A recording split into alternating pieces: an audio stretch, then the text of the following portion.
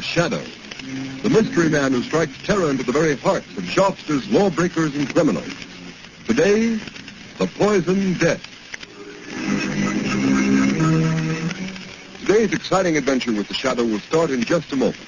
But first, I have an unusual free offer of great interest to all listeners. John Barclay, Blue Coal's heating expert, has written a book, How to Reduce the Cost of Heating Your Home. And you can obtain a copy of this attractively illustrated 24-page book absolutely without charge. Just address Blue Coal, 120 Broadway, New York City, or write to Blue Coal in care of the station to which you are listening. Drop a postcard in the mail tonight for your free copy of How to Reduce the Cost of Heating Your Home.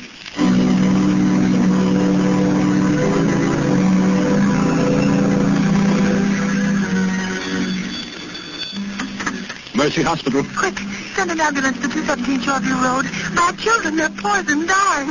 Oh, hurry, hurry, please, hurry.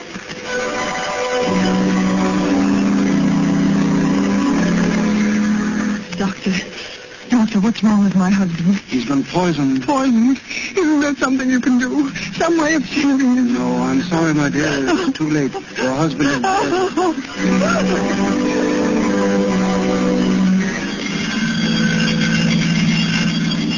What's this, Bill? Is that the poison case? Yes.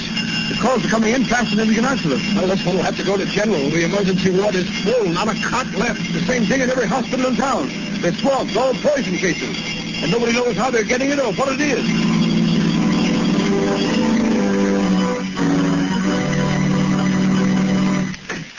Come in, Commissioner Weston.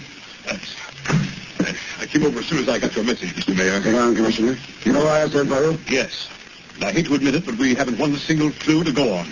I've had the entire police force working on this poison epidemic for 3 days, and we're right where we started. When the first ransom note was sent to newspapers demanding $1 million ransom, or this city of over 1 million souls will be wiped out, poisoned, I thought it was a hoax. Mayor, it's a wild scheme of a crazed mind. It can't be anything else. I don't agree with you. The ransom note was signed The Shadow. This same Shadow you claim has helped you solve so many crimes. But it was never asked for reward or credit. I don't believe the Shadow sent that note, Mayor. No? Then look at this photostatic copy of the original typewritten threat. Listen to the way it's worded. For years, the Shadow has smashed rackets, wiped out criminal syndicates, trapped murderers without reward. And now the time has come for a settlement. The Shadow has saved the city millions. Now the city will pay the Shadow $1 million, or the hospitals will be filled with the dying, and the morgues will be filled with the dead. I'm still convinced that it isn't the real Shadow who's guilty. You say that because the Shadow has helped you so much in the past. I resent that, Mr. Mayor. All right, resent it. But it's up to you to get busy and find out who's responsible. The fact remains that no clues have been found. Well, I've got to have action. I'm doing everything I can. Maybe you are, but you ought to do better. Look at this report. The hospitals are filled with the dying. The morgue is filled with the dead. Hundreds of innocent people stricken by a poison the health department can't identify. A poison for which there seems to be no antidote. What is it? How is it being fed to the people? Find out or we'll get another police commissioner. Just a minute, there's a phone. Hello? This is Clyde Burke of the Classic, Your Honor. What is it, Burke? We just received another note signed by the Shadow. What this time? Listen to this. I can strike at random, but I can also single out any one of you for death. To prove it, I am going to poison Dan Brinkley, Commissioner of Sanitation. When you get this through the mail, Brinkley will be dead.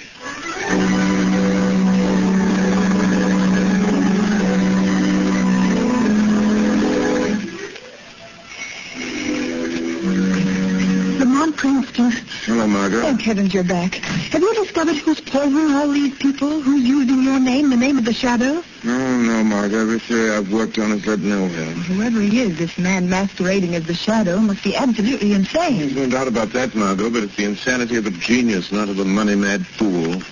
What strange, distorted mind could devise such a terrible scheme? Margot, let me see that map of the city again. I'll get You know the one where we marked all the areas affected by this wholesale poisoning? Yes, I know. Here you are, Lamont. Here you see. The cases are widely scattered all over the city. Well, have you any idea how these people were poisoned? Must have been put in food or milk or something. There have been so many poisonings, it doesn't seem humanly possible it could have been administered individually. No, they were poisoned in groups. In every house affected by the poison, no one escaped. It wasn't poisoned milk. The newspapers checked on that, and it couldn't have been the food. No, the food those people ate came from 100 different stores. Wait a minute, Margot. You've just given me an idea. What one thing that all these people must have had at some time or another on the day they were poisoned. What do you mean, Lamont? Margot, I think I've got it. Water.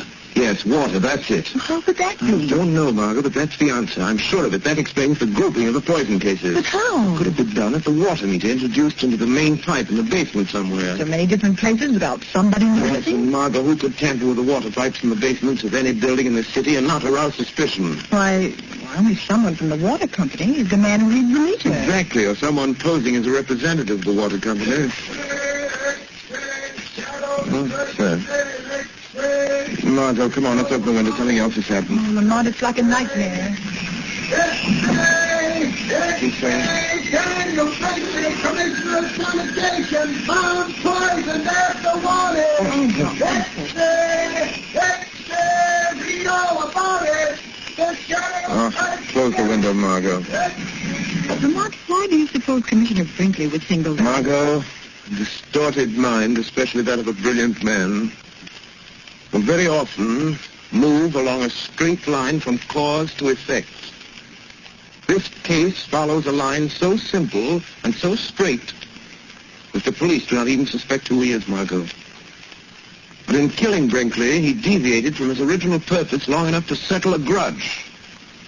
This is that one mistake the greatest of criminals make. You mean it's somebody whom Commissioner Brinkley wronged? Yes. But Brinkley may never have wronged anybody. To a man with a warped mind like this, an imagined wrong can inspire revenge just the same. Maybe it's someone who worked under Brinkley, someone in the Department of Sanitation. Margot, the pieces of this crazy puzzle are beginning to fit together.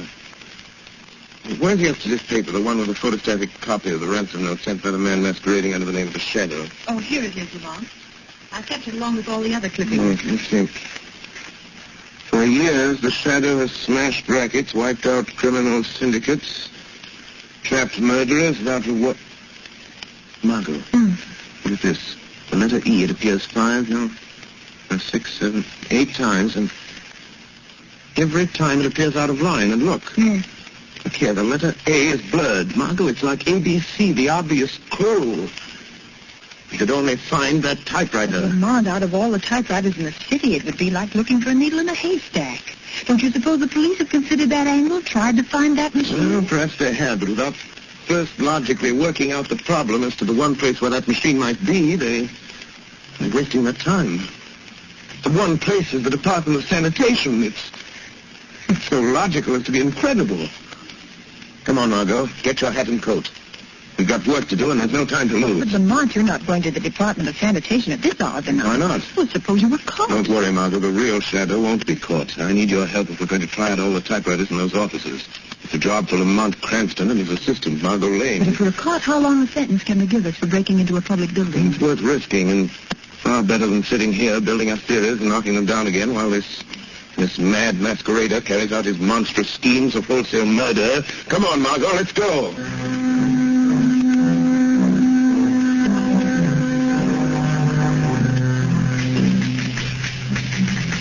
No, Margot.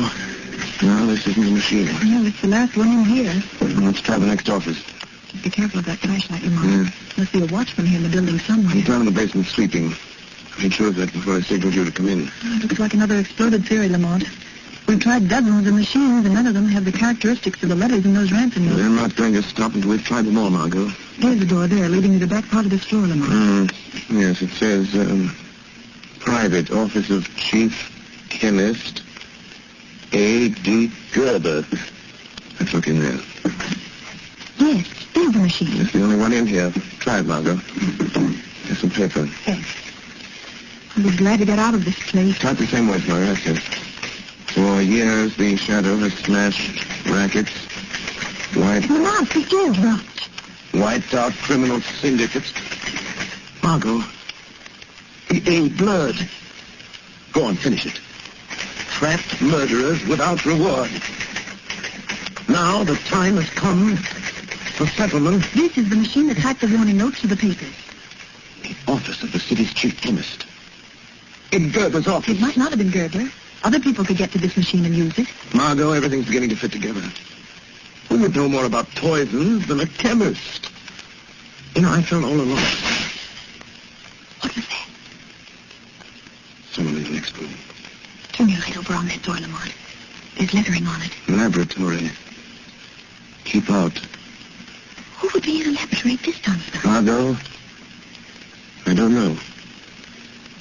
I'm going to find out. It may be the man we're looking for, Lamont. Margot, I think it'll be best if you get out of here. Go back to the car. Wait for me. Please, Lamont, let me stay here till you come out, and I might be able to help you if it's that crazy maniac. No, Margot. Go out to the car and wait for me. Lamont Cranston and Margot Lane have done all they can. The time has come for me to be the shadow. The real shadow must open that door.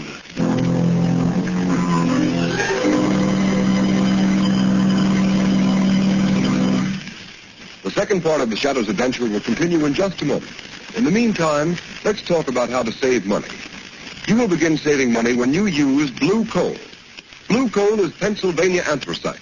It is an American product mined by the Glenolden Coal Company. Unlike many other fuels, blue coal is especially prepared for use in American homes whose heating plants were designed to use anthracite. And to be sure of getting the best anthracite, order blue coal. Its blue color identifies it at a glance. Blue coal is a long-burning fuel that sends a steady, continuous flow of uniform heat into the living quarters of the home. There is no waste because blue coal burns completely to a fine, powdery ash, and it is such a clean fuel to use.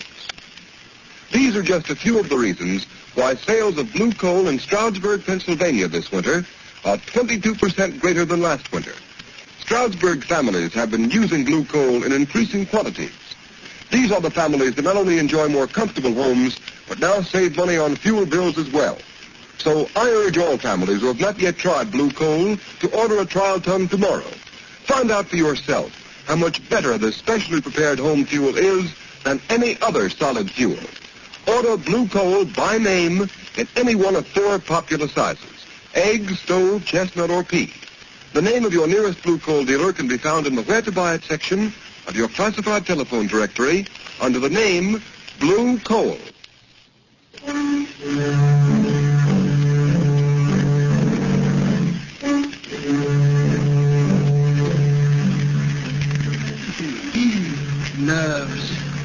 Nerves.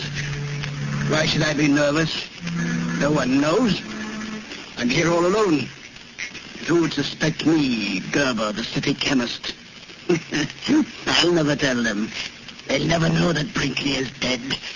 They'll make me commissioner of sanitation. I should have had the job when they gave it to him. I guess he knows it now.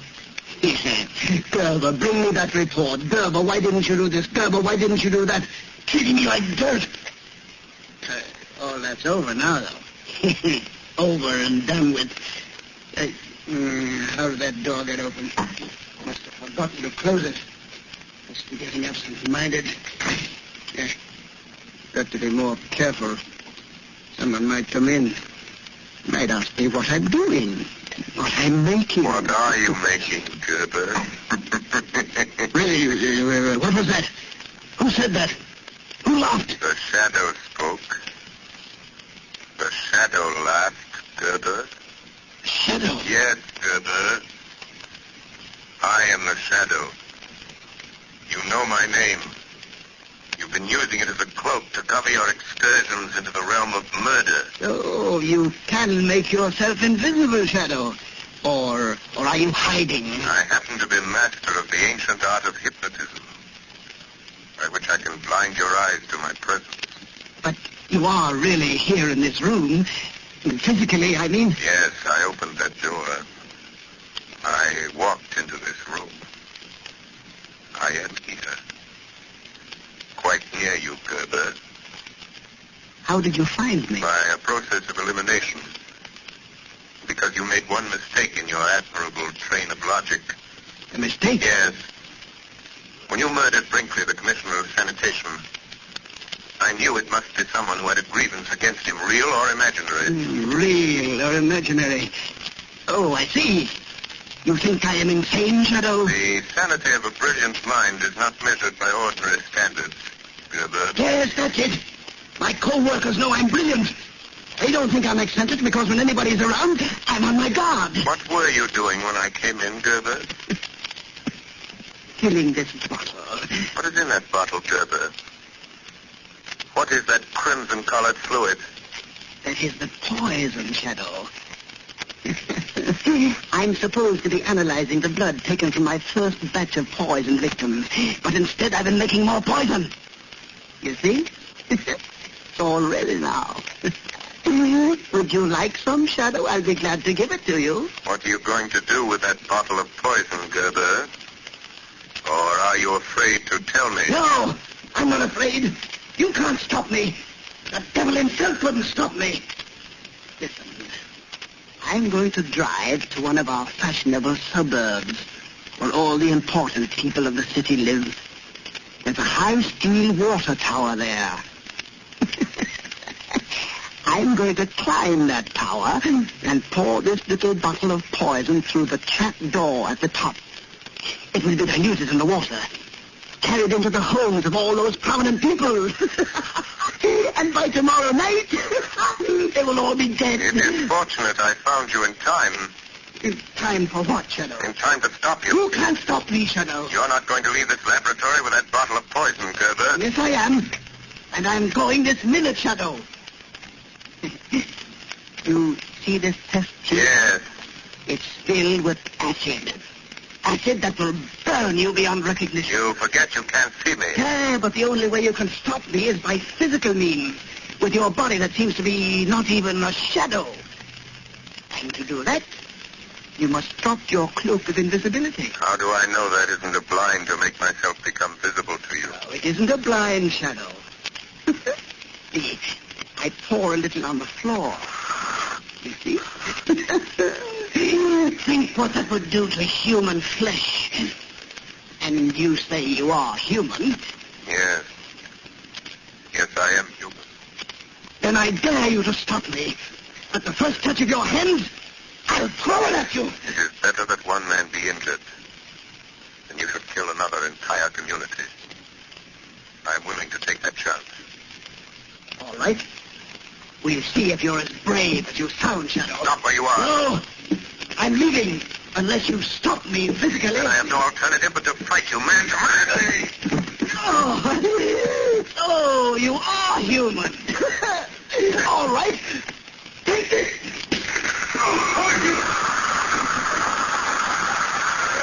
I warned you, Shadow. You will be burned beyond recognition. That acid will eat into you to the very bone. Goodbye, Shadow. At last you've met someone who is your match. Now there's no one to stop me putting the poison in that water tower.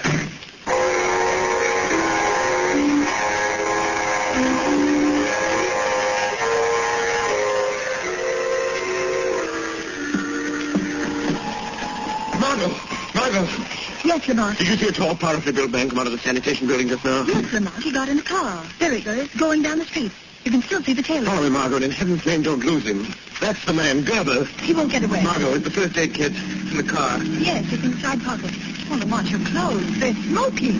Yeah. And your hands bleeding. Oh, Lamont, my dear, what happened? Acid, Margot, acid. He was getting away with a bottle of poison. I tried to stop him, and he threw the acid. Oh, Lamont, your face. Let me look at your face. I didn't get anything in my face. Oh. I broke my arm in time. It's all right. I'll bandage my hands as best I can. Keep your eyes on that car, Margot. Yes. Far more important. Don't lose him. He's heading for the suburbs. This time, Gerber really means business. Margot, we set the poison to the whole community. It's going to dump a bottle of that deadly stuff in the water tower. Lamont. Oh, you're in terrible pain. I can see it. Let me take care of you. Let me stop at a phone booth and call Commissioner Weston. Let me send out a general alarm and pick this man No, up. Margot, we have a job to do. We lose Gerber. If we stopped him, the police wouldn't be any good. We'll find out where he's going, and then we can call the police. All right, Lamont. You know best. I'll try not to lose him.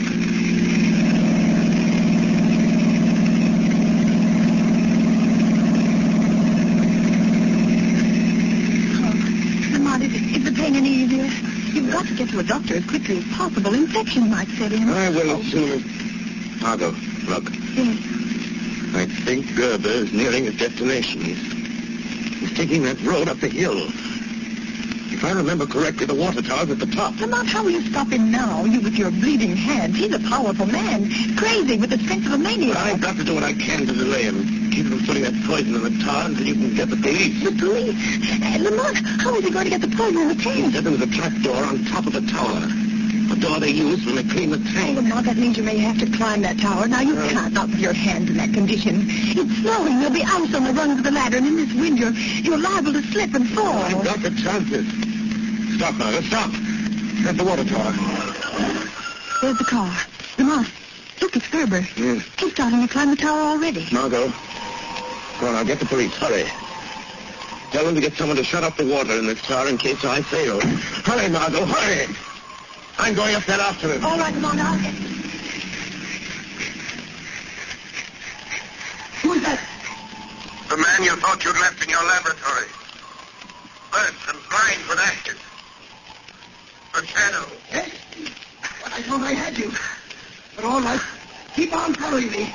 You're a long way behind me by the sound of your voice. Yes. Yes, but you have to stop when you get to the top. And I shall catch up with you. Yes. By that time, I shall have poisoned the water. You forget the trapdoor to the tank may be locked. It will be rusty and easy to break. But it will take time, and I shall be gaining on you. You need to hurry, Gerber. That's too bad you missed my face with that accident, Gerber. Some of it went on you. I heard it sizzling into your flesh. On my hands, that's all. Don't you want to see them? Then you must be suffering holding onto the ice-covered ladder. Not as much as you'll suffer once I reach you. All right, hurry, Shadow. I'm on the top already. There. You were right, Shadow. The trapdoor is locked. But that won't stop me. I'm going to blow it open with my revolver. The lock is broken, Shadow. You'd better hurry up. I'm not far below you now, Gerber. Now I'm opening the trapdoor, Shadow. Yes, I hear it, Gerber, but you'll never put the poison in the water. I have the bottle in my hand. I'm pulling out the stopper. And I'm here to knock it out of your hand. Yes! You broke it! You spilled the poison! You spoiled my revenge! You spoiled it! But you'll pay for it! You're leaving blood marks on the snow with your hands. You can't get off the top of this tower. You can't get past me to the ladder. I don't need to see you to find you. The blood marks will show me where you are. Come and get me, Gerber. I'm waiting for you here on top of the tank. I know you are. And you can't go any further, or you'll slip and fall to the ground, hundreds of feet below. Don't be so sure, Gerber. There. I touched you, Shadow. You squirm very cleverly. But I got you. I got hold of you. You won't get away from me, Shadow. And you won't get away from the police. Hear them coming? You warned the police? Yes. But before they get here, I'm going to throw you off the tower, You Shadow. might fall off yourself if you try to do that. If I do, I'll pull you off with me.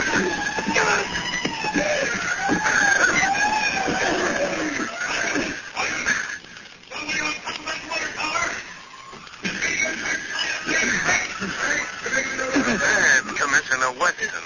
He's come to take you himself, Gerber. You should feel honored. He'll never get me. He'll never take me alive.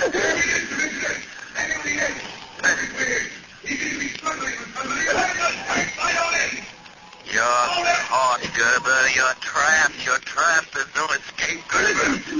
Listen to me, Commissioner Weston. You'll never get me. Never.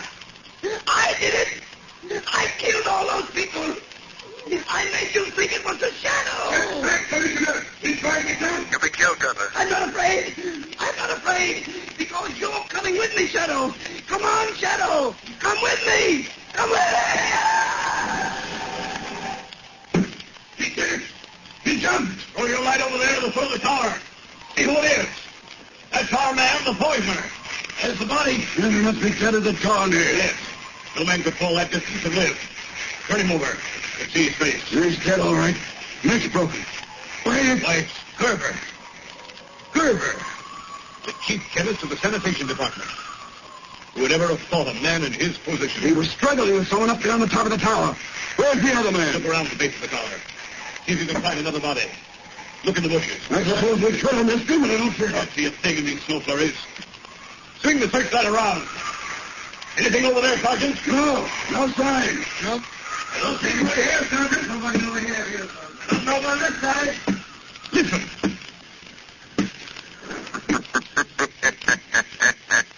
Shadow.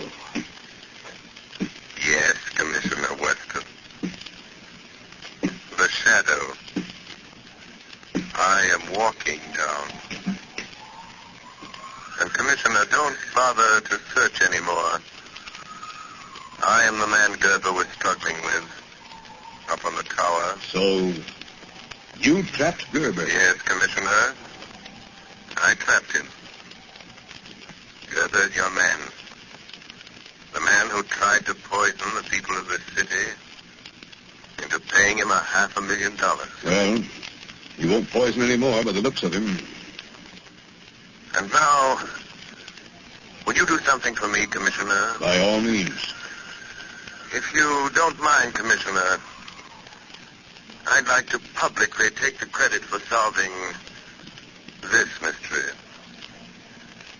Gerber committed his crimes in the name of the shadow.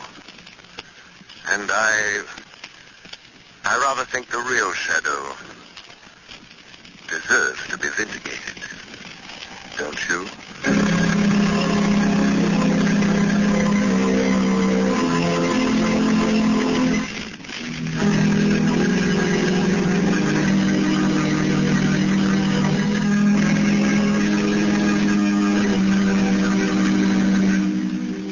You have just heard a dramatized version of one of the many copyrighted stories which appear in the Shadow magazine.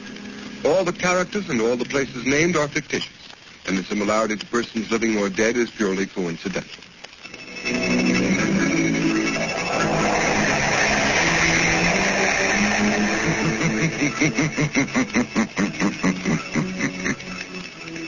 The weed of crime bears bitter fruit. Crime does not pay. The shadow knows.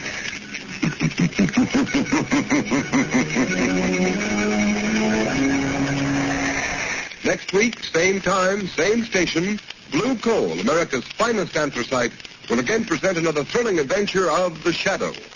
Be sure to listen, and be sure to burn Blue Coal, the solid fuel for solid comfort.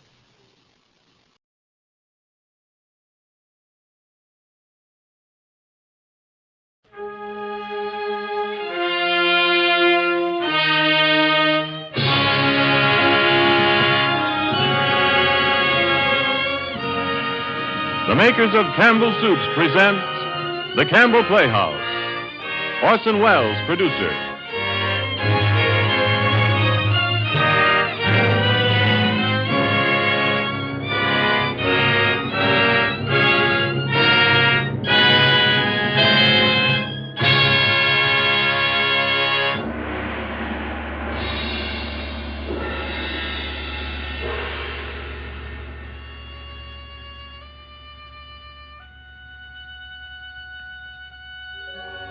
Good evening.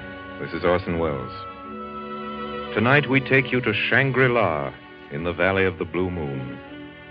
You may not believe this story, but ladies and gentlemen, remember please that ever since the human race was articulate, men have returned with tales of such a place as Shangri-La. Usually they've been laughed at. Always they've been doubted, but it's never yet been proved that their stories were untrue. And so tonight we bring you James Hilton's Lost Horizon, and as our guest of the evening, Miss Sigrid Guri. But before our story begins, before we move on into the future, as embodied in the earthly paradise of Shangri-La, Ernest Chappell invited us to hark back for just a moment to an occasion or two, and here he is. An occasion or two, ladies and gentlemen, when dinner and the choice of a main dinner dish were especially important. Perhaps it was a birthday celebration or a wedding anniversary, and you were eating out. Together, you consulted the menu, looked up, and... Well, dear, this is your occasion. What looks good to you? Let's have chicken, shall we? Sounds good to me. Oh, here's our waiter now. And then when important company was coming to dinner at your house... But what shall we have for dinner, darling? I say let's have chicken. That's something everybody likes. Let's have chicken. Haven't you said those very words yourself many and many a time when you wanted to enjoy or to serve an especially fine dinner? I'll wager you have, because there's no disputing the fact that just about all of us do have an exceptional liking for chicken in one form or another. And I think it must be this general liking for chicken that accounts for the constantly growing popularity of Campbell's chicken soup. Every golden drop of this chicken soup brims with rich chicken flavor. Steeped in the taste of chicken, too, is the fluffy white rice Campbell's measure into this homey, old-fashioned chicken soup. And you'll enjoy pieces of tender chicken meat in every fragrant plateful. Have it soon, won't you? Perhaps tomorrow. I promise you, just as sure as you like chicken, you like Campbell's chicken soup. And now, Orson Welles in James Hilton's Lost Horizon with Sigrid Guri. I say, Sanders, did you ever know a chap named Conway? You mean Glory Conway? Oh, yes, of course I do. Remember him very well. Wonderful fellow. He was. Our civilization doesn't breed people like that nowadays. Remember the uprising at Barskool? Summer before last. Yes, I remember. They sent Conway up there, to take over. That's right. And there was a wild yarn going about, wasn't there? That one of the planes that went out never came back. Yes, the plane did disappear. There were 4 people in it. Conway and 3 others. I can only tell you the story as he told it to me. I don't ask you to believe it. I wouldn't believe it myself, except for one small fact. There were 4 of them in that plane. There was Conway. There was Mallinson, his assistant, just a youngster, but he'd come to be quite fond of him during the 6 months they'd worked together at Barskool. And 2 others he didn't know. Miss Brinklow, a missionary, and an American named Barnard. Conway said he was dog-tired. All he wanted to do was sleep. As a matter of fact, they were hardly off the ground, he said, before he was dozing off. And he doesn't know exactly, but he thinks he must have slept for several hours. Conway!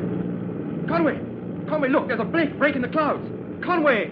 Conway, where are we? I don't know, Mallinson. Hey, what is it? Something wrong? I think we're way off our route, Mr. Barnard.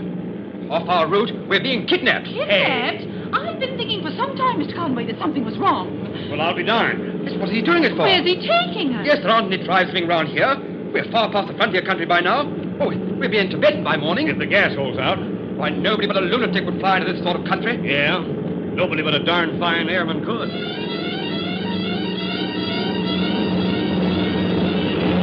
What's wrong? What's happening? The motors are lighting up. Have to land. How the fellow can see to land in pitch blackness, I don't know. Well, at any rate, I'm glad it's over. Conway! He's going to crack up! Well, here we go. Rotten landing. Rotten. Oh. Cracked up his left wing. Well, we'll have to stay where we are now. That's certain. Come on, Conway. I'm going forward. Mallinson. I'm not scared of this fellow on land, wherever he is. I'm going to tackle him right away. Go after him from the outside. Oh, cold out here. There's a soul about. Looks like the end of the world. Better stop him, Conway, before he does something foolish. Yes. Mallinson. Mallinson, come back. Mallinson! Mallinson! I say, Conway. It's queer. I think the pilot's dead. He's all doubled up over his panel. All right, come on. Let's get him out of the cockpit into the open. That's right. Now, lay him down here. Well, what's happened now? Let's have a look at him. Strike a match, will you, somebody? Yeah, here. No use in this wind. His heart's very faint. Say, this isn't our pilot. He's Chinese. Be quiet, Mallinson. Well, I can't help it. We look such fools standing about striking matches over a corpse. He isn't much of a beauty, is he? Look, he's coming too. I do so talking. Can you understand him, Conway? Shh. How are you? Shangri-La. Well, what's the matter, Conway? He's dead. Could you understand anything he said? Very little. That we're in Tibet, which is obvious. And I gather there's a place near here, along the valley. Some sort of monastery, it sounds like. We can get food and shelter there. He kept saying we must go there. He said its name. It was Shangri-La.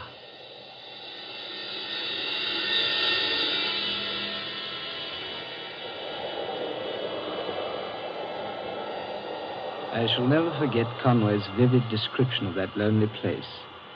It was like a vast emptiness, he said, with mountains on every side. Mountains rising on top of mountains. There was a range of them gleaming on the far horizon like a row of dog teeth. But it was the wind, I think, that impressed him most. Not an ordinary wind, not even a strong wind or a cold wind. A sort of frenzy that lived all round us. That's how he spoke of it. And all through the night, he watched. At dawn, the wind dropped. And in the lessening gloom, the valley took shape. A floor of rock and shingle sloping upwards. And then, suddenly in the distance, he saw climbing down the steep incline of the mountain, coming towards him, a party of men. Tibetans, they looked like. There were a dozen or more, carrying with them a hooded chair.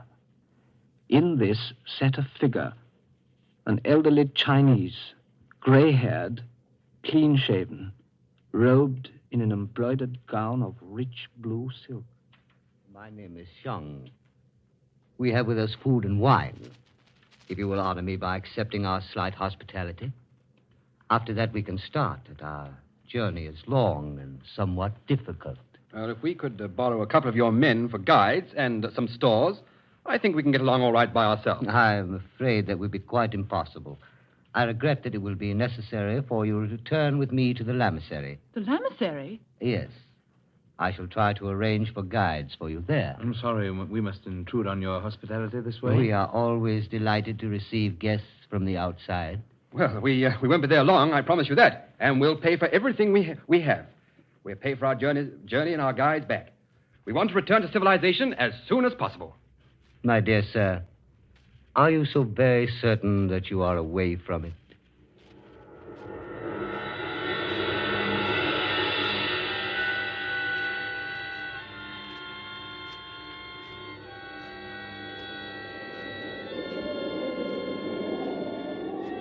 From the plateau to the lamasery, it took them 10 hours. It was bitterly cold. At one time, they were forced to rope themselves together. Conway seemed very pleased that here, at least, he was of some use. He'd done a lot of mountain climbing in the Swiss Alps and knew all the tricks. And then, very late in the afternoon, without warning, Conway said, they stepped out onto level ground. Out of that mist and cold into clear, sunny air. Far below them, under the setting sun, was the lamasery, a group of colored pavilions clinging to the mountainside with the chance delicacy of flower petals impaled upon a crag. That's how he described it.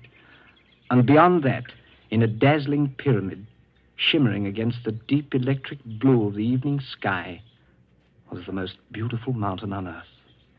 It was so radiant, so serenely poised, that for a moment he wondered if it was real at all.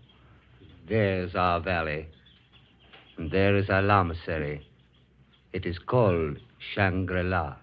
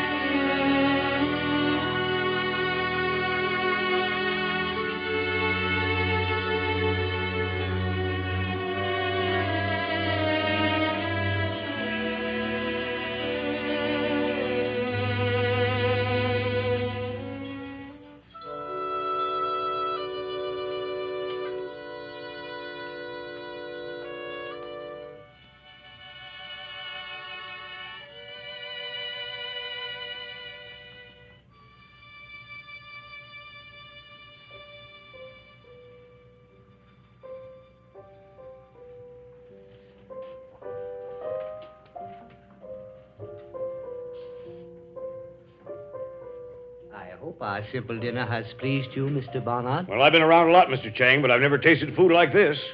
I've never seen anything like this place. Bathtubs from Akron, Ohio, steam heating. Lord, what haven't you got? You see, here at Shangri-La, we are less barbarian than you expected. We have a rather complete library for a monastery. Certain of our art treasures. And that girl up there playing. I've never heard 17th century music played so well. She's charming. Who is she? Her name is Lutsen. She has much skill with Western keyboard music. Why, the girl looks hardly more than a child. How old is she? I am afraid I cannot tell you. Not giving away secrets about a lady's age, is that it? Precisely. Yes, well, that's all very interesting.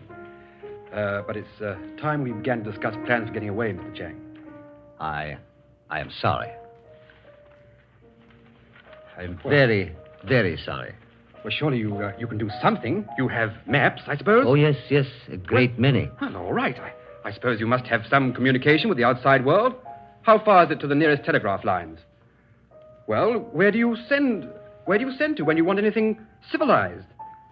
It is quite true, Mr. Mallison, that from time to time we do require certain things from distant parts.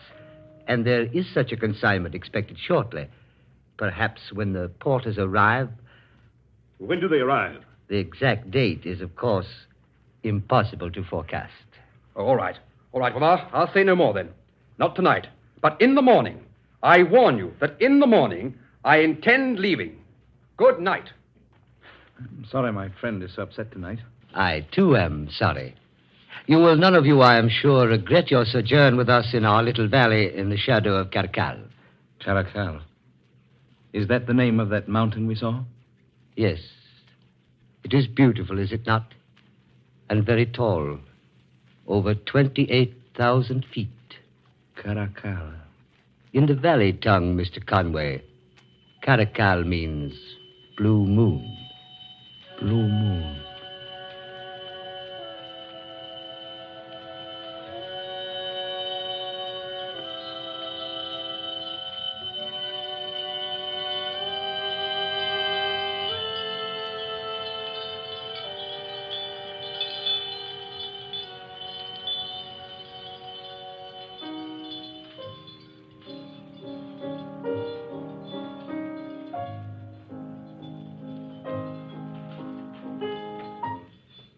Please, don't stop, Mr. Conway. Oh, I'm sorry.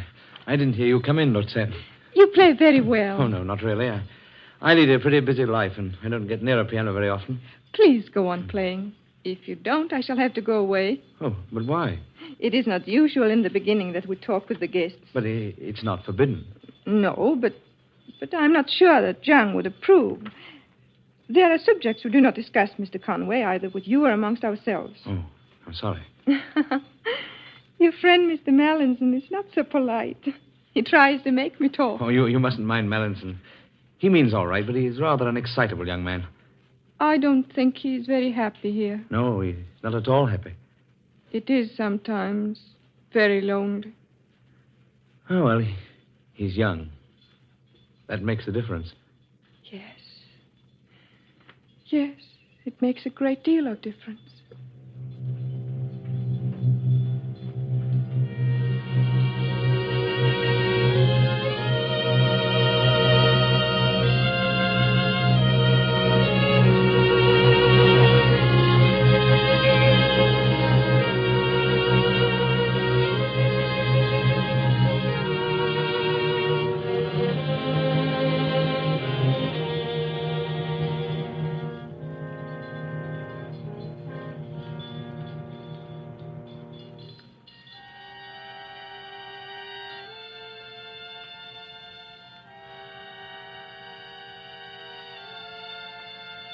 Conway said that in that place it was difficult to estimate the passage of time.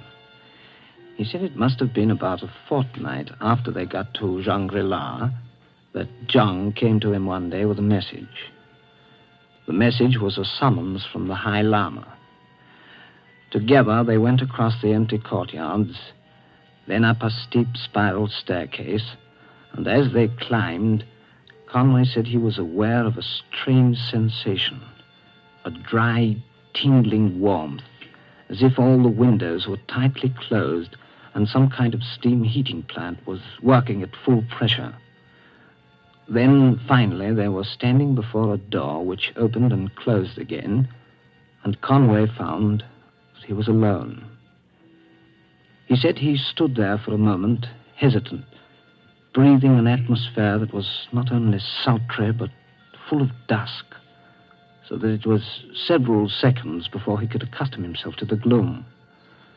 Then, slowly, he became aware of a small, pale, and wrinkled person, motionlessly shadowed, like some fading antique portrait in the warm dusk.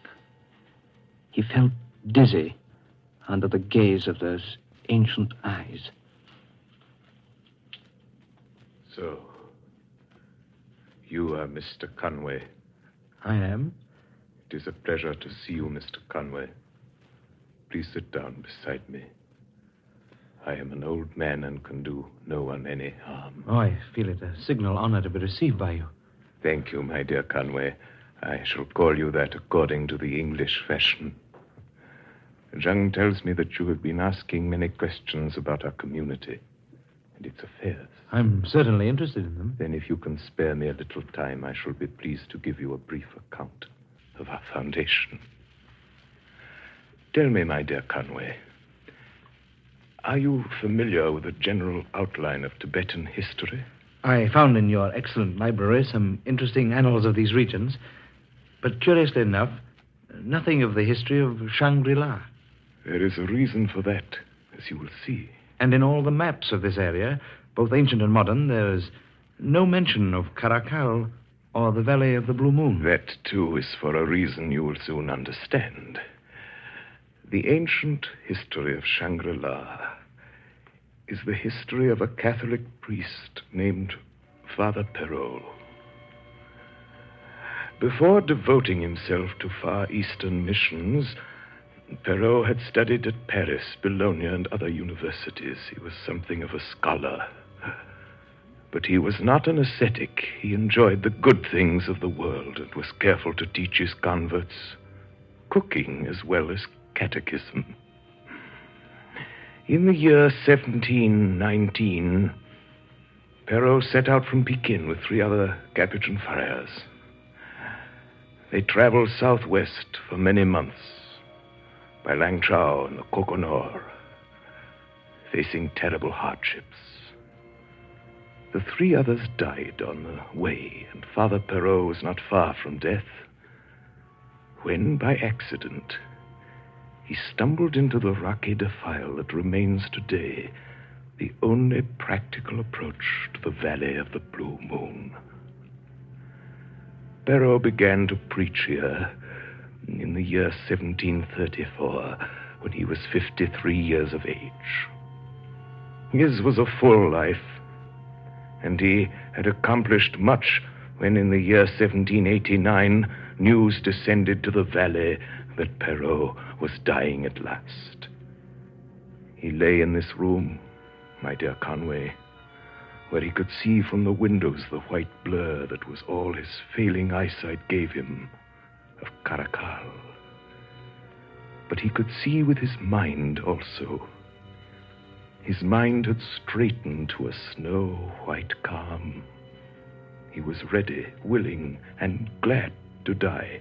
He gathered his friends and servants round him and bade them all farewell. Then he asked to be left alone a while.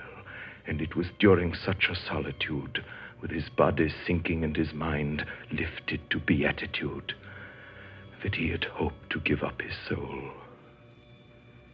But it did not happen so. He lay for many weeks without speech or movement. And then, my dear Conway, he began to recover. He was then 108.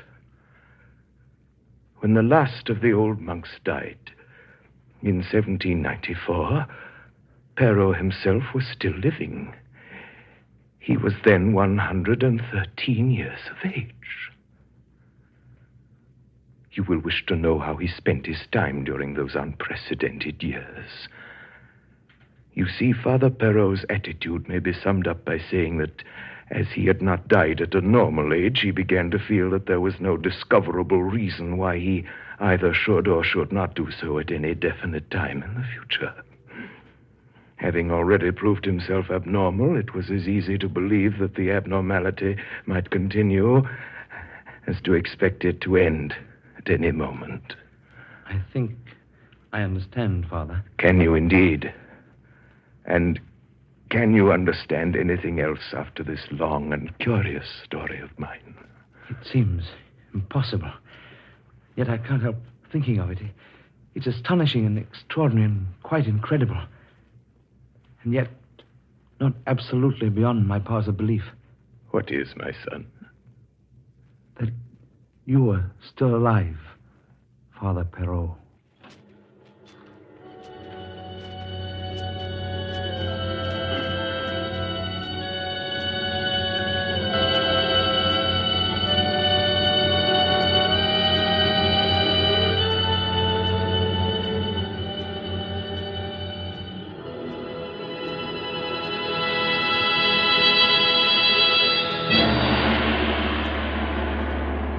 You are listening to Orson Welles in the Campbell Playhouse presentation of Lost Horizon with Sigrid Guri. This is the Columbia Broadcasting System.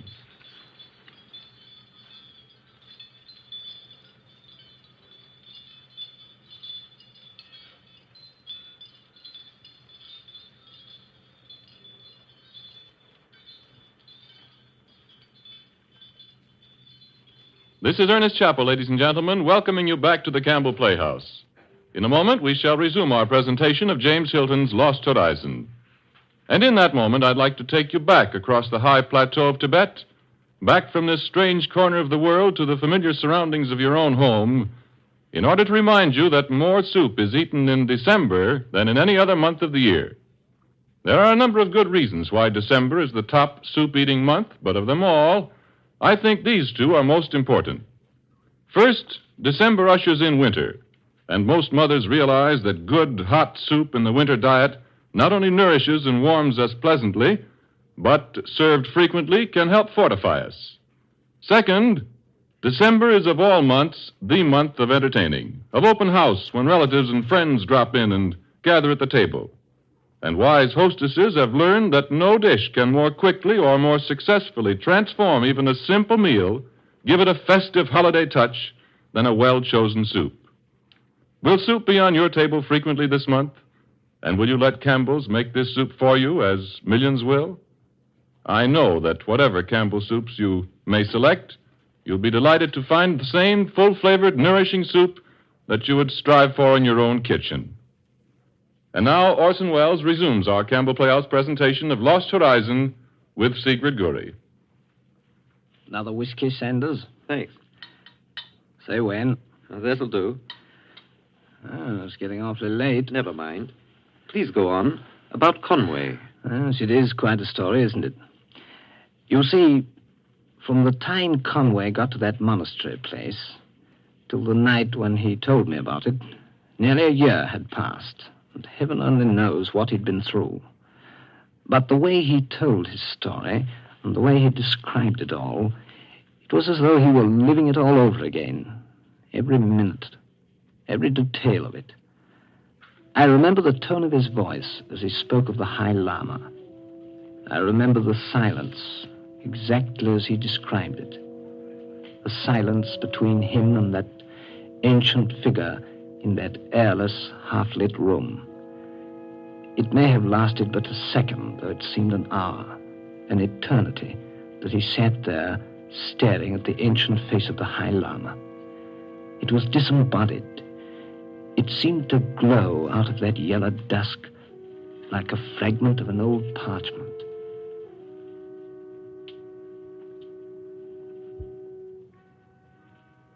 In the course of those next years, a few rare strangers found their way to the valley and were welcomed. A Chinese merchant found his way here in 1822. A Greek trader in 1830, and in 1845, a French musician, a pupil of Chopin's. Later, an Englishman, 2 Russians, and a German. And night and day, sentries kept constant watch on the entrance to the defile. And more than one party of explorers, glorying in their first distant glimpse of Karakal, encountered messengers bearing a cordial invitation. one that was rarely declined. Just as we were greeted and welcomed? Yes, my dear Conway. Of course, our invitation is subject to one very important and invariable proviso. And that is? Oh, you intend to keep us here? That, I take it, is the important and invariable proviso. You have guessed correctly, my son. In other words, we are to stay at Shangri-La forever? I should greatly prefer to employ your excellent English idiom and say that we are all here for good. For good. Yeah. What puzzles me is why, out of all the rest of the world's inhabitants, we four should have been chosen. In recent years, our number has been shrinking. Even in Shangri-La, we are mortals, and a serious problem was beginning to arise. What, you mean that pilot was sent out deliberately to bring someone back by air? My son, you are still, I should say, a youngish man by the world's standards. Your life, as people say, lies ahead of you. Yes, in the normal course, you might expect only 20 or 30 years of gradually diminishing activity. Youth and old age, between those two clouds, what small and narrow sunlight illumines a man's lifetime.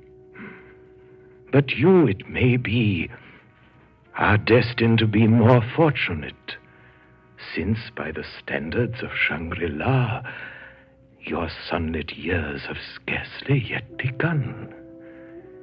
You will have time. Time, that rare and lovely gift that your Western countries have lost the more they have pursued it. You make no comment, my dear Conway. I've been deeply impressed, Father Perrault, by the things you've told me. I still don't entirely comprehend their significance. Here in Shangri-La, my son, we have a dream and a vision. It is a vision that first appeared to me when I lay dying in this room in the year 1789. I looked back then on my long life, as I have already told you, and it seemed to me that all the loveliest things were transient and perishable, and that war, lust, and brutality might someday crush them until there were no more left in the world. I saw the nations strengthening, not in wisdom, but in vulgar passions and the will to destroy. And I perceived that when they had filled the land and sea with ruin, they would take to the air. I foresaw a time when men, exultant in the technique of homicide, would rage so hotly over the world that every precious thing would be in danger.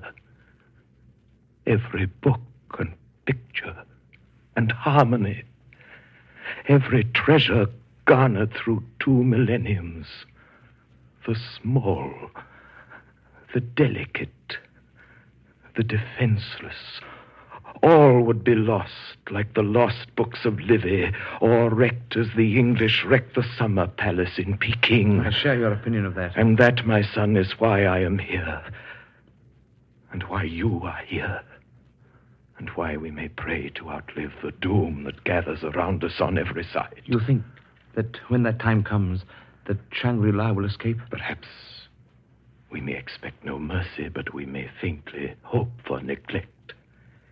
Here we shall stay with our books and our music and our meditation, conserving the frail elegancies of a dying age and seeking such wisdom as men will need when their passions are all spent. We have a heritage to cherish and bequeath. Let us take what pleasure we may until that time comes. Yes. And then? Then, my son, when the strong have devoured each other, the Christian ethic may at last be fulfilled, and the meek shall inherit the earth.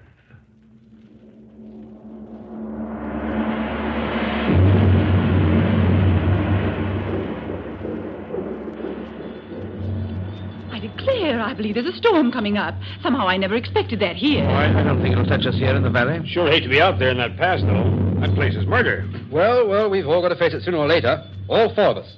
Those porters will be here any day now. I don't imagine we'll have perfect weather all the way to India. No, I don't think we will. That's one of the reasons why I think I'll let this first trip pass. There'll be other porters later. You mean, sir, you're not coming with us? That's it.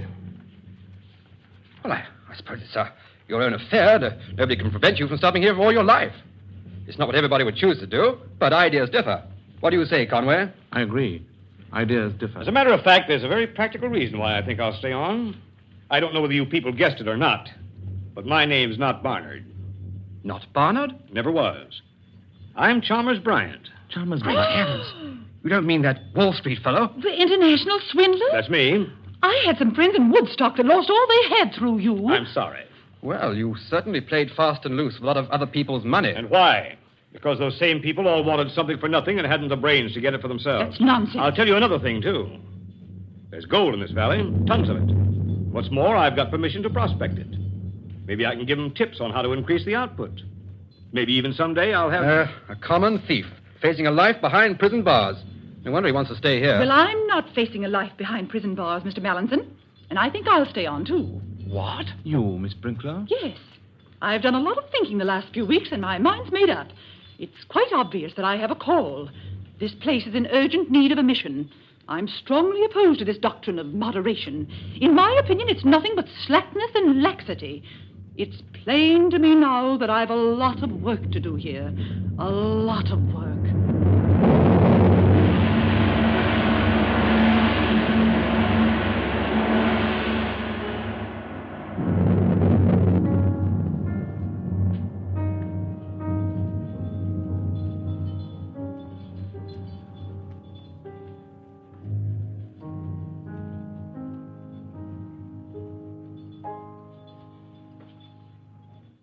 Thank you, Lotsen. It was beautiful. Mr. Conway, you have seen the High Lama. Yes. He told you everything? What do you mean? The story of Father Perot, of the Lamas, of me. The High Lama did not mention you, Lotsen. But he told me a great deal about the history of Shangri-La and the work he's doing. And you found it interesting? More than that.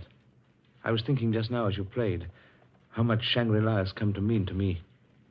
How much these hours here in the music room with you have come to mean. Do the others feel like this, too? I'm afraid not. But then, we're all of us different. For each of us, I dare say, Shangri-La holds a special meaning. Except, I think, for Mr. Mallinson. He will never be contented here, Mr. Conway. Never. No, I suppose not. He has no idea, then, of what the Lama has told you. You haven't told him. Naturally not.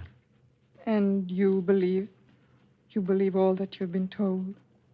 Why, I see no reason why the High Lama should lie to me. No. No, of course not. Of course not.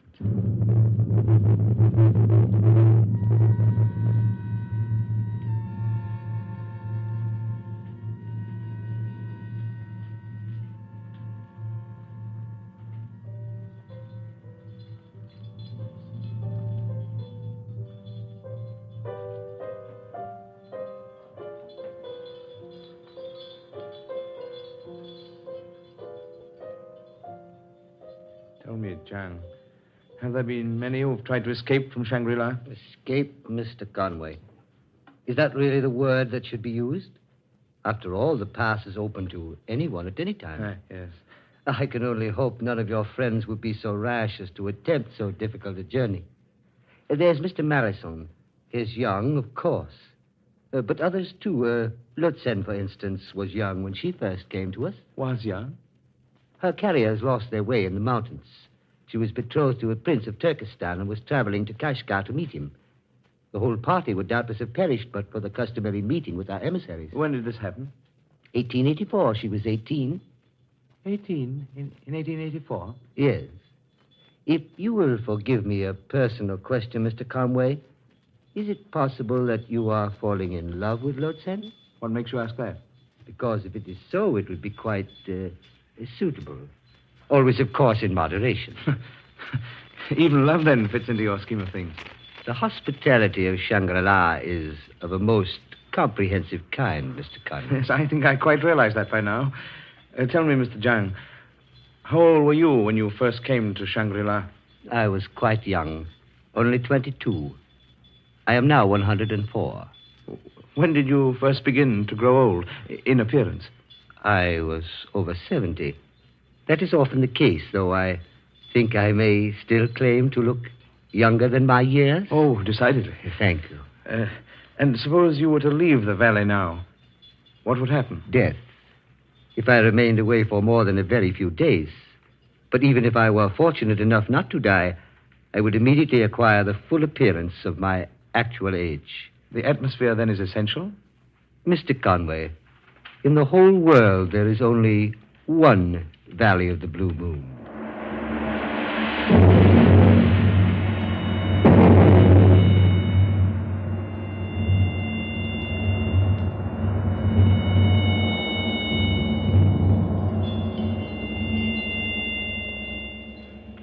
You sent for me, Father? I did. You are unhappy, my son. Not for myself, Father. I've never known such happiness as I've enjoyed here. It's as if I'd been searching for a long, long time. At last I'd come to the end of that search. Then it is for the others you are unhappy. For one of them. The other two are quite content, it seems. Yes, Miss Brinklow wishes to convert us. And Mr. Barnard, who would also like to convert us into a gold mining corporation. But your friend, to whom neither gold nor religion can offer solace, how about him? Yes, he's going to be the problem. I'm afraid he's going to be your problem. Why mine? Valley storms, they are nothing. Karakul sends us storms at this time of the year. But we are quite secure. You said, Father, that Melanson was going to be my problem. Why mine, particularly? Because, my son, I'm going to die. Yes, you're surprised. But surely, my friend, we are all mortal, even at Shangri-La. Father. It is charming of you to appear so concerned. And I will not pretend that there is not a touch of wistfulness, even at my age, in contemplating death. Fortunately, little is left of me that can die physically, and as for the rest, all our religions display a pleasant unanimity of optimism. There remains to me, before I go, one final duty. Concerns you, my son. You do me a great honor. I have in mind to do much more than that. I am about to place in your hands, my son, the heritage and destiny of Shangri-La. Father. I have waited for you, my son, for quite a long time. I have sat in this room and seen the faces of newcomers. I have looked into their eyes and heard their voices, always in hope that someday I might find you. My friend, it is not an arduous task that I bequeath, for our order knows only silken bonds. To be gentle and patient, to care for the riches of the mind, to preside in wisdom and secrecy, while the storm rages without. The storm? This storm you talk of? It will be such a one, my son, as the world has not seen before. There will be no safety by arms, no help from authority, no answer in science. It will rage till every flower of culture is trampled and all human things are leveled in a vast chaos. Such was my vision when Napoleon was still a name unknown, and I see it now more clearly with each hour. And you think this will come in my time? I believe that you will live through the storm and after, through the long age of desolation. You may still live, growing older and wiser and more patient. You will conserve the fragrance of our history and add to it the touch of your own mind. Beyond that, my vision weakens, but I see, at a great distance, A new world stirring in the ruins, seeking its lost and legendary treasures. And they will all be here, my son, preserved as by a miracle, hidden behind the mountains in the valley of the Blue Moon.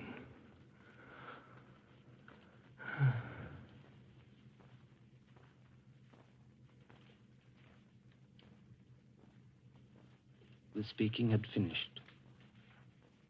The voice was silent. Conway stood there, looking at that face before him, full of a remote and drenching beauty. Then the glow faded, and there was nothing left but a mask, dark-shadowed and crumbling like old wood. And Conway told me that it was only after a long time that it came to him as part of a dream that the High Lama was dead. Conway! Conway! I've got the porters. The porters? Yes, they're about 5 miles down the pass. They came yesterday loaded with books and things. You're thinking of going out to them? Oh, naturally. Oh, Mallinson, suppose you do get beyond the pass and find the porters waiting there. How do you know they'll take you with them? It all needs arrangement, negotiations beforehand. Well, they have been arranged. They have been paid in advance. And they've agreed to take us. Who's been making all these plans? Lord Sen. Who? Lord Sen. She's with the porters now, down below the pass. She's waiting. Waiting? Yes. She's coming with us. I assume you've no objection. Lord Sen, that's nonsense. It's impossible. It's not impossible. You think you know a great deal more about her than I do, I dare say. But it seems you don't. Oh, just think of it, Conway. A kid of her age shut up here with a lot of old men. Naturally, she'd get away if she had a chance. She said she'd come. She wanted to come. Oh, hang it all, Conway. Don't stare at me like that. Mallinson, I've got to tell you the truth. I hope when you've heard it, you'll realize at least why Lord Sen can't possibly go back with you. Well, there isn't anything that would make me believe that. But go ahead. There's something about this valley, Mallinson. Something that makes it different from other places, from any other place on Earth. There are men living here. You've seen them. Who were young when your grandparents were already old. Oh, and you think that Lord Sen is no different from the others. Lord Sen is not young. Not young? I suppose you'll tell me that she came here in 1884. 1884? And she was 18 then. That makes her... She was 18 then. Conway, you're raving. You're raving! Her beauty, Mallinson, like all other beauty in the world, lies at the mercy of those who do not know how to value it. It is a fragile thing that can live only where fragile things are loved. Take it away from this valley, and you will see it fade like an echo. You will see her for what she is. An old woman. Conway, I don't believe you. I never will. I think you're off your head. I'm sorry if you think that, Mallinson. They warned me about that in India. I thought they were wrong. What did they warn you of? Well, they said that you'd been blown up in the war and that you'd be queer at times ever since. Mallinson. Well, that settles it. I'll go now alone. I don't know how I'll manage to climb without you. And those tricks with the rope. It's almost certain death. But I must go. I gave my word. To Lord Sen? Yes. Oh, won't you come with us, Conway? I hate imploring you for my own sake, but I'm young and we've been friends. And Lord Sen, too. She's young. Doesn't she count at all? Mallinson, there's just one question I'd like to ask. Yes? Are you in love with Lord Sen? I dare say I am. Oh, Conway, it's that stupid nonsense about her being old. Conway, you can't believe that. You just How can't. can you really know she's young? Because I do know she's young. Because you'll think less of me for it. Because I do know. Oh, I'm afraid you'll never properly understand her, Conway. And you do. And she's young. And you're sure of that? Just a girl, Conway. I was terribly sorry for her, and we were both attracted. I don't see there's anything to be ashamed of. She's young. I know. I understand. Mallinson, I don't know whether I've been mad and am now sane or whether I've been sane for a time and I'm now mad again. Well, Conway, do you think you could manage that tricky bit on the pass with the rope if I were with you? You see, I think at the last moment, the thing happened to Conway that so often happens to the dreamers of the world. His dream had dissolved, like all too lovely things, at the first touch of reality. I think he realized, too, that his mind dwelt in a world of its own Shangri-La, and that with their going, Mallinson and Lode Sen, that world was in peril. He saw the corridors of his imagination twist and strain under the impact. The pavilions were toppling, and all about was ruin. But good heavens, man, you talk as though... You don't mean you really believe this story, do you? I wouldn't believe it, except for one very small fact. And that is?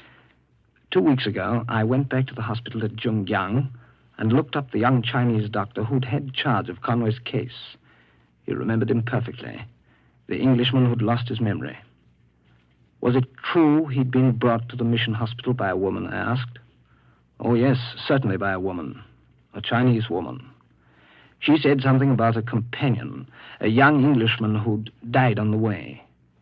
Did he remember anything about her? Nothing, he answered, except that she'd been ill of fever herself and had died almost immediately. Then I asked him one final question, and I dare say you can guess what it was. About that Chinese woman, I said. Was she young? Yes, and what did he say? He looked at me solemnly for a moment, and then he answered, "Oh, no. She was most old. Most old of anyone I have ever seen." The last you heard of Conway was 3 months ago from Bangkok, eh? Yes. And he was going northwest.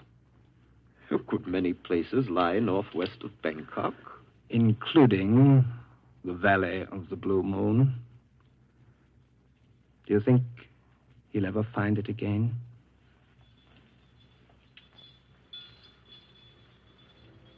My friend,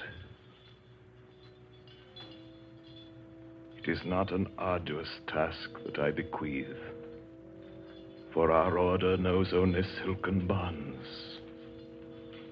To be gentle and patient, to care for the riches of the mind, to preside in wisdom and secrecy while the storm rages without. Such a storm, my son, as the world has not seen before.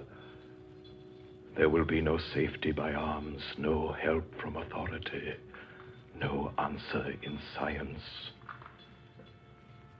But I see, at a great distance, a new world, stirring in the ruins, seeking its lost and legendary treasures. And they will all be here, my son, preserved as by a miracle, hidden behind the mountains in the Valley of the Blue Moon.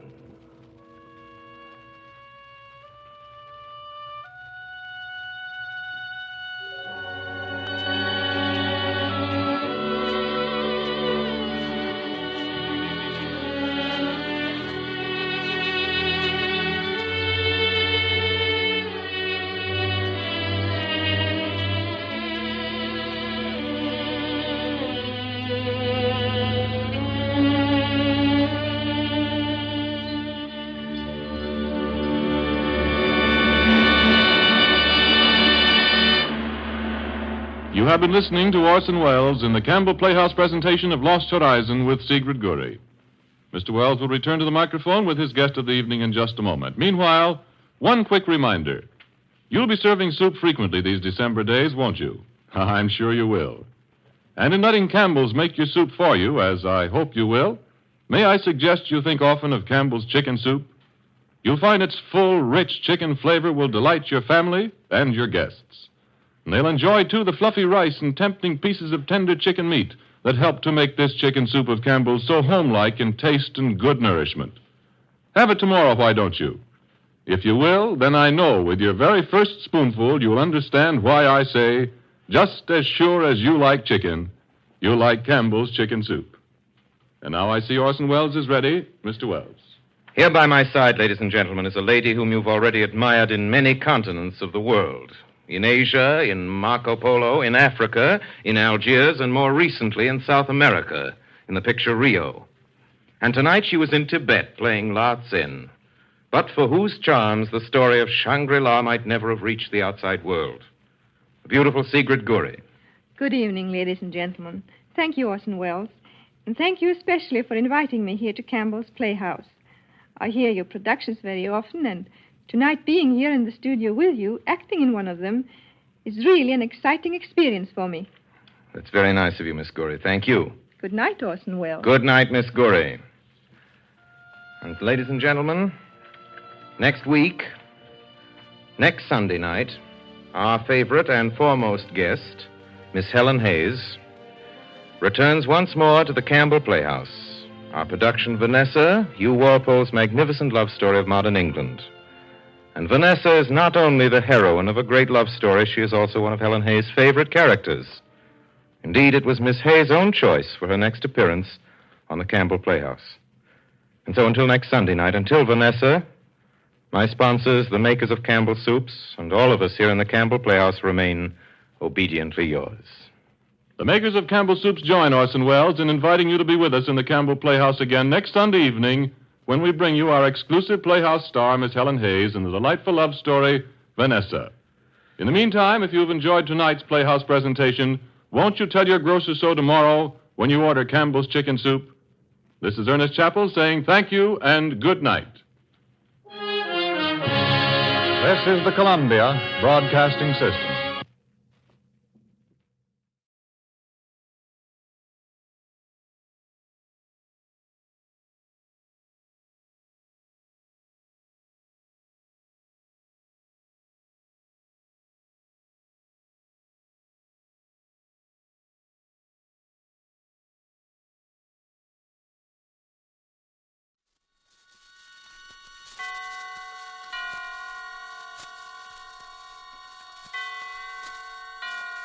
Roma Wines present Suspense.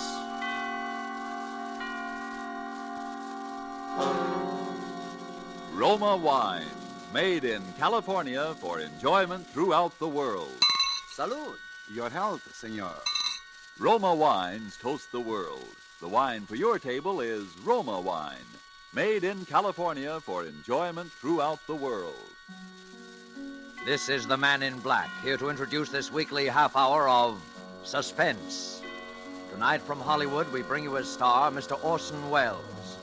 This will be the first of two consecutive performances by Mr. Welles, in which he will appear as the protagonist of Kurt Siodmak's novel, Donovan's Brain. The producer of Suspense and its sponsors, the Roma Wine Company of Fresno, California, feel that this story is so unusual that it merits more than our usual time. So in somewhat of a departure from established radio formulas, we will bring you the story of Donovan's Brain in two parts. Part one you will hear tonight, and part two next Monday night at this same time. Before we take you to the scene of our drama, let's take a little journey of a different kind. We'll let a bottle of Roma wine serve as Aladdin's lamp. I touch the label, and presto, we are all transported to that capital of gaiety, Havana, Cuba. And now we find ourselves in the charming Pan American Club. At a table nearby, an American has just voiced his delight at the uncommon beauty of the scene.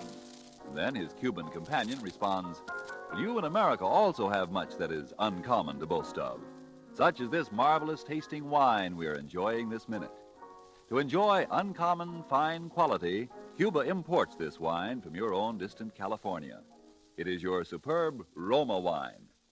Now just realize what it means when other countries import Roma wines from such great distances. Such international esteem must mean that Roma wines are truly magnificent in quality. And then consider this. You here in America need pay no high import duty, no expensive shipping charges. For these fine Roma wines come from Roma's own wineries in the heart of the rich California wine grape districts. Because so many Americans do realize this good fortune, Roma wines are America's largest selling wines.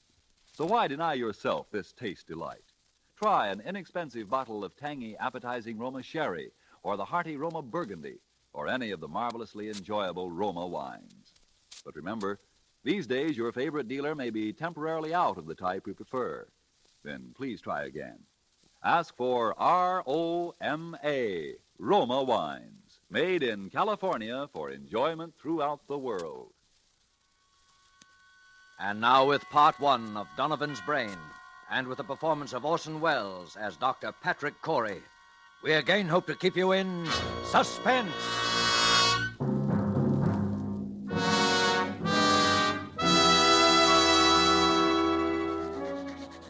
As I sit now outside my laboratory door writing under the heading Experiment 87 this final entry in my casebook, I know that these are the last words I shall ever write upon this earth. I neither ask nor expect forgiveness now or hereafter. But for those who seek some explanation, I refer them simply to this casebook. Let them read it carefully from its first entry on that ill-starred day of July the 13th.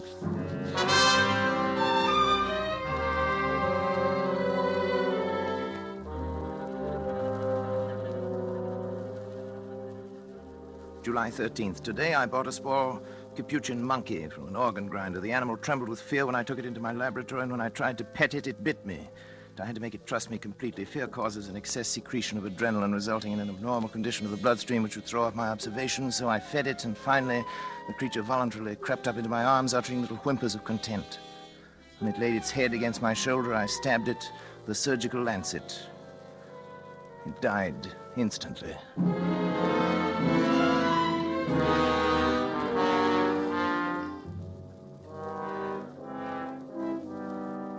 Well, David, what do you think of it? Well, it's pretty amazing, all right. See what I've done, don't you? I think so. You think so? Good Lord, don't you know? Well, after all, Dad, I'm only a second-year medical I know, student. but what of it? I was a second-year student. Who is it? It's me, Janice. Come in, darling. Patrick, Dr. Schrott is here to see you. Oh, come on in, Doctor. You know our son David, of course. Yes, of course. How are you, my boy? Fine, thanks, Doctor. Well, Patrick, hard at it as usual, I see. Patrick, you didn't eat the lunch I sent in to you. What is it this time, Patrick? A brain. What? A brain, a monkey's brain. Oh. What about the brain, Patrick? I've been trying to see how long I can keep the tissue alive. Oh, is that it in that jar? Oh, there's considerably more to it than just a jar, though. Want to see how it works?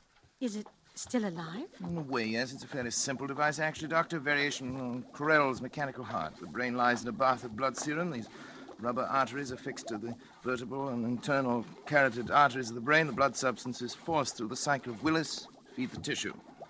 Over here, I've installed a small rotary pump that forces the blood circulation, you see? But how do you know it's alive? It's very easy to determine. The brain, when functioning, gives off infinitesimal electrical impulses. They can be measured. As a matter of fact, I've hooked the encephalograph up to a small amplifying system. The brain impulses can actually be heard. Here, I'll turn it on. You see?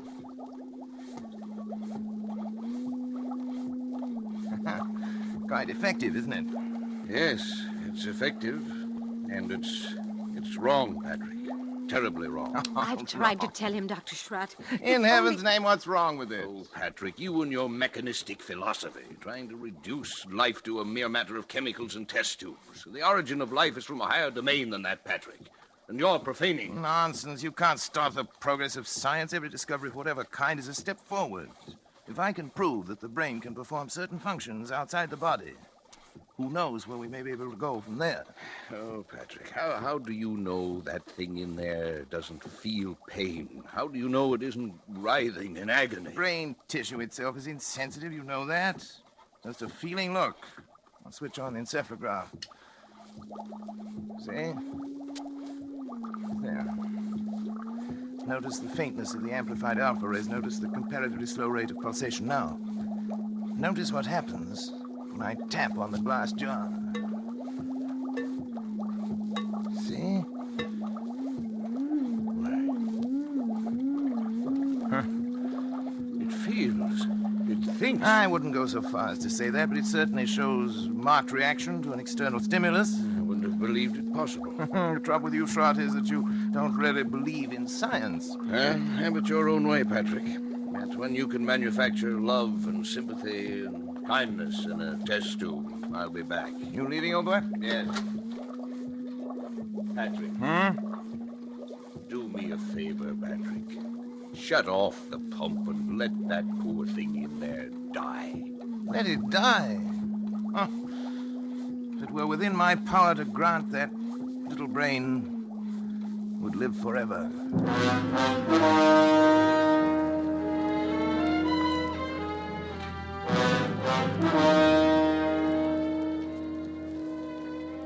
July 18th. I'm utterly exhausted from lack of sleep, but the events of the past 5 days have been of such tremendous importance that I must set them down while every last detail is still fresh in my mind.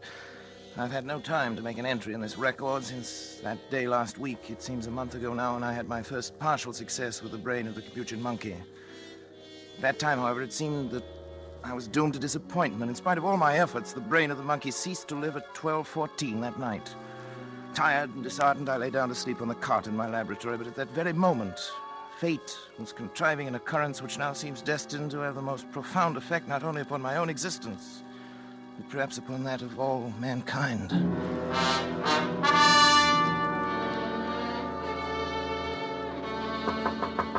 Hello? Hello, what is it? Dad. Oh, David, come in. What's the matter? It's Dr. Schrott. There's been an accident or something. He's pretty upset. All right, I'll come. Oh, Patrick, Sean. thank heavens, my boy. What's the matter, old boy? There's been a plane crash on the mountain. Only one of them was left alive, and I've brought him this far, but he needs an immediate operation. Sorry, that's your job. You're county physician. Patrick, it's multiple fractures of both legs. The arteries are severed, and the legs will have to be amputated. Huh? You're not in any shape to do the job. Well, that's not my fault. Take him to the Phoenix Hospital. I'm not going to take responsibility. It's too far. We'd never get there in time. Patrick, please. It may mean a man's life, and your job as county physician. No, I'm not thinking of that, but it's an important man. William H. Donovan. Donovan? The Wall Street Donovan? Yes.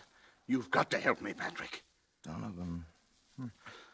What are his chances? About even, if we hurry. Well, bring him in. Oh, thank you, Patrick. Thank you. You'd better get some things on, David. You may have to help.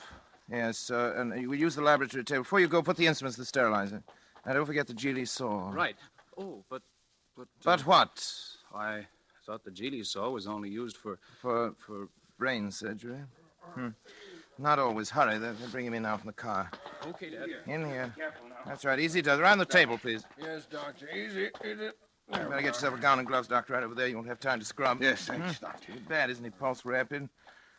Heart very faint. I wasn't sure. David, yes, half Dad. cc of adrenaline, David, 1 to 1,000 intravenous. Right. You men can go now. Is there anything else we No, can do? thank you. Patrick, don't you think... I'd rather we were alone if you don't mind, gentlemen. Yes. Good night, then, Dr. Schrott. Doctor. Good night. Good night. Now, David, if you remove the blanket from his legs, that's it. All right. You see? Fortunately, a forest ranger got to him right after the crash and had sense enough to put a tourniquet on each leg. Even so, yeah. Sure. We'll get it. Sure. What's he saying? Something like, sure. He said it over and over. I hadn't realized he was deformed. It doesn't show as much in his pictures. Patrick, don't you think we ought to begin? No, there's no use amputating those legs. No use? He'll be dead anyway by morning. Well, won't it? Well, suppose you're right, Patrick. You know I'm right. But still, we ought to try. We can't refuse to operate just We are because... going to operate. Syringe, please, David, the large one. Here you are, Dad. Spinal anesthetic. Will you give it, Dr. Schrott? Right. Scalpel, please, David. Scalpel and the Geely saw. Geely saw? Patrick. Well... No, Patrick, I won't let you. After your performance tonight? Well, I had... But, Patrick, he's still alive. Precisely. My mistake with the monkey was that he was dead. I don't intend to make that mistake again. Come on, David, Patrick, the scalpel. Patrick, are you out of your mind? You're taking a man's life. I'm giving him life. Donovan would die anyway. But for a while at least, Donovan's brain will live.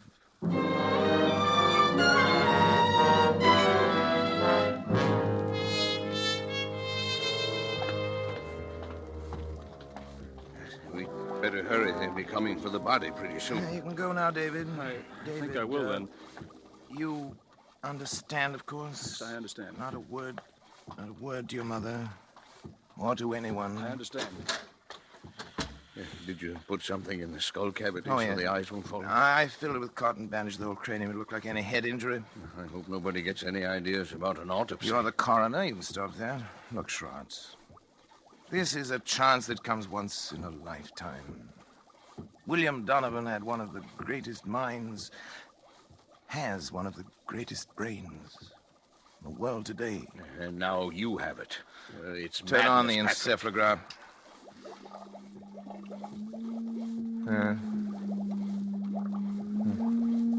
Simple alpha waves, of course. No different from the monkeys. You can't take a human brain out of its body and expect it to function. I suppose not, but...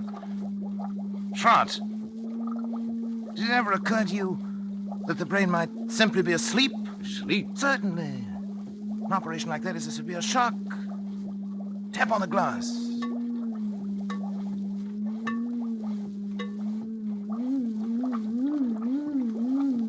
Good Lord, Patrick. Delta waves. It was asleep. You woke it up. It's actually conscious. You see, the three of us conducting this experiment now. You, and me, and William Horace Donovan.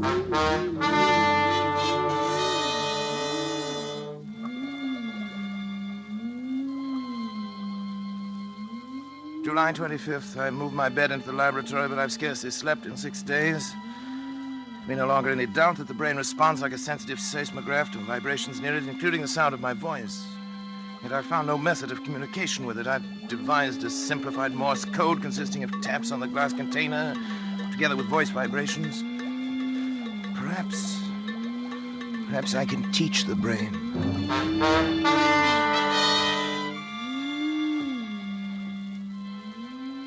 July 30th, Schrott has come to stay with me, half out of a feeling that he shares with me a common guilt, half out of scientific curiosity. I've scarcely seen him, and both David and Janice have been avoiding me, not that I really care. They've been tapping out my code on the side of the brain's container endlessly, day and night, over and over, 1,000 times, so that a baby could learn it, if the brain can learn. I sleep only when the brain itself falls into exhausted slumber.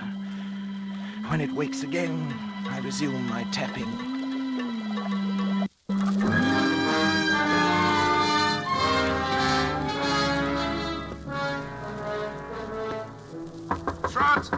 Trot! Wake up! Yes, Patrick. Come on! What's Get the up! matter? Hurry! What's the matter? Come on, I want to show Something you the something. matter? Yes, old boy, I want to show you something. Patrick, you look like a ghost. Where are we going? Back to the laboratory. I can't believe it myself. I may have been dreaming delirious. What's happened? Come on. You hear that? Delta waves. Seems disturbed. You've got to check my observations for me. If my reasoning is wrong, tell me. I can't be sure of anything anymore. Yes. Now listen carefully. You'll know that I've been trying to communicate with the brain in code now. If I were able to cause a distinctive pattern of the brain's delta waves by a specific command in code, if the brain responded with the same pattern of sound each time I issued the command, it would prove that I'd succeeded in communicating with the brain, wouldn't it? Yes, Patrick, I think it would. Now, listen.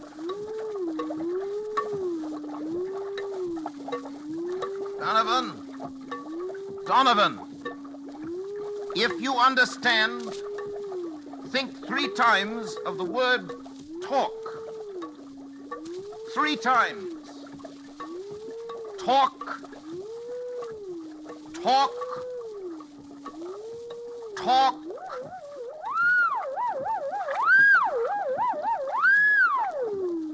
It answered. It spoke. Then I'm right. It's true. This thing has learned to talk.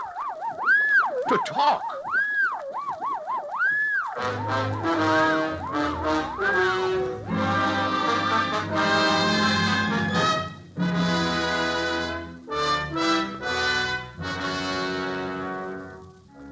July 31st. Schott is romanticizing, of course. The delta pattern is so infinitely complex that it'd be utterly impossible ever to break it down into specific words, yet that it understands me, that it's trying to communicate with me, is certain. Schott suggests mental telepathy, that I try to make my mind a blank, as the mediums call it, while at the same time increasing the energy content of the plasma that feeds the brain in the hope of stepping up the brain's electrical potential as one would step up the power of a radio station. Naturally, telepathy is nonsense, but the feeding theory intrigues me. I shall try it.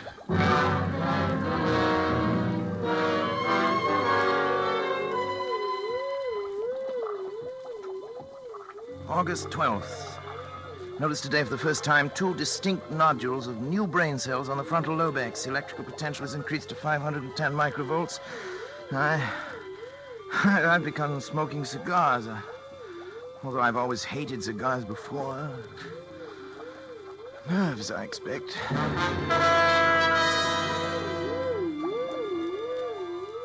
August 22nd, nodules still growing, electrical potential 1450, but no observable results. Lately felt a compelling urge to know more of Donovan's life and have collected every available scrap of information about him. A strange man he was. Strange, ruthless, actually evil in many ways, but nonetheless an extraordinarily brilliant mind.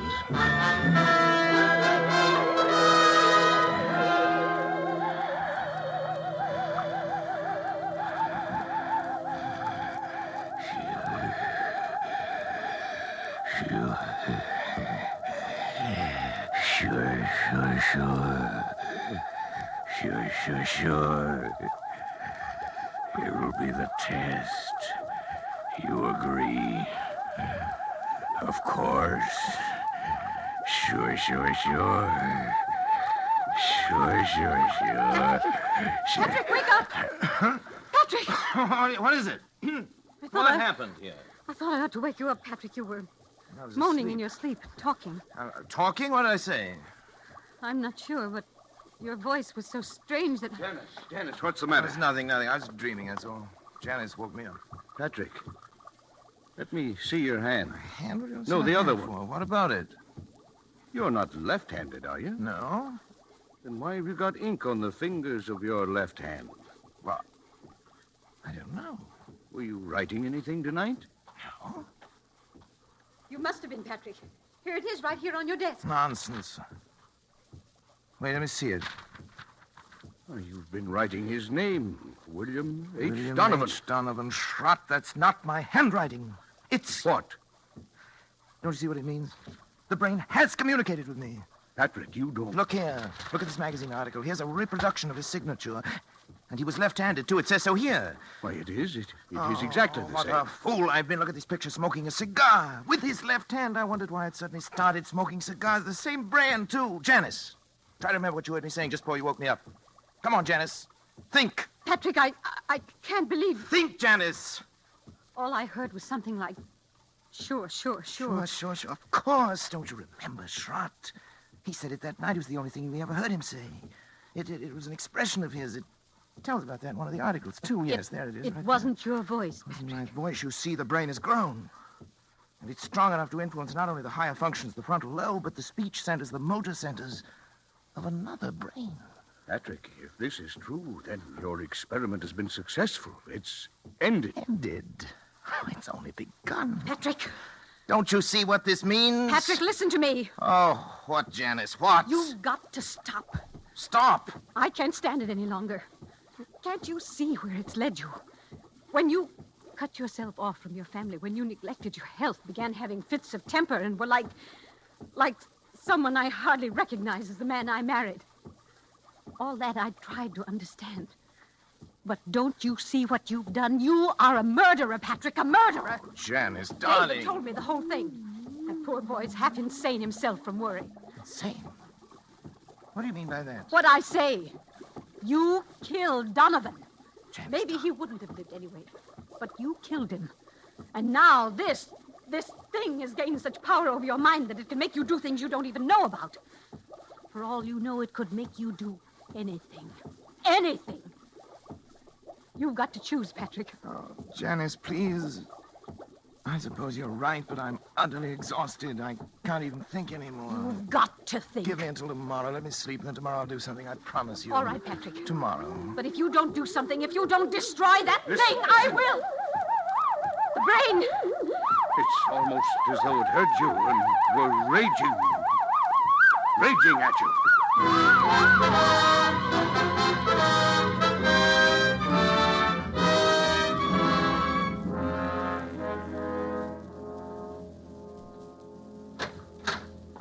This way, please, Dr. Come Corey. along, darling. But, Patrick, why are we going in here? A psychiatric clinic? I told you I'd do something, Janice. I've got an idea. You mean you're having yourself psychoanalyzed? Well, something like that? Something like that. I'll tell you about it later. First, I want you to talk to this man alone. Dr. Zanger, this is Dr. Corey. Oh, how do you do, Dr. Corey? How do you I've heard do, something Dr. of Zanger? your work. Oh, yes. And this is Mrs. Corey. Of course, excuse me. I'm happy to meet you, Mrs. Corey. Thank you, Doctor. Won't you come into my office? I will certainly. Janice, would you mind, darling, waiting in the reception room? I'll be out in just a moment. Thank you. Why, certainly, dear. In here, please, Doctor. Very well. Doctor, she seems quite normal. I'd expected from what you told me on the telephone. I know. I can assure you, I hate to tell you this, but, Doctor, she's quite insane. I see. Yes, paranoia. She's always been, jealous of my work. And, well, last little while she's got a delusion that she thinks I've made some kind of a monster up in my laboratory. It controls my mind and controls my actions. Huh. So I'm putting her completely in your hands. Oh, well, it's of course a little unusual, but since you are yourself a medical man... That's right. You definitely wish to commit her then, huh? Yes. You have the papers. Oh, yeah, here you are. Just your signature will be enough, Doctor. All right. There you are. You let me know about everything, won't you? Oh, naturally, Doctor. We keep you informed. Thank you. Well, goodbye then, Dr. Corey. We will do what we can. Oh, right. Patrick? Mrs. Corey is staying with us, Miss Wilcox. Yes, Dr. Zanger. Patrick? Come back! Patrick! Oh, it's all right, Mrs. Corey. Just come with me, please. Patrick! No. Where are you going? Let me go! Let me go! Oh, Dr. Corey? Yes? Oh, about the bill, how do you wish it to be handled? The bill? The bill? Sure. I'll take care of it by the week. The checks will be signed William H. Donovan. Sure.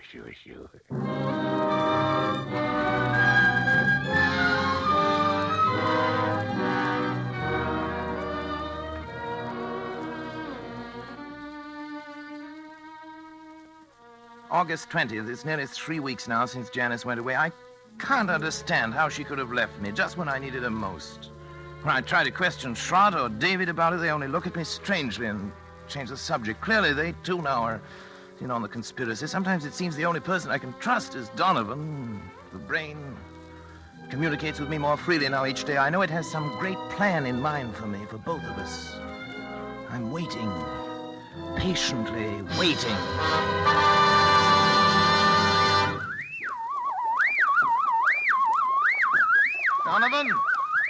Donovan, I'm listening, Donovan.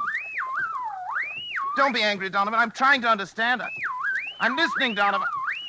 I'm listening. I'm listening. Sure.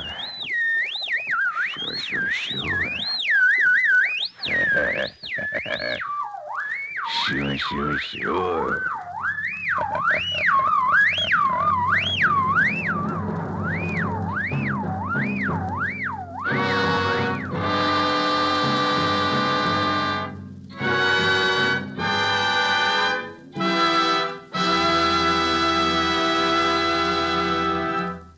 And so closes Donovan's Brain, Part 1, the first of 2 half-hour presentations of Kurt Siodmak's story, presenting Orson Welles as star of Suspense. Suspense is produced and directed by William Spear. We sincerely hope you enjoyed the performance of Orson Welles and that of the whole cast tonight in our Roma suspense play, and that you'll make a note to be sure not to miss the completion of this story next week. The Roma Wine Company would like to express its thanks for the many letters of appreciation from listeners which we are constantly receiving, saying how much you enjoy these broadcasts. And here's a thought. To discover the enjoyment these suspense programs offer, you first had to sample one. And so you must first sample one of the many delicious Roma wines to discover for yourself their wonderful taste and quality, the excellence that makes Roma America's largest selling wines. You'll discover, as have other millions before you, that Roma wines are super quality, are super tasting, and are super easy on your pocketbook, too, costing only pennies a glass. Be sure you get R-O-M-A, Roma wines, made in California for enjoyment throughout the world. The greatest and most profitable investment you can make in your country's future is to buy war bonds. Don't forget, then, next Monday, you will hear Part 2 of Donovan's Brain, starring Orson Welles, in the completion of this remarkable tale of suspense. Presented by Roma Wines, R-O-M-A, made in California for enjoyment throughout the world.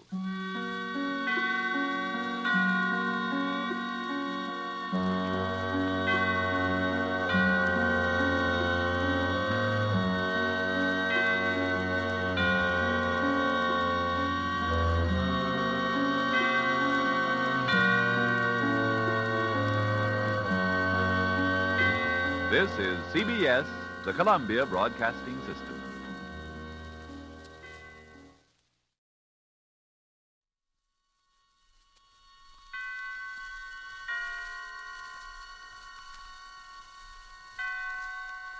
Roma Wines present Suspense.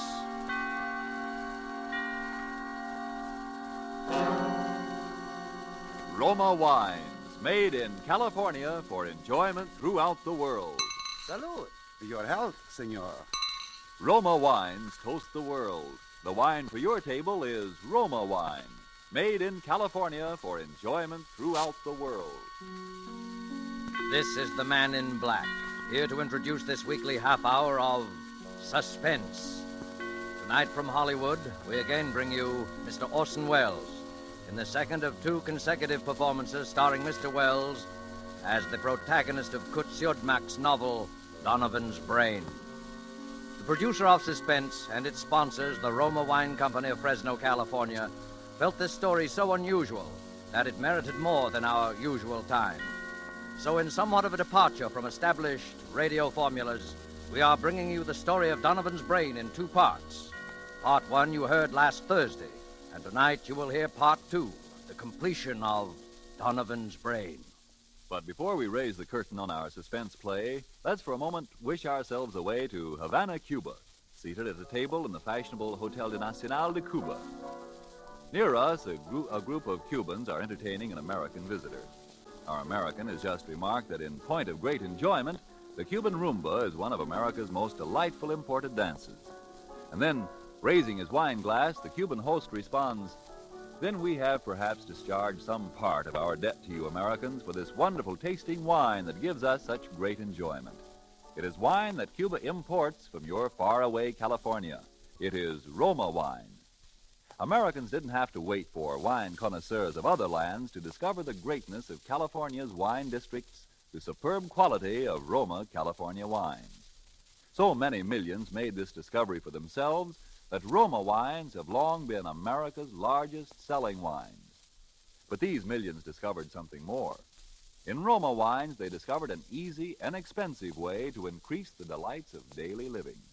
Yes, millions have discovered that Roma wines, as a beverage on the table, and when used in entertaining, add a charm of a special and wholesome kind.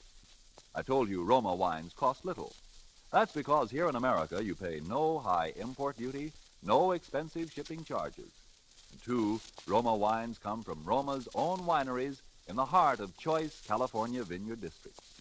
So cost to you is only pennies a glass for R-O-M-A, Roma wines, made in California for enjoyment throughout the world. And now with part 2 of Donovan's Brain, and with the performance of Orson Welles as Dr. Patrick Corey, we again hope to keep you in suspense.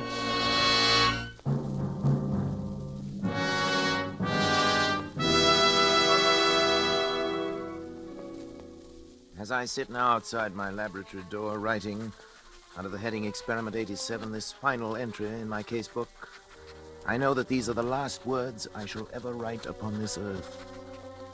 For those who seek some explanation, I refer them simply to this casebook.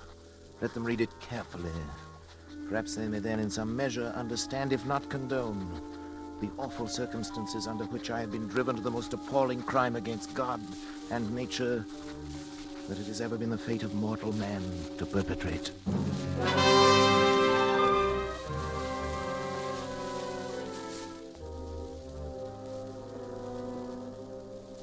August 24th. It's now 6 weeks, exactly 42 days, since I began the experiment.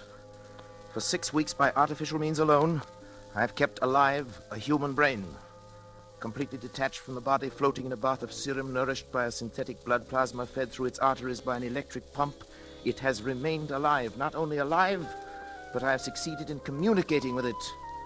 For I've even induced new growth of brain cells and so tremendously increased its mental faculties that by sheer brain power alone, it has actually been able to communicate its thoughts to me. And each day my communion with that living, pulsing mass of gray matter that was the brain of William Donovan becomes stronger and stronger.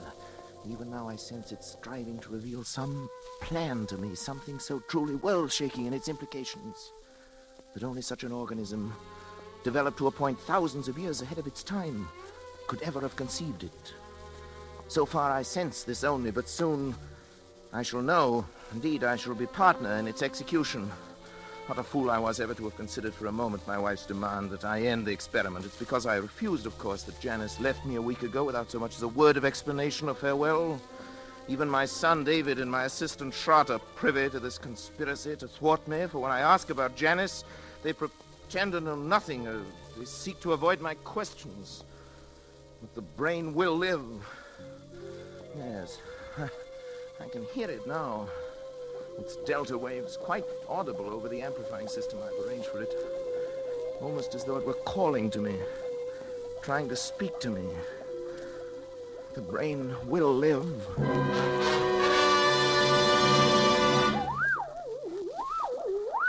Donovan? What is it? What are you trying to tell me? Go on, Donovan. I'm listening. Go on. Go on. Go.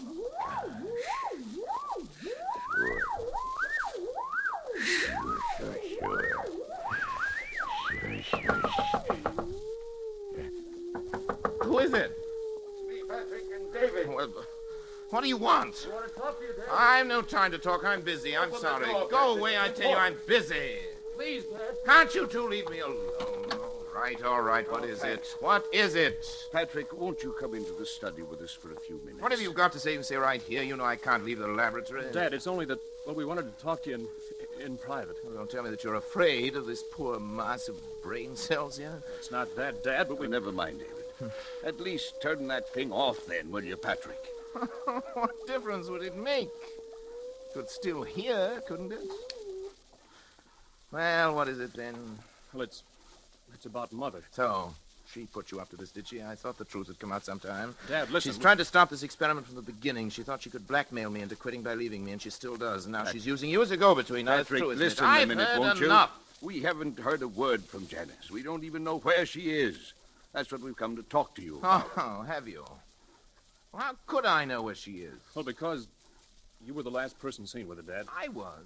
Don't you remember, Patrick? You took her into town with you. You wouldn't tell any of us why. Yes, of course. The moment I've forgotten. But what of it? Well, don't you remember what happened then? Of course I remember. She left me, that's all. Where, Dad? Where did she leave you? Well, what were you doing? I don't know. We were in some big public building, City Hall, courthouse, taxis or something. Next thing I knew, she'd simply disappeared. Is that all? Didn't she say anything? Didn't she at least tell you why she was going? No, I remember what she said. It's been a week or more. I've hardly slept. You know, I've been working night and day. Yes, that's just it, Patrick. What do you mean by that? Patrick, you say this. The brain communicates with you, tells you yes. things about his past life, suggests thoughts. Yes, Well, yes. if the brain can make you think of things, mightn't it also be able to make you forget things? You're out of your mind.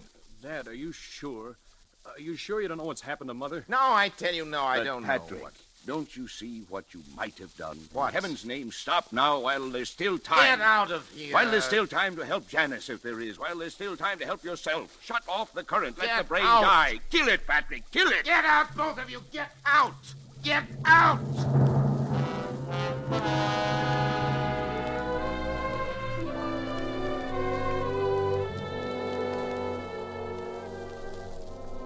August 26th. The brain continues to communicate thought fragments more and more easily, but nothing further on what I've come to think of as the plan. I'm now sleeping a great deal, but my dreams are becoming increasingly troublesome, although I'm at a loss to analyze them. Most frequent is a sort of vast cosmic ballet presided over by the colossal figure of a young man whom I seem to recognize, yet I never see his face. It's as though the entire population of the Earth were moving past him in review at his command.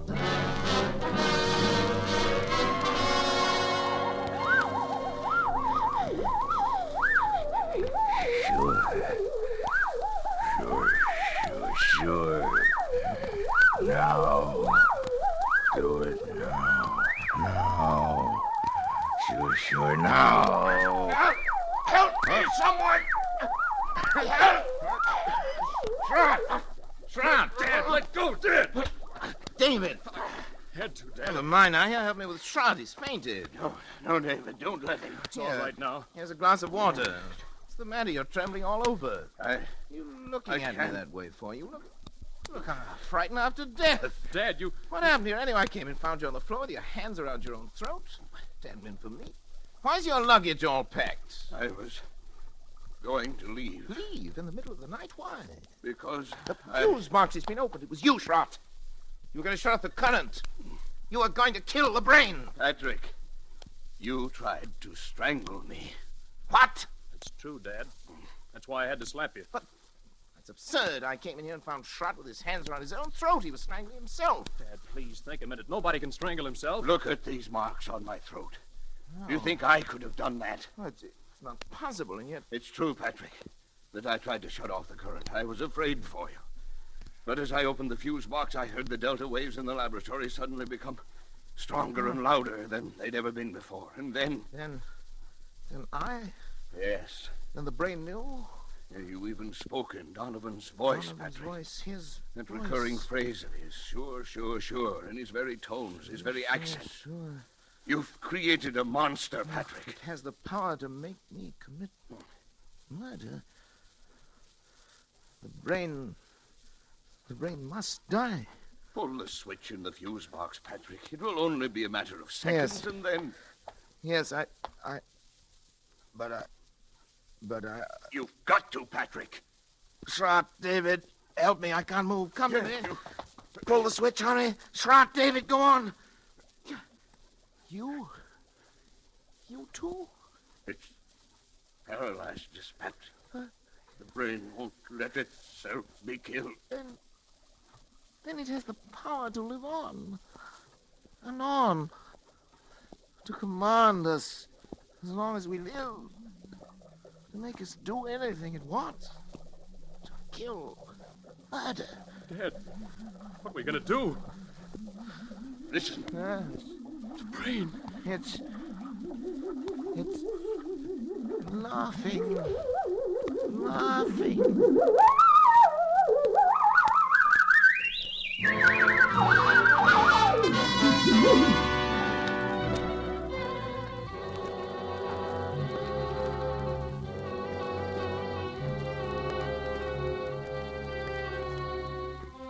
September 7th.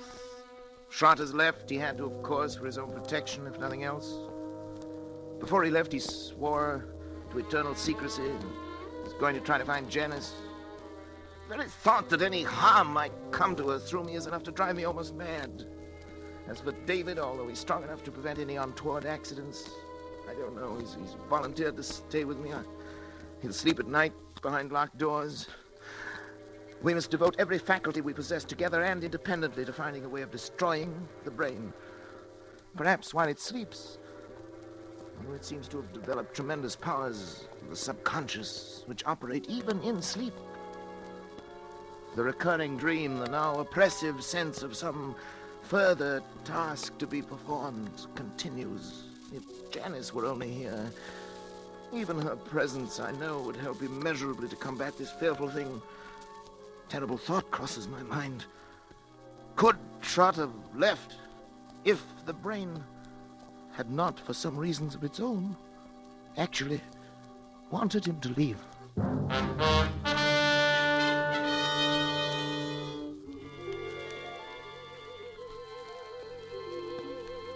September 10th. My thoughts are less and less my own. The dream of the young giant bestriding the earth, the figure without a face, pursues me now, even in my waking hours. Increasingly, I seem to live in a world of evil fantasy, peopled and controlled by the mind of William Donovan.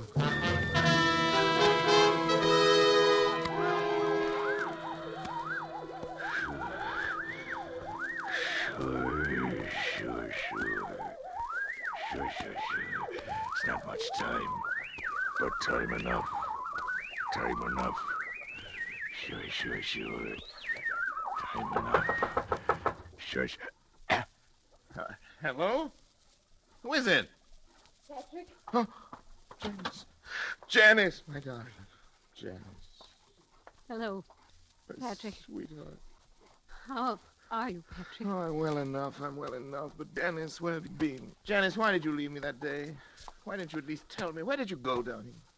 I was with friends. Well, did Trot tell you anything? No, nothing special. Well, Janice, I know I haven't been a very good husband these last months. I haven't been very kind or very considerate or even civilized. I haven't been myself, Janice. I know, Patrick. My poor darling. If you'd only known how I missed you after you left, how I needed you. I need your help, Janice. I know, Patrick. Terribly. I came back to help you. But what? Where's David? He's asleep in the next room. That is, lately he's tried to make it a point to sleep only when I didn't. I'm trying to keep an eye on things. Patrick, I'm going to help you. Oh, darling. All I can. Any way I can. But first, I want to take David away. David? Why? Because I don't think it's good for him to be here. No? I don't think that you... Patrick, I don't want to torment you. It's only that perhaps we can find a way if we know all the facts. What, Janice? Don't you know, really, where I was? No, how could I? Don't you remember where you took me? Where? I took you? You took me to a psychiatric clinic. You had me committed to a madhouse. No, it's Janice. No, not you. Donovan. Donovan. It was because I tried to make you stop the experiment. Yes. Kill the brain. As you left me there, you even spoke in Donovan's voice. Sure, you said. Sure. I thought they were the last words I would ever hear you speak. Oh, Janice, forgive me. Forgive me, baby. I couldn't persuade anyone. I was sane. Oh, sweet. After what you told them. Everything I said only made them think I was mad. I'm not mad. Am I, Patrick? I'm not mad. Am I?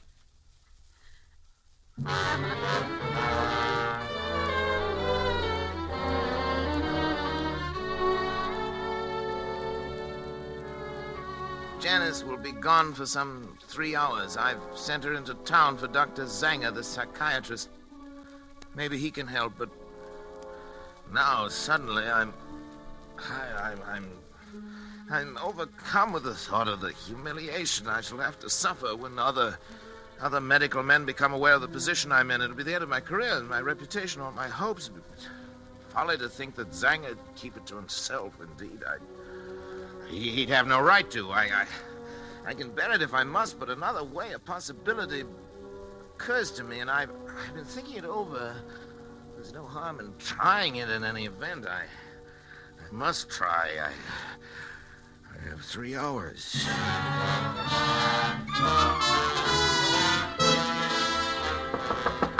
David! Yes, Dad? David, what's your blood type? Do you know your blood type? As a matter of fact, I don't think I do. Why?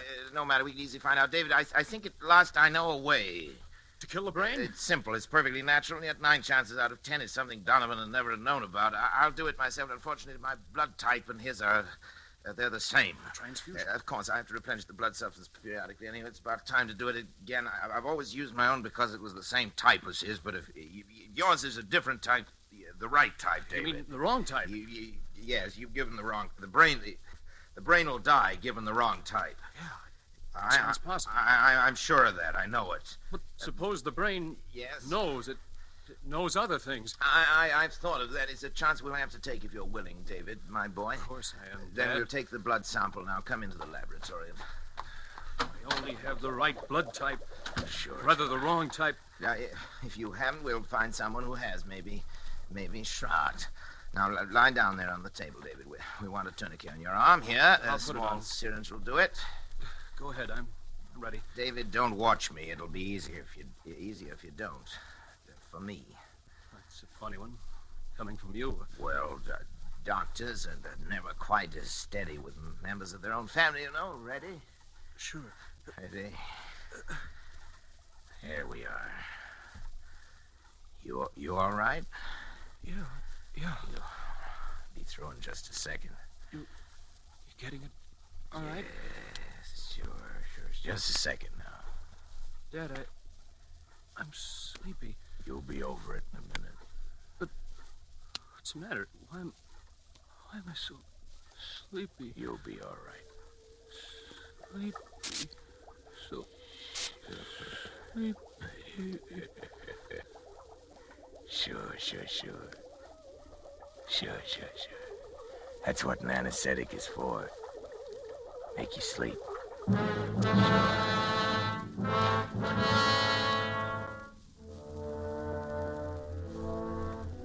I was somewhat surprised to find the instruments sterilized, already laid out, but I worked more rapidly and skillfully than ever before in my life, I think. I made an incision just below the hairline, laying back the scalp as far as the base of the skull. I trepanned the cranium at 2-centimeter intervals, working back and downwards to the upper edge of the occipital bone. With the Geely saw, I cut through the connecting bone structure and removed the entire top of the cranium, placing it in saline solution to preserve it. I made a semicircular incision in the dura mater, laying it to one side, exposing the brain. As I dissected out the facial, auditory, and pneumogastric nerves to free the medulla oblongata, I became conscious of an insistent clamoring, something like a mounting hysteria in the distant reaches of my mind. Almost as strong as the irresistible compulsion that drove me on. But my hand did not falter. With a sure stroke, I severed the spinal cord just below the first cervical nerve.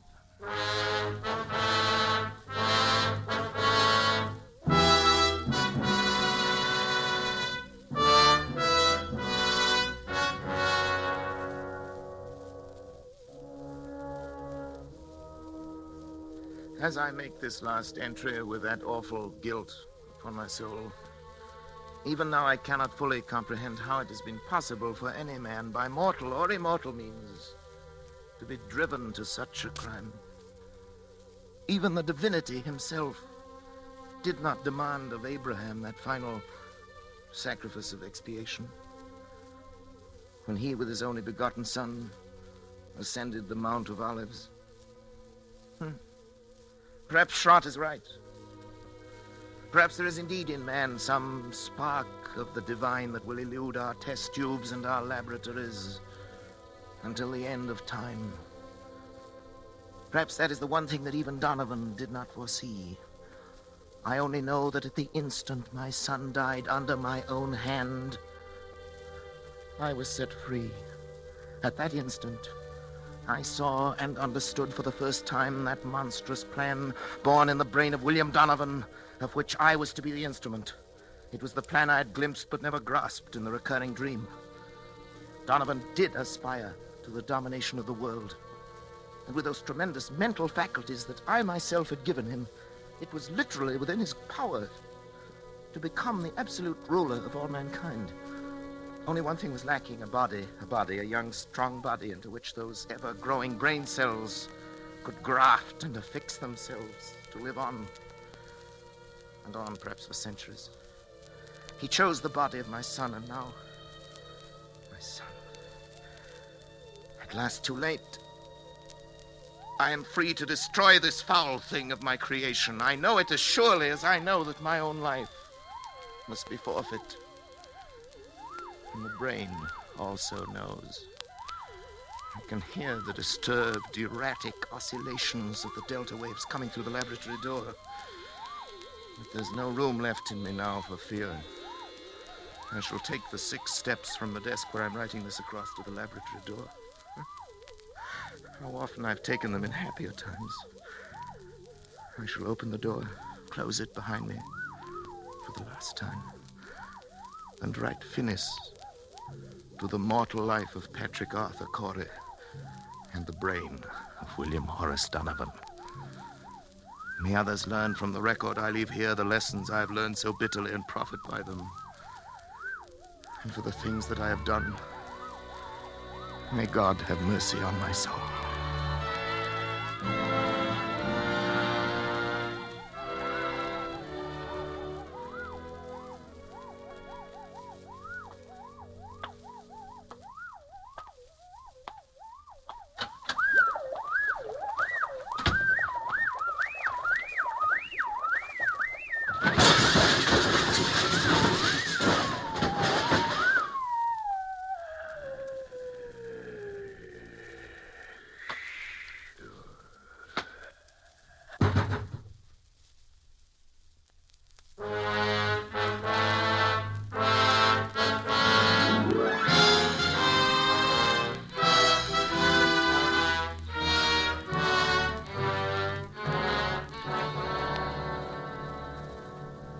Phoenix, Arizona, September the 15th. The bodies of Dr. Patrick Arthur Corey and his son David were found in Dr. Corey's own laboratory early today. Young Corey had apparently died on the operating table as a result of a delicate brain operation performed by his father. In the case of Dr. Corey, medical authorities gave as their opinion that he might have died of shock as a result of the unsuccessful operation on his son. A curious feature of the case was the fact that numerous pieces of tissue identified as being from a human brain were found scattered about the laboratory floor, while a larger section of brain was found in the midst of an elaborate apparatus, evidently part of a scientific experiment. Medical authorities stated, however, that they were unable to explain the nature of the apparatus and that the brain itself was in such a state of decomposition as to indicate that it had been dead and slowly decaying for at least 3 months. Dr. Corey is survived by his wife, Janice. She was committed to the County Asylum for the Insane late this afternoon. Burial of Dr. Corey will be at the Mount of Olives Cemetery.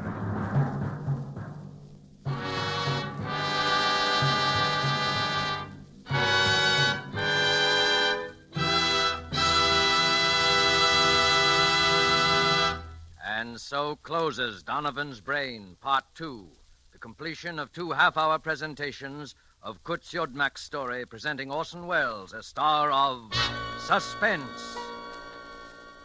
Suspense is produced and directed by William Spear. Did you know that these Roma Wine suspense dramas are setting a record for the millions of delighted listeners they are attracting? We want you to feel that by tuning in the suspense program every week, you can count on real radio enjoyment. Well, in even more dramatic style, the popularity of Roma Wines is also record-breaking, because Roma Wines are by far America's largest selling wines. Millions make sure of great wine enjoyment simply by asking for Roma Wines. Here's something else these millions have discovered. You don't need fancy glassware or a special occasion to enjoy these zestful, taste-delighting Roma California wines. Roma wines possess lip-smacking flavor and zest because they come from Roma Wine's own wineries, right in the heart of the magnificent California wine grape districts. And you can enjoy them as a daily delight because the cost is only pennies a glass. Ask for R-O-M-A, Roma Wines, made in California for enjoyment throughout the world. This is Orson Welles. Next week, Mr. William Spear tells me, and he'd like me to pass the information on to you, that Suspense will bring two exceptionally fine artists, Miss Ida Lupino and Mr. Vincent Price, in a play by one of radio's outstanding authors, Lucille Fletcher. I want to hear that, and I know you will, too. Money invested in war bonds now helps ensure a healthy, prosperous post-war America, the kind of America we will want for our children as well as ourselves. Don't forget, then, next Thursday you will hear Ida Lupino and Vincent Price in Suspense. Presented by Roma Wines, R-O-M-A, made in California for enjoyment throughout the world. This is CBS, the Columbia Broadcasting System.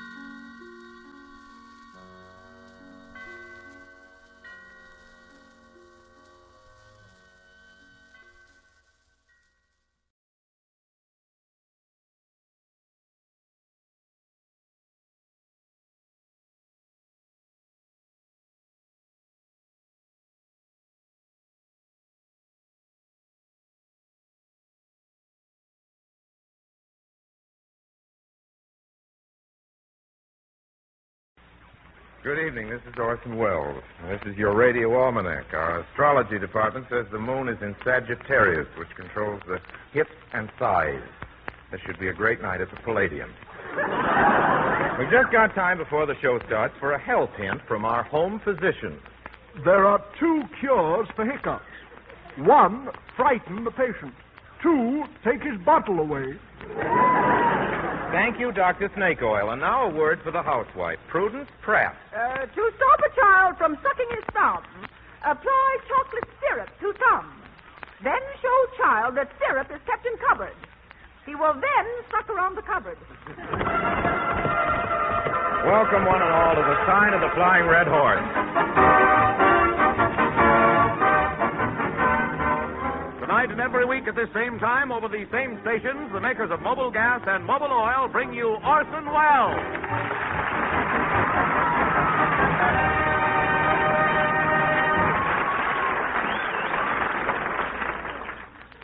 Hello? Orson Welles speaking. Oh, darling. Where are you? What? What? Why didn't you tell me? Oh, at what time? Gee. 10:23 this morning. Really? 8.5 pounds. Darling, I'm the happiest man in the world. I'll be home as soon as the program's over. Where's my secretary, Miss Grimmett? Yes? Bundle from heaven. Did you hear that? Yes, I did, Mr. Wells. Does that mean... Yes, finally got my laundry back. Well, Miss Grimmett, what's the first business for the day? The man is waiting for you from the reducing salon. And also... That French, Mathieu, will you please tell me, Miss Grimmett, why you hired that man to give me reducing treatments? I don't often repeat it, but it has been said that Wells has a figure to brag about. Yes, and what Wells brags about, drags about.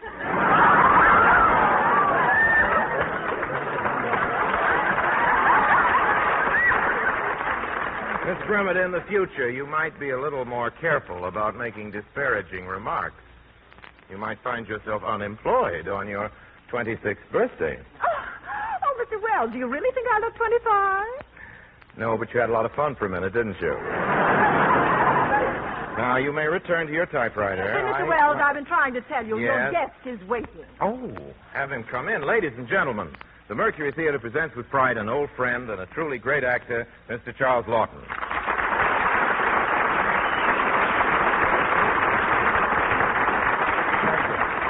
Orson, I know I promised to be a guest, but my mind isn't in it. Oh? You must help me out of the problem I've got. Oh, what's the trouble, Charlie? Well, Orson, you're the one director I know who has the perfect understanding of characters and who can really interpret lines. I'm at my wit's end. Would you tell me what do these lines mean?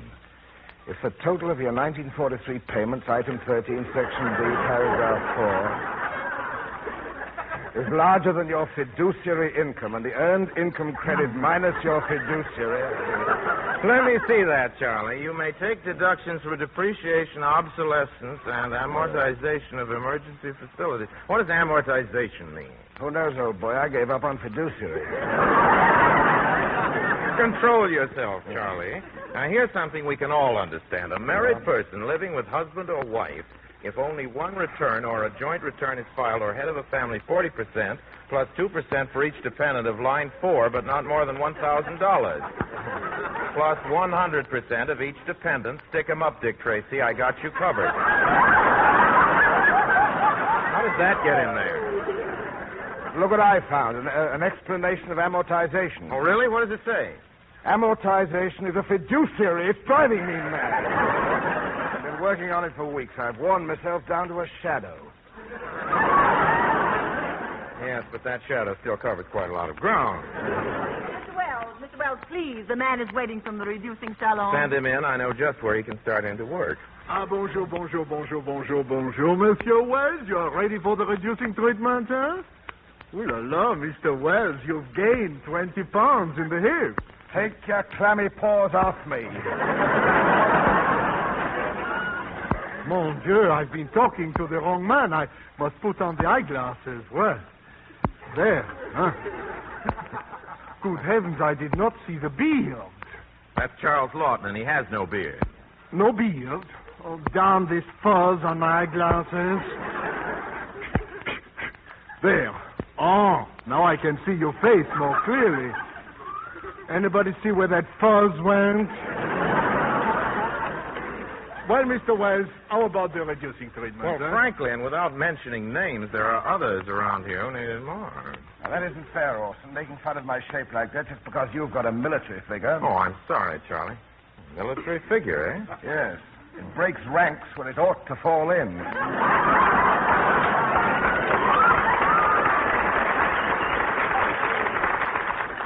Oh, messieurs, why do you gentlemen argue? Such great Shakespearean actors. Oh, thank you. He was looking at me. I have but to look at you, gentlemen, and I am reminded of those wonderful lines of Shakespeare. Really? What line? Ah, that this too solid flesh should melt. I won't have you talking this way about my friend, Mr. Lawton. He was looking at you. Come, gentlemen, my time is valuable. All right. What would you charge to give us both treatment? For you, gentlemen, $70. Or for you, $10. That's right, $10. Yeah. 60.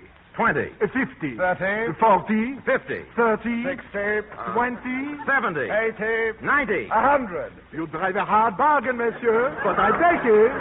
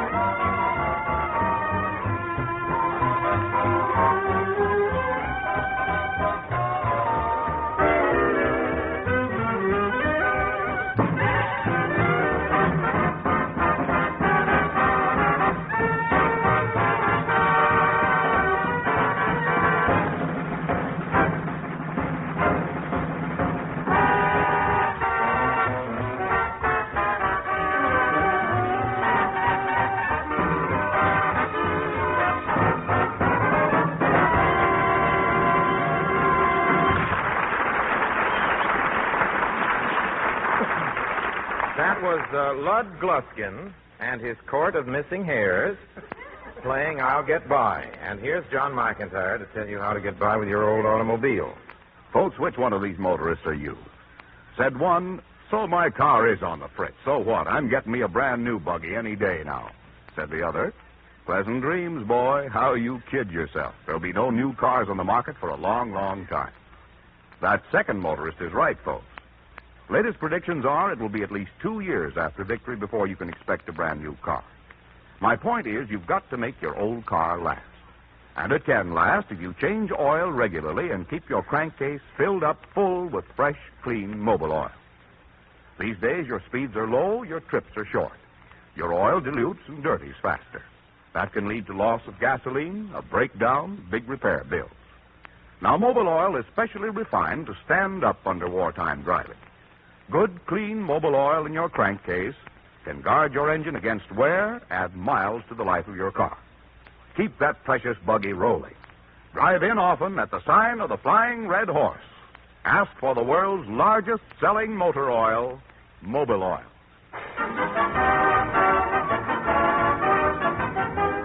Ladies and gentlemen, we bring you now an unexpurgated biography, The Private Life of Charles Lawton. Charles Lawton first saw light of day in a little suburb in London. The date was September 12th in a year which I find has been crossed out of my script. The birth certificate bore the following interesting legend. Born this day, Charles Lawton, blue eyes, brown hair, weight 14.5 pounds. Parents 2. Picture, if you can, that stirring moment before the arrival of little Charlie. The cute little 14.5-pound bundle. If you listen, you can almost hear the stork on that historic flight.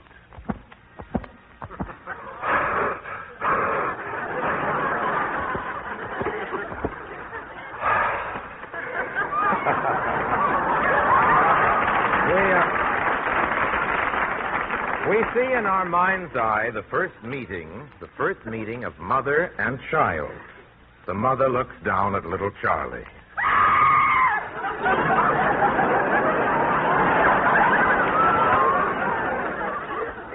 The father speaks. I know just how you feel, Mother. Oh, no, I'm sorry I screamed. He is beautiful, isn't he? Frankly, dear, he looks like the third item on a scavenger hunt. Look at him. He's trying to talk.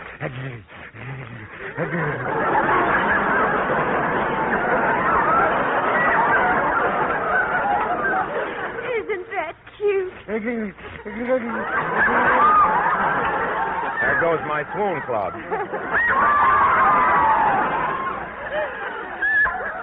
You know, we're rather lucky he was born today. Just think, in 6 short months from now, on March 15th, we can list him as part of our fiduciary income.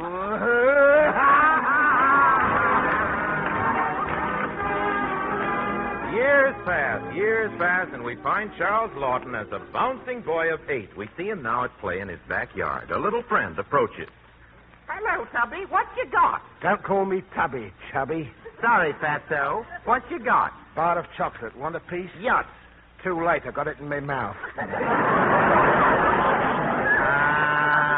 Stingy. Don't call me stingy. Anybody calls me stingy's got to fight. You want to fight?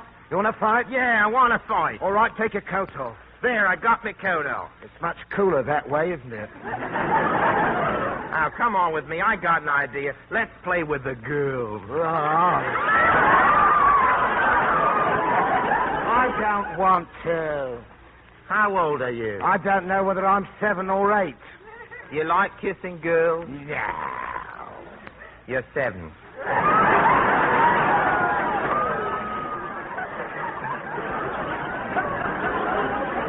I know what. Let's go down to the theater and watch the actors. Yeah, that's what I'm going to be when I grow up. An actor. You should live so long.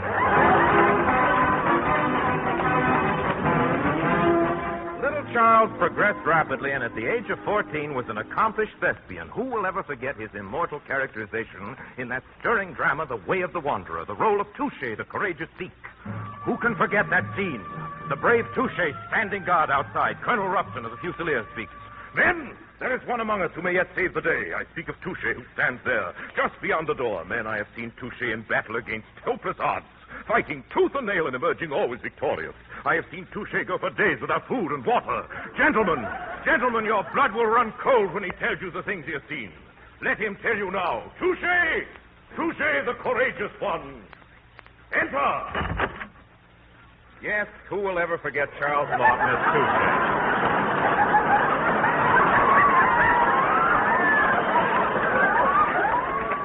He was so magnificent as Touche that from that day forward, Charles Lawton was never out of the theater.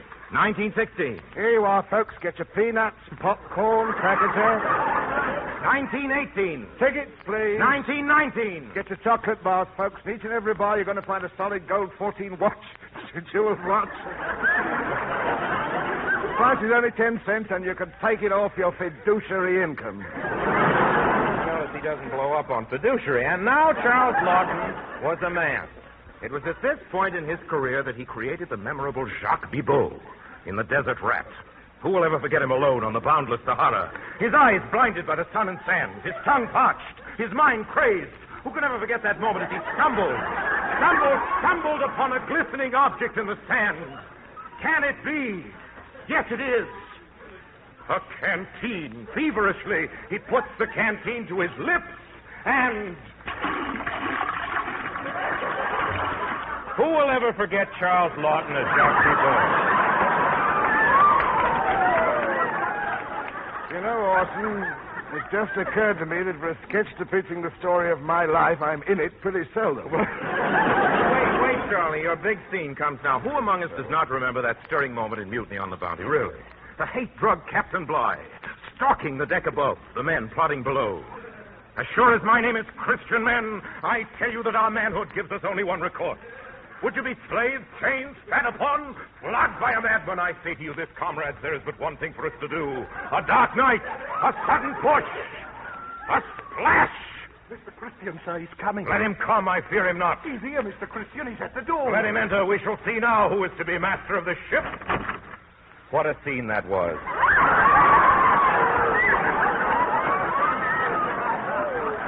Who will ever forget Orson Welles as Mr. Christian?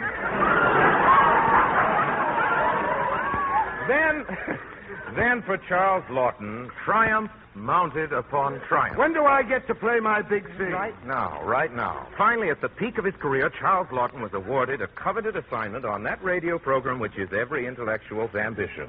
Mr. Fadiman speaks.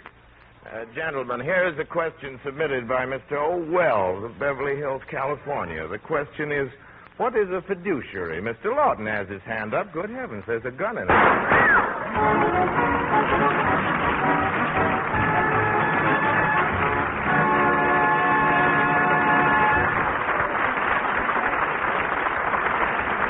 Ladies and gentlemen, in a little while, Charles Lawton is coming back to the microphone. Seriously, we're going to do a scene together from Shakespeare.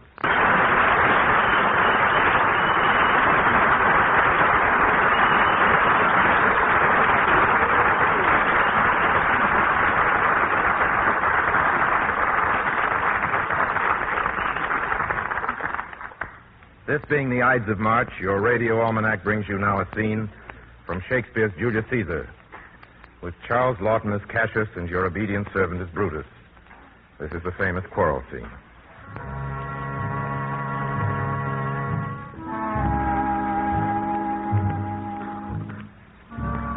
The wars which followed the assassination of Caesar have not yet turned against Brutus and Cassius.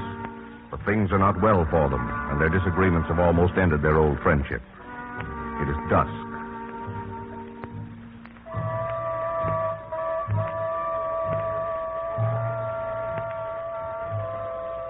Cassius has come to Brutus's camp for conference, and now, wild with rage, he strides into Brutus's tent. That you have wronged me doth appear in this. You have condemned and noted Lucius Pella for taking bribes here of the Sardians, wherein my letters, playing on his side because I knew the man, was slighted off. You wronged yourself to write in such a case. In such a time as this, it is not meet that every nice offense should bear his comment. Let me tell you, Cassius, you yourself are much condemned to have an itching palm, to sell and march your offices for gold to undeservers. I, an itching palm? You know that you are Brutus that speaks this, or by the gods this speech, or else you're laughed. The name of Cassius honors this corruption, and chastisement does ever hide his head. Chastisement? Remember March. The Ides of March. Remember? Did not great Julius bleed for justice' sake? What villain touched his body that did stab and not for justice? What shall one of us that struck the foremost man of all this world, but for supporting robbers? Shall we now contaminate our fingers with base bribes, and sell the mighty space of our large honors for so much trash as may be grasped thus. I'd rather be a dog and bay the moon than such a Roman. Brutus, bay not me. I will not endure it. You forget yourself to hedge me in. I am a soldier, older in practice, abler than yourself to make conditions. So, too, you are not, Cassius. I am. I say you are not. Urge me no more. I shall forget myself. Have mind upon your health. Tempt me no further. Away, slight man. Oh, gods, ye gods.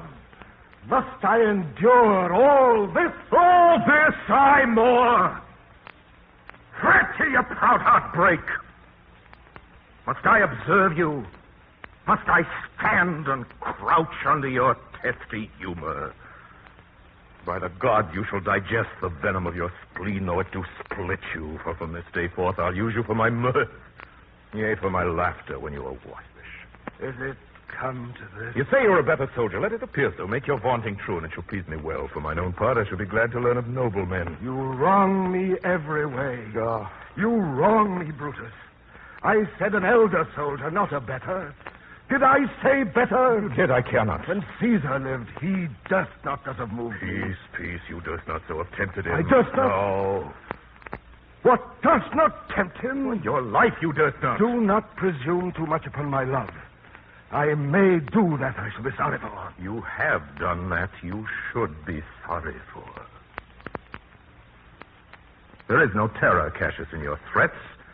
For I am armed so strong in honesty that they pass me by as the idle wind which I respect not. I did send to you for certain sums of gold which you denied me. For I can raise no money by vile means. By heaven, I'd rather coin my heart and drop my blood for drachmas than to wring from the hard hands of peasants their vile trash by any indirection. I did send to you for gold to pay my legions, which you denied me. Was that done like Cassius? Should I have answered Caius Cassius, though? I denied you not. You did? I did not. He was but a fool that brought my answer back.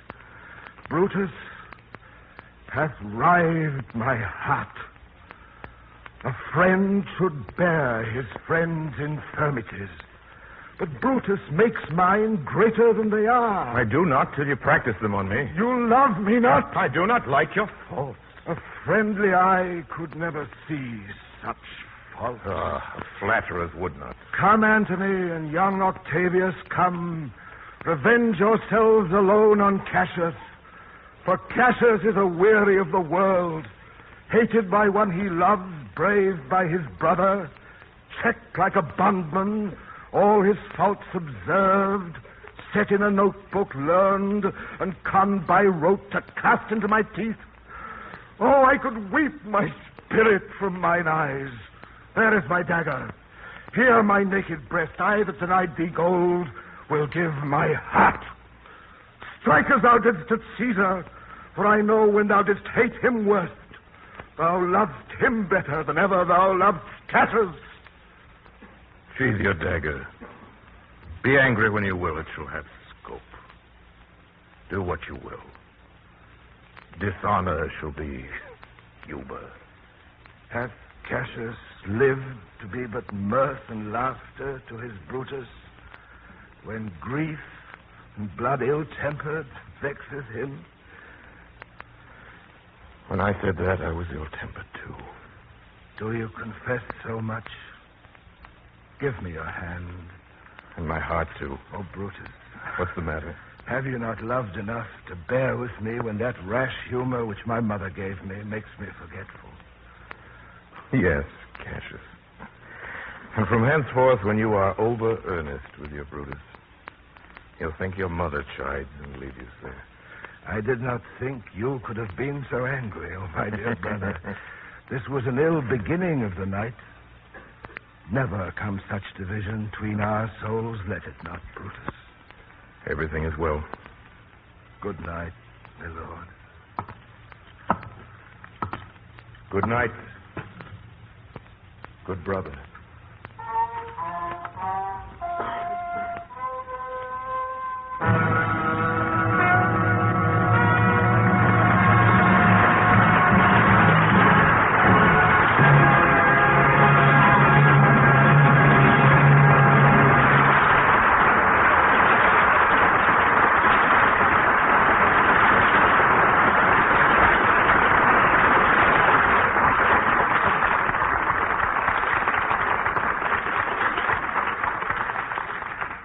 Some say coupon, some say coupon. But whatever they call that precious piece of paper in their gas ration book, the smartest motorists of all say mobile gas. When you redeem your coupon for this proven gasoline, you get the miles. And now with the new OPA order reducing even more the supply of available gasoline, it's more important than ever that motorists turn to mobile gas. Mobile gas in 1944 is giving all the miles it gave in peacetime. Now that's a powerful statement.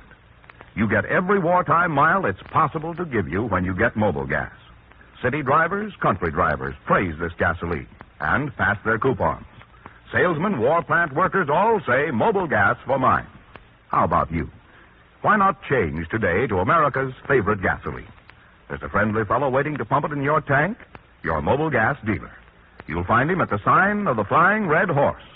Drive in soon, because these days you want miles, and that means you want mobile gas. Thank you, John McIntyre. Time to say goodnight now, everybody. Please join us again next Wednesday. Until then, my sponsors, the makers of mobile gas and mobile oil, and all of us in the Mercury Theatre, remain as always obediently yours. Makers of mobile gas and mobile oil invite you to listen in next week. Same time, same station, to your radio almanac. Mr. Wells' guest is Betty Hutton. John McIntyre speaking. This is CBS, the Columbia Broadcasting System.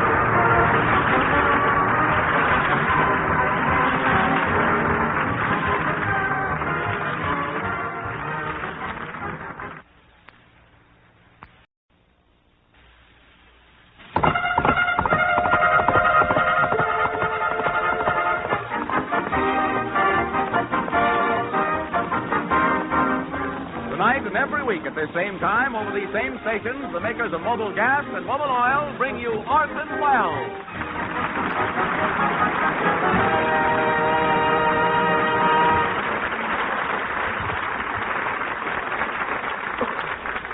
Ladies and gentlemen, we've been in the habit before the show starts of doing a few magic tricks, and we're on the air now, but I think we've got time for one little tiny mystical experiment. Now, there's one thing I think I ought to warn you. A lot of radio programs hold up signs telling you when to laugh and when to applaud. We don't do anything as vulgar as that. However, at the end of each joke, an ice pick will come up through the center of each seat. You may regard that as a hint. For my first effect, I will use an ordinary pack of playing cards and an ordinary member of the audience. Now, I have been accused by a lot of people of using Confederates or plants. I make a standing offer of $10,000 to anybody who can prove to me that I use a Confederate. Now, I'd like anybody from the audience at all. You, sir, thank you very much for volunteering. You step up on the stage, please. Don't be nervous. Now, sir, just step right over here. I've never seen you before, have I? No, boss.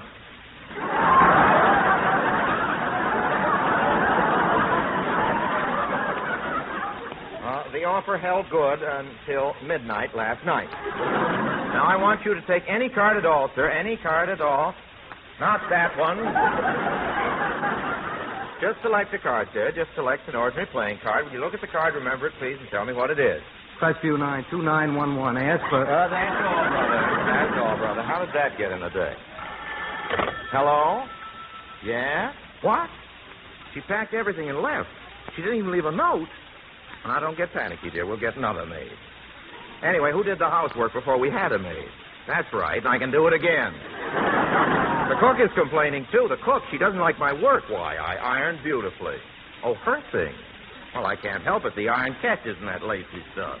Now, look here. You keep the cook from quitting. I'll get another maid. Goodbye. Where's my assistant, Mr. Gristlehorn? Oh, no. I don't do that kind of work. Besides, I've got dishpan hands. Look at them. See what I mean? Well, you shouldn't bang them together that way. It chips off the enamel. Call the Times for me, Miss Gristlehorn. Yes, Mr. I Wells. can find out who hired that maid Beulah away from us. I'll take it up with the OPA. Hello? Times, I want to insert an ad. $50 reward for information leading to the whereabouts of a maid, experienced or inexperienced, part-time or full-time, male or female, young or old, dead or alive. Oh, Mr. Wells, Miss Mary Boland to see you. Oh, ask her to come in right here. I'd like our listeners to know that I agree with them about our guest tonight. Mary Boland is one of the finest comedians in all the world, and here she is, everybody.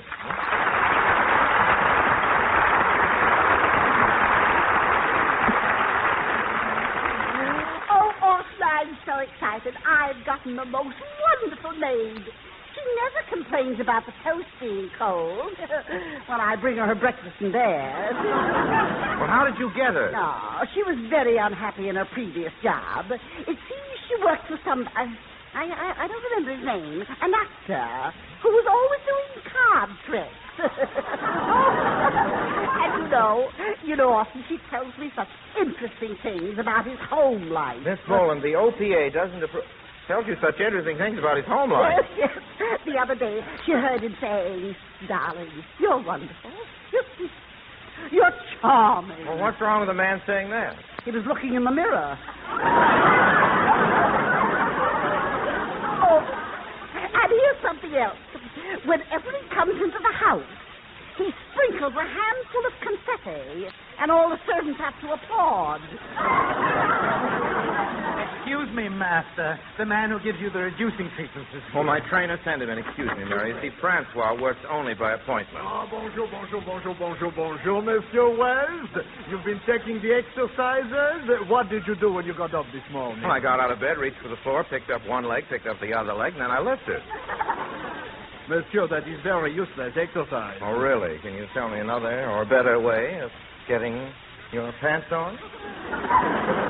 Oh, monsieur, he makes the joke. Yes, he loses the place, too. Oh, but that is very, very, very, very, very... That is very, very, very, very funny. I do not think so. Come on, we'll give the treatment. Sit down on this overstuffed sofa. I beg your pardon?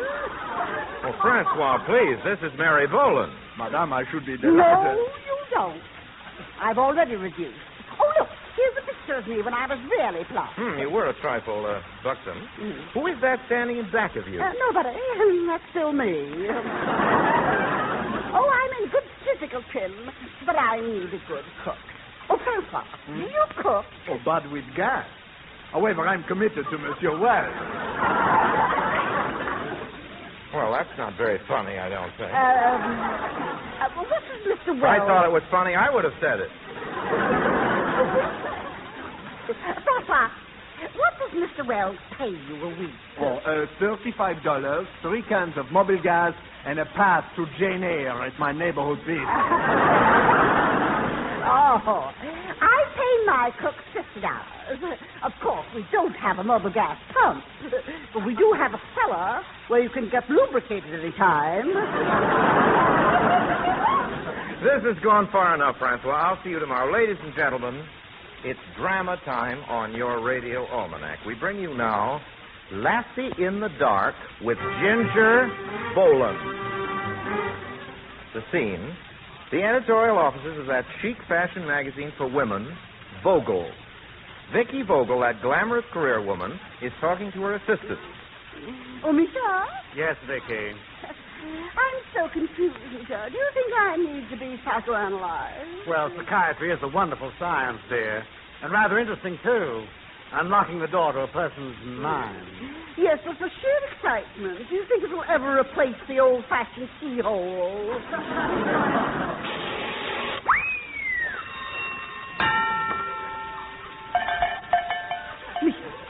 Misha, did you hear that? No, what? The strangest noises go on in my head.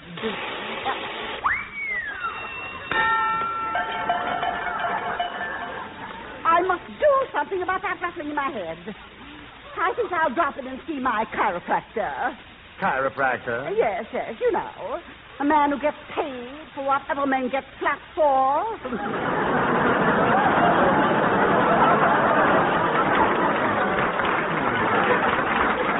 Well, darling, you do need a psychiatrist, and I know one who's simply wonderful. Dr. Precox. Oh, don't be absurd. But there's nothing wrong with my mind.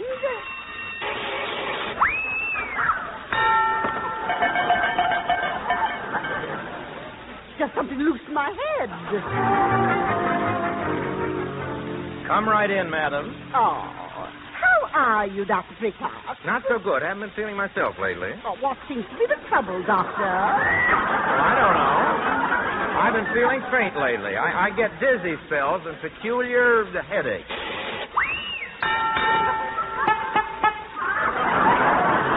There it goes again. Did you ever get that feeling? Yes, but mine has a cowbell in it.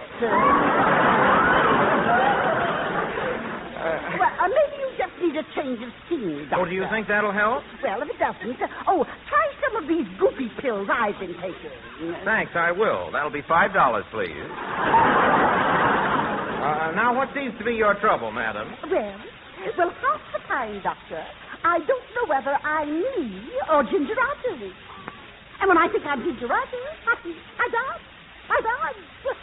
Like this.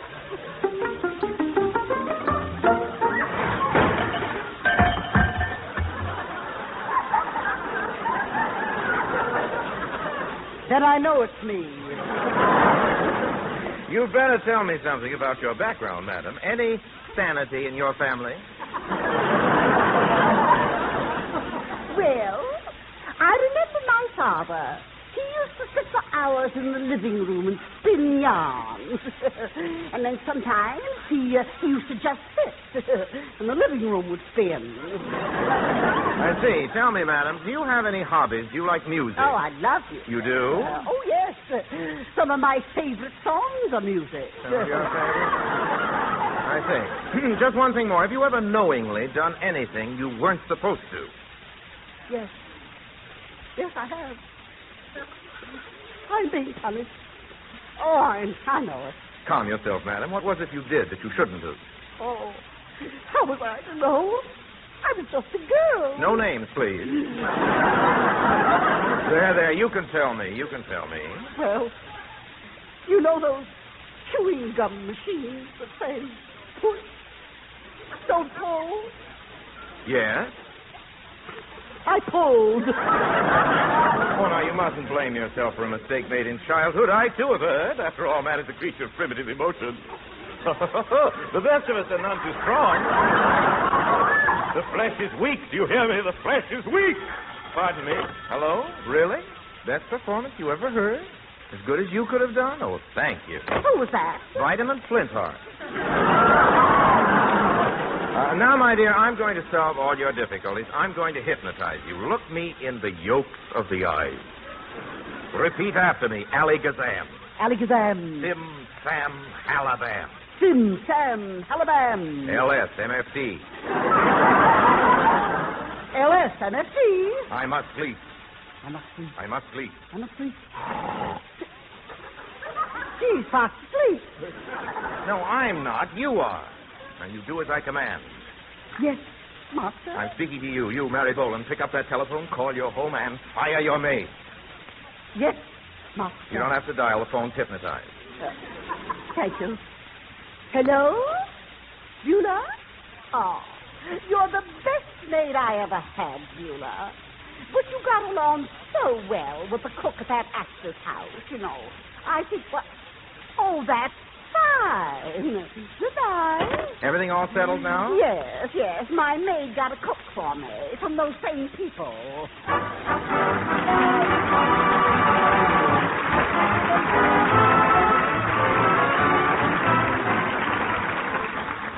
An American pilot takes off from England. His destination, Berlin. His assignment, to drop just a few bombs, only enough to challenge German pilots into combat. Because current brilliant strategy is this. To make invasion possible, the German Air Force must be knocked out first. Flying horsepower is helping to do that job. This sensational superfuel is in that fight, bringing brand new power ingredients to aviation gasoline. Today, our planes are going farther, climbing higher, carrying heavier bomb loads than ever before. The makers of mobile gas are producing this miracle fuel right here in California, in the town of Torrance. And this plant is only one to share in their vast $90 million program, the greatest catalytic cracking program in the world. After victory, you'll have flying horsepower for your car, and you'll enjoy new motoring pleasure. Flying horsepower is going to mean flash getaway, dynamic power response. It's coming in mobile gas at the sign of the Flying Red Horse.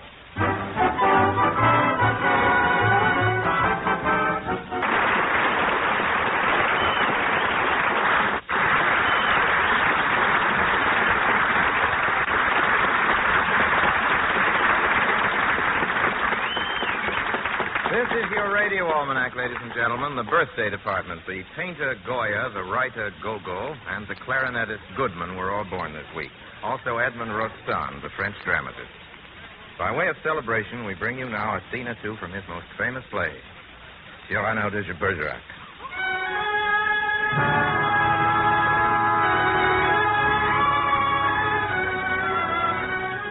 Cyrano was a poet, a satirist, and a swordsman. He lived in the days of the musketeers, and he will never die. He had the biggest nose that ever sniffed at pomp and circumstance, and a heart to match. Above everything, he was incorruptible.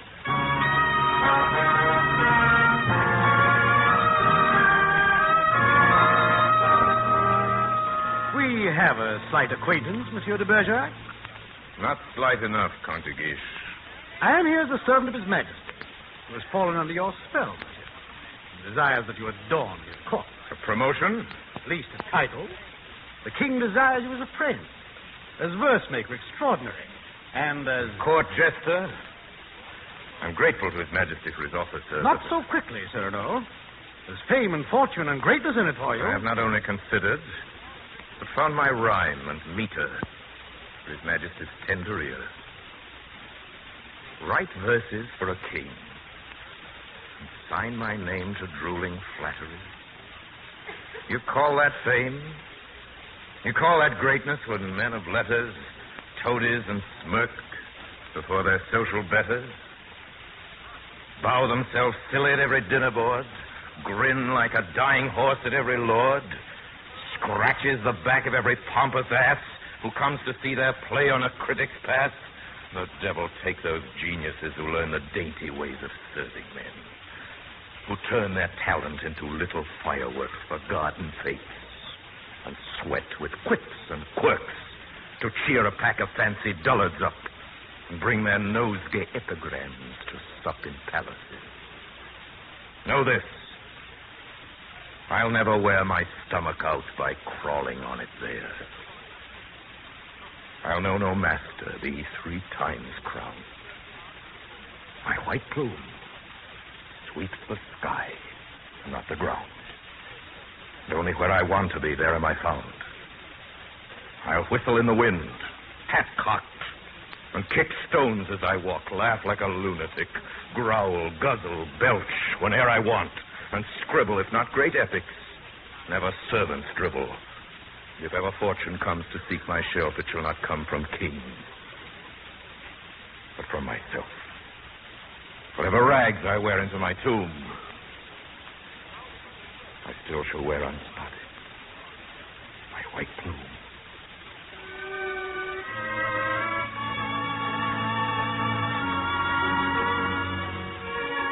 Cyrano was a lover. He loved greatly and wooed eloquently the beautiful Roxanne. But Cyrano felt the ugliness of his monstrous nose, and it was the handsome Christian who won her. We shall see now by what means. I must tell you this, Christian.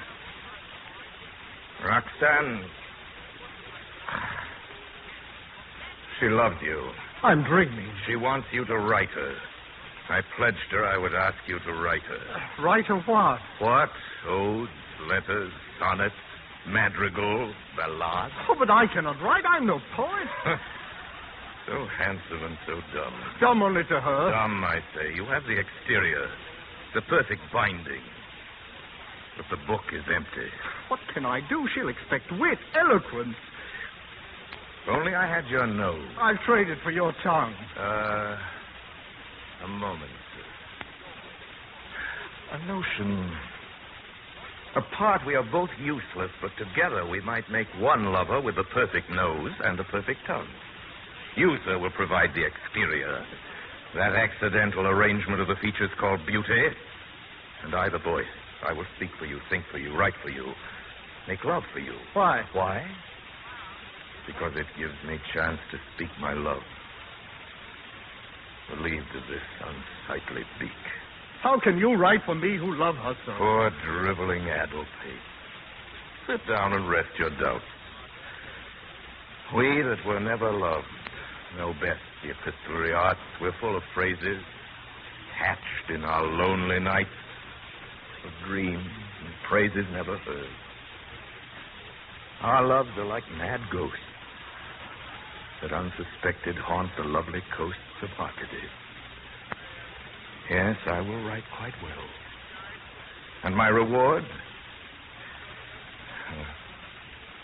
When she feels love still, though her sweet arms embrace you, yet my art, my words, my dreams will be that fill her heart.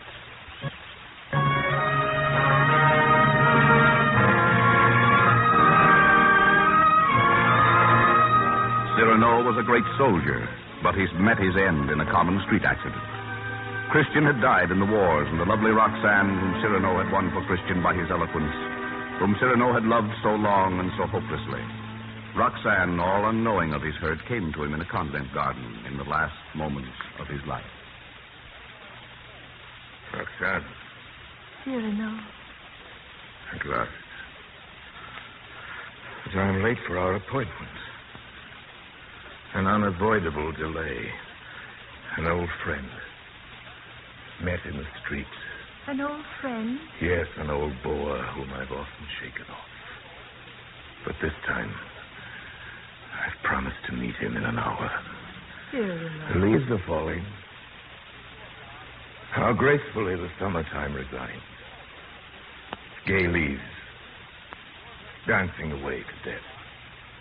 Cyrano, you're ill. Oh, an old wound. An old wound from the war. Yes, old wounds bring pain sometimes. I have one here in my heart. I keep his letter over it. His letter? Christian. His farewell. The tears and blood are faded on it. But the words still breathe. They were alive and always near me. I'd like to read it. Yes. Farewell, Roxanne. Farewell to love and you. Tonight I have a soldier's rendezvous to keep. Rebelliously I join the dead, mourning to leave so much of love unsaid. How sweetly you read it. No more your eyes will light for me the day. No more your lips will smile the dark away. No more your lips with mine will touch or wed to bring me ecstasy beyond what's said. You're not looking. You're not reading. For the last time, I remember now the small trick of your hand against your brow. Farewell. Farewell. Till I shall cease to be. Till that last moment. You remain with me. You wrote that. It was you. No. Yes, that letter and all the other letters. Then you wrote them. No. The words I love were yours. No, that Roxanne. tender mind I love, that deep soul that has haunted me was you. No. You loved me. No. Your no grows weaker. No, dear love. Sweet love. I did not love you. Oh, Cyrano, there was no Christian. There was only a voice that spoke to me, and that was you. There was no Christian. These are your words. Even the tears are yours. The blood was his. Why did you keep your secret, Cyrano? Why not have told me? Why not have let me know whom I loved? I guessed it. It was madness, Cyrano. The doctor ordered you to your bed. I have had a previous engagement. Fool, madman. You've killed yourself by coming here. What is it, Ray? What happened? Cyrano, what is it? On Saturday, a fat and ancient grenadier, while rescuing his foolish hat, was trampled by a horse. Who dreamed to die like Caesar. Was run over by a horse. Cyrano, live for me. Run over by a horse. Oh, fate! I'll save my little breath. Having botched all else, 'twas only fitting that you botch my death. I'm not to leave you but my epitaph. Here lies A nose that was too big by half. Here lies a moonstruck brawler, rhyming hack, a fool and fiddler, mastermind and jack of all trades. Here lies Hercules the brute, a swooning Romeo without the knack of love, an Orpheus who loved to toot his songs against the wind. And two, a crack philosopher. In short, here lies, now mute, a certain Cyrano de Bergerac, who was all these men. And nobody to boot. Dear Cyrano, rest now. Not here. I'll not die sitting down. I'll stand for death. Come forth, you snub-nosed skull. My hand still draws a sword. Come forth, eternal ghost. 'Twas in lost causes that I love the most to fight. Oh, what devilish figures these that swarm at me? Look. Look, my enemies. I recognize them all. The smug, the snide, who live by lies and cringing override their betters. Here, varlets, is my sword again, against all who act unjust to honest men. No quarter then, no quarter now. Attack! For here, as always, stands Dipper. You've taken all. The laurel and the rose. My little lute won by 1,000 blows. But when all's gone, oh, when you strip me fine, one thing I'll hold aloft that still stays mine. I take it with me. And when I stand tonight before God's house, I'll show it clean and white. And bowing to him, sweep the doors of doom. With this I own unstained, with my white bloom. I loved but one man, and I lost him twice.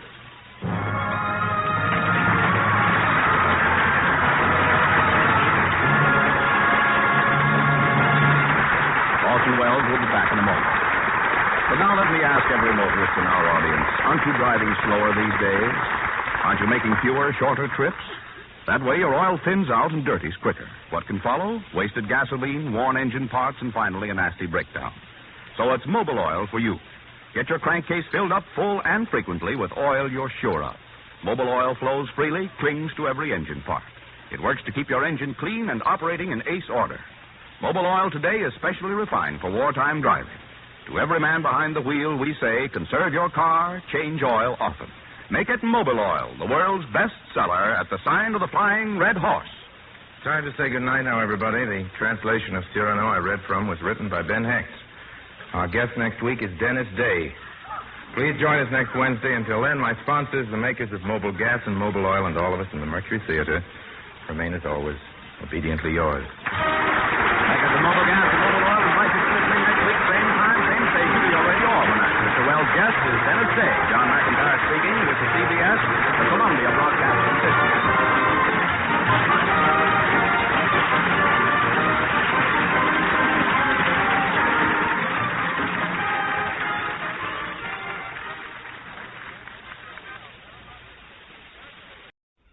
Good evening. This is your radio almanac for February 23rd. This is Ash Wednesday, and yesterday, of course, was Shrove Tuesday, or Mardi Gras, sometimes called Pancake Tuesday or Fat Tuesday. This is Orson Welles, sometimes called Fat Orson. Just saying hello before the show starts. There was a new moon about 7 o'clock tonight. What says our household hints department? The taste of fish may be removed from pots and pans by rubbing with lemon rind. The taste of lemon rind may be removed from pots and pans by rubbing with fish. Thank you, Prudence Pratt. Professor Frugalizer?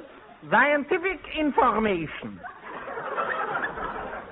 Dew does not fall on the grass. It doesn't fall anyplace.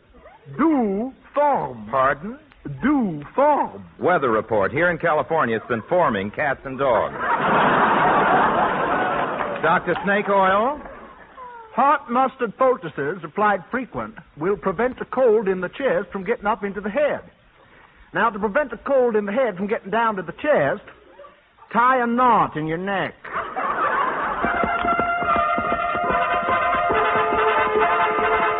We bid you welcome one and all to the sign of the Flying Red Horse.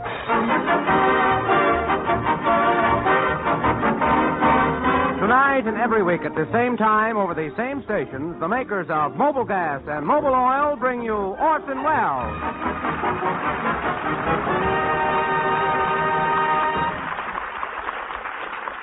Ladies and gentlemen, we'd like to show you what took place a little earlier this evening at the stage door of the CBS Broadcasting Studio. A group of young ladies in bobby socks are gathered in the entranceway. All right, girls, break it up. Move along now. Please. We're allowed to stand here. Orsie lets us. Orsie? Yeah, Orsie. Orson Welles. We're his fans. This is the Orson Welles Phone Club. Okay, just make a little less noise. He's a meanie. Oh, when do you think Wellsy will be coming along? His program's on the air any minute. Aggie, what are you doing over there by Orson's car? I'm patting his fender. Gee, Orsie's got the most beautiful fenders in Beverly Hills. Here he comes now. It's Wellsy. Well, if it isn't the Orson Welles Swoon Club. Yahoo!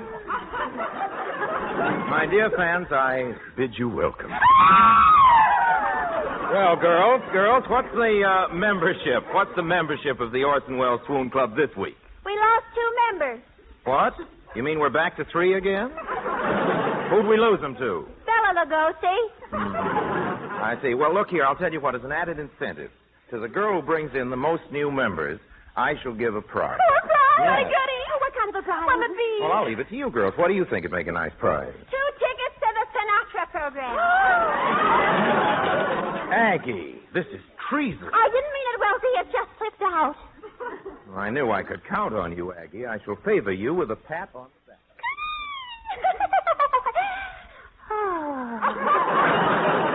All the same, Aggie, you ought to be punished. On your way home, I'm going to ask you to write 5 times on every building you pass, Orson Welles, I love you. And don't sign my name to it. Well, girls, there's only a few of you, but I'm sure you're happier shrieking over me than you ever were shrieking for Sinatra, aren't you? Yeah, but Frankie, don't twist our arms. Aggie? Orsie's cute, isn't he? Isn't he? Huh? Yeah. That's right, Aggie. I guess all of you girls have seen that wonderful picture, haven't you? That wonderful picture that's playing now, the one with Joan Fontaine in it? Oh, yes, well, dozens of times. Dozens? What picture is that? Come, Aggie. I just can't remember the name. Oh, try. Force yourself. Let's see. Joan Fontaine and, hey, was the fellow who played opposite her Solid Murder? He was terrific. You remember the name now, don't you? Why, sure. Charles Boyer and the Constant Nymph. Aggie. It just slipped out. Well, goodbye, Wilson. Hey, girls. My show goes on in a minute. Aren't you coming in to hear the program? We're going to the Palladium. Aggie. To watch the dancers, please. You know, Wellesley. Those red cutters and shaggers and Lindy Hoppers. I get a big kick out of a hopper. I get a big kick out of a hopper. Head a hopper. Gee, I know. In her column, she said your program didn't get any laughs. Yeah. Yeah, maybe I ought to wear one of her hats. Isn't he cute? Isn't he? Huh? Yeah. Thanks, Aggie. Thanks. Mr. Wells. I know, Sonny. I'm due on the air. Goodbye, girls. This is important, Mr. Wells. There was a mistake in the Einstein theory. Well, girls, I'd like you to meet a member of our research staff. He's just a kid. Well, he's only 9 years old, but he works on our program. This is little Noel Bupperman. How do you do, young ladies? Did you know that Einstein claims the proportion of variation in cosmic displacement can be ascertained by the formula n7 plus 2Tn divided by infinity cubed times LS MFT? Really? Did he get any on him, huh?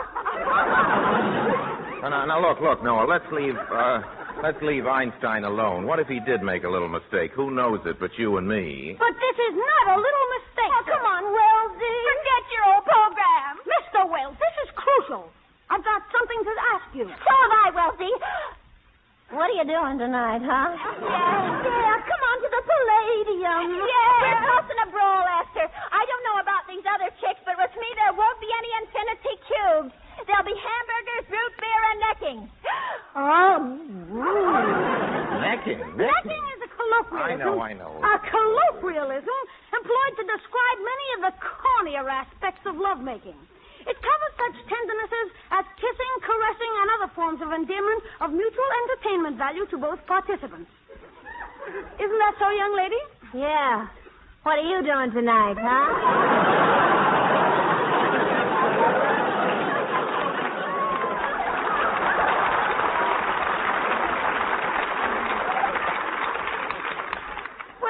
Thank you for the invitation, but I'm past those carefree days. Since my 9th birthday, research has become very important to me. After all, scientifically considered, what is a kiss? Suppose, for example, one of you young ladies was to kiss me. All right, there. Now, my contention is... Ole! What's the matter, Sonny? Oh, to be 7 again. Where are you going, Noel? Back to my study. Just me and my memories. Mr. Wells, you're on the air. Well, I've got to get on into the studio, but don't you take it too hard, Noel. After all, the whole world is ahead of you. You're young. Always remember, Sonny, you're living in a land of opportunity where anyone can grow up to be vice president.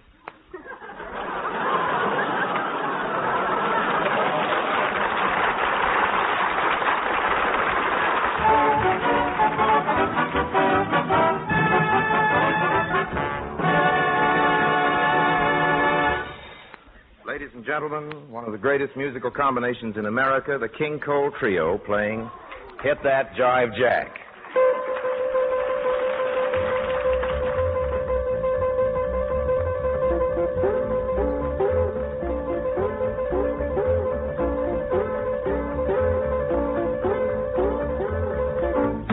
Hit that jive jack, put it in your pocket till I get back. I'm going downtown to see a man that ain't got time to shake your hand.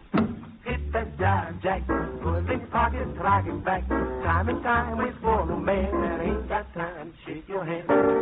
Standing on the corner, all full of jive. But you know that you're a boy, and I'll always give you 5. Hit that jive jack, put it in your pocket till I get back. I'm going downtown to see a man that ain't got time to shake your hand.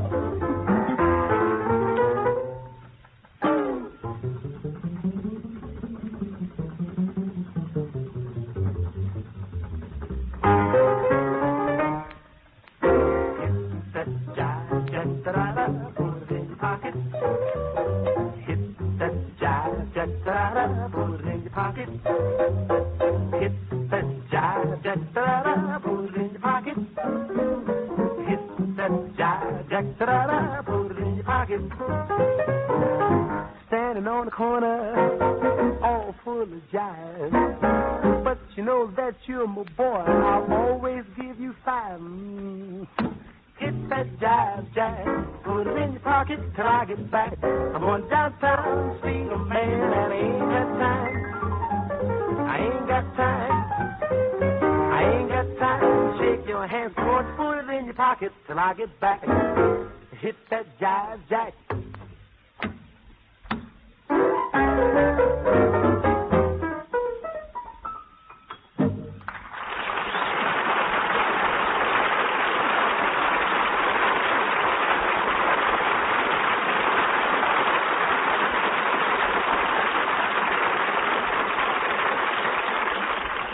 You're listening to your radio almanac, ladies and gentlemen, and an almanac brings you a little bit of just about everything. Now, right here, for example, we bring you once again the Housewife's Guide and Mentor, Prudence Pratt. Peeling an onion underwater will prevent you from crying. It will also prevent you from breathing. And, now our motorist aid department, Mr. Jack Mather. Brother drivers, how you doing on your mileage? Are you getting lots or little? Are you crowing or kicking? Well, look, next time you overhear somebody saying, "Do I get the miles?" follow that fellow. Drive in right behind him at the sign of the Flying Red Horse. Echo his order, mobile gas. Drive out and learn what mileage means. You'll clock off mile after mile for every gallon. Your speedometer will show you mobile gas is packed with every wartime mile it's possible to give you. 1944 mobile gas delivers all the mileage that you got from peacetime mobile gas. No gasoline can give you greater distance for each coupon. Try it driving to the war plant. Try it going into town. Try it in your truck or on your sales route. And you'll say, "Do I get the miles?" Absolutely, folks. From the Redwood Highway to Times Square, mobile gas is America's favorite gasoline. Prove why. Drive into your mobile gas dealers. Honest, you'll come galloping back for more mobile gas. Thank you, Mr. Mather. And Miss Pratt, I see you have something more for the ladies. A new cork dropped into scorched gravy improves the taste of the gravy. New gravy on scorched cork will not improve the taste of the cork. Uh-huh. Thank you, Prudence Pratt. Dr. Snake Oil? If you rub it with wet starch, there'll be no discoloration on a bump.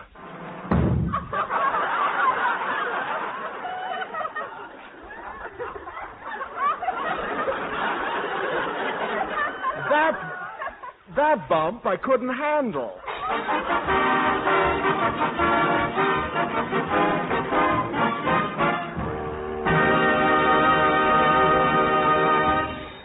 For the past few weeks, Miss Hedda Hopper, the noted Hollywood columnist, has been taking various assorted pot shots at your obedient service. Who has gallantly decided to extend the privileges of his program to Miss Hopper, aforesaid, to give her the chance to air her curious views before a larger audience. Ladies and gentlemen, you've heard Sinatra referred to as the voice. You've heard of Wooly the beard and Durante the nose. We bring you now Hedda Hopper the hat.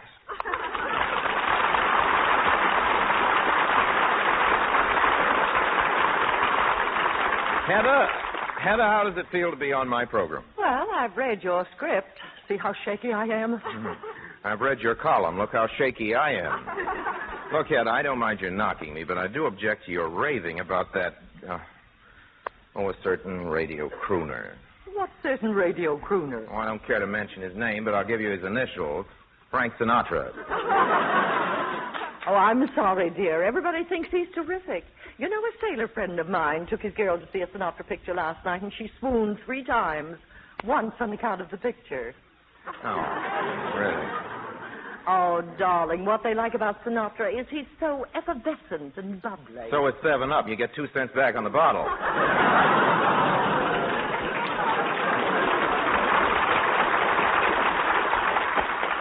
Dear, the difference between you and Sinatra is he's not corny. In his pictures, when he proposes to the girl, he doesn't get down on his knees. Of course not. He'd never be able to get up. You know, Hedda, I think you might revise your estimate of me if you'd see my new production, Jane Eyre. I have. Well, Joan Fontaine plays the title role. Yes, and you play the part of Mr. Rochester. How do you like me? Well, the fellow Jack Benny's got plays it much better. Hedda, this is common gossip. Why, everyone knows my studio is grooming me as their #1 leading man and lover. You mean they've given up on Sidney Green Street? Oh, let's face it, Orson. You've got as much romance as a salmon going downstream. Yeah, but you ought to see me going up to spawn. Hedda, I just don't know how you can say I'm not romantic. Well, in that picture, Jane Eyre, when you kissed Joan Fontaine, I didn't feel anything. Maybe you were sitting too far back. You say you don't like me as a lover, Hedda. What do you suggest I do? Well, frankly, I don't know, Orson. Why don't you change your name to Lassie and go home? Hedda, it's easy to criticize, but let's have a constructive suggestion. Now, take this radio show. How can I make myself your favorite comedian, short of having you on every week as a guest star? You know, I married a comedian, and I know how hard it is to be funny. You've got to have confidence, Orson. As you stand there by that microphone, you've got to keep saying to yourself, I'm the funniest man in the whole world. Go on, use your imagination. Well, I've always felt I didn't need to be funny, you know. My lovable nature, my winsome little ways, ready smile, and my sweet personality are my bread and butter. And what do you do for your meat and potatoes? Hedda, just for the fun of it, name something you do like about me. Well, I always enjoy it when you say obediently yours, because then it's all over. Hedda, there must be something else. Well, dear, you do read poetry divinely. Oh, poetry. You mean like, breathes there a man with soul so dead who never turned around and said, not bad. You see, that's what I mean. Those jokes of yours, oh, brother. Oh, now, really? Listen to that kind of a program. Well, Hedda, here's a telephone book. I'll just pick a telephone number at random. Here's one. Now, let's see. Rescue 96970. Hello? I'm sorry to bother you, miss, but what radio program are you listening to? Orson Welles, and he's wonderful. Well, thank you. And what time are you coming home, Orson? 10 o'clock.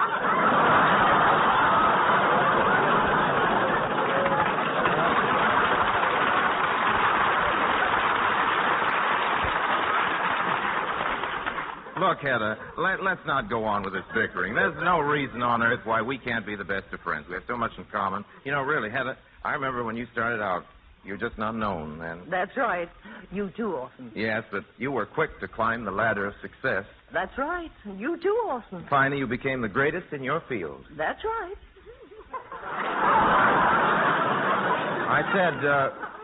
I said, Hedda, finally, you became the greatest in your field. That's right. Stop trying to think of a new line. Just read what I wrote on the paper. No kidding, Hedda. You remember those old days when we didn't have a nickel between us? We were almost starving, really, folks. One day in particular, a wintry afternoon it was, we met on a bench in Central Park. You were cold and hungry. I had a ham sandwich. Yes, Orson, when you gave me that ham sandwich, you showed me what you were made of. Hedda, before you go, you've really been so swell. It says here, I feel there's something I'd like to do for you. I'm casting a new picture of mine that's really a wonderful partner for you. Oh, well, it's very kind of you to think of me, dear, but I'm afraid you're too tall for me. It would be too much of a strain on my neck, darling, looking up at you. Well, in pictures, dear, there's an easy way to fix that. For instance, you could stand on a box, and then you could look right into my face. Better still, I might stand on your face and look right into the box. Well, seriously, Hedda, this part, honest to goodness, is really great for you. You're just the type for it, a perfect type. Now, just wait until you get your teeth into it. It's a real academy material. Now, here's your scene. You and I have been lovers, see? Yeah. Good. We've been parted. You return, thank you. You stand there looking at me. I speak first. My treasure, my own one, my beloved. You've come back to me at last. The years have separated us, years of sorrow and heartache. Tell me this much. Are you all right? Are you? Are you? No, don't speak. Just let me look at you. What a picture you make there under the apple tree, the sunlight weaving its golden shuttle through your hair. The breath of spring blushing in your cheek. You've been away too long, darling. Tell me, did you miss me? Did you? Did you? You don't have to tell me. I can see it in your eyes. Those eyes that speak so eloquently to me of passion. Oh, darling, darling, darling, take me in your arms as you used to. Take me. No, you look tired. You must rest. Darling, when I think of the songs, the springtimes you and I have missed, the love words left unsaid, say them to me now, my darling. Say them. Say them. Well, I'm sorry, Hedda, you're not the type. We'll let you know if anything turns up. Hedda, really and truly, it's been great fun. I want to thank you sincerely for coming on the show. Really, truly. Everything from the highest point of anything I've said. I really get a big kick out of your column. And please promise me that you'll visit us again, Hedda. Well, at least I'm glad you like my column. Read it tomorrow, darling, and you'll really get a kick. Good night, dear.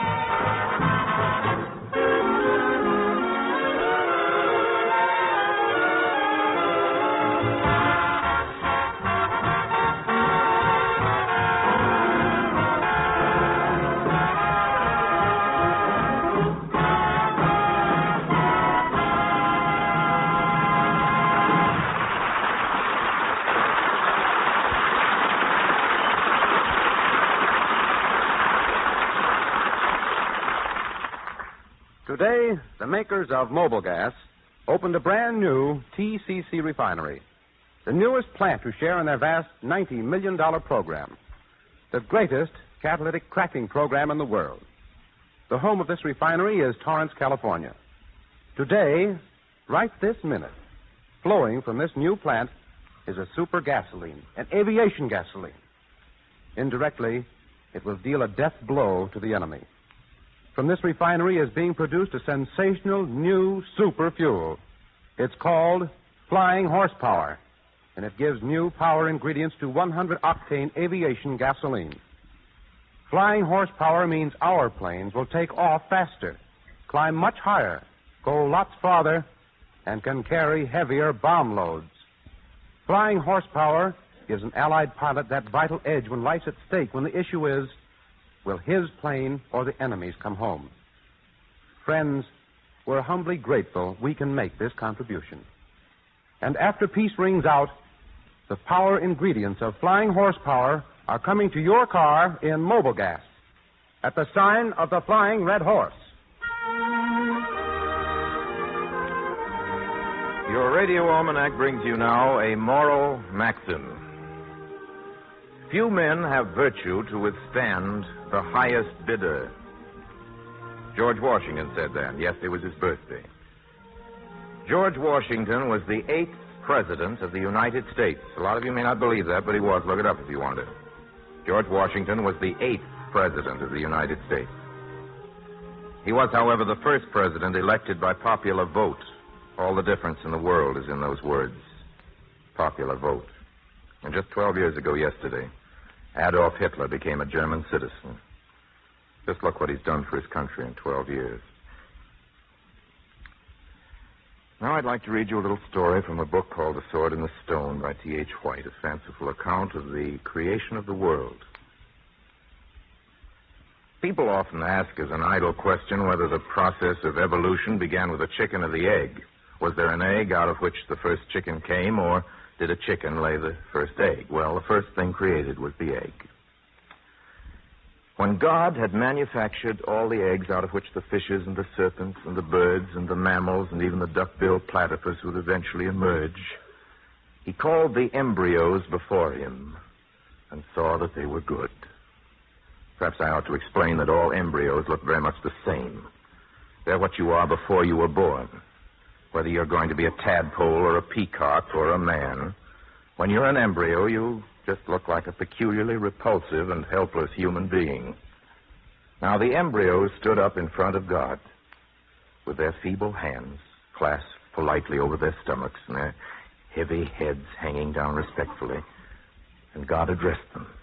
He said, "Now look, you embryos, here you are, all looking exactly the same. We're going to give you the choice of what you're going to be. When you grow up, you'll get bigger anyway, but we're pleased to grant you another gift as well.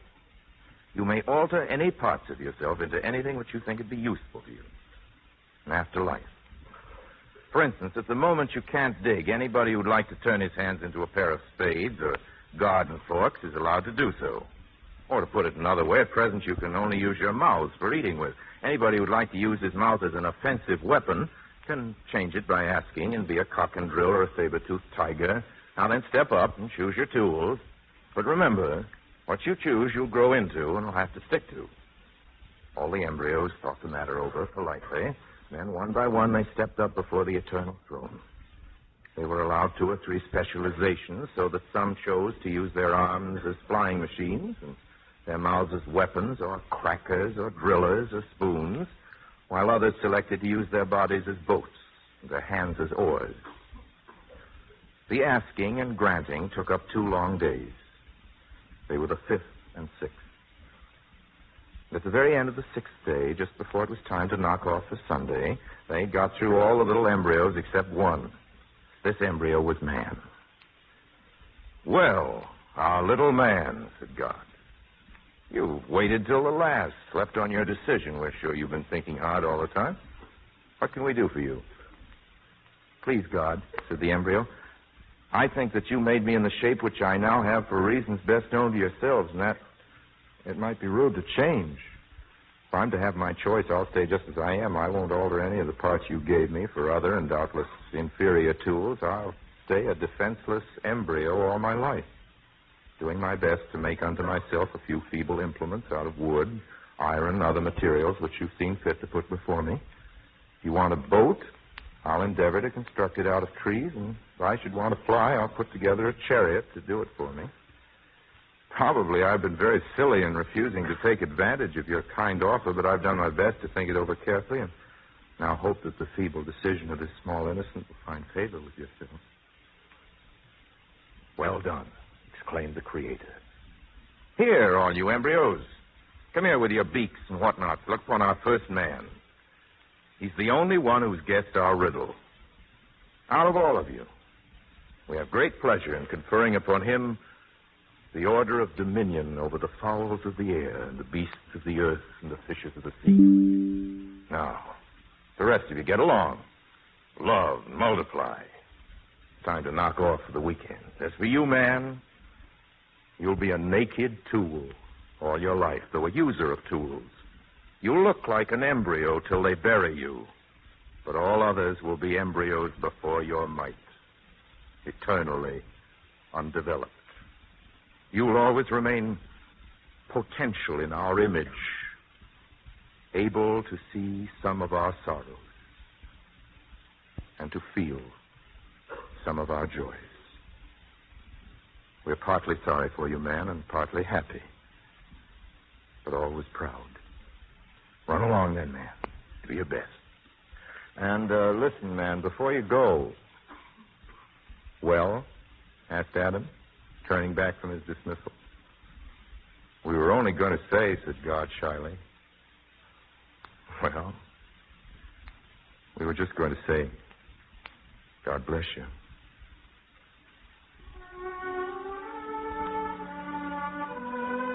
Time to say good night now. I hope you'll join us next week. Until then, my sponsors, the makers of Mobil Gas and Mobil Oil, and all of us remain as always, obediently yours. Our guests next week are Victor Moore and Kay Thompson, the makers of Mobil Gas and Mobil Oil. Invite you to join us then, same time, same station. Mr. Wells read from The Sword and the Stone by T.H. White, published by Putnam. This is CBS, the Columbia Broadcasting System.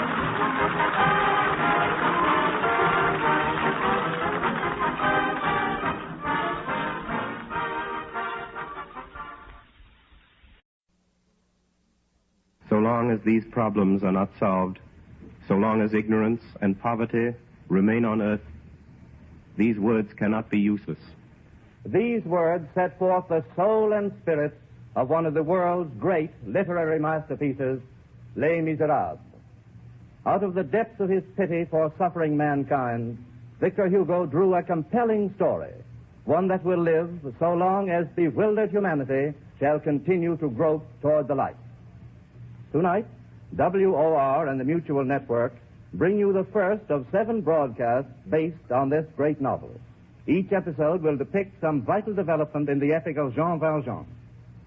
Orson Welles, author, director, and actor, has assembled a notable cast and offers an interpretation created specifically for radio presentation.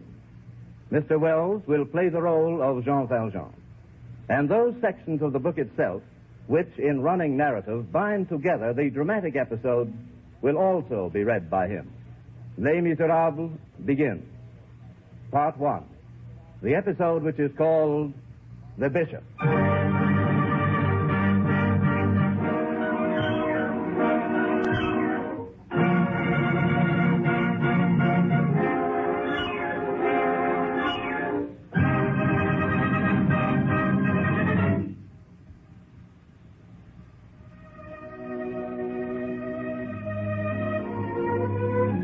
An hour before sundown, on the evening of a day in the beginning of October, 1815, a man traveling on foot was seen entering the little town of D. Nobody knew him. He looked ragged and mean. He must have come far that day, for he looked weary. The traveler went first to the mayor's office with his passport, and then turned his steps toward the inn. What is it? A man who wants food and a bed. One moment, monsieur. Good evening. Is dinner ready? Monsieur, I'm sorry. I cannot receive you. Are you afraid I won't pay you? I have money. I'll pay in advance. I have no room. Well, then, put me in the stable. I'll pay you. I'm sorry. Well, the attic or a corner of the kitchen. I must have lodging. We'll see after dinner. I can't give you dinner. But I'm hungry. I've been walking since sunrise. 12 leagues. I'm hungry. Get out. What do you mean? You heard me. Get out. But I don't understand. Monsieur, I suspected something when I saw you go into the mayor's office. So I sent my boy across to find out. Monsieur, shall I tell you your name? Oh.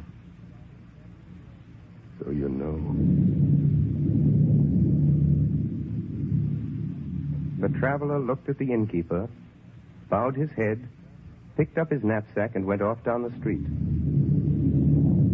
If he had turned, he would have seen the innkeeper in his doorway, pointing him out as he went, to the guests of the inn and to the passers-by. Night came on. It had begun to rain. He passed the prison. Mr. Turnkey! Mr. Turnkey! Well, what is it? Mr. Turnkey, your pardon. Will you let me stay here tonight? This is a jail, not a tavern. Get yourself arrested. The traveler did not know the streets. He walked at random. He came to the prefecture, and then to the seminary. As he passed the cathedral square, he shook his fist at the church. Then he stopped at a stone bench in the Bishop's Street and lay down there, hoping for sleep. Who was this man? He was a criminal, and he had paid for his crime. He was an ex-convict. He was tried 19 years before, in 1796. My name is Jean Valjean. Prisoner, you are accused of burglary. Have you nothing to say? Yes, Excellency. I was hungry. It was not our concern, prisoner. Proven fact of your guilt is not altered by the circumstance of your stomach. Excellency, I was very hungry. My name is Jean Valjean, Excellency. I come from Brie. My father and mother are both dead, and my sister's husband is dead, too, so she lives with me at Faverolles. She and her little ones. They are hungry, too. Excellency, I'm a pruner at Faverolles, And in the pruning season, I earn 18 sous a day. And that's all. It's very hard, Excellency. It's a very hard winter. There's no work, and there's no bread. No bread at all. Just no bread, Excellency. None. And I can't find any work. And they're all hungry, Excellency. More hungry than me, much. The 7 little ones. And no bread in the house. Prisoner, you were apprehended by police officers in the possession of stolen property. This court has reviewed the charge, and here finds proven finally against the prisoner the crime for which he is on trial, namely the burglary of 1 loaf of bread. Excellency, what does that mean? It means, prisoner, you're a thief. The court finds you guilty.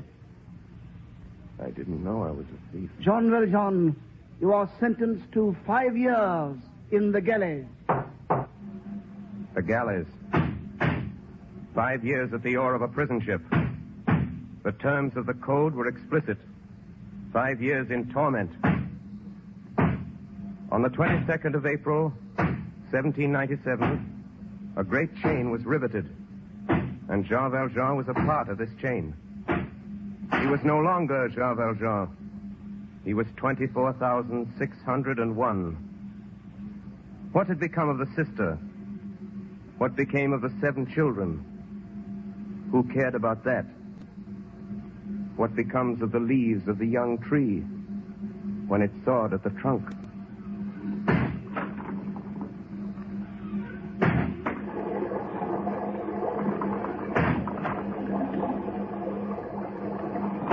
And all this time, Jean Valjean talked little, and he never laughed. When he left the galleys, he had not shed a tear for 19 years. 19 long years. For near the end of his 4th year in the prison ship, Jean Valjean escaped. On the evening of the 2nd day, he was retaken. Number 24601, for attempted escape. The prisoner's sentence extended 3 years. 3 years, which made 8. The 6th year. 24599. Here. 24600. Here. 24601. 24601. 24601. 24601 is not present. The prisoner has escaped. Fire the alarm cannon. That night they found him. He resisted the galley guard. Escape and resistance. Under provisions in the special code, the prisoner's sentence extended 5 years. 2 with a double chain. 5 years, which made 13. The 10th year. Attempted escape. The prisoner's sentence extended 3 years. 3 years, which made 16. The 13th year. Attempted escape. Beat taken after an absence of 4 hours. The prisoner's sentence extended 3 years. 3 years for 4 hours, which made 19. In October 1815, Jean Valjean was set free. He had entered in 1796 for having taken a loaf of bread. The rain fell heavily, and Jean Valjean was cold on the stone bench. Just then, a woman came out of the church and saw him lying there in the dark. My friend, what are you doing? You see what I'm doing. I'm going to sleep. Why don't you go to the inn? I have no money. You can't pass the night in the rain. Have you knocked at every door? Yes. Have you knocked at that one there? No. Knock there. And she pointed to a little low house on the other side of the square. It was the palace of the bishop.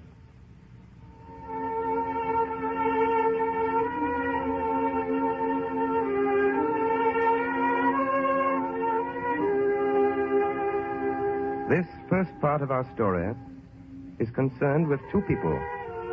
One of them is Jean Valjean, and the other is Charles Francois Bienvenu Myriel, called Monseigneur Bienvenu, who was the Bishop of D.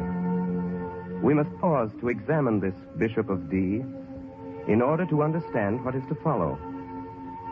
One day, he preached this sermon in the cathedral. My very dear brethren, there are in France 346,000 cottages with only one opening, the door. This is because of the tax upon windows. God gives men light, and the law sells it. In the upper and lower Alps, they make bread once in 6 months. In the winter, it is so hard, they must cut it with an axe. My brethren, behold how much suffering is around you.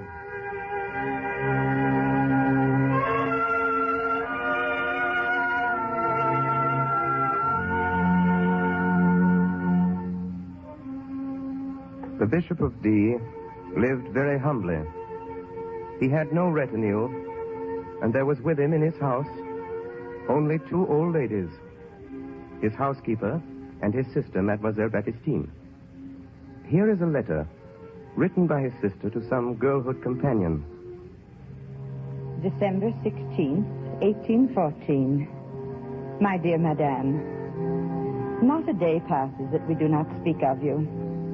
I am happy, but the weather is severe, and one must do something for those who lack. My brother is so good. He gives all he has to the poor and sick.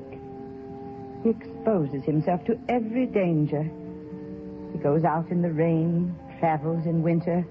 He has no fear of darkness or of dangerous roads, or of those he may meet. Last year, he went up all alone into a district infested with robbers. And when he came back, nothing had happened to him. He said, "See how they have robbed me." And he opened a trunk in which he had the jewels of the Embrun Cathedral, which the robbers had given him. Upon that occasion, I could not help but scold him, taking care only to speak when the carriage had made a noise so that no one could hear us. The housekeeper has had difficulty accustoming herself to what she calls his imprudence. But now that the thing is settled, we pray together, we are afraid together, and we go to sleep. Should Satan come to this house, no one would interfere. But after all, what is there to fear in this house? Farewell. With 1,000 good wishes, Baptistine. It will be seen that the bishop was a good man. He had no systems, but many deeds. When he had money, he visited the poor. When he had none, he visited the rich. So Jean Valjean knocked at his door. The events of that evening, early in October 1815, have often been related by Mademoiselle Baptistine.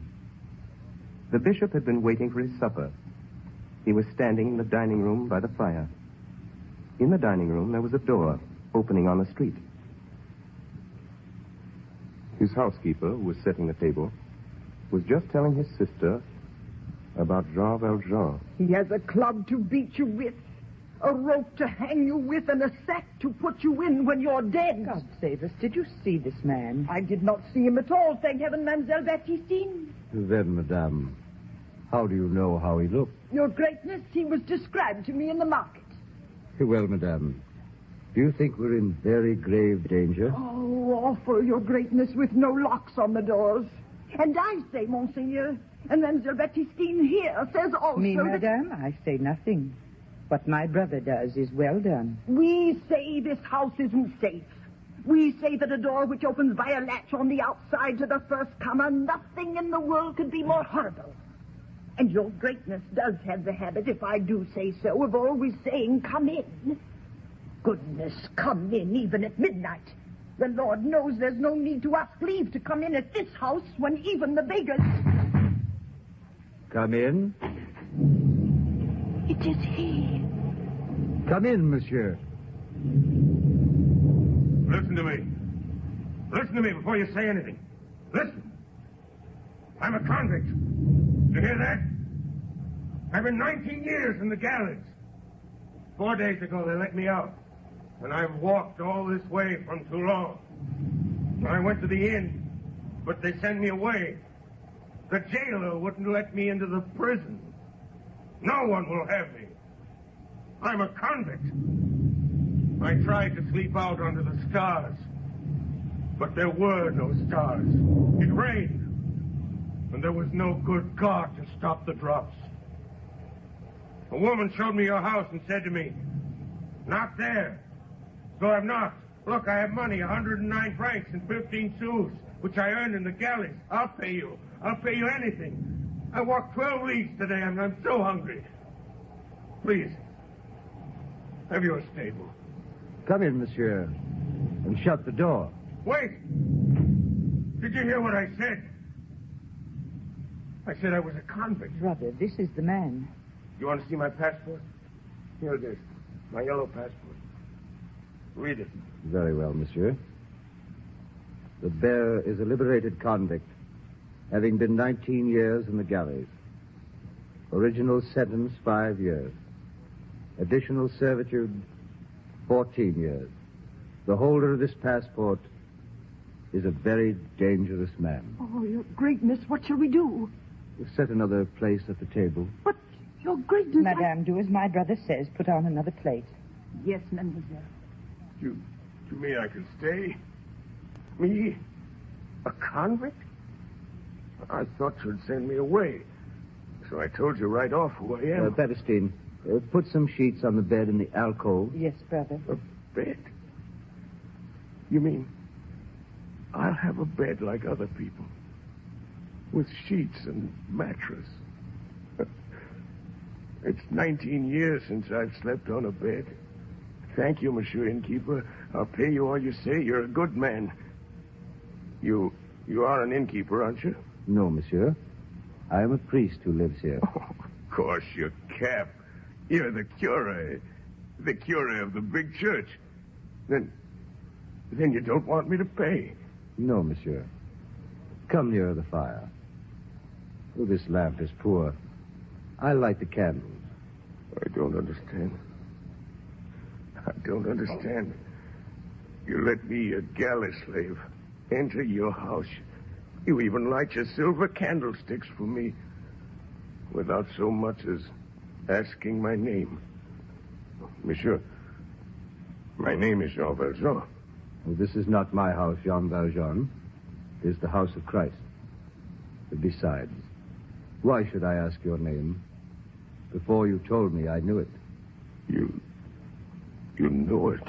Monsieur, your name is my brother. Your Greatness, the table is set. Ah, good.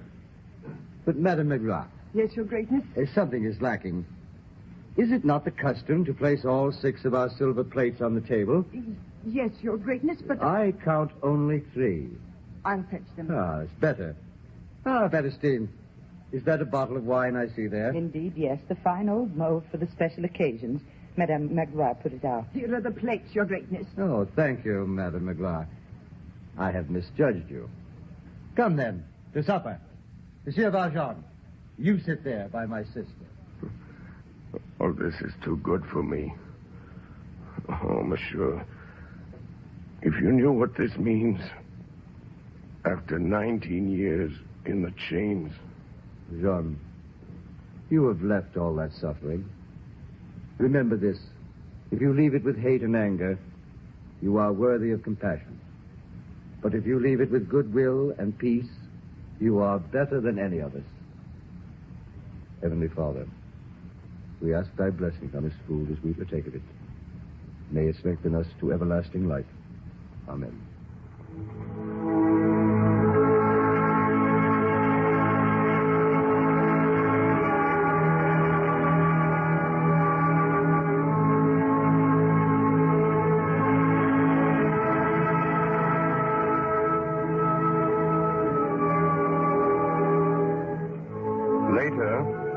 Mademoiselle Benedictine described the progress of this supper in a letter written to a friend. All I can say is that my brother took supper with this Jean Valjean with the same manner he would have used with the provost or the curé of this parish. After we had eaten, my brother turned to him and said, "You must be very tired. I'll show you to your room."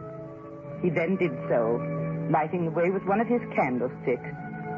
Madame Magloire and I said our prayers in the parlor and retired to our chambers without saying a word. Jean Valjean lay in his bed that night and thought of the bishop's silver. Those 6 silver plates.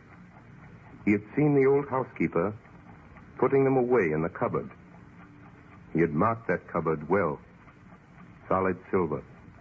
They would bring at least 200 francs, double his pay for 19 years' labor. What had been the life of this soul? Society should look into these things. They are its own works. In weariness, in agony, under the whip, under the chain, in the cell, on the convict's bed of plank, under the burning sun of the galleys, Jean Valjean turned to his conscience and reflected. To those who saw him, he seemed looking continually upon something terrible. For human society had done him nothing but injury. No man had ever touched him but to bruise him. Never since childhood had he been greeted with a friendly word. He had no weapon but his hate. He had resolved to sharpen it in the galleys, and he had taken it with him when he went out. So the passport was right. The yellow passport, which described Jean Valjean as a very dangerous man. The next morning at sunrise, the bishop was walking in his garden. Madame Magloire ran up to him quite beside herself. Monseigneur, your greatness, it's gone. Yes, madame? Monseigneur, it's all gone. And the man with the beard and the yellow passport. Madame, what is gone? Your greatness is silver. It's been stolen. The 6 lovely plates, your only treasure. Oh, Monseigneur, I was right. I should never have put them on the table. He has stolen them. Well, then, let us consider. Yes, Monseigneur? Firstly, did the silver belong to us?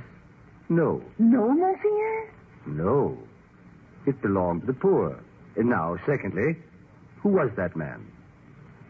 He was a poor man. I suppose so, your greatness, but he knew silver when he saw it, even if he didn't recognize a bishop from a curé. Oh, Monseigneur, it is not myself I'm thinking of, nor of your sister. I worry on your account. What are you going to eat from? Have we no tin plates? Tin smells. Well, then, iron. But iron has such a bad taste. There are always wooden plates. This Monseigneur's wishes. But what an idea to take that man. Brother, they've caught the man. Oh, thank God. Have they put him in jail? No, they've brought him here with the silver. They're outside the gate now. Brother, the police want you to identify him. Very well. Show them in. Come along now. Let's have none of your talk. Please. Silence! Prisoner, take your cap off in the presence of the bishop. Good morning, Valjean. You recognize him, Monsignor. That's enough. Here is your silver. Yes, but where are my candlesticks? Here are the stolen plates, Monsignor. Were there candlesticks, too? Oh, yes. Yes, they are of silver, like the rest. Valjean, where are my candlesticks? I didn't take them.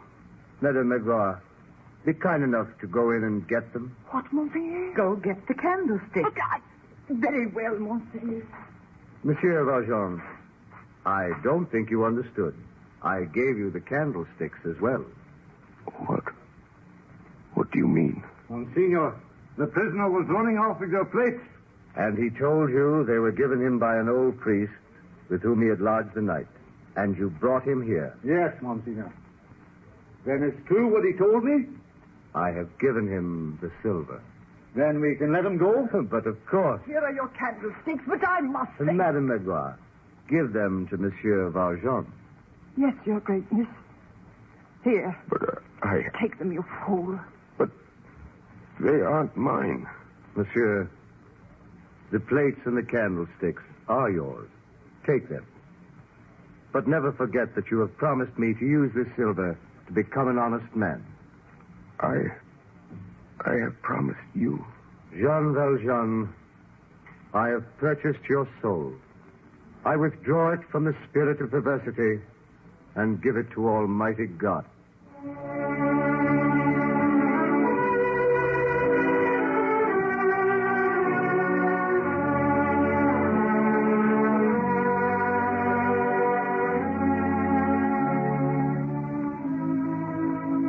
Jean Valjean ran out of the city as though he were escaping and made haste into the open country. A little gypsy boy passed by and dropped a penny. Jean Valjean put his foot on it and drove the boy away. Then he picked it up and ran after the boy. But he never found him. He found himself. He knew then that he must conquer or be conquered. He saw before him himself as he was, stick in hand, knapsack on his shoulders, the hideous galley slave, Jean Valjean. He beheld himself face to face and saw at the same time a light like a torch, and he knew that this torch was the bishop. Jean Valjean shrank and vanished. The bishop remained. There came to him the bishop's own words. Jean Valjean, you have promised me to become an honest man. I have purchased your soul. Then his heart swelled up in him, and he burst into tears. It was the first time he had wept in 19 years. How long did he weep thus? What did he do after weeping? Where did he go? No one ever knew. Only one thing is certain. On that very night, at 3 o'clock in the morning, a figure was seen in the attitude of prayer, kneeling upon the pavement, in the shadow, before the door of the Bishop of D.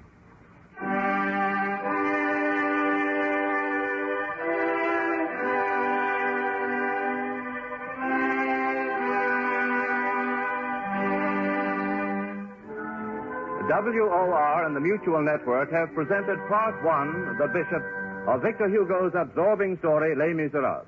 Orson Welles has played the role of Jean Valjean and read the narrative passages of this presentation, which he has prepared specifically for radio broadcasting. Next Friday evening at 10 o'clock Eastern Daylight Saving Time, we shall present Les Miserables in its second episode, which introduces Javert.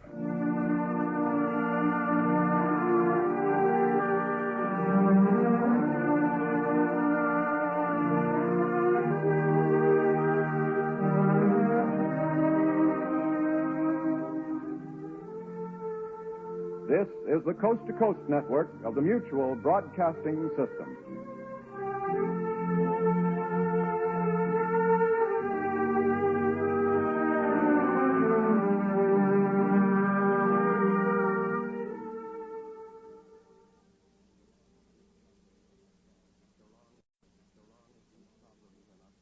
So long as these problems are not solved, so long as ignorance and poverty remain on earth, these words cannot be useless.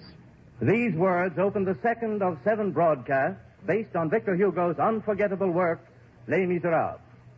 WOR and the Mutual Network present Orson Welles, distinguished young author, actor, and director, in an adaptation of this novel which he has made especially for radio. Mr. Welles plays the role of Jean Valjean, and he is also heard reading from the book itself as he binds together the dramatic action. Each broadcast unfolds a moving chapter in the progress of Valjean.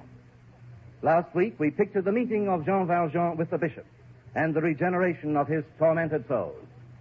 Les Miserables, Part 2, the episode which is called Javert.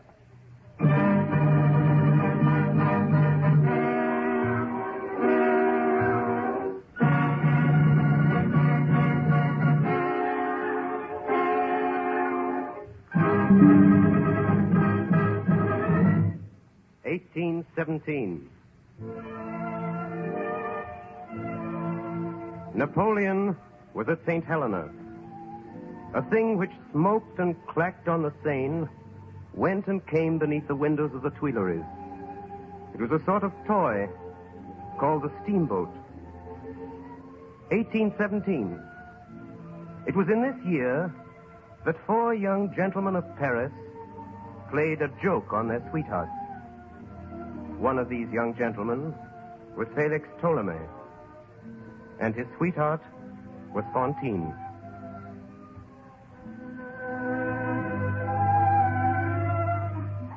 Excuse me, please, ladies. Yes?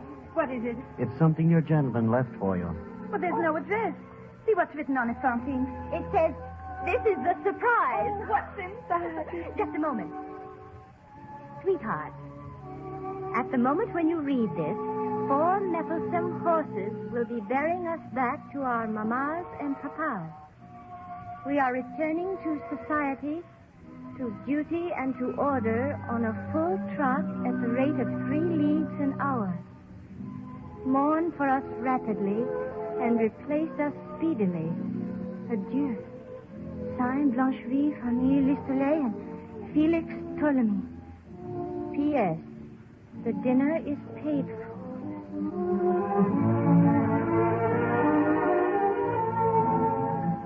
It was a good joke.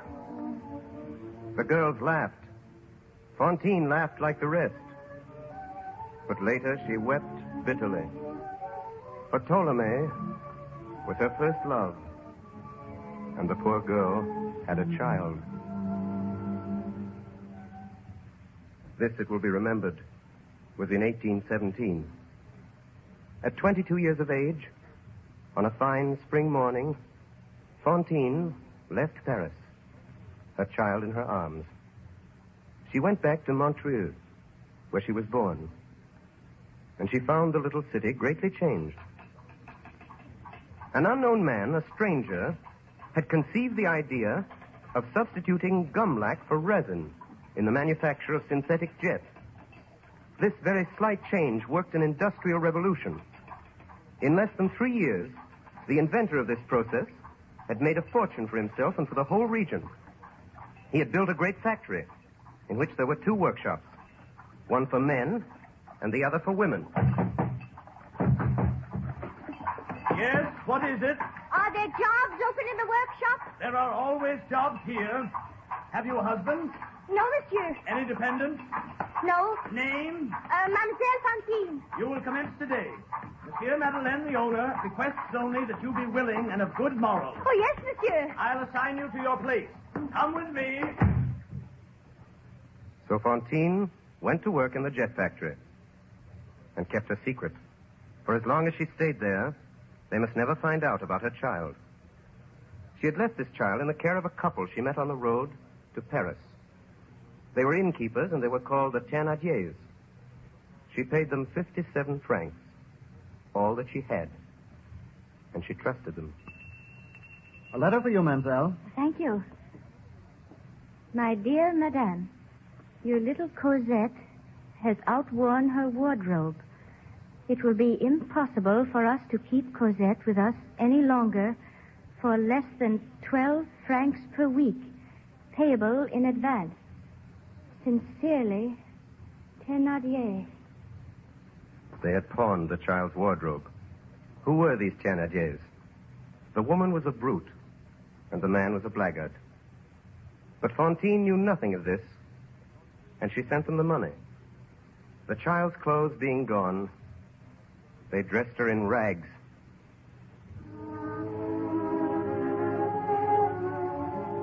And they fed her on scraps, little better than a dog, and a little worse than the cat. They put her to work. She was made to run errands, to sweep the rooms and the yard and the street. In the village, they called this little child the lark.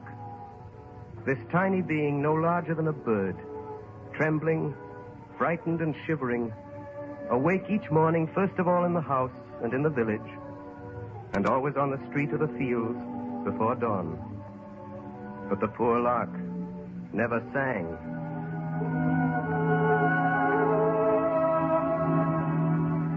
Fantine took a small room and furnished it on the credit of her future labor. She worked hard, thought of nothing but Cosette, and was almost happy. Not being able to say she was married, she took care not to speak of her child. But the women began to whisper in the workshop, and Fantine was watched. More than a few were jealous of her fine teeth and her golden hair. Mademoiselle. Oh, yes, monsieur. You have been with us in this establishment for over a year. Here are 50 francs. 50 francs? They are donated by your employer, Monsieur Madeleine. They will cover your expenses. I must ask you to seek employment elsewhere. Elsewhere? What do you mean? Mademoiselle, the existence of your child has been revealed to us. Good day, mademoiselle. Fantine offered herself as a servant, but nobody wanted her. She began to make coarse shirts for the soldiers. For 12 sous, she sewed 17 hours a day, but her creditors gave her no rest. How could she pay? She couldn't. How could she live? She learned. She learned from an old woman who sewed with her, named Marguerite. We who have grown old in privation can extract much from a sou. But 15 francs, Marguerite. Think of it. The Thénardiers wrote me. They want 3 more francs a week, and you know what I earn. You'll learn. But you can't live on 6 sous a day. No, my girl. But you can starve on it. It's a science. Summer passed away, and winter returned. Short days and less work. In winter, there is no heat, no light, no moon. Evening touches morning. The whole day is a cave, and the sun is a pauper. Madame Fantine, Cosette is sick of an epidemic disease, a military fever. She must have medicine, and drugs are dear. Unless you send us 40 francs within a week, the little one will die. Sincerely, Thénardier.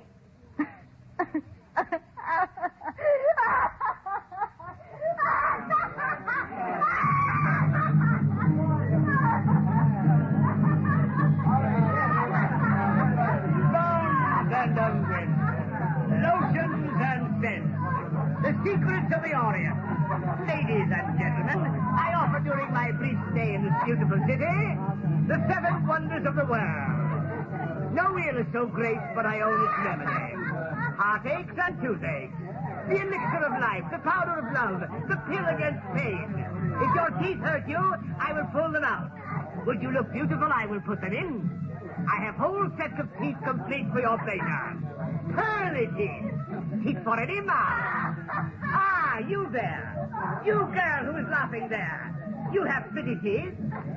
Tell me your 2 incisors, and I'll give you a gold Napoleon for each of them. What's that? What are incisors? Incisors, young lady, are the front teeth in the head. The 2 pretty upper ones. Oh. Consider my beauty. 2 gold Napoleons, 40 francs. How much good will they do you? If you've got the courage for it, come this evening to the inn, and you will find me there. Oh, no. Hold on, don't run away. Hold on. Come back.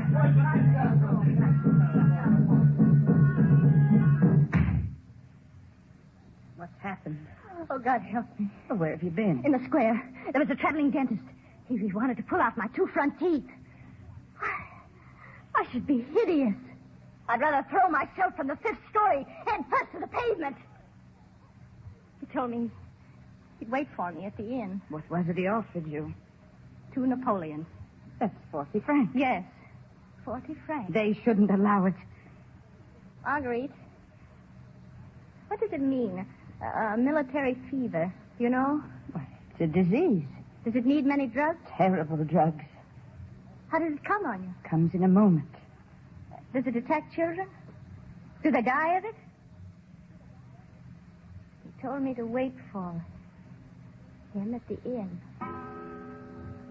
The next morning, when the old woman went into Fantine's chamber before daybreak, for they always worked together and so made 1 candle do for 2, she found Fantine sitting there on the couch.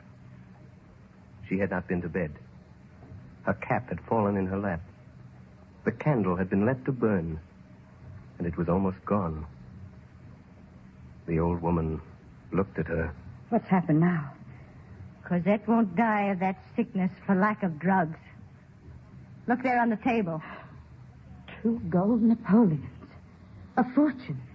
Where'd you get them? I got them. Then Fantine smiled. The dying candle lit up her face. The corners of her mouth were stained with blood. The 2 teeth were gone. Madame Fantine, send us 100 francs, or we will put out your child on the highway. 100 francs. Oh, what can I sell for 100 francs? Come. I shall sell what is left.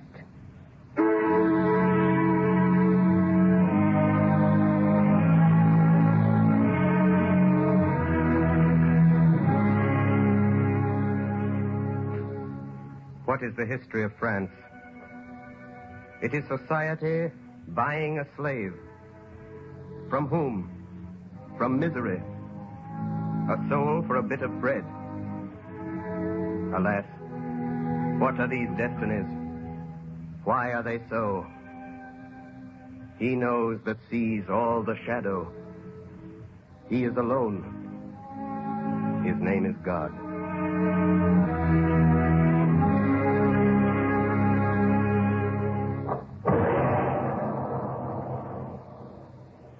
Monsieur Madeleine was well loved in the village.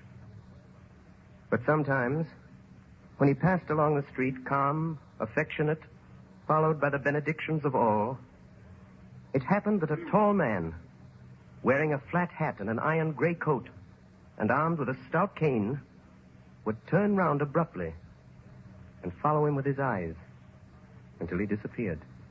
This man was one of the police. His name was Javert. The peasants of Asturias believe that in every litter of wolves there is one dog which is killed by the mother, lest on growing it should devour the others. Give a human face to this dog son of a wolf, and you will have Javert. This man laughed rarely and terribly, and around his nose there was a wrinkle as broad and wild as the muzzle of a fallow deer. Javert was an eye, always fixed upon Madeleine.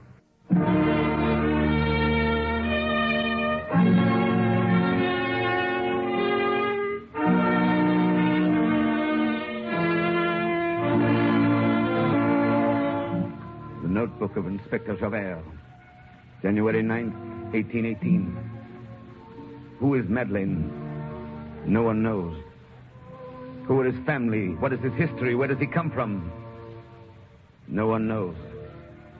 He is popular for his deeds of charity, which are done secretly as though they were bad deeds.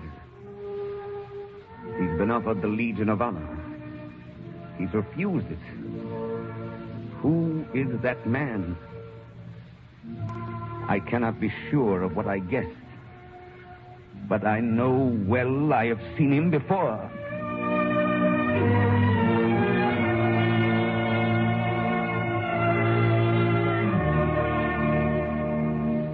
April 10th, 1820.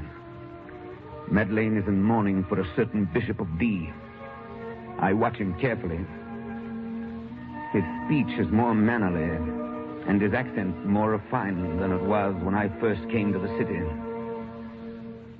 He walks strangely, with one foot dragging. He knows I am watching him.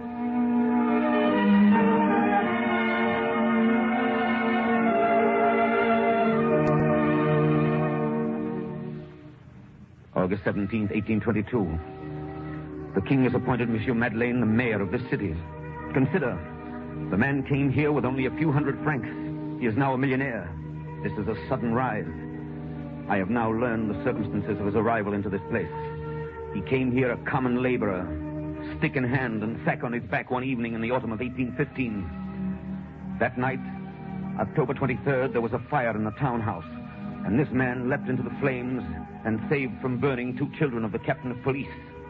As far as can be ascertained in the excitement and gratitude of the occasion, no one thought to ask him for his passport. There is certainly no record. He announced himself Madeleine, and so he has remained. I have made inquiries in Paris, and there are interesting circumstances relative to October 1815. Madeleine is now my immediate superior.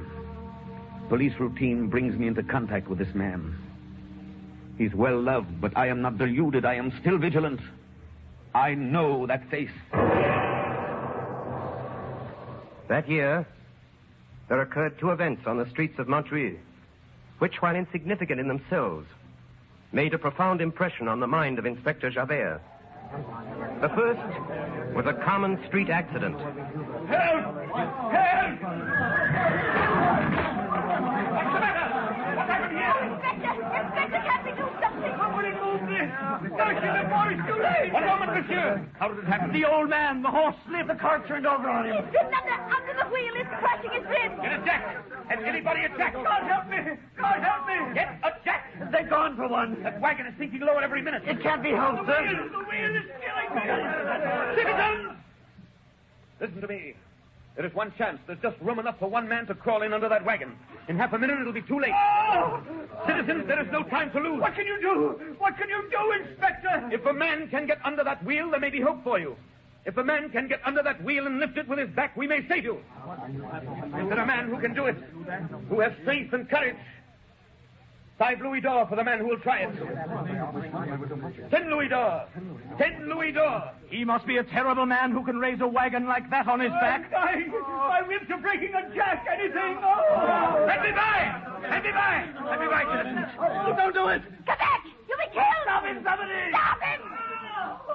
Monsieur, it is too late. Let me by, Inspector.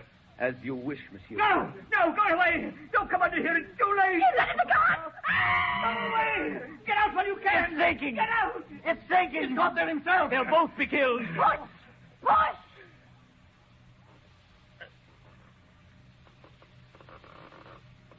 It's lifting. Push. Push. Push.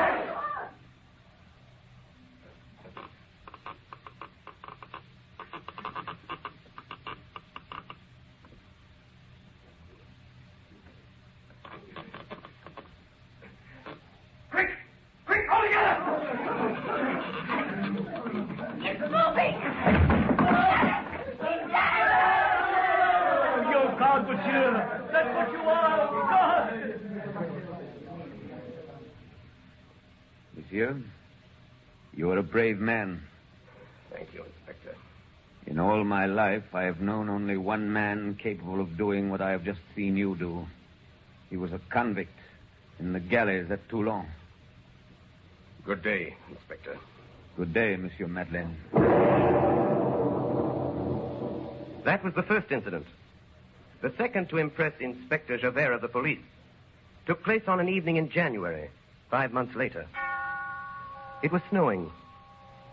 A woman, a rueful, bedizened spectre, her shoulders bare in a gaudy ballroom dress, stood waiting in the street before the door of the officers' cafe.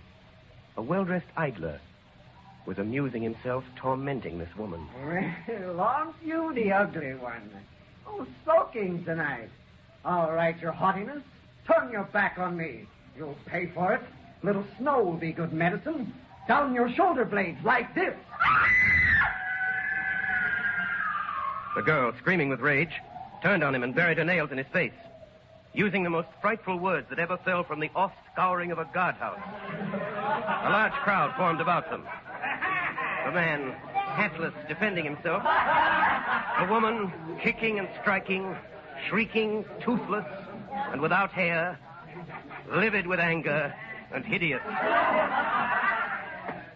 Suddenly, a tall man advanced quickly from the crowd and seized her by her muddy satin waist. Their tormentor stole away. The woman turned pale with horror. She recognized Javert. Stop. Go home, all of you.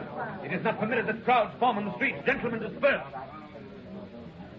Young woman, I must take you to prison. Come with me. To prison?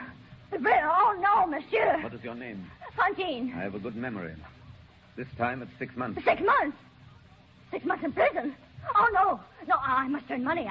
I still owe 100 francs to the Thénardier. I must ask you not to cause a disturbance. Oh, Monsieur Javert, please. I swear to you by the good God, I was not in the wrong. Have they the right to throw snow down our backs? He said you're ugly. You've no teeth. I know I've no teeth, but I didn't do anything. No? What of his hat in the snow? Well, I did wrong to spoil his hat, but you can't imprison me for that. I must pay 100 francs or they'll turn out my Cosette. She's such a little one. They would put out in the highway in the very heart of winter. If she were older, she could earn a living, but she's not yet sick. Come along. I've heard your story. You have 6 months. Oh, mercy, Get no! up, you fool! Do I have to drag you? One moment, if you please.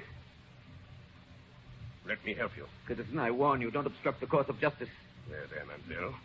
You'll be all right. This is insolent. Who are you? My name is Madeleine. The mayor. Your pardon, monsieur. I didn't recognize you in the shadow. The mayor? Madeleine?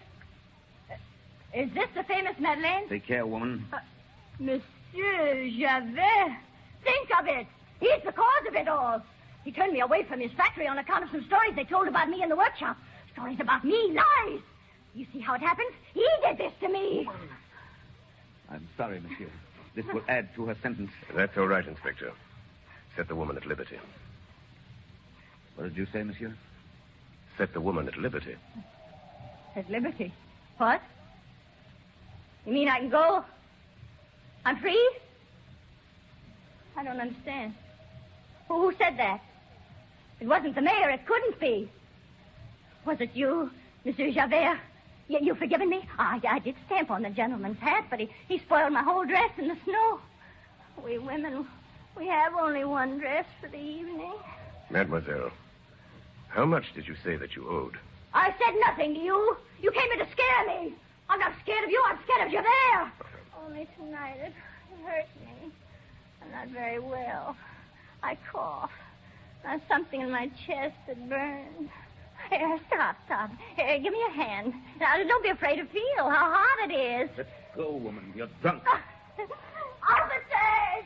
The inspector said you must release me. I'm going. Sergeant, detain this woman. Who told you to let her go? I did, Inspector. Your Honor, that cannot be done. And why not? This woman has insulted a citizen. I have learned the circumstances.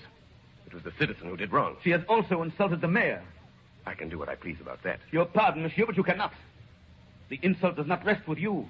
It rests with justice. Inspector, the highest justice is conscience. I have heard this woman. Content yourself with obeying. I obey my duty, monsieur. I am sorry to resist the matter mayor. you speak of belongs to the municipal police. But, monsieur... I refer you to Article 81 of the law of December 19th, 1799, on the subject of legal imprisonment. You're well acquainted with the criminal code, monsieur, but if you will permit... You may go, Inspector. However, monsieur... You may go, Inspector. Yes, monsieur. Sergeant. Come, mademoiselle. It is cold. I don't understand. Monsieur Javert has gone. Yes. Yes, he's gone. Don't be frightened. I'm sorry. I didn't know all your story. I never knew you'd left my workshop. I'll make it up to you now. Make it up to me? Yes, Fantine. And don't cry. I'll take care of your debts.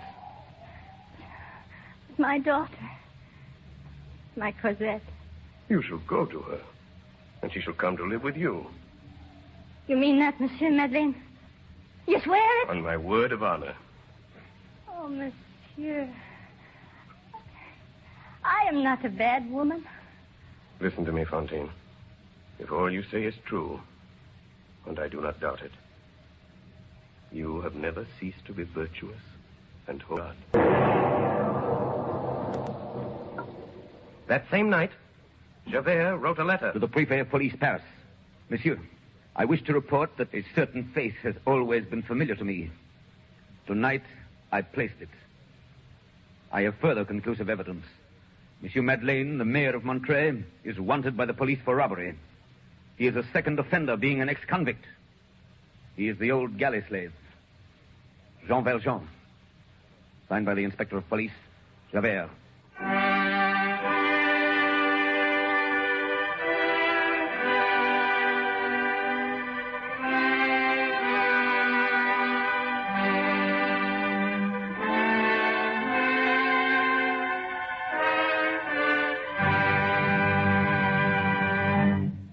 WOR and the Mutual Network have presented Part 2 of Victor Hugo's compelling novel, Les Miserables, the episode which introduced Javert. Orson Welles played the role of Jean Valjean and also read the narrative passages of the presentation which he has created especially for radio.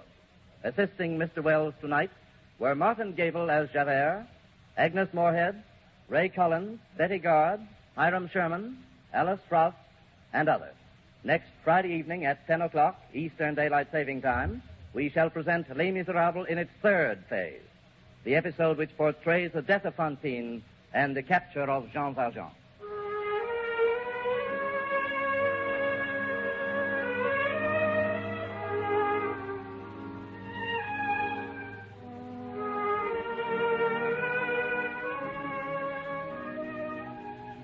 This is the Coast to Coast network of the Mutual Broadcasting System.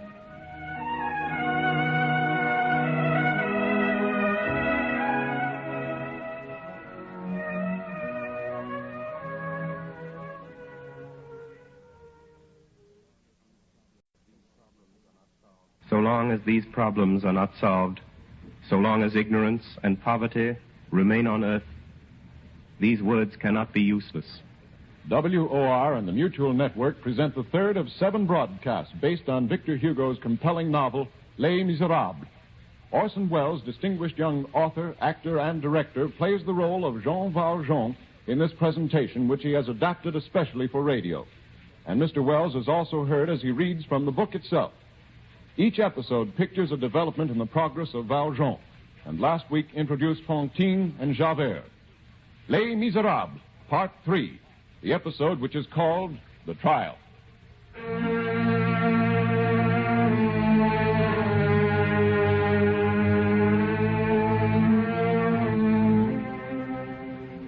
I gave you the candlesticks that you stole from me. I have purchased your soul. I withdraw it from the spirit of perversity, and I give it to Almighty God. So spoke the Bishop of D to a thief and a galley slave named Jean Valjean. And from the moment he left him, Jean Valjean was another man. He was Monsieur Madeleine. In time, he was the mayor of Montreux. He had sold the bishop's silver, keeping only the candlesticks.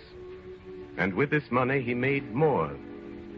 He was established in Montreux, the owner of a great factory and a public official, a quiet, hopeful man, having but 2 thoughts: to conceal his name and to sanctify his life, to escape from men and to return to God.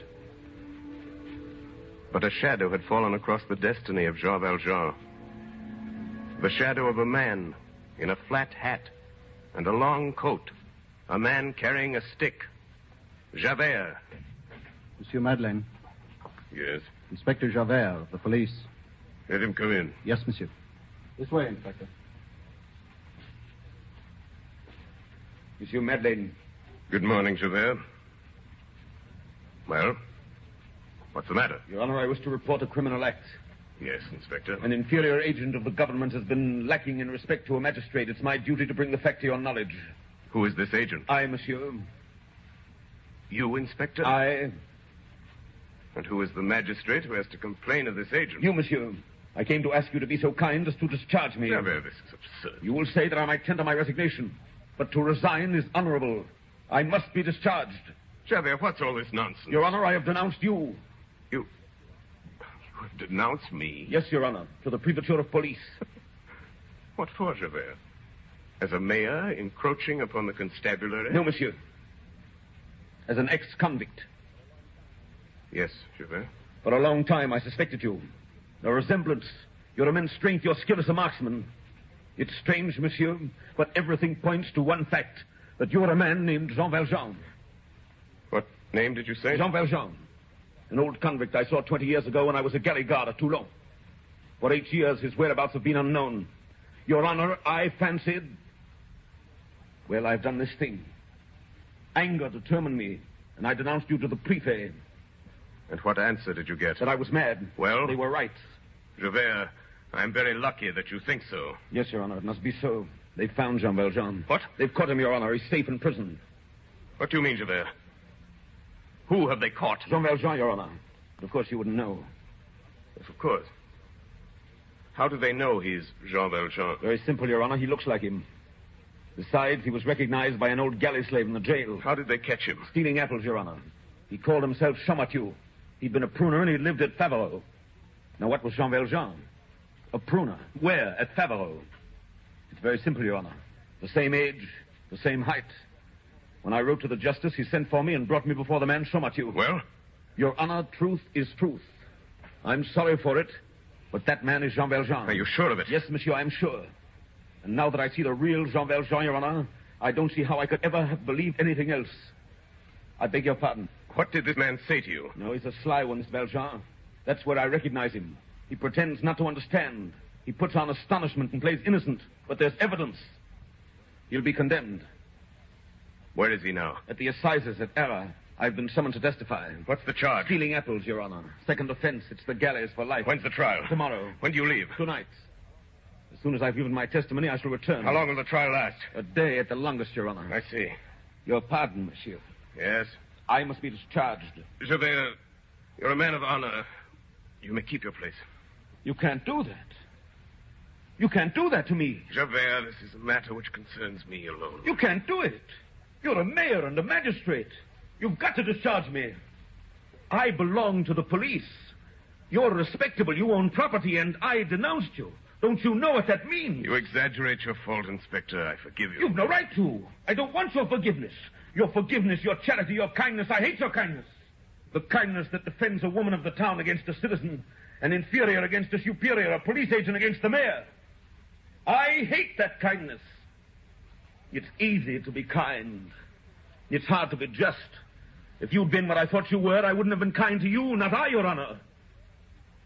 I've said to myself, Javert, you're a hard man, but if you ever trip, look out. Well, I tripped.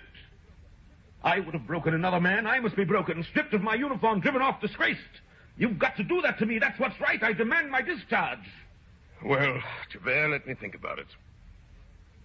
After all, you may not be as wrong as you think. Give me your hand. Pardon, monsieur. That must not be. The mayor doesn't give his hand to a spy. Your Honor, I will continue in the service until I'm relieved.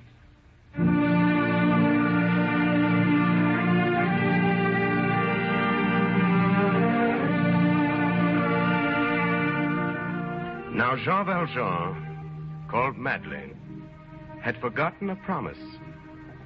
There was a young girl, Fantine. She was sick, and the good mayor had taken her from the streets and given her to the care of an old nun in his hospital. Here Fantine lay dying, her only joy, the hope of seeing her child, her little daughter, whom she'd boarded with some innkeepers in another town. Monsieur Madeleine had promised to bring her child to her. Monsieur Madeleine. Monsieur Madeleine. Why don't you answer? There, Fantine, my child. Lie back. Oh, sister, I must have been asleep. Where is he?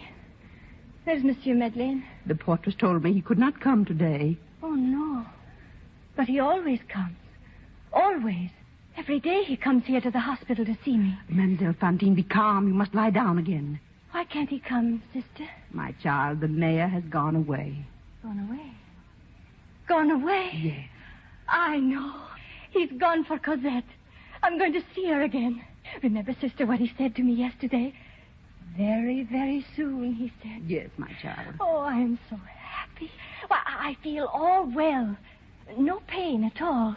I'm going to see my child again. Yes, but you mustn't talk anymore. It's been 5 years since I've seen her. I had to leave her with the innkeepers on the road when she was little. That was all I could do, sister. Because people talk, and I needed a job to support us. Then there was no work, and I had to do anything to pay for her board. I know. That's how I got in my trouble. But Monsieur Madeleine was good to me. He saved me from jail. He's the mayor, and he can do that. And he saved me from that wicked policeman, Javert. And he's taking care of me in my sickness. And now he's gone to get Cosette from the innkeepers. And he'll bring her to me. I'm sure he will. And when Cosette comes, can she lie by my side in a little bed? You'll let her do that, won't you? Yes, my child. Good night. Then when she wakes, I can say good morning to her. And at night, when I'm awake, I can hear her sleep. Her little breathing is so sweet. Good night, my child. Good night, sister. Look, there's just room.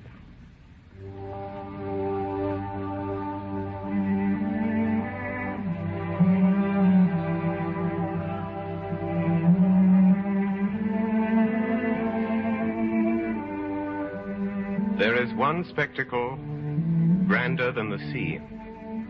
That is the sky. There is one spectacle grander than the sky. That is the soul. Let us look into a soul.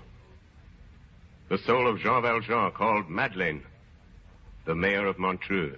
Jean Valjean, I gave you the candlesticks that you stole from me. I have purchased your soul. I withdraw it from perversity, and I give it to Almighty God. I was wrong about you. They've got Jean Valjean. They're trying him tomorrow. It's the galleys for life.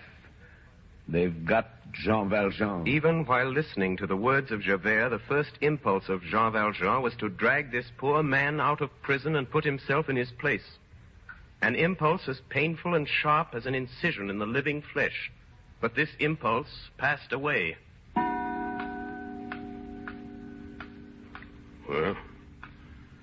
Well, what am I afraid of?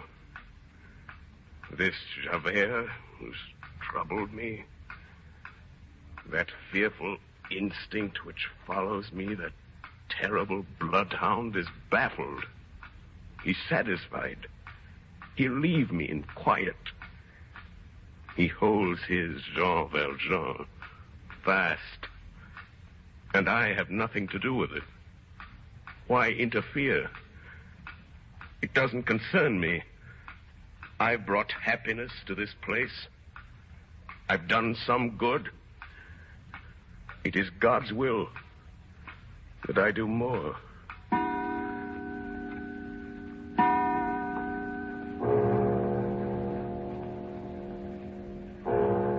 One can no more prevent the mind from returning to an idea than one can prevent the sea from coming to the shore. In the case, this is called remorse.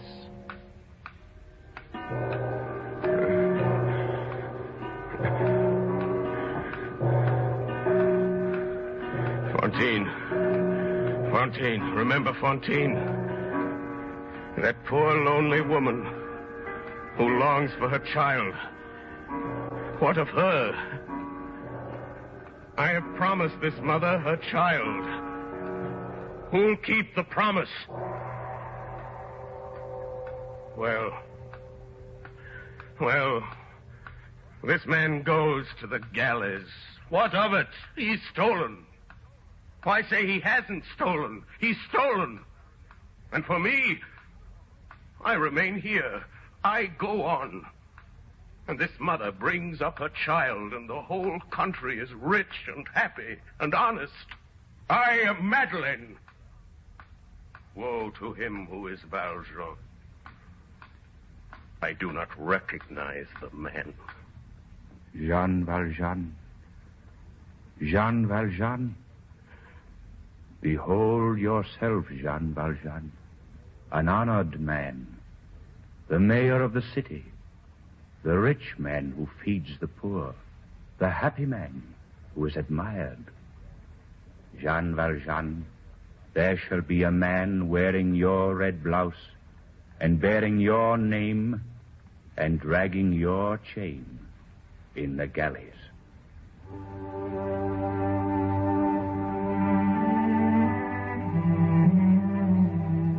So struggled this unhappy soul. So struggled 1,800 years before him another. He also while the olive trees were shivering in the fierce breath of the infinite, long put away the fearful chalice, dripping with shadow and running over with darkness in the star-filled depths.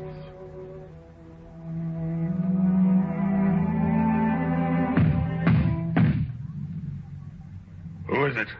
I'm Monsieur Madeleine. Well, what is it? Monsieur Madeleine, it is just 5 o'clock. What's that to me? It's the cart, Monsieur. What cart? Did not Monsieur order a horse and cart? No. The driver says he has come for you. Monsieur Madeleine. Monsieur Madeleine, what shall I say? Say it's all right. Say I'm coming.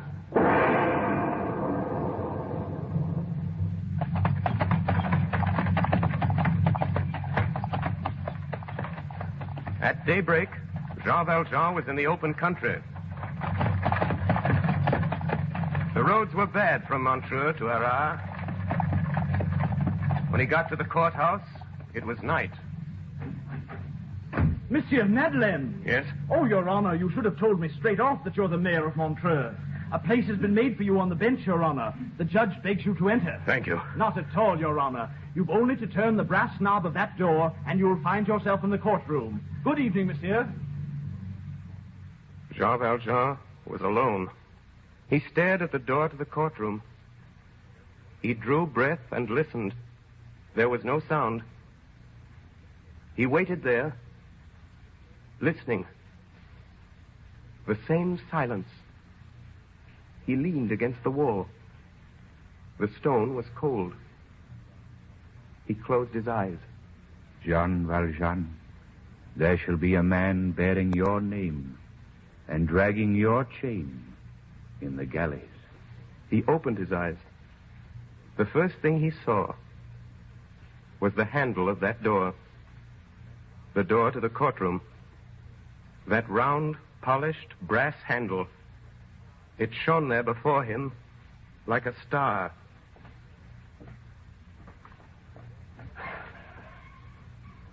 Then, suddenly, he was in the courtroom.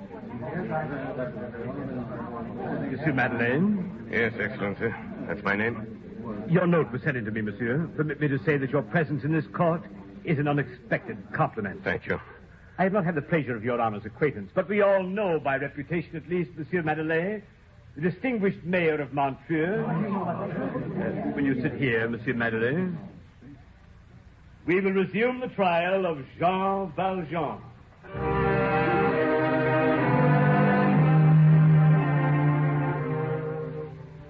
He did not need to look for him. He saw him. This was the man. He thought he saw himself, older, but just as he'd looked. Everything as it was 8 years before. Early in October 1815, when he left the galleys and entered the little town of D. He thought he saw his trial played by his shadow. Judges, clerks, gendarmes, a throng of heads. He'd seen all this before, 27 years before, when Jean Valjean was tried by law for stealing a loaf of bread. We will resume the trial of Jean Valjean. Monsieur Madeleine, the prisoner is accused of stealing ripe apples. Your Excellency, the judge. Your Honor, Monsieur Madeleine. Gentlemen of the jury, who is this man? Gentlemen, we have here no petty fruit thief, no mere trespasser. We have here an outlaw, a murderous galley slave. We have here Jean Valjean. This man is accused of one crime for which he is on trial, but he is wanted for another. Highway robbery, committed for the gain of 1 penny from a small boy encountered in the fields outside of D. Convict him for the new crime, and he shall be tried again for the first. Prisoner, on your own behalf, have you anything to say? No, Excellency. No, I didn't do it, that's all. I never stole anything. I'm a man who doesn't get something to eat every day. I picked off the ground things that were there. That's all I did. You see, Monsieur Madeleine, there's no question of the identity. This man is obviously Jean Valjean. Has the prisoner no witnesses? May I question him? Oh, certainly, monsieur. Thank you. Monsieur Champmathieu, how long have you been a pruner?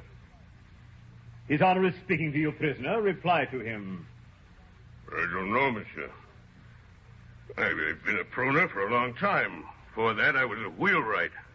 Yes, I was a wheelwright in Paris. I earned 30 sous a day. Look here. I'm telling the truth. You have only to ask if it isn't so.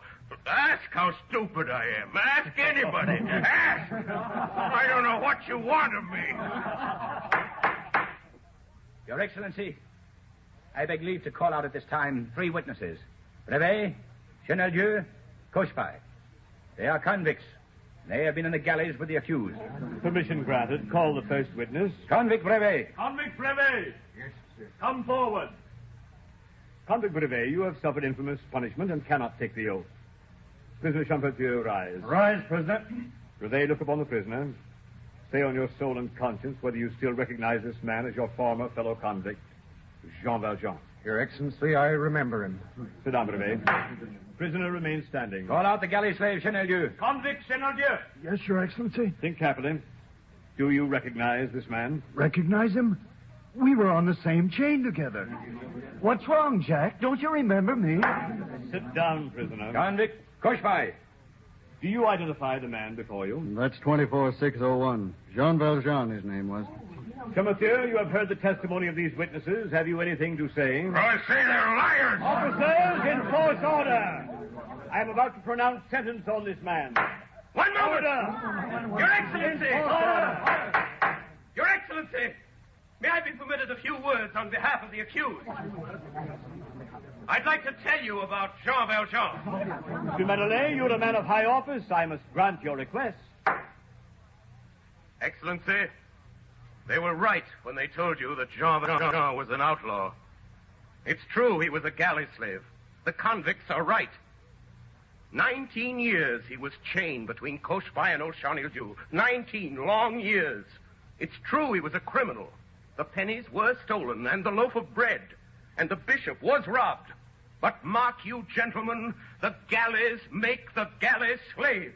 Before the galleys, this man was a poor peasant, an idiot. He was changed in the galleys. He was stupid. He was made wicked. He was a log. He became a firebrand. He was saved later by indulgence and kindness as he was lost by severity. You won't understand this. There are some things which cannot be told. I cannot relate to you the story of Jean Valjean's life. Someday you will know it. He's done what he could. He's disguised himself under another name.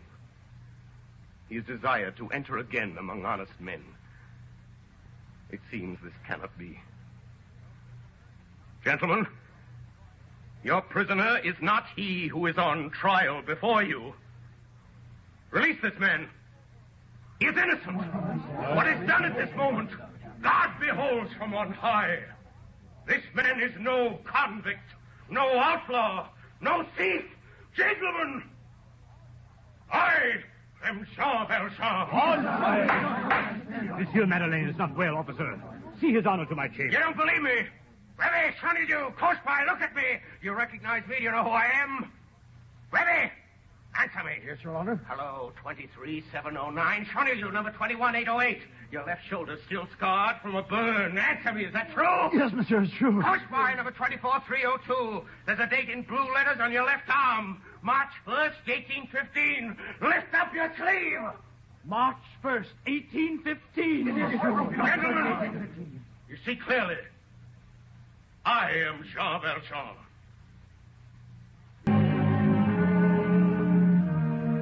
Official order, delivered under seal.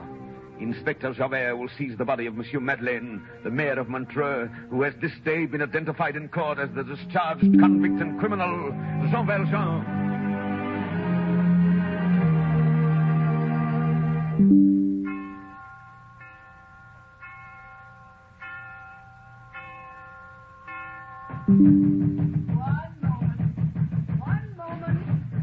One moment, please.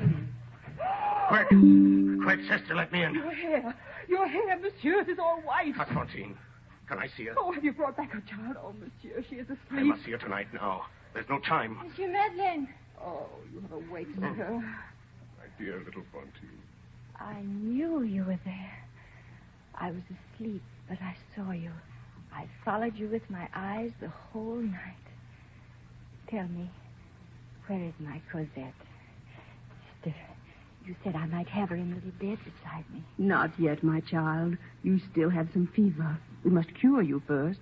But I'm cured. Let me see my Cosette. Isn't it natural I should want to see my child when you've been to all that trouble to get her? If you bring her in to see me now, I'll speak very gently. It is better to wait, Fantine. Oh, monsieur. Only tell me, how is she? She may not know me. Children have no memories. They're like birds. You must be cold, Monsieur Madeleine, after that trip in the carriage. Oh, could they not bring her here for once? Cosette is well. Cosette is beautiful. You'll see her soon. But be quiet.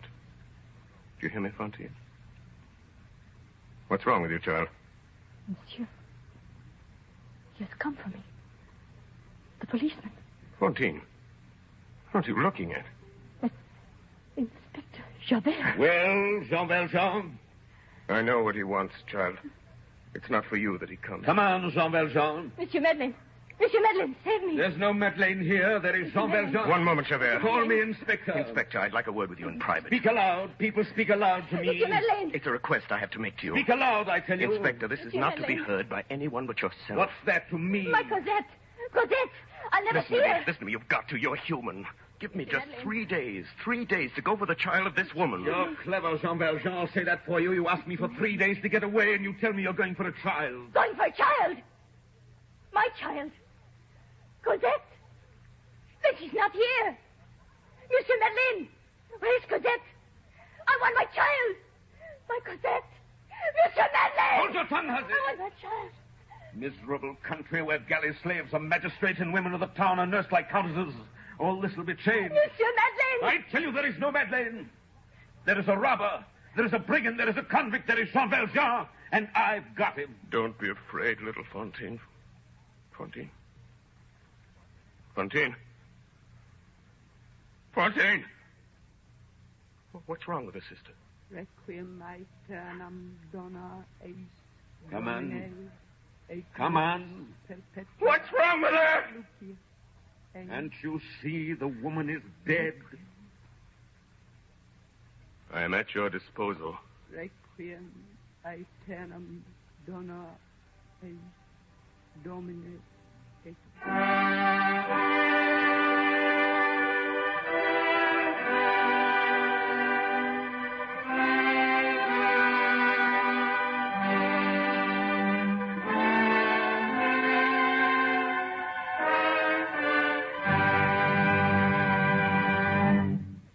Tonight, WOR and the Mutual Network have brought you Part 3 of Victor Hugo's absorbing masterpiece, Les Miserables, the episode which pictured the death of Fantine and the capture of the supposed Jean Valjean. Orson Welles played the roles of both the real and the supposed Valjean, and was also heard reading the narrative passages of this presentation, which he has made especially for radio. Assisting Mr. Welles were Martin Gable as Javert, Alice Frost as Fantine, Ray Collins, Adelaide Klein, William Johnstone, and Hiram Sherman. The orchestra was under the direction of Milton Catons, who arranged the score. Next Friday evening at 10 o'clock, we shall present Les Miserables in its 4th chapter, the episode which is called Cosette.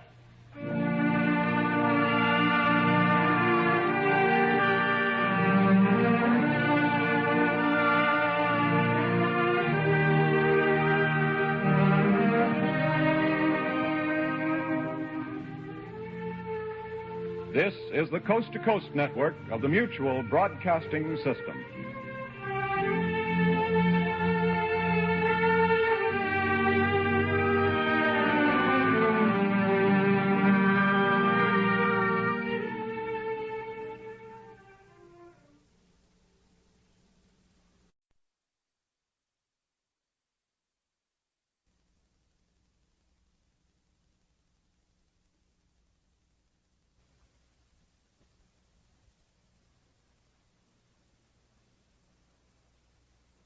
So long as these problems are not solved, so long as ignorance and poverty remain on earth, these words cannot be useless. These are the words which preface the fourth of 7 broadcasts based on Victor Hugo's great novel, Les Miserables. WOR and the Mutual Network present Orson Welles, distinguished young author, actor, and director, in an adaptation of the book which he has created especially for radio. Each episode portrays some development in the progress of Jean Valjean, a role played by Orson Welles, who is also heard reading the narrative. Les Miserables, Part 4, the episode which is called Cosette.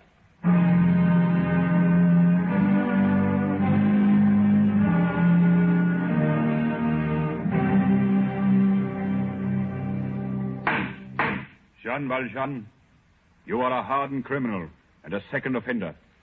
You are charged with concealing your identity and changing your name. How do you plead? Guilty. You are so found by this court. Jean Valjean, you are sentenced to hard labor in the galleys under the double chain for the rest of your life. The notebook of Inspector Javert, July 1823. I have caught Jean Valjean. In a whole lifetime of service with the police, there is no entry in this book which has occasioned me so much satisfaction. I have caught Jean Valjean. I am affixing to this page an excerpt from a recent newspaper in Paris. Here it is. The Paris Journal, July 25th, 1823. An old convict has been brought to trial called Jean Valjean. The circumstances are extraordinary. In the district of Montreux, a gentleman called Monsieur Madeleine had, in acknowledgement of his services, been appointed mayor, and as such he was famed for his wisdom and his good works. But this man has been unmasked. The police authorities, thanks chiefly to the zeal of Inspector Javert, have disclosed the true identity of Monsieur Madeleine. He is none other than the convict, Jean Valjean. It appears that previous to his arrest, this man had succeeded in withdrawing from his bank a sum amounting to more than 500,000 francs, which he had deposited there and which, it is said, he had realized in his business. Since his return to the galleys, it has been impossible to discover where this money has been concealed. This is the end of the newspaper article. I think I can guess the motive of Jean Valjean concealing this money. His hope of escape. And there's another matter. The child, Cosette. The child of the woman Fantine. It was this Fantine whom I apprehended on the street, and who Valjean, in the character of the mayor, protected from justice, and in the compassion of one criminal for another, nursed through the illness from which she died. This child was abandoned at an early age to the care of some innkeeper. If I know Jean Valjean, the purpose of this money is the care of this child. I must find this Cosette. November 17th, 1823. Here is an excerpt from the Toulon Journal. Yesterday, a convict at work on board the galley ship Orient, on his return from rescuing a sailor, fell overboard and was drowned. His body has not been recovered. This man was registered under the number 9430, and his name is Jean Valjean. This finishes it. The case is closed. Jean Valjean is dead.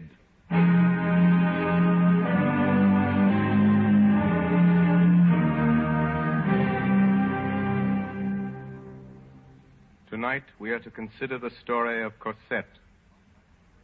Cosette. Fantine had left her at Montfermier with some innkeepers called the Thénardiers. The little Cosette, the child of Fantine. Jean Valjean had promised to care for Cosette. Javert never found her. Now, who were these innkeepers, these Thénardiers? This man and this woman were cunning and rage married. A hideous and terrible pair. Cosette was between them, undergoing their double pressure, like a creature who was at the same time bruised by a millstone and lacerated with pincers. The man and woman had each a different way. Cosette was beaten unmercifully. That came from the woman. She went barefoot in winter. That came from the man. A ferocious mistress, a malignant master, a rascal of the subdued order. Thénardier's code as an innkeeper is interesting. The duty of the innkeeper is to sell to the first comer. Food, rest, light, fire, dirty linen, servants, fleas, and smiles, to charge for the open window, the closed window, the chimney corner, the sofa, the chair, the stool, the bench, the feather bed, the mattress, the straw bed. To know how much the mirror is worn and to tax that. To make the traveler pay for everything, even to the flies that his dog eats. Cosette was their only servant. And this child of 8 did the work of a full staff. She brushed, scrubbed, swept, ran errands, lifted heavy things, puny as she was. And the moment the poor girl wearied in her back-breaking tasks, the huge figure of Madame Thénardier loomed above her, shrilling commands through the inn. Cosette! Cosette! Oh, there you are. Well, what have you been doing? Nothing as usual. You know we need more wood for the kitchen. Get it. There, that'll teach you to waste time.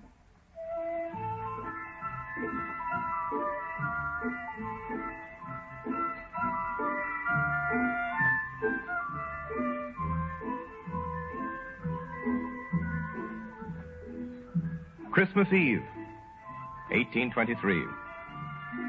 Pretty windows, candy booths, toy stores, parties, and good things to eat. Little shoes at the fireplace for Father Christmas to fill. Christmas Eve. Festivity in the little town of Montfermeil. Extra work at the inn. Extra work for Cosette. You girl, have you watered my horse? Oh, yes, monsieur. He drank the whole bucketful. Ah, that's a lie. He has a way of blowing off when he's not had water that I know well enough. Get some more water, Cosette. Excuse me, ma'am. There is no water. Well, then go get some. Oh, where must she go for it? To the spring. But it's night. It's as black as an oven. Yes, it would take a cat to go along the streets without a lantern tonight. She'll go. She can see. Here, mademoiselle, get a big loaf of the baker's as you come back. Here's 15 sous. Yes, madame. Now get along with you.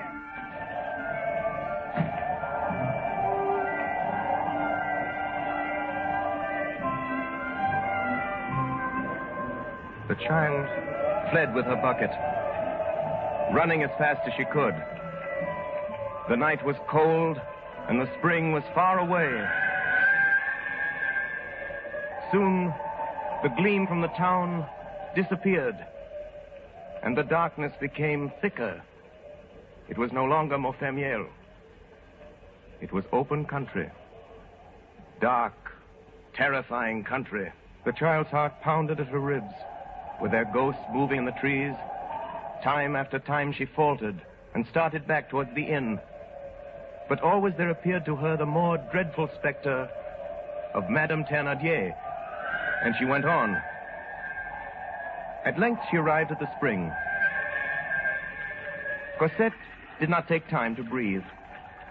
She felt in the darkness for a young oak which bent over the spring, found a branch, swung herself from it, bent down, and plunged the bucket in the water.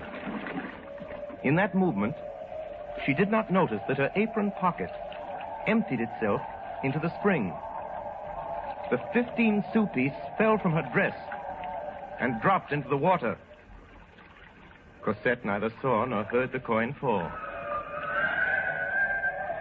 She was anxious to start back at once, but the effort of filling the bucket had been so great that it was impossible for her to take a step. For on this night, this starless, terrifying Christmas night, that bucket was heavier than ever before. The woods were blacker. The wind was colder. The child tugged at the stooping weight and managed a few steps. Terror gripped her. Terror. Terror of something she couldn't see. She began to count aloud. 1, 2, 3, 4, 5, 6, 7, 8, 9. 1, 2, 3.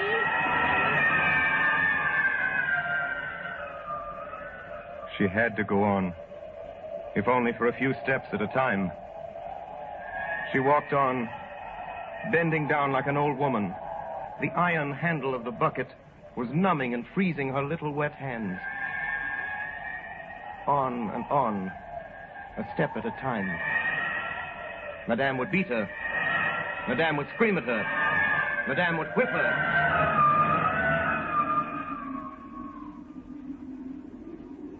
All at once, the weight of the bucket was gone. A hand had caught the handle and was carrying it easily. Cosette raised her head and saw a large, dark form beside her in the gloom. And she was not afraid. Oh, thank you, monsieur. My child, that's a heavy bucket you're carrying there. Yes, monsieur. Give it to me. I'll carry it for you. Here we are.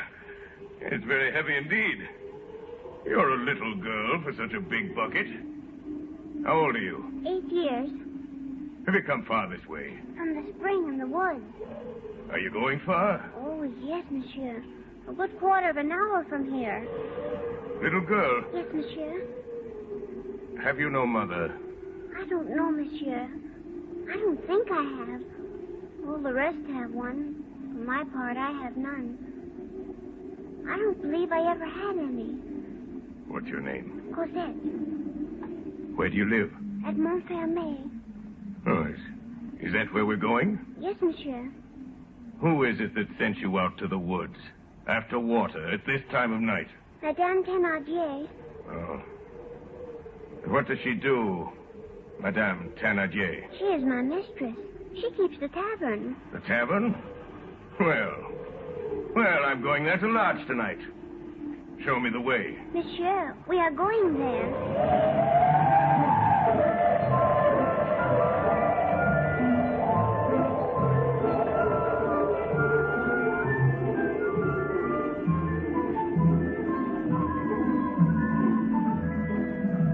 Look, we're on the main street. How far is the inn? We are close by it. Monsieur, may I take the bucket now? What for? Because if Madame Thénardier sees that if anybody else brought it for me, she will beat me. Oh, not on Christmas, my child. Is it Christmas, monsieur? Oh, it's you, is it? Well, you've taken your time. Madame, here is a gentleman who is coming to lodge. What? Oh, monsieur, come in. Have you a room? My brave man, I'm sorry, but I have nothing. Put me anywhere. In the garret or in the stable. I would pay as if I had a room. 40 sous? Very well. 40 sous. In advance. I don't lodge poor people for less.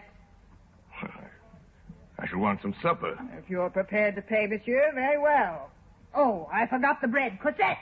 Cosette! Oh, madame, the baker was closed. You ought to have knocked. I did knock, madame, but he didn't open. I'll find out tomorrow if that's true, and if you're lying. Well, give me back the 15 sous. Come, don't you hear me? Have you lost it, or did you steal it from me? Well, answer. It's gone, madame. Forgive me, please, madame. Oh, so you lost it. It must have slipped from my pocket at the spring. Oh, madame, it won't ever happen again. I should say not. I'll teach you to lose my money. Where's that whip? No, madame, don't whip me, please. Madame. Don't whip me, madame. Madame. I beg your pardon, but I just saw something fall out of the little girl's pocket and roll away. This may be it. Here it is. A 20 sou piece? Yes. Isn't that what you gave her? Why, yes. Yes, that's it. Cosette, don't ever let that happen again. Get to work. Now, monsieur, let me show you to your room.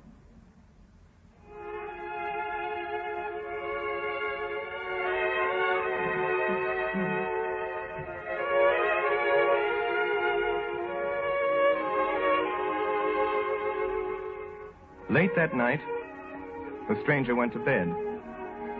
Not in the stable as he had expected, but in the best room of the inn. This courtesy on the part of the Thénardiers had, as usual, a purpose behind it. A purpose which the irritable Madame Thénardier could hardly understand. The fool! What was in his head to protect that little monster Cosette? To pretend she lost a 20 sou piece. Think of that! That slut I wouldn't give 10 sous for. It's very simple. It amused him. He has the right to do it if he can pay for it. Why interfere as long as he has money? No matter what you say, I'm going to kick Cosette out of doors tomorrow. You are indeed.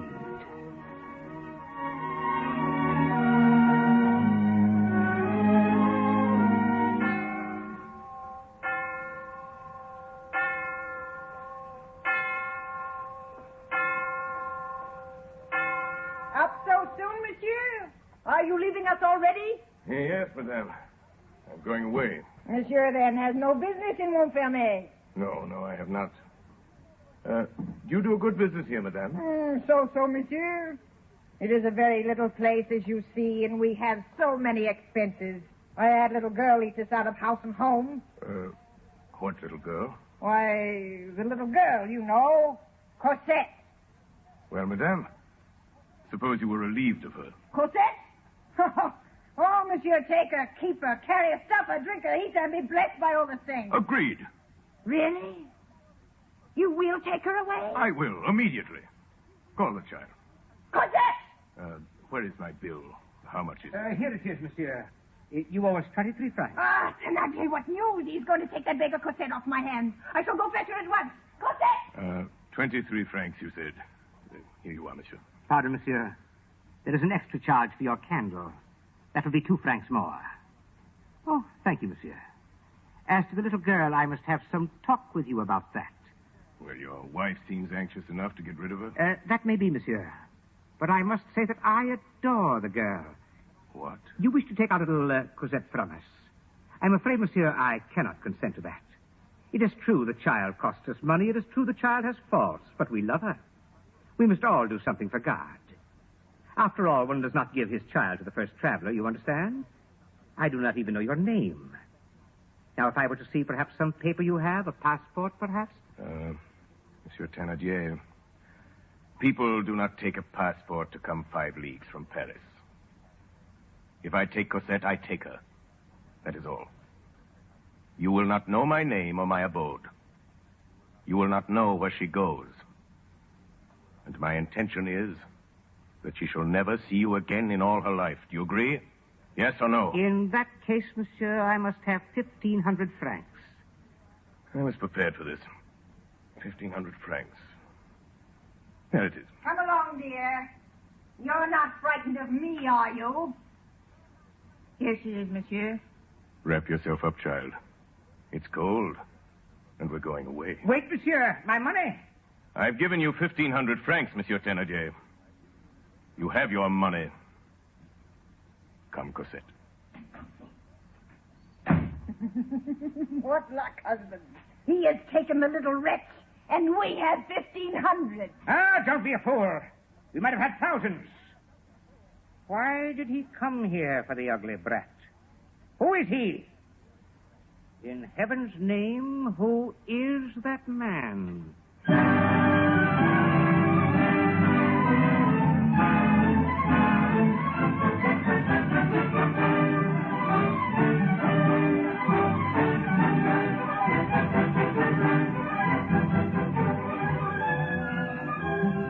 Who was that man? He was Jean Valjean. In his fall overboard from the Orion, the sea had been kind to him. The sea had hid him from the galley guards. The sea which was supposed to have closed the case in Inspector's notebook. Number 9430 was very much alive. So Jean Valjean took Cosette away with him to Paris. Jean Valjean had never loved anything. He had never been father, lover, husband, or friend. To teach Cosette and to watch her playing was nearly all his life. And then he would talk to her about her mother and teach her to pray. It is very sweet, this grand and strange emotion of the heart in its first love. Poor old heart, so young. And for Cosette, from the first day, everything that she felt in her being loved this kind old friend. She called him father and knew him by no other name. Now, Jean Valjean was cautious. He never left the house in Paris by day. Keeping prudently to the infrequented side alleys of the neighborhood, he would walk sometimes an hour or two at nightfall. Now, there was in that district an old beggar who sat crouched on the edge of a condemned well. Those who were envious of this poor creature said he was in the pay of the police. He was an old church beadle of 75, who was always mumbling prayers. Jean Valjean never passed him without giving him a few pennies. One evening, toward the close of winter, as he was passing that way, he noticed this beggar crouched in his usual place under the street lamp. The man, according to his custom, seemed to be praying and was bent over. Jean Valjean walked up to him and put a piece of money in his hand. The beggar suddenly raised his eyes and stared into his face. Then he quickly dropped his head. It was over in a moment. But Jean Valjean shuddered. It seemed to him that he had seen by the light of the street lamp not the calm, sanctimonious face of the old beadle, but a terrible and well-known countenance. Some instinct kept Jean Valjean from speaking. He gazed at the crouching figure. The same form, the same rags as on the other day. He told himself he was mad, and he hurried home. T-R-E-E. See the bird in the tree. T-H-E. Cosette. What is it, Father? Quiet.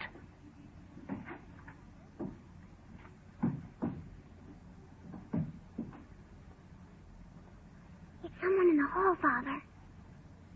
Who is it? Lie down, dear. And don't talk.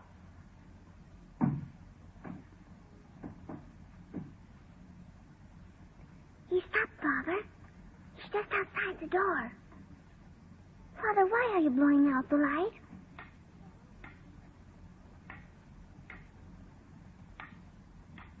Father? Little one, you must go to sleep. Yes, Father. But what does he want out there? Breathe, Cosette. Yes, Father.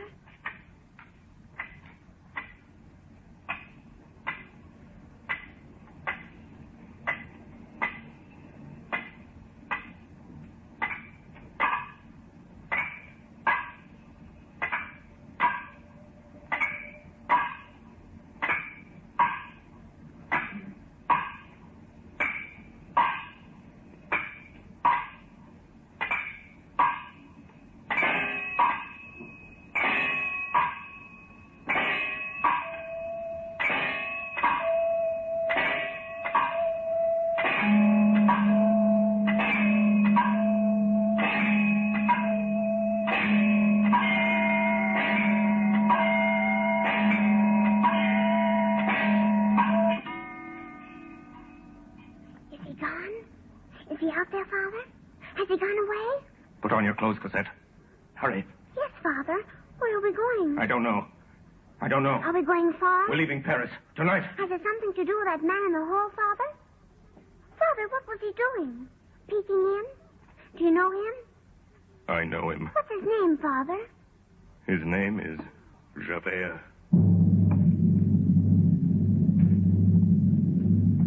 Through the sleeping city, through the narrow, silent streets, running, creeping, doubling, backing, describing 100 sly patterns in the labyrinth of back courts and alleys and passageways, ran these two hunted beings, the old convict who had been the mayor of a city, the little child who had been a slave, frightened, breathless, unspeaking, fleeing the terrible policeman, fleeing Javert.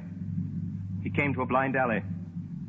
There were high walls there, and to the left at the corner where a street began, Jean Valjean saw a sentinel. He felt as if caught by a chain that was slowly winding up.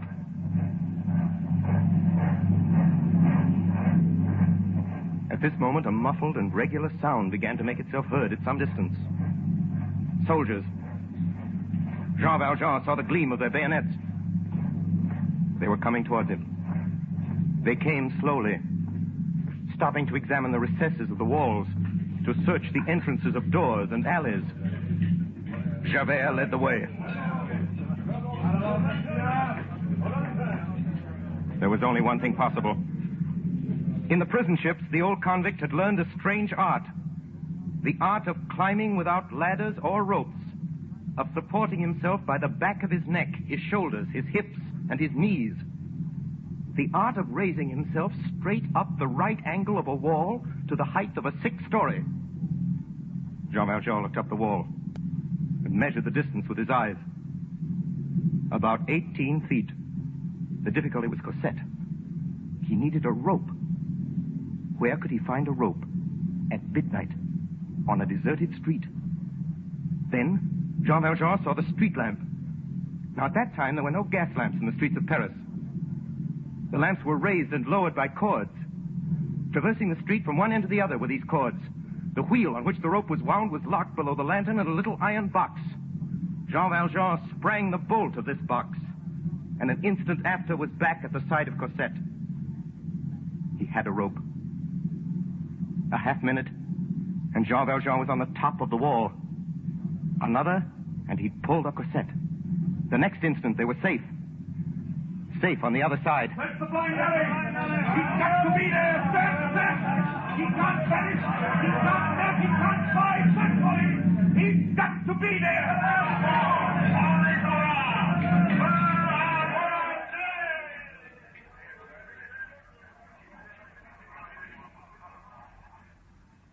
Father.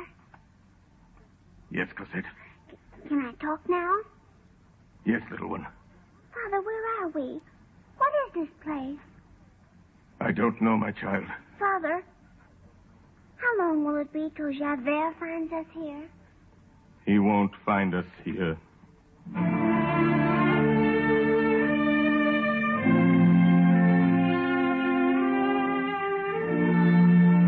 The notebook of Inspector Javert, January 9th, 1818.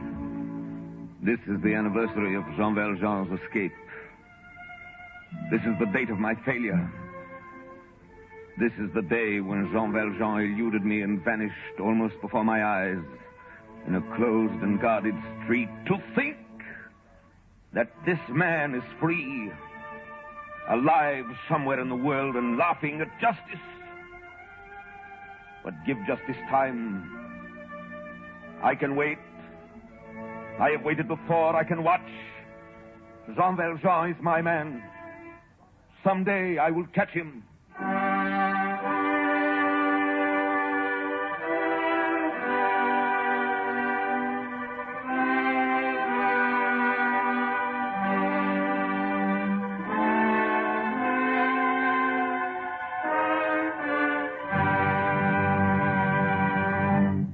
WOR and the Mutual Network have brought you Part 4 of Victor Hugo's absorbing masterpiece, Les Miserables, the episode which was called Cosette.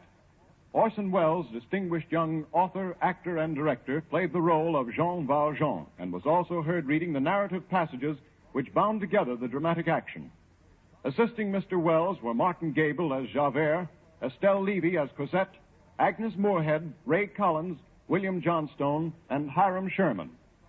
Next Friday evening at 10 o'clock Eastern Daylight Saving Time, we shall present Les Miserables in its fifth phase, the episode which is called Marius.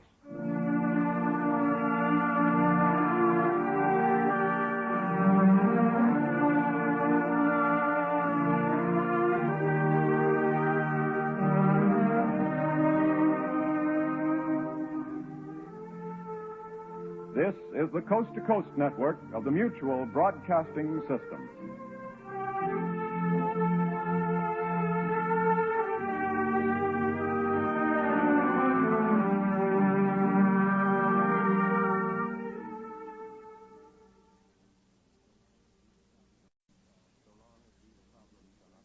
So long as these problems are not solved, so long as ignorance and poverty remain on earth, these words cannot be useless. These are the words which preface the fifth of 7 broadcasts based on Victor Hugo's great novel, Les Miserables. WOR and the Mutual Network present Orson Welles, distinguished young author, actor, and director, in an adaptation of the book which he has created especially for radio. Each episode portrays some development in the progress of Jean Valjean, a role played by Orson Welles, who is also heard as he reads the narrative passages. Les Miserables, Part 5, the episode which is called The Grave. Hold! Hold! Hold! Hold! Who goes there? Police Lieutenant on special duty for Inspector Javert. Any news of Jean Valjean? Have you caught him? Caught him? We thought we caught him. Just look. Bright moonlight, 24 of us, a whole street full of police, a blind alley, and Javert himself. And would you believe it, Lieutenant? He got away. I'll bet Javert's boiling. Where is he now? Out in the fields with the first squad. Javert swears he'll find him if it takes every policeman in Paris. He hates that man so much it frightens him. There's something between those two that's worse than hate. Whatever it was, it happened years ago, when Javert was an inspector in some town in the south, and this Jean Valjean was the mayor. Valjean, the mayor? Oh, yes. Made his fortune in business, he did. And still has the money somewhere, hidden away. He called himself Monsieur Madeleine in those days. But you can't fool Javert. Javert found him out and sent him back to the galley ship. The double chain. How did Valjean get out of that? How did he get out of this tonight? And mark you, Lieutenant, this time he had a child with him. Yes. Javert has spoken of that child. Yes. The offspring of some criminal woman, Jean Valjean, protected from Javert when he was mayor. It is very sordid. But where did they go? Where could they go? Look about you, Lieutenant. Where is there room for an old man and a little child? What's beyond those walls? Oh, what does it matter? No living man could climb those walls. These things are not to be understood. The convict has vanished, and there's an end to it. And if I know Jean Valjean, he won't be caught. Yes, my friend. But if I know Javert, you'll go on hunting him.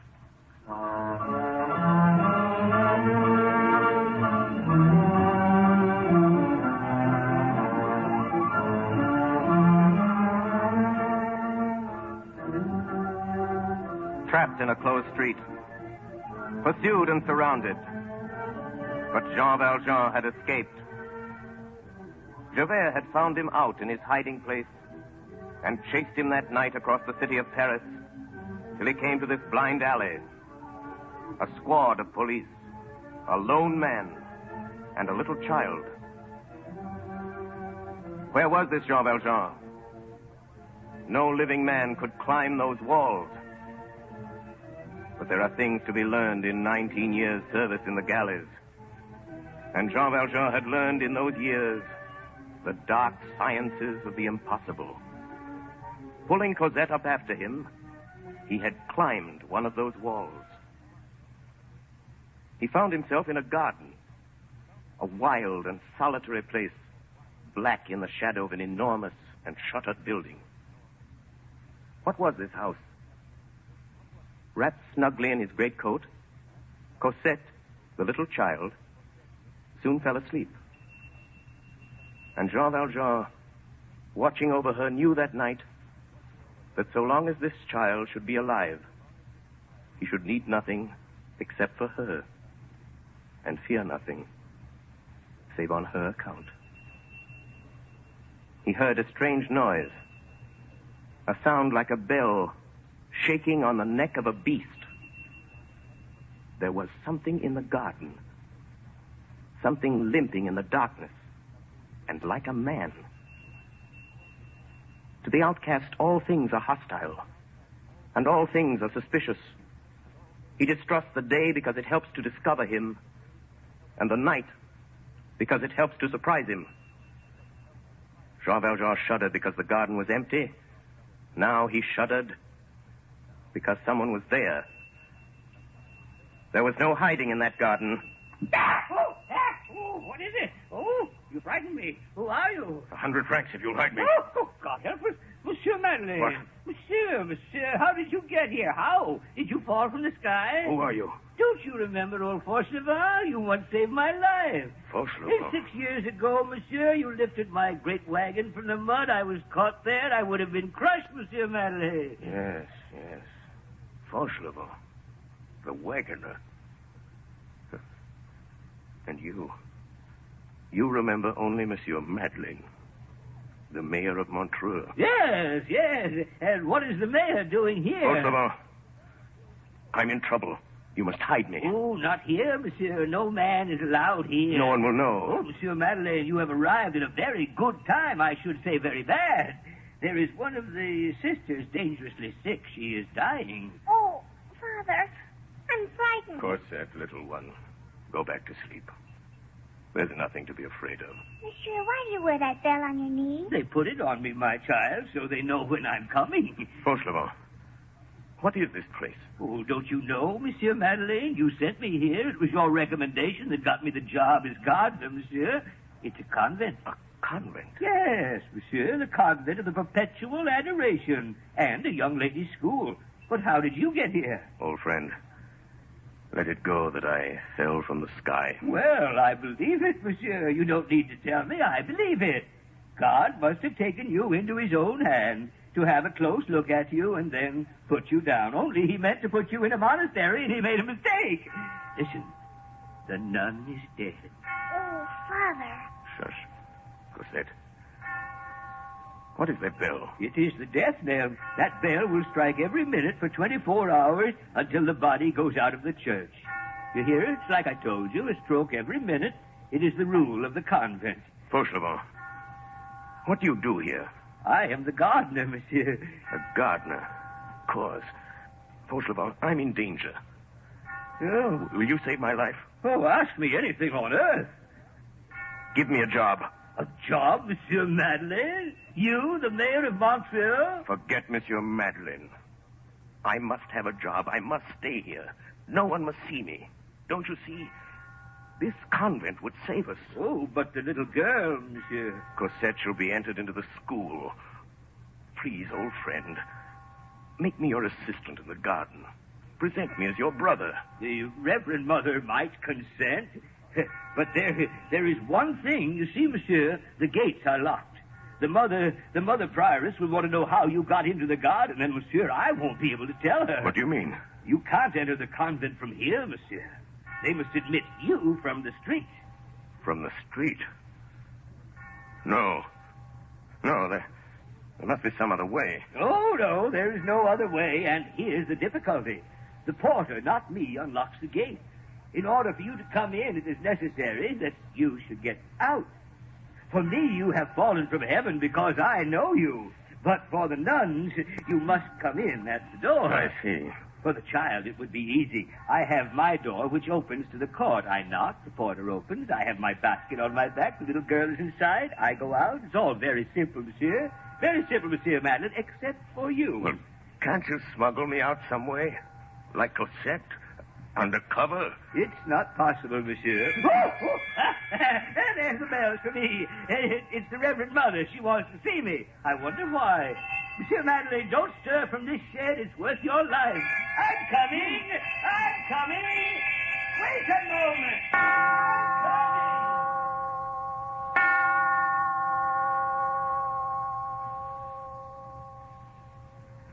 Reverend Mother, you sent for me?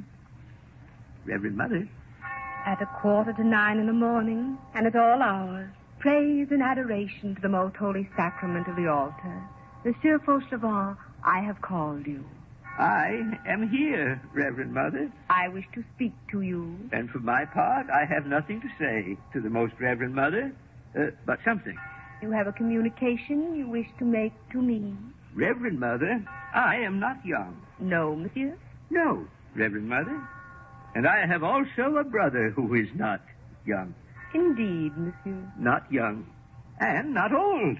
An excellent gardener, honest and respectable, and the father of a little girl who would be reared under God in this house and may someday be a nun. Monsieur Fauchelevent, can you, between now and night, procure an iron bar?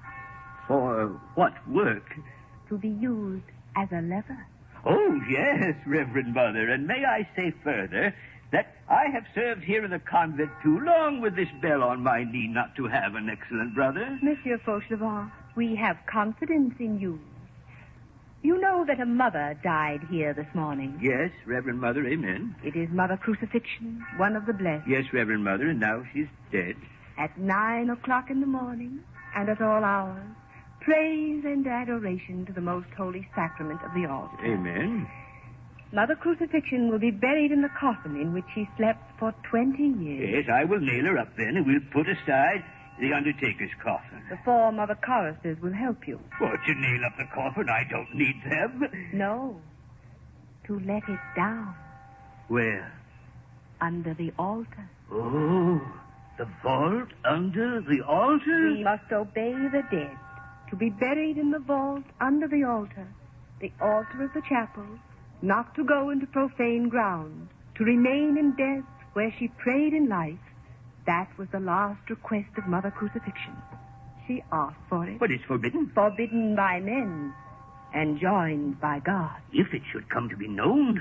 We have confidence in you. But Reverend Mother is the agent of the Health Commission. God subordinated to the Commissary of Police. Such is the case. Is it settled? It is settled, but I limp. I need help. To limp is not a crime, and it may be a blessing. Monsieur Fauchelevent, I am satisfied with you. Tomorrow, after the burial, bring your brother to me. Yes, Reverend Mother. And his daughter also. We will admit her to the school. At 9:15 in the morning and at all hours, praise and adoration to the most holy sacrament of the altar.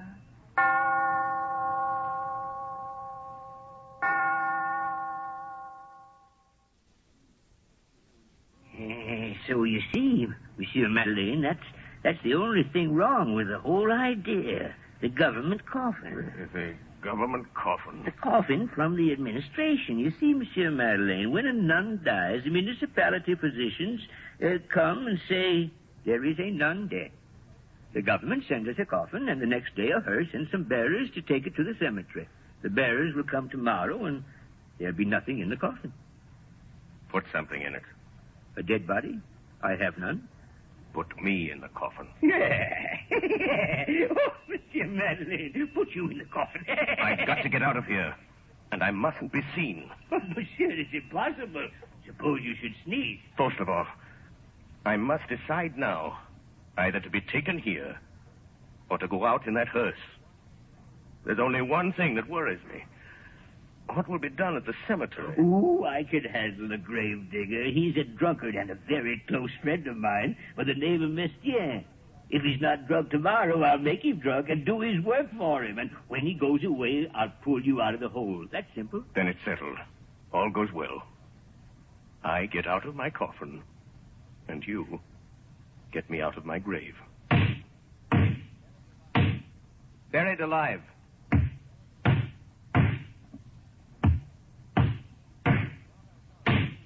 Jean Valjean had arranged his coffin so he could live in it and breathe a very little. He was calm. He counted on that drunken gravedigger, old Fauchelevent's friend, the gravedigger Mestienne. The plans were perfect. They would take him in the coffin to the graveyard, thinking he was the nun.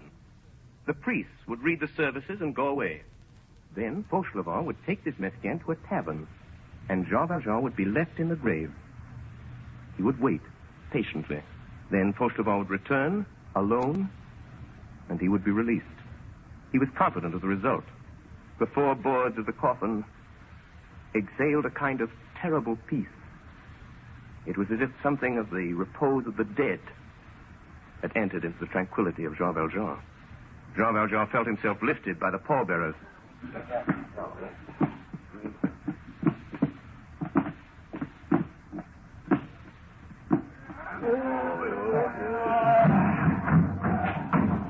He felt himself thrown into the hearse. He felt it start. He felt himself driven from the clattering pavement of the streets to the hard ground of the boulevards, out to the open country and the grave. The boards of his coffin were thin, and Jean Valjean, lying there, could hear clearly what was spoken above him. Pull up! Pull up! Rein in, driver, let me on. Who are you? I'm the grave digger. The grave digger? You? The grave digger, me, let me on. The grave digger is Father Mestienne. The grave digger was Mestienne. He is dead. I am the grave digger. I tell you, the grave digger is Father Mestienne. After Napoleon, Louis XVIII. After Mestienne, Gribier. Peasant, my name is Gribier. Oh, so Mestienne is dead, is he? Oh, let's go have a drink. I never drink. Comrade, I am the gravedigger of the convent. My colleague, I salute you. Let's have a drink. I have studied. I have graduated. I never drink. Comrade Gravedigger, we must make each other's acquaintance. It is made. You are a peasant. I am a Parisian. Yes, I don't think you know, my comrade, how important it is that we know each other very well. Oh, very well indeed, comrade. Over a glass of something strong. I have told you, peasant, I never drink. Please, comrade Gravedigger. I ought not to be a gravedigger. I was intended for literature. Indeed, peasant, I am still a public scribe. That you are not the gravedigger? One does not prevent the other, peasant. I accumulate. Good. Let's have a drink. Let's have a drink. Let's have a drink. Ding, dong, liquor, liquor. Have you no other topic of conversation? I'm a superior man, peasant. By day, I am a letter writer. I am the scribe of our most prominent bakers and cooks. In the morning, I write love letters. In the evening, I dig graves. Such is life. Just one little good strong drink. Business first. Walt. Here we are at the graveyard. Here is the good priest and his choir boy waiting for the performance of the last rite. And here is my beautiful, fresh grave. Come, peasants, lend a hand with his coffin. Every word, clearly. Jean Valjean could hear clearly what was spoken above him.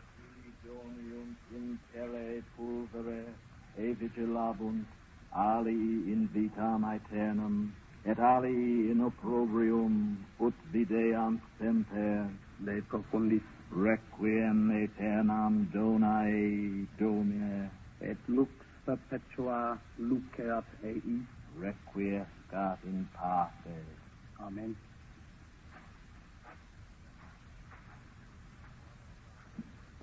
Jean Valjean heard suddenly a sound above his head, which seemed to him like a clap of thunder. It fell on the coffin lid over his face. It was earth. Earth from a spade. 4 inches from his face. They were burying him. It stopped up the air holes.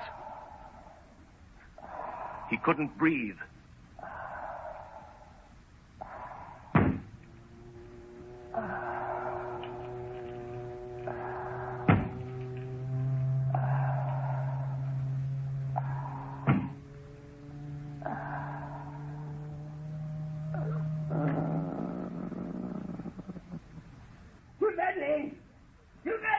I sent him away. I stole his gravedigger's card and sent him home after it. You're safe. I pulled that Grenier, Monsieur Manley.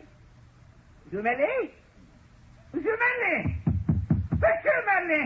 Why don't you answer me? What's wrong with you, Monsieur Manley? I'll get you out of that. Monsieur Manley! Monsieur Manley! Monsieur Manley! Are you alive? Monsieur Manley! He's dead! He's dead. He's suffocated. Monsieur Manley! Oh, what shall I do? What shall I do? This little girl, what shall I do with her? Oh, Monsieur Madeleine, the best man that God ever made, Monsieur Madeleine. Monsieur Madeleine, Your Honor. Monsieur Madeleine? He doesn't hear me. He's dead. Ah! Don't open your eyes! Whoa! I can't stand it! Don't open your eyes at me! Fauchelevent, what's wrong with you? Oh. Aren't you dead? I thought you were dead. So did I. Don't open your eyes at me if you're dead. I can't stand it. Fauchelevent. Out of the clouds and up from the dead. I can't stand it. Dear old friend. Just a minute. I'll be myself again. Did you faint, monsieur? Can you breathe again? Dear old friend, we must go get Cosette and take her to the convent. Fauchelevent. Just give me time. I'm old, but I'll get used to it. You can get used to anything, but oh, my God. Out of the sky and the grave in the same day. Down from the cloud and up from the dead. Oh, my God, I can't stand it. I can't stand it.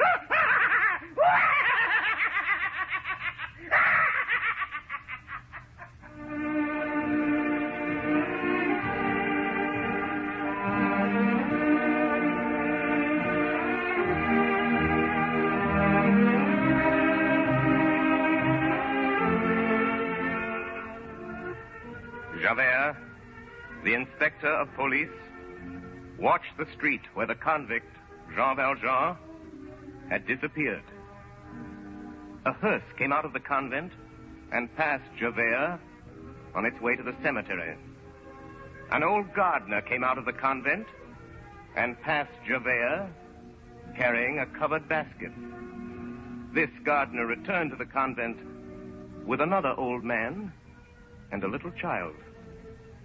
He passed Javert in a carriage. For 3 months, Inspector Javert watched that street, and then he went away.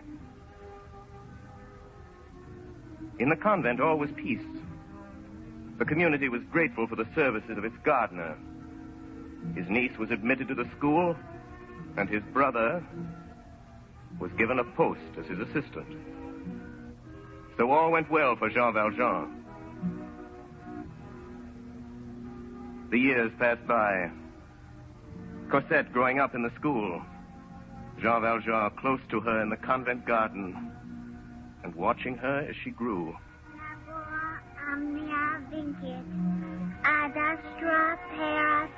And so she grew. No neget Marius. Jaculis nec arcu nec venenatis. Gravidas agite.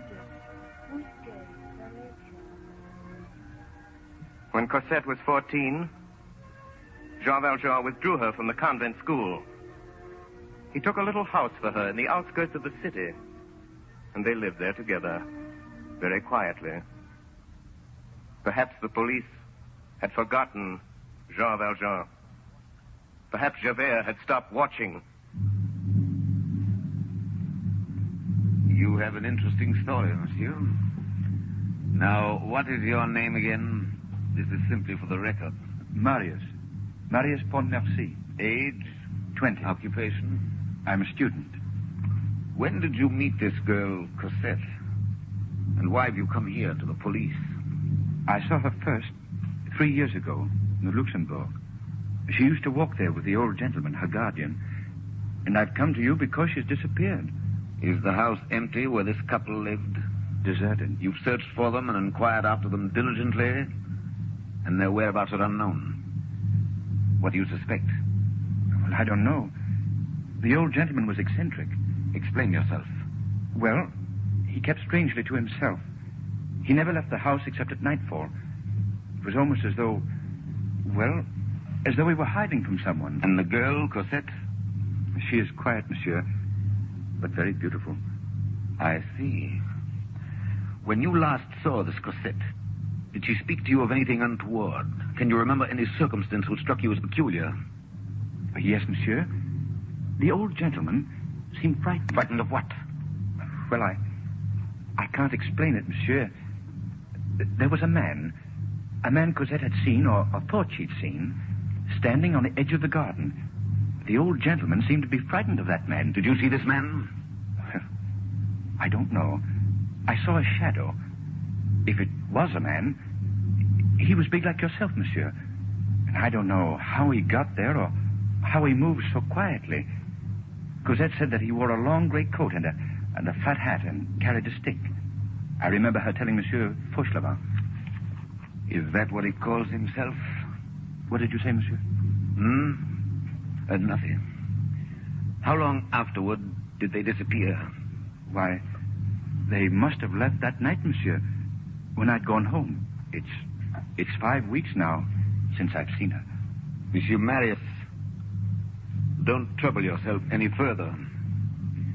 Your loved one shall be returned to you. I will look for that girl, and I will look for that man. I will look very carefully for that man, and I will find him. If you hear anything else, please notify me at once here at police headquarters.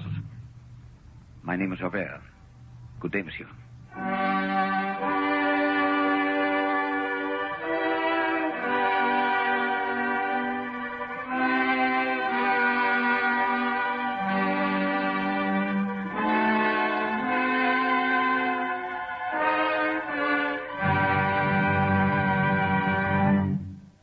WOR and the Mutual Network have brought you Part 5 of Victor Hugo's absorbing masterpiece, Les Miserables. the episode which was called The Grave. Orson Welles, distinguished young author, actor, and director, played the role of Jean Valjean and was also heard reading the narrative passages. Assisting Mr. Welles were Martin Gapel as Javert, Ray Collins as Fauchelevent, William Johnstone as Marius, Peggy Allenby, Virginia Wells, Estelle Levy, Hiram Sherman, and Everett Sloan. Next Friday evening at 9:30 o'clock Eastern Daylight Saving Time, we shall present Les Miserables in its sixth phase, the episode which is called The Barricade.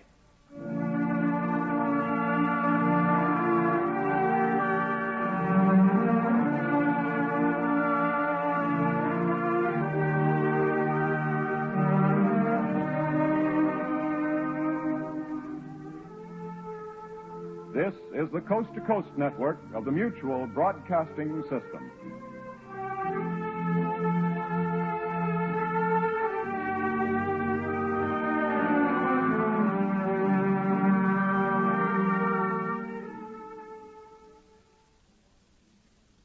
So long as these problems are not solved, so long as ignorance and poverty remain on earth, these words cannot be useless. These are the words which preface the sixth of 7 broadcasts based on Victor Hugo's great novel, Les Miserables.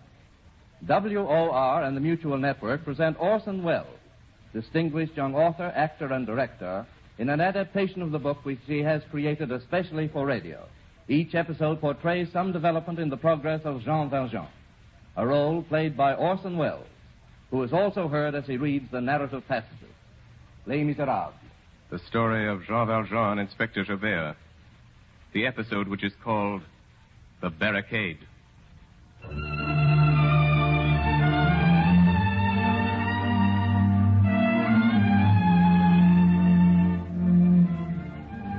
Official order, delivered under seal, March 9th, 1821. Inspector Javert will seize the body of Monsieur Madeleine, the mayor of Montreux, who has identified himself this day in court as the discharged convict, Jean Valjean.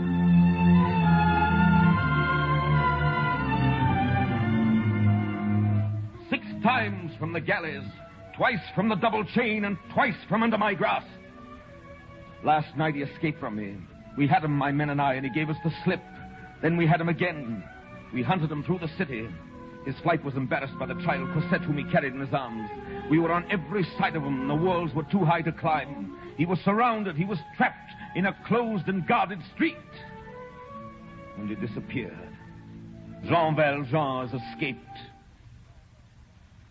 1832.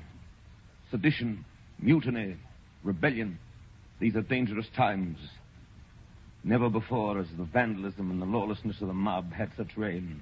The very government is in peril, and there are whispers of another revolution in France. We of the police are wakeful and vigilant.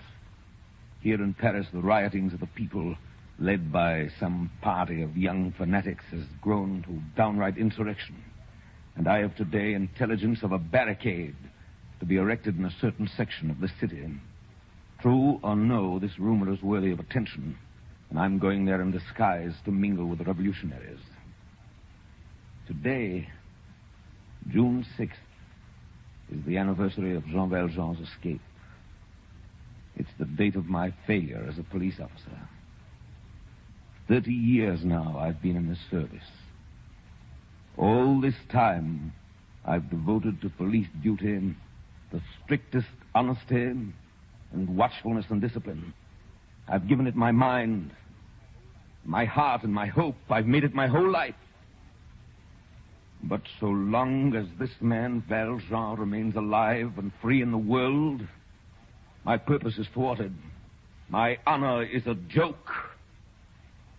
For this Jean Valjean has become a principle in the order of my code. He is all that must be checked. He is crime. Worse than that, he is license. It's 12 years since I've seen him. I shall see him again. I shall know him when I see him, and he shall not escape. Once Valjean forgave me, I shall not forgive him.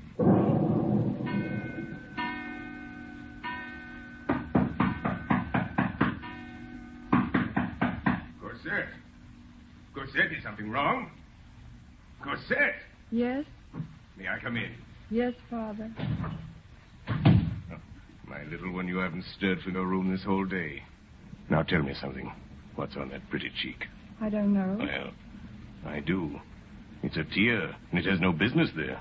You've been weeping a great deal. Tell me, what for? For him. What's his name? Marius. Marius Pontmercy. Tell me about him. We met at the Luxembourg. He's going to be killed. Father, why have they made that barricade? For protection, my child.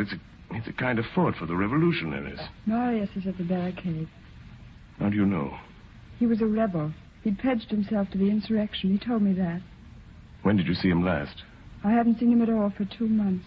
We used to meet in the garden of the old house, and I was afraid to tell you. He may not be at the barricade. I got this letter. It came this morning. Let me see, little one. To Mademoiselle Cosette Fauchelevent, Monsieur Fauchelevent's Rue Lame, number 7. Our marriage was impossible. I have asked my grandfather. He has refused. I am without fortune, and you also. You know the promise that I gave you. I keep it. I die. I love you. When you read this, my soul will be near you. Marius. They say that the soldiers from the government have brought cannon and aimed them at the barricade. That will end it. All day I've sat here, listening. When I hear the first cannon, I'll know surely that he's dead.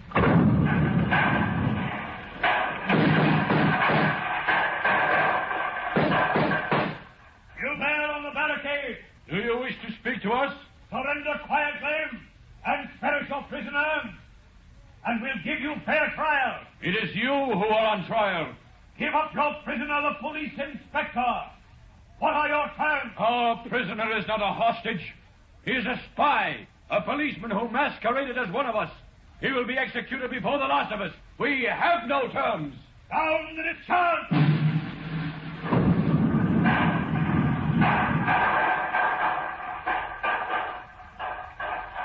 Take him on here. I'll hold the north barricade. You, comrade. Yes, Marius. Go behind the tavern wall. Our prisoner, the police spy, is tied back there to a table. Shoot him. Yes, Marius. Goodbye. Goodbye, Marius. Goodbye, Marius.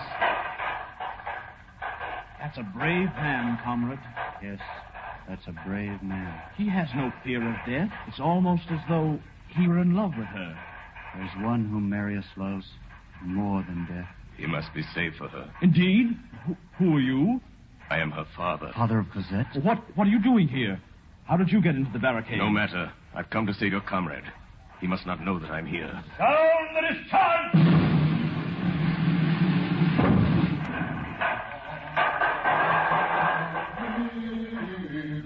Monsieur. Yes? Will you hold this position for me? I have orders from Marius.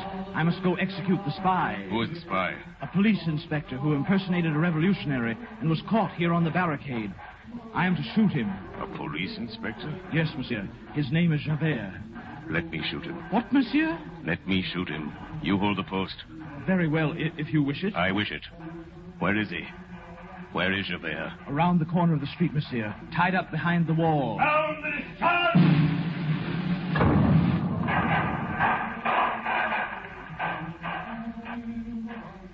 Jean Valjean. Javert. I might have expected this. To find you here amongst vandals and insurrectionists. Amongst cutthroats and destroyers of public property. God, this is as it should be. Well, hurry up. I'm tied. You've got a gun. Justice is chained and the convict is free. Go on, Jean Valjean, you've got a gun. Why did you do that? Why did you do that? Jean Valjean, why did you fire that gun in the air? Have you got a knife? I knew it. Assassin. Where is your knife? In the side pocket of my coat. Assassin. Knifer. I knew you'd use a knife. You're cutting my ropes. Why are you doing this? Well, I'm unarmed. Take your revenge.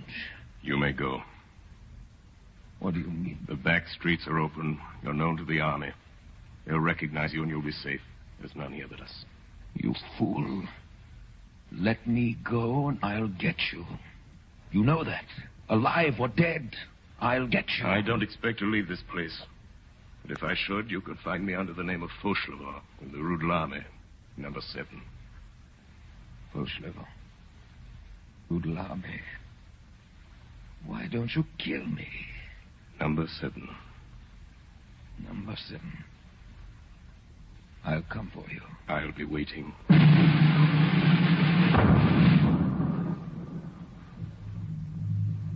It is the story of the barricades. That it fell at this moment. Everywhere was the terrible confusion of death and defeat. Jean Valjean found Marius unconscious, horribly wounded, covered with blood, but still breathing. He threw the boy on his shoulder and ran to the far end of the street. But for the silent dead of the insurrection, this place was deserted. Here was peace, but no safety. Here was silence and no exit. Here were no walls to climb, no passageways, no alleys. Here was a momentary island in the midst of the armies of France. 12 years before, Jean Valjean had been hunted down and trapped in a closed street. The child Cosette was in his arms. Now he carried her lover. He had looked up that night and seen the rope of a street lamp and found safety. Now he looked down and found there at his feet an iron door in the pavements. With Javert's own knife, he pried open the grating. In another instant, he lowered Marius and himself through this opening and was under the streets. Jean Valjean was in the sewers.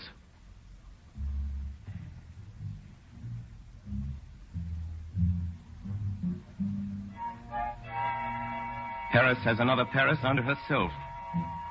A Paris of sewers which has its streets, its squares, its blind alleys, and its circulation, which is slime. The sewer is the conscience of the city. In this lurid place there is darkness, but there are no secrets. Underneath these vaults we breathe the enormous fetidness of social catastrophe. We see reddish reflections on the corners. There flows a terrible water in which bloody hands have been washed. It was in the sewer of Paris that Jean Valjean found himself. In a moment, he had passed from broad day to obscurity, from noon into midnight. His first sensation was blindness. He reached out his hand and touched the wall, realized that the passage was narrow. He slipped in the water. A whip of fetidness informed him where he was. The frenzied storm of murder which was raging a few feet above him reached him as a stifled and indistinct rumbling. Then suddenly Jean Valjean had reached an angle of the sewer, and he saw before him at the extremity of the passage a light. It was a good and white light. It was day. He saw the outlet. He felt exhaustion no more. He felt Marius's weight no longer. He ran rather than walked. He reached the outlet. There he stopped. The arch was closed by a grating. A grating held in a stone frame by a stout lock. The grating did not stir. Its lock held fast. And suddenly Jean Valjean knew that a man was there, standing beside him, waist deep in the water. A man standing in the darkness. I've been waiting for you. It was Javert. You got here, Jean. Grant me one favor. This boy is dying. Before you take me to... help me to carry him to his home. There's a carriage waiting on the beach.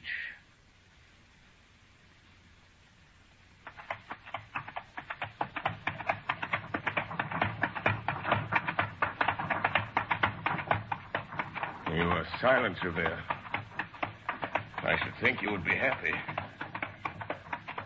I must thank you for helping me to take that wounded boy to his family. They will be grateful to you. Javert. Yes? I'm going to ask you something more. Something I know you won't permit. Cosette. I've been with her all these years. She's very dear to me. May I say goodbye to her? Driver. The Rue de l'Armée. Number 7.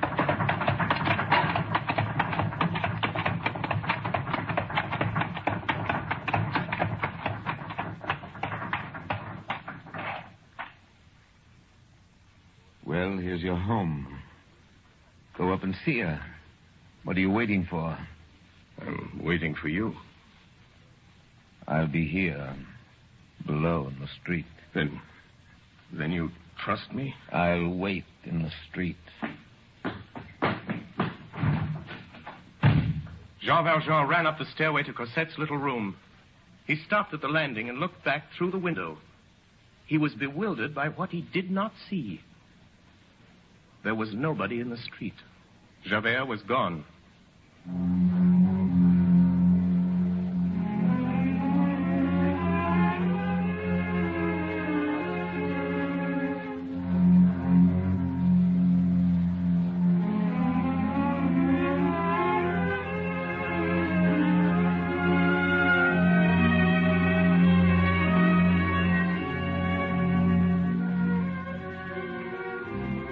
What was the story of Javert?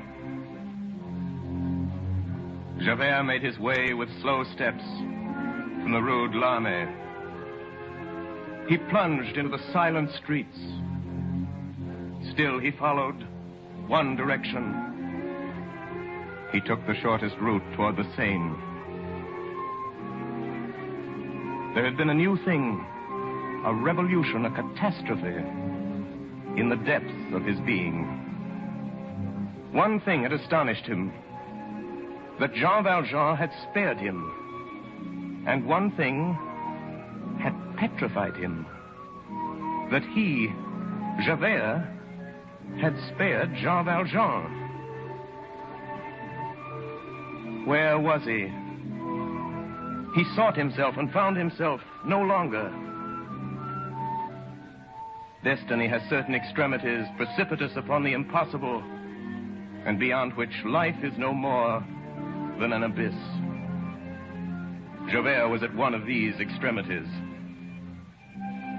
Jean Valjean confounded him. All the axioms which had been the support of his whole life crumbled away before this man. A beneficent malefactor, a compassionate convict, kind, helpful, clement, returning good for evil, returning pardon for hatred, loving pity rather than vengeance, preferring to destroy himself rather than to destroy his enemy, saving him who had stricken him, kneeling upon the height of virtue, nearer the angels than men. Javert was compelled to acknowledge that this monster existed. An entire new world appeared to his soul. He perceived in the darkness the fearful rising of an unknown moral sun. Truths which he had no wish for besieged him. He saw what he had revolted at seeing. He felt that he was emptied, useless, broken off from his past life, destitute. Authority was dead in him. He had no further reason for existence. There was only two ways to get out of it. One, to go resolutely to Jean Valjean and return the man of the galleys to the dungeon. The other, Javert made his way with a firm step toward the post indicated by a lamp at one of the corners of the Place du Châtelet. On reaching it, he entered. There was a policeman there. Javert gave his name, showed his card to the sergeant, and sat down at the table of the post on which a candle was burning. There was a pen on the table, a leaden inkstand, and some paper in readiness for chance reports and the orders of the night patrol. Javert took the pen and a sheet of paper and began to write.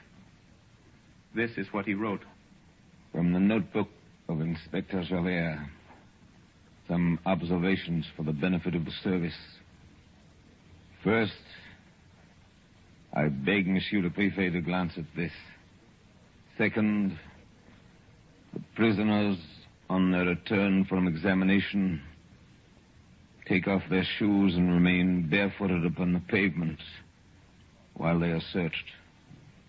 Many cough returning to the prison. This involves hospital expenses. Third, it is difficult to explain why the special regulation of the prison forbids a prisoner to have a chair, even on paying for it. Fourth, the prisoners called barkers, who call the other prisoners to the parlor, make the prisoner pay them 2 sous for calling his name distinctly. This is a theft. Fifth, for a dropped thread, they retain 10 sous from the prisoner in the weaving shop. This is an abuse on the part of the contractor, since the cloth is just as good. Sixth, it is certain that gendarmes are every day heard relating the examinations of those brought before the magistrates.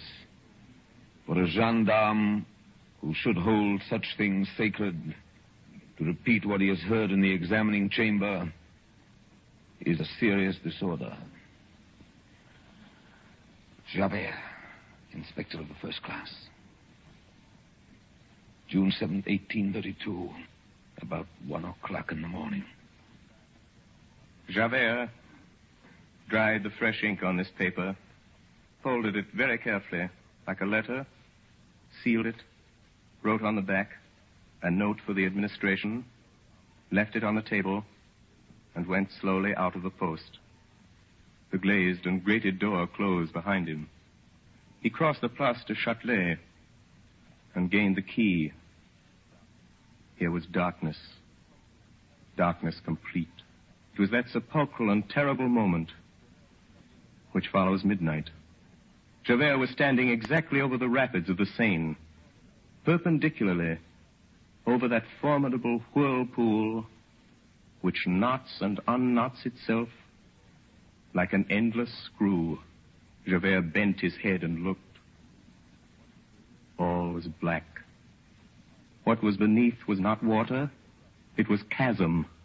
The wall of the quay, abrupt, confused, mingled with vapor, suddenly lost to sight, seemed to him like an escarpment of the infinite.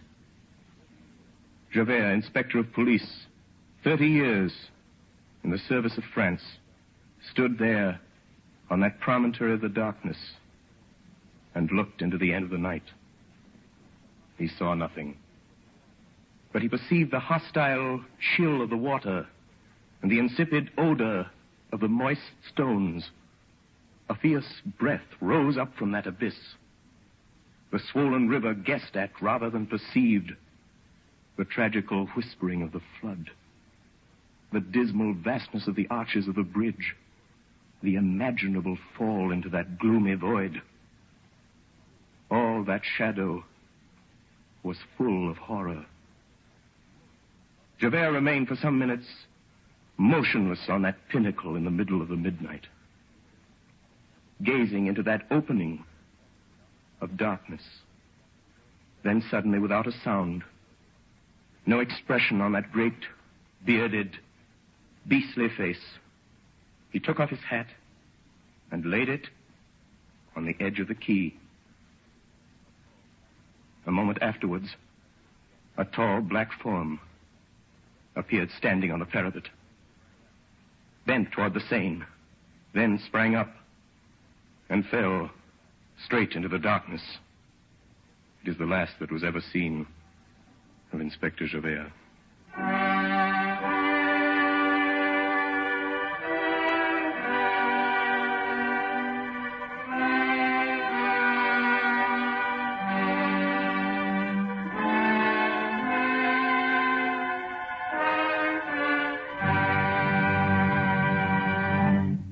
WOR and the Mutual Network have brought you Part 6 of Victor Hugo's absorbing masterpiece, Les Miserables, the episode which was called The Barricade. Orson Welles, distinguished young author, actor, and director, played the role of Jean Valjean and was also heard reading the narrative passages. Assisting Mr. Welles were Martin Gable as Javert, William Johnstone as Marius, Virginia Wells as Cosette, Ray Collins, Hiram Sherman, and others. Next Friday evening at 9:30 o'clock Eastern Daylight Saving Time, we shall present the 7th and final episode of Les Miserables.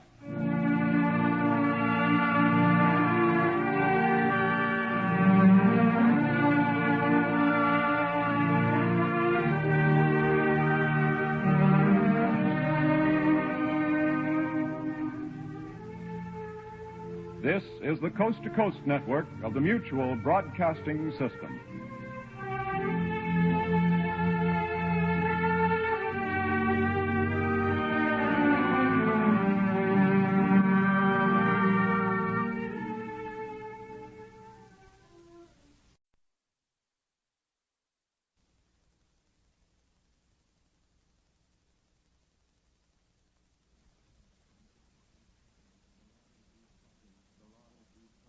So long as these problems are not solved, so long as ignorance and poverty remain on earth, these words cannot be useless.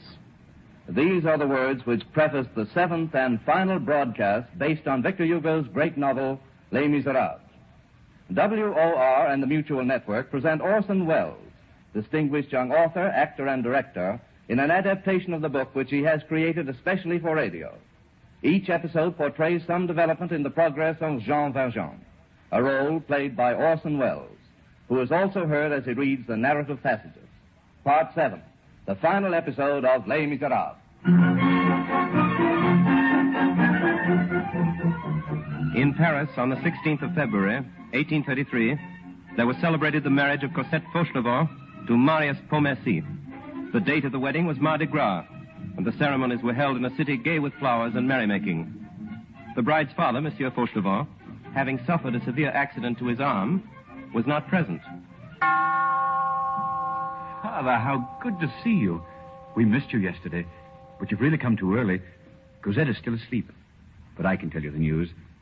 You are to come and live with us. It has all been decided. You are part of our happiness, Father. Cosette and I insist you share it with us. Monsieur. Is anything wrong? Is your arm still troubling you? There is nothing wrong with my arm. Is it wise for you to take the bandage off so soon? There has never been anything wrong with it. You can see for yourself. But yesterday you didn't come to our wedding. It was because you hurt your hand. It was the best that I should be absent from your marriage. Your pardon, Father. I don't know what you're talking about. Marius, I'm a convict. I've been in the galleys. The galleys? You? Cosette's father? Before God, I am not the father of Cosette. I am a peasant of Faverolles, and my name is not Fauchelevent. It is Jean Valjean. That is true, monsieur. I believe you. Cosette is very dear to me, but... Well, 10 years, I didn't know Cosette existed 10 years ago. I am, after all, a passerby in her life. And today, our roads separate. She is now Madame Pontmercy. I can do nothing for her. I leave her to your care, monsieur. But you could have kept your secret. No one would have known. Perhaps not, monsieur, but I shall always know. You think I might have been happy with you. Have I the right to be happy? Suppose I remain Monsieur Fauchelevent. I come to stay with you. We're together. And some fine day, while we're laughing and chatting, you hear a voice shout, Jean Valjean, and the police spring out of the shadow and tear off my mask. What then? Father, dearest, I've missed you so. Cosette, Father. We're talking of business. Father, you're pale. Does your arm hurt you? It is well. What is it then? Are you sad? No. Then kiss me. That's better. Now I shall stay. Cosette, darling, we have something to finish. You still want me to go?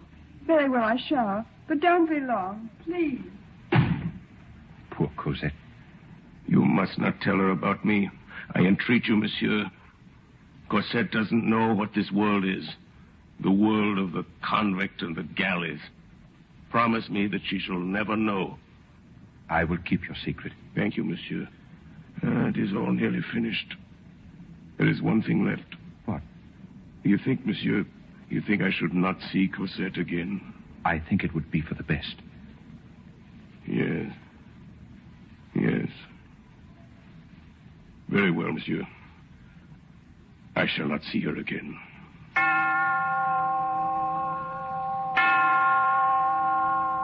Jean Valjean was a convict, but the bridegroom Marius did not know the story of his crimes. There are many crimes, and hunger was one of these in the year of our Lord, 1796. Jean Valjean, before you are sentenced, have you nothing to say to this court?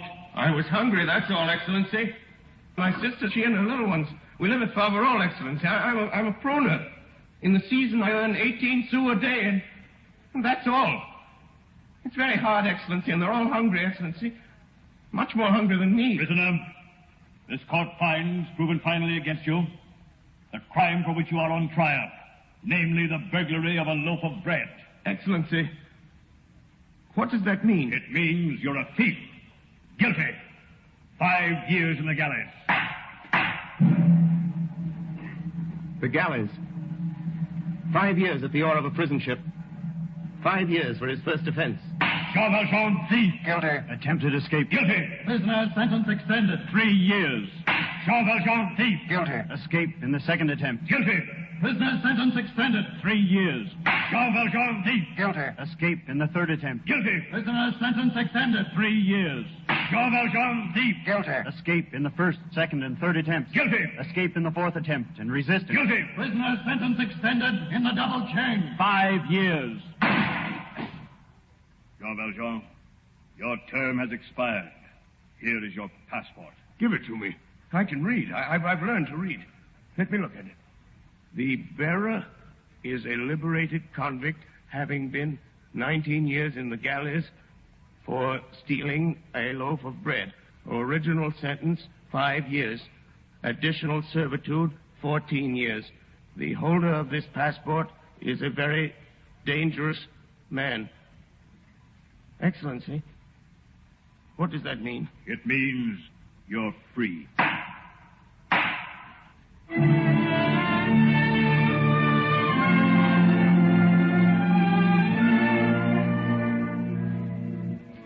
What had been the life of this soul? In weariness, in agony, under the whip, under the chain, in the cell, on the convict's bed of plank, under the burning sun of the galleys, Jean Valjean turned to his conscience and reflected. Human society had done him nothing but injury. He had no weapon but his hate. He had resolved to sharpen it in the galleys, and he had taken it with him when he went out. So the passport was right. The yellow passport, which described Jean Valjean as a very dangerous man. It was right that October night in 1815.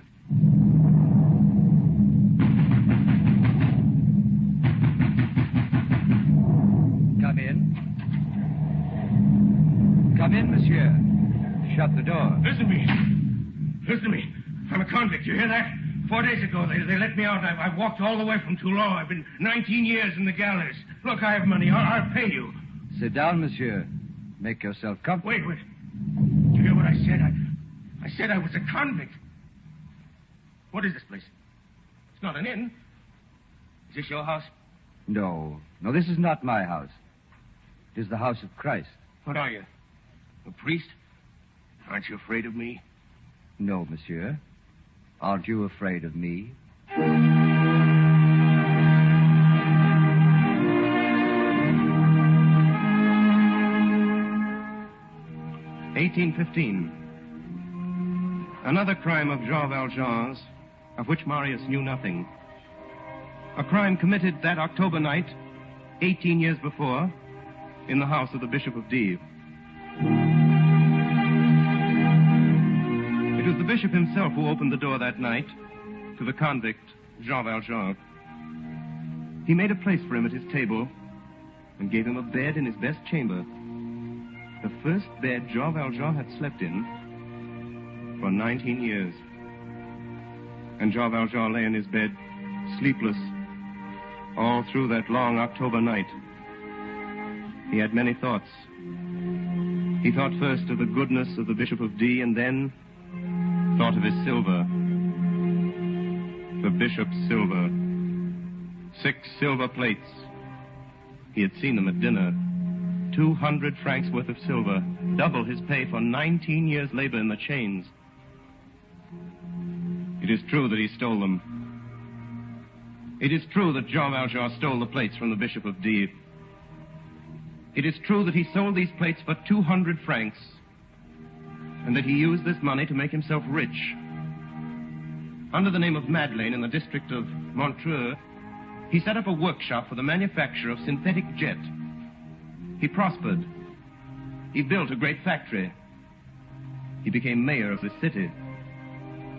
It is true that Jean Valjean did this with the 6 silver plates he stole that night from the Bishop of D. It is true also that Jean Valjean was never convicted of this crime. Yes, monsieur. We are the police, Monseigneur. Please, officer. Silence, prisoner. Monseigneur, this man has been apprehended on the highway in the criminal possession of your plate. Good morning, Valjean. You recognize him, Monseigneur. That is enough. Here is your silver. Yes, but where are my candlesticks? Here are the stolen plates, Monseigneur. Were there candlesticks also? Oh, yes. They are of silver like the rest. Valjean, where are my candlesticks? I didn't take them. Monsieur Valjean, I don't think you understood. I gave you the candlesticks as well. What do you mean? Monseigneur, the prisoner was running off with your plate. And he told you that they were given him by an old priest with whom he had lodged the night. And you brought him here. Yes, Monseigneur. Then it's true what he told me? I have given him the silver. Then we can let him go? Of course. But they aren't mine. Monsieur, the plates and the candlesticks are yours. Take them. But never forget you have promised me to use this silver to become an honest man. I withdraw it from the spirit of perversity, and I give it to Almighty God. Jean Valjean ran out of the city and made haste into the open country. A little gypsy boy passed by him and dropped a penny. Jean Valjean put his foot on the penny and ran after the boy, but he never found him. Another crime. He knew then that he must either conquer or be conquered. It was after this that Jean Valjean, the poor farmer who became a galley slave, established himself in Montreux as Monsieur Madeleine, the owner of a great factory and a public official. So Jean Valjean was sentenced forever to a new life. And a miracle was worked in his soul by the Bishop of D. Marius knew the father of his bride, Monsieur Fauchelevent, and it came to be that he found out the convict, Jean Valjean. But Marius never heard of the wealthy manufacturer, Monsieur Madeleine, the inventor of a process for the manufacture of imitation jet, the public benefactor, the mayor of Montreux, who, like Fauchelevent, was Jean Valjean.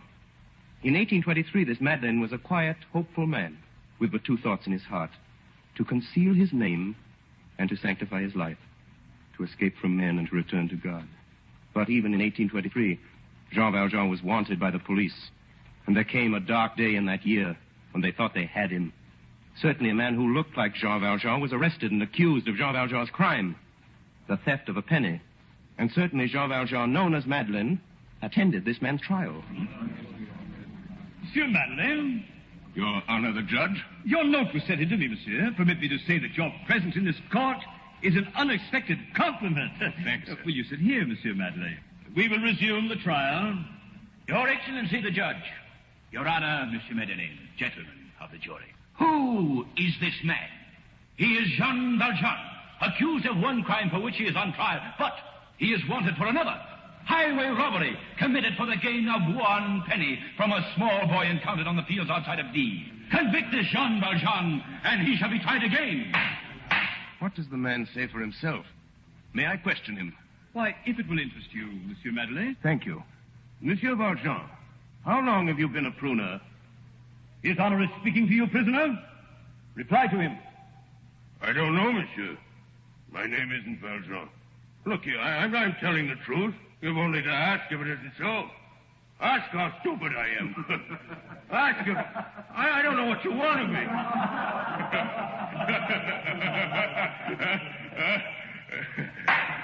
Officers, enforce order. I am about to pronounce sentence on this man. One moment. Your Excellency. Your Excellency, may I be permitted a few words on behalf of the accused? I'd like to tell you about Jean Valjean.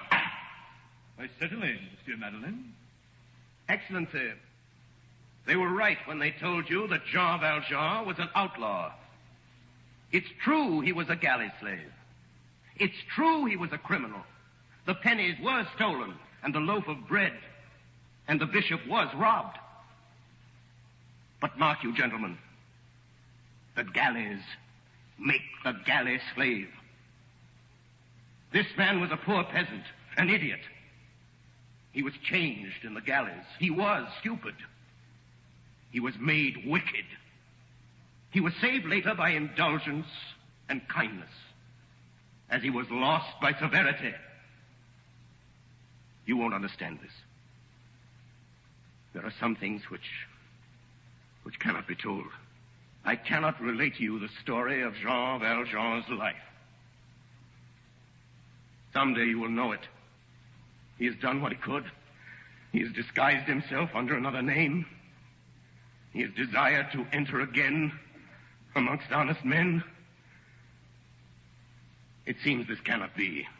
Gentlemen, your prisoner is not he who is on trial before you. Release this man. He is innocent. Gentlemen, I am Jean Valjean. Jean Valjean, you are charged with concealing your identity and changing your name. How do you plead? Guilty. Jean Valjean, you are sentenced to hard labor in the galleys under the double chain for the rest of your life. But Jean Valjean escaped from the galleys that same year and was never retaken. He was hunted. For 11 years he lived in the shadows, cowering, sometimes no more than a step from the terrible creature who pursued him, the policeman, Javert. But now Javert was no more. Small comfort now. Cosette was no more. She belonged to another. She whose childhood was passed in his sight like a summer's day, whose cares were his only care, whose joys were his only joy, who shared with him his only happiness in a long lifetime of misery, who owned his heart and a whole lifetime of love. Her he had given up, totally. He was wealthy, he relinquished wealth. He was free, he relinquished freedom. We have seen Jean Valjean give up the world to save a man from the galleys. The cost was not so great to him as this. I have purchased your soul. I withdraw it from the spirit of perversity, and I give it to Almighty God. We have seen many things happen to Jean Valjean of which Marius and even Cosette never learned. We have seen crimes which Marius judged without knowing, and more than that, we have beheld the resurrection and transfiguration of a human soul. We know the story without retelling it of Cosette's mother. We have seen Jean Valjean's Fauchelevent, the father of Cosette, and we have seen him at the barricades, saving Marius from the insurrection, so that Marius could take Cosette from him. We have seen him dragging Marius through the hideous muck of the Paris sewers and into safety. It is only important to remember here that Marius was unconscious, that Marius knew nothing of the manner of his rescue, and never dreamt that Jean Valjean or Monsieur Fauchelevent was his savior.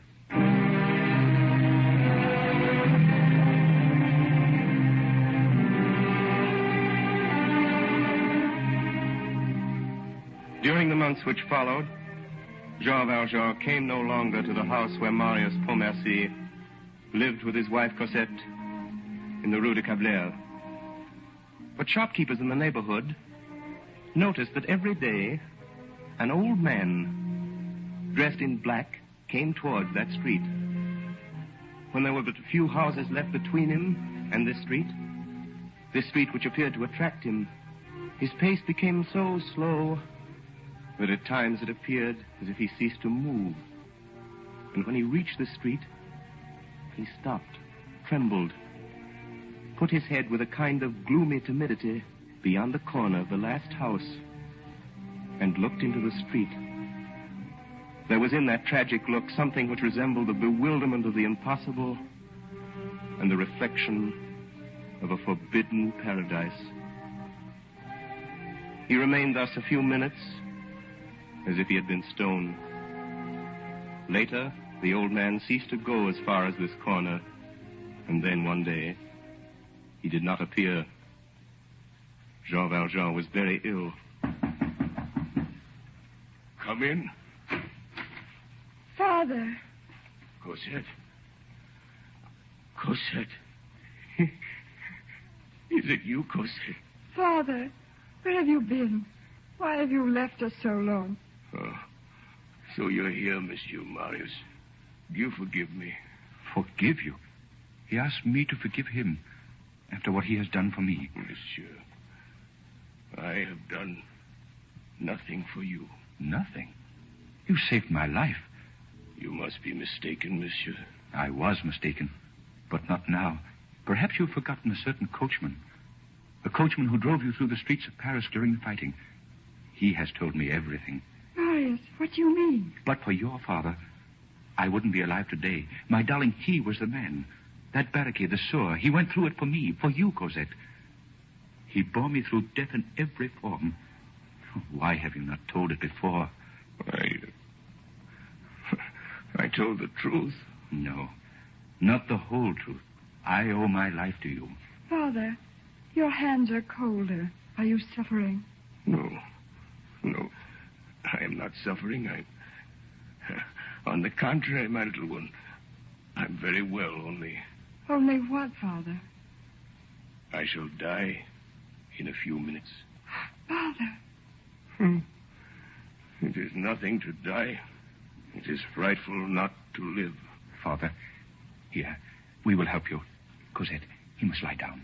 Now, children, I want you to listen to me. This money belongs to you. I've written you a letter about it.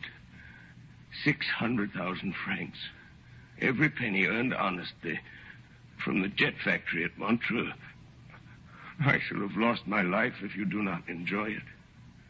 You see, the black jet comes from England, and the white jet comes from Norway.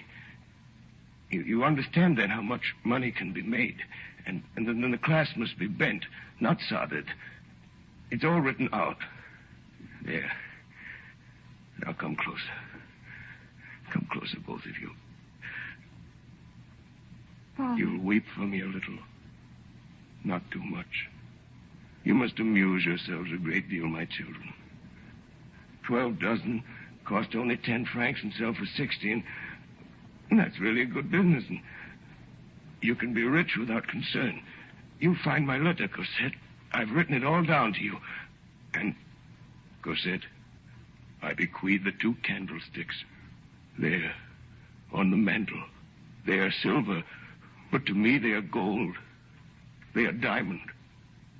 They were given me by the good Bishop of D. I wonder, will he be satisfied with me in heaven?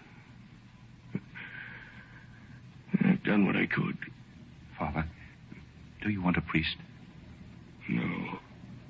No. I have one.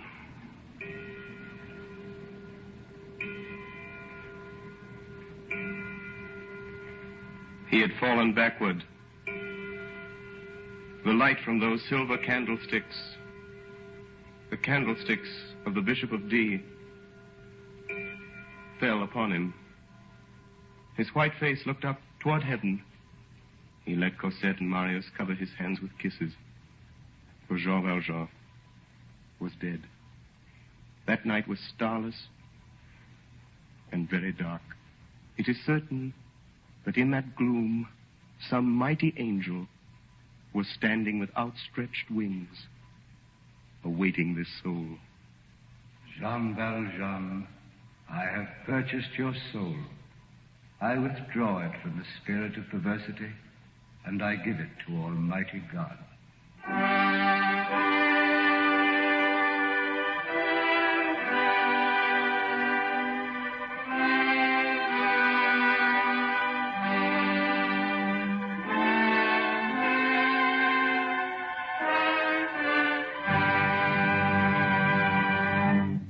WOR and the Mutual Network have brought you the 7th and final episode of Les Miserables.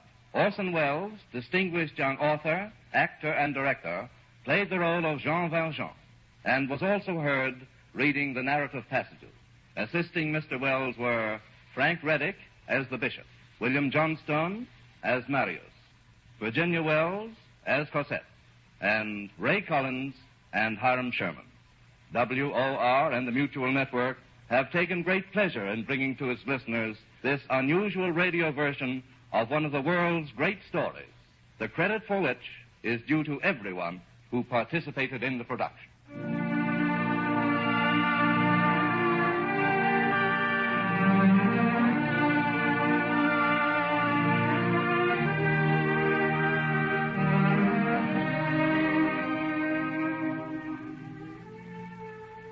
This is the Coast to Coast Network of the Mutual Broadcasting System.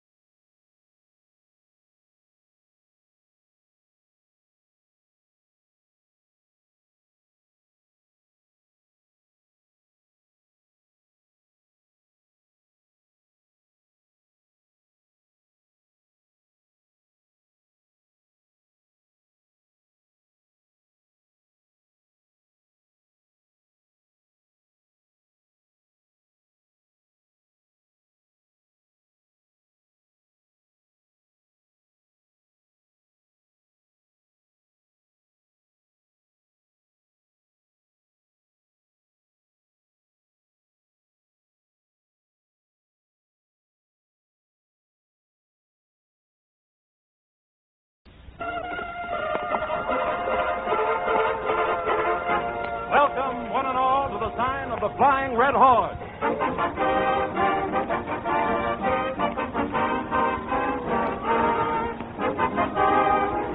The makers of Mobil Gas and Mobil Oil bring you Orson Welles.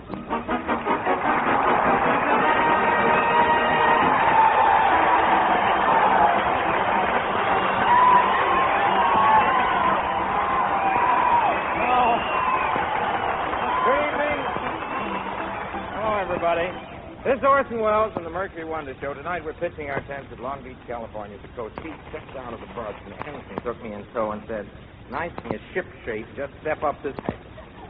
I'm glad he's sick. Incidentally, perhaps I'd better explain to our listening audience what an ensign is. It's the second lieutenant who can swim.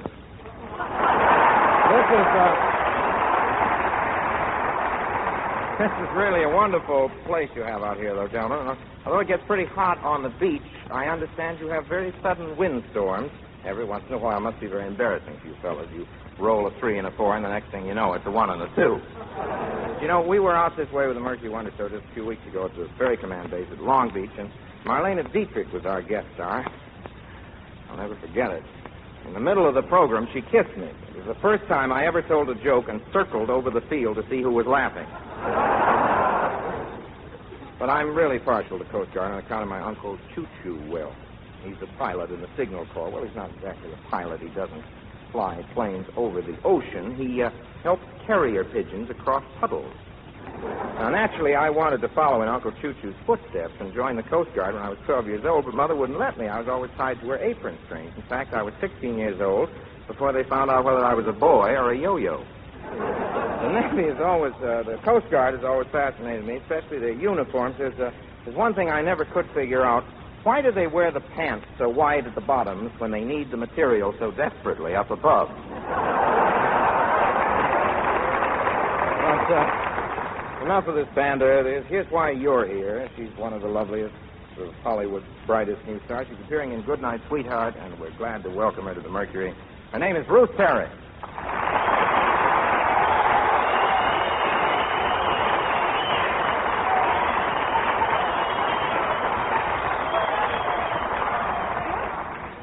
Ladies and gentlemen, and as they say on Trafalgar Square, cheerio, Orson.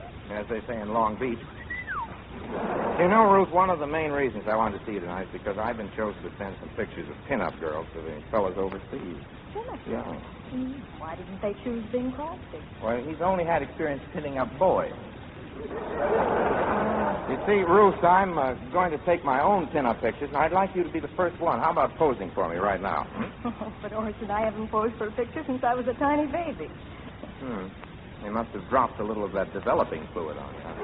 No kidding, Ruth. I do pretty nice work. Here's a picture I took of Gypsy Rose Lee. How do you like it? I don't see anything. Darn it, I guess she hung her hat over the keyhole again. How about saying a number for us, Ruth? I'd love to, Orson. What'll it be? Is you is or is you ate my baby? We're glad to have you aboard, Ruth. As you can plainly see, everything is shipshape. If anybody wants me, I'll be up on the poop deck.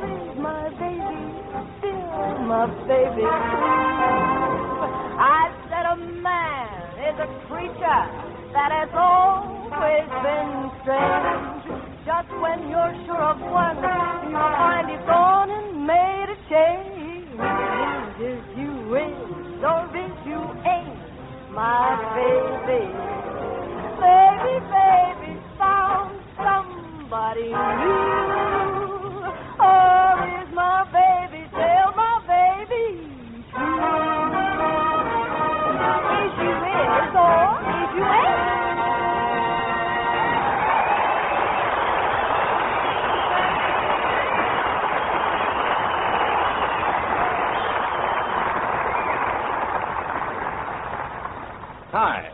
I want to tell you about a guy. In his line, he's a stand-up. What a job he can handle. Cars, that's where he stars. I mean that Ace Automobiler, your friendly mobile gas dealer. He knows that cars today are aging fast, knows they've got to last. So what's his cry? Don't let them die. That fellow's happy with helping a motor keep its pep, at making your old tires wear. He's right there. And he's a sensation at helping you stretch your gas rate. I mean that Ace Automobiler, your friendly mobile gas dealer. His wartime service is worthwhile. And don't miss his smile. Your car deserves it. Drive in. Watch him dive in. He'll look your car over top to bottom. Whatever products it needs, he's got them. Listen to what he tells you. Notice he never oversells you. He's a conscientious, knowing fella, a help your car keep going fella. I mean that Ace Automobiler, your friendly mobile gas dealer. You'll find him, of course, at the sign of the Flying Red Horse.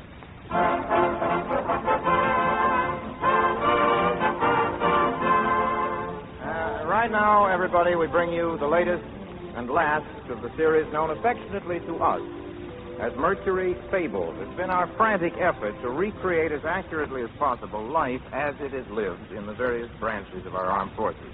Tonight we bring you life in the Coast Guard, a typical slice of it. The scene, the Wilmington Patrol Base. Hector, guess what I just heard? Oh, you're always coming around with scandal.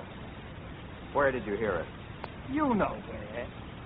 But this is a definite rumor. I heard that our leaves are coming through any day now. Gee, I hope they don't come through. I'm on mess duty, and I'd hate to miss it. All right, you guys. The mail's in. Come and get it. Oh, good. Where you been? Hey, I'm expecting a package. Oh, here it is. Well, open it up. Let's see what's in it. Yeah, I will. Take it easy. Well, look at this. Just what I needed. A pair of waterways. Oh, isn't that nice? Well, look what I got, Basil. Some new pin-up pictures. Hey, that one's a beauty. Who is she? Whistler's mother. I think I'll hang it right next to my picture of Eli Whitney's cotton gin. Yes, that's where I think I'll put it. Who's this babe in the bathing suit? Isn't it exciting? It's Marjorie Maine. And look, you can see her knee where the suit is torn. How can they send that stuff through the United States mail? Hey, excuse me, sailors. The CPO sent me in. He says I'm supposed to bunk here. Oh, you're the new man. Yeah. The CPO told me that this barrack was just like a home away from home. Oh, yes, it is.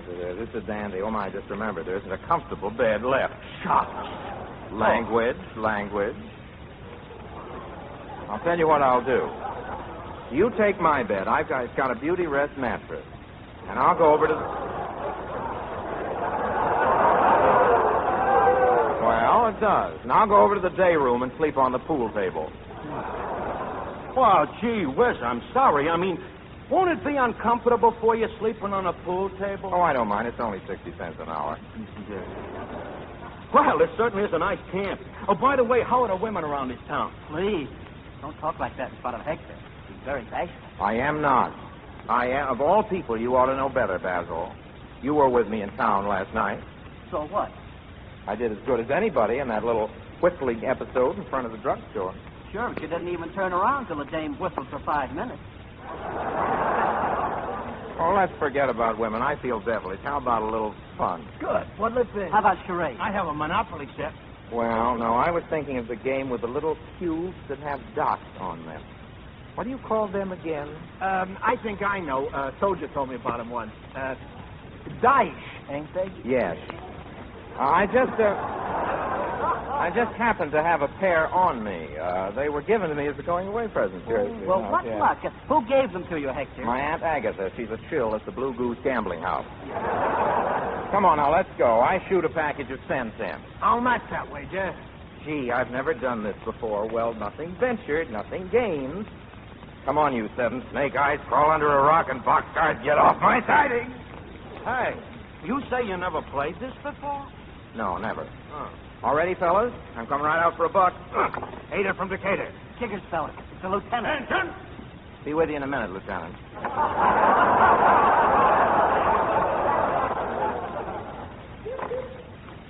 Wasn't that nice? 8 was my point, and I made it.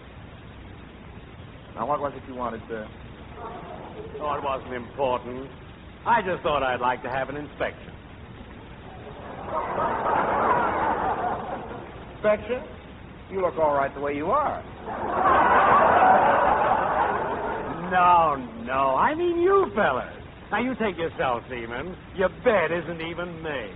Well, frankly, sir, I intend to get back in it very shortly. I've got to catch up on my sleep. But you're scheduled for an hour of close-order drill, a half hour of calisthenics, and then you have to police the entire area. How can you sleep? I force myself. Well, good for you.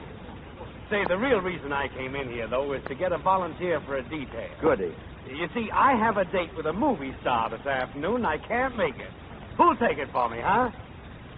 Oh, come now. I don't want to get mean about this. If nobody volunteers, I'll have to pick somebody. Oh, gee. I'd like to go, but I worked hard for this good conduct ribbon. Well... Now, look, fellas, it's not really a date. You see, Captain Peters has an idea that he could help our bond drive. He's got a slogan, buy a bond and kiss a movie star. That's why somebody's got to talk to Ruth Terry and ask her to help us out. Ruth Terry? Oh, well, in that case, I'll talk to her. So, you see, I've had a little experience in that line. I was at a bond rally a couple of weeks ago where Betty Hutton sold kisses for $25, $50, and $100 bonds. Well, how does that work? It's the same kiss, isn't it? No, for a $25 bond, she holds you. For a $50 bond, you hold her. And for a $100 bond, you hold on to your hat. I'll go right over and try to get Miss Terry to cooperate on our buy a bond and kiss a movie star idea.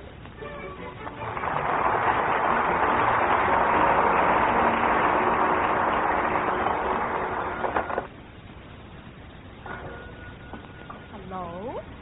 Miss Terry, this is the room clerk. While you were out, the Hollywood canteen called and wanted to know if you'd bake some more cookies for the boys. Oh, I'd be glad to. Did they want the butter cookies or the sugar cookies? Well, I don't know. They said they were sending a man over to talk to you. Oh, that's probably here at the door. Thank you, clerk. Come in. Miss Ruth Terry, please. Yes, come in. Thank you. I'll only be a minute. I was sent to speak to you about a little matter of... Yes, I know. I just had a message from your organization. Well, then you'll do it? I'd be glad to. I know how much the boys appreciate my work. Oh, you have no idea. Do you think they'll want them hot or cold? Well, I didn't think you'd have any cold ones. Funny, most of the boys like them hot, even if they are a little sticky. You know, they prefer to have them right off the pan, although a few of the boys like them cold. You know, at the canteen last week, I gave a few cold ones to a gob on shore patrol. Oh, he was crazy about it. Now, those SPs, they take anything they can get.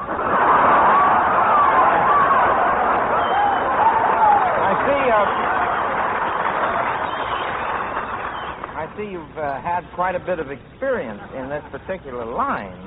Yes. I get such a kick out of it when I give them to the kids at the canteen. You ought to see the way some of them enjoy it, especially when they dunk them in milk. That I gotta see. Yours must be very exceptional, Miss Terry. Oh, they are. Mine have vitamins in them. Gee, the places you find vitamins these days. Would you like to try a sample? Well, gosh, that's awfully sweet of you, Miss Terry. I'm just an ordinary sailor, and it might be a novelty. We usually don't get anything like that in camp, you understand what I mean? You know, I'm working on a new one now that no one's tasted yet. You put a lot of time on this, don't you? Seems to be quite a hobby. How about that sample you promised me? I'm getting kind of interested. All right. How many would you like? How many would I like? Well, I don't want to be a pig, but I could handle your entire output. Now, don't overestimate yourself, Taylor. You know, they're very fattening. On me, they have the opposite effect. Maybe it's because I have to work so hard for the ones I get. I don't know, but it's just the way it works out. I find it all right. reduces me. Close your eyes. Close my eyes? Gosh, you really make a production out of it. Okay, my eyes are closed. Are you ready for it? Let me have it, sis. Here you are. Miss Terry, you shoved a cookie into my mouth.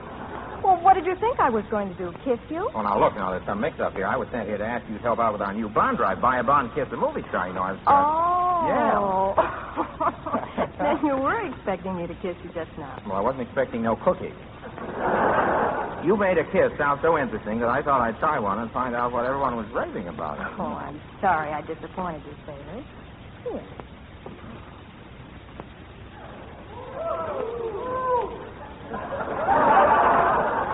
Let me try one of those cookies again.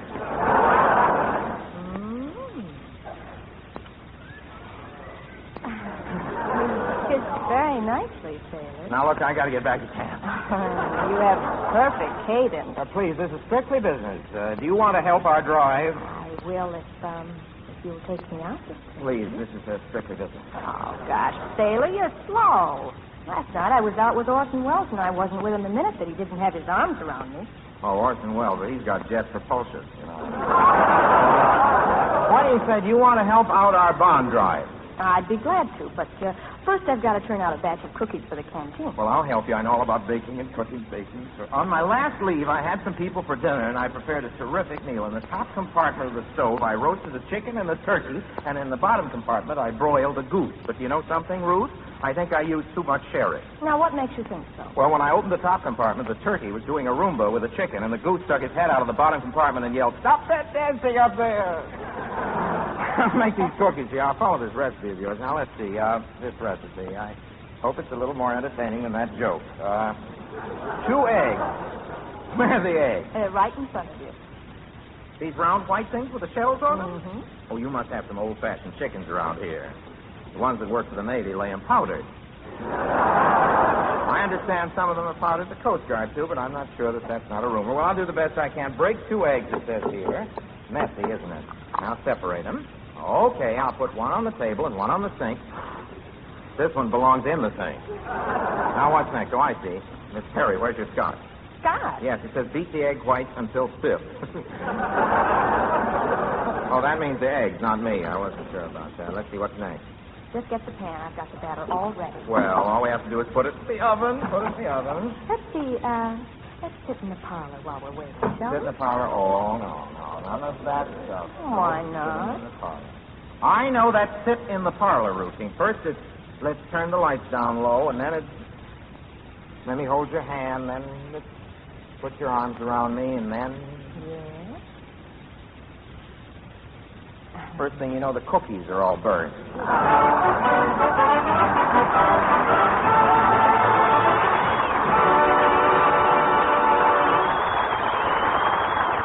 Thank you, America. Thank you for heeding our plea and taking care of your car. Our country's transportation system would be crippled if you didn't. You know that. You know, too, that new cars are a long way off, that you can't get one for an estimated 2 years after the war. So I'm thanking millions of you motorists for driving in at the sign of the Flying Red Horse, because there, a friendly mobile gas dealer's equipped to help your car run better, longer. Keep remembering to have your oil changed often, and your car's a lucky car if you get Mobile Oil. Mobile Oil, the largest selling brand of motor oil on earth. May I repeat that? It's the largest selling brand of motor oil on earth. Mobile Oil is built especially for wartime driving. It works to keep your motor clean, to keep it running smoothly. How it guards each vital engine part against rust, wear, and friction. Folks, the oil in the crankcase can make a difference in the life of your car. So keep it fresh, keep it full up, keep it Mobile Oil. Comes time now for some of the hottest music ever written. The Mercury offers you with enthusiasm an old friend from Cuba, a terrific performer, the inimitable, the overwhelming Miguelito Valdez.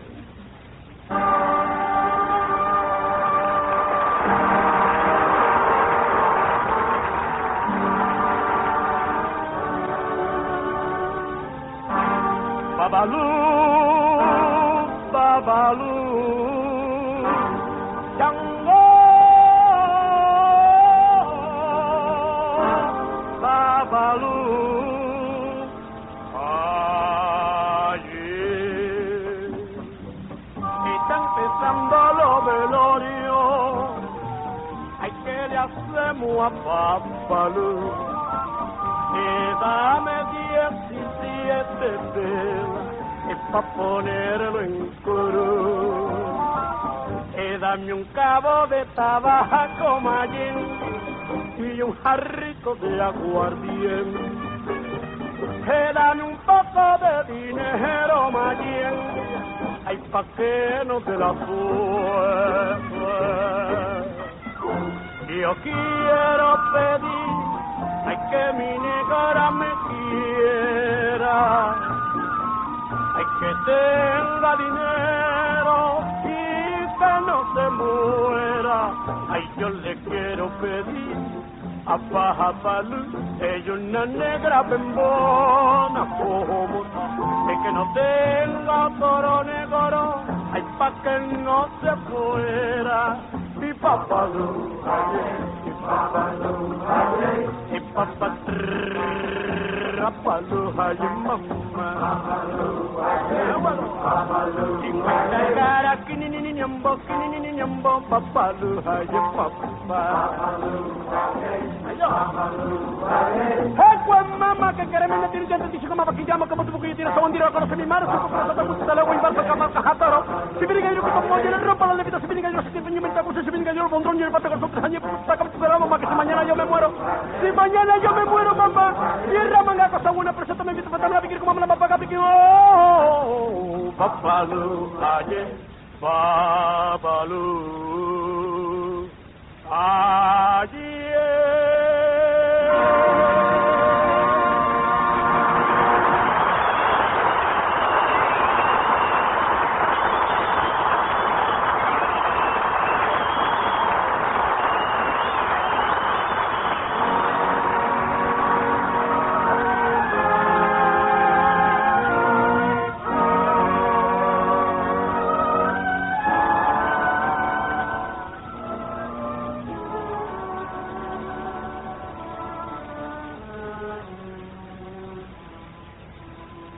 I'd like to read you now a short story, especially written for me to broadcast by one of the first talents in American literature, John Steinbeck. The name of the story is With Your Wings. He knew, most of all, that he wanted to go home. But there was something at home he had to get, and he didn't even know what it was. During the long, hard training, there had not been time to think of himself, nor to want anything. The ceremony at the end was unreal. He stood with the 16 others, all of them rigid as cypress logs, and the silver wings were pinned to his blouse over his heart. There was a speech by the colonel, and half of his mind heard it. The other half was going home. He walked to his Model A Ford and got in, slammed the door.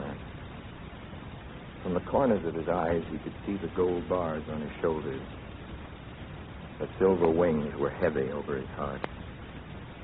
He started the clattering open roadster and listened for a moment to the flapping pistons and drove away in the sunny golden afternoon. The front wheels waggled loosely, and he let the steering wheel slip back and forth in his hand. A training plane flew over and banked. He glanced up and knew that the pilot was not going home. Now he was frightened of his success. He tilted his cap a little and sat very straight behind the wheel. Then he turned off the highway and into the rutted lane. The meadowlark flew ahead from fence post to fence post, singing his coming like a herald. The young cotton was strong and dark and clean in the field. The porches of the cottage were crowded as he drove by. Children washed and dressed in their best and starchiest clothes, hair bursting with ribbons, and the older people standing behind on the porches. At each house, they watched him pass, and then the families walked solemnly down the steps into the lane and followed him, like people going to church, men and women and children in their best clothes. He could see them in the sun-cracked rear-view mirror, moving into the lane behind him. His own folks were standing on the porch waiting for him, his father in white shirt and black string tie and dark church clothes, his lean chin held high. His mother in her blue and white print dress, each hand in front of her, holding the other to keep it from escaping. His grown sister, pretty and breathless, her lips a little open. His young brother, with eyes so wide that his forehead wrinkled up. Second Lieutenant William Thatcher stopped his car and got out slowly and moved slowly toward the porch, and the gathering neighbors came up behind him. He planned how it would be. He'd treat the whole thing casually as though it were nothing at all. He planned to say, "Hello, Pa," kiss his mother and sister and pick up his little brother and tousle his hair, but it wasn't like that at all. It wasn't nothing. It was something. He walked slowly toward the porch and stood looking up at his father. He could hear the rustle as the neighbors moved silently near and formed a half-circle behind him. It was as though his own people were sitting in judgment on him. The sun was warm on the porch and on the roses against the porch. And the sun was hot on his golden shoulder bars. He could see them shine from the corner of his eyes. He thought to come home in triumph. And it wasn't that at all. He took off his cap with the gold eagle on it and held it in his hand. He saw the tall father lick his lips, and then his father said, softly, "Son, every Negro in the world is going to fly with your wings." And then he knew. His breath caught sharply against his throat. He climbed the steps and went blindly past them into the house and into the bedroom where he'd grown up. Lieutenant William Thatcher lay down on the white bed. His heart was pounding. He could hear a little quiet murmur of voices in front of the house.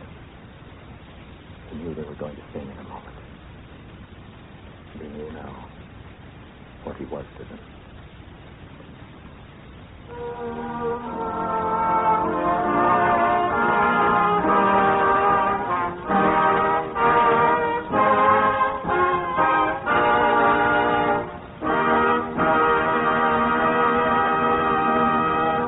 Time to say goodnight now, and I'm sorry to tell you this, but it's also time to say goodbye. This has been a new venture for most of us in the Mercury Theatre, this comedy variety show. We've learned a lot in 26 weeks. We've had a lot of fun. We hope you've shared in some of it. We'll be back on the air next season, maybe with another kind of show, maybe not. It depends a lot on you.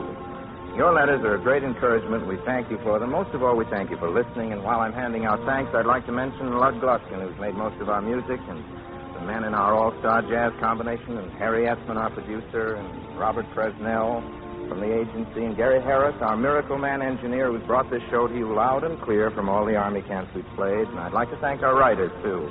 We're proud of the job they've done for us, and we're very fond of them. Bud Pearson, Lou White, Les White, and Lou Quinn.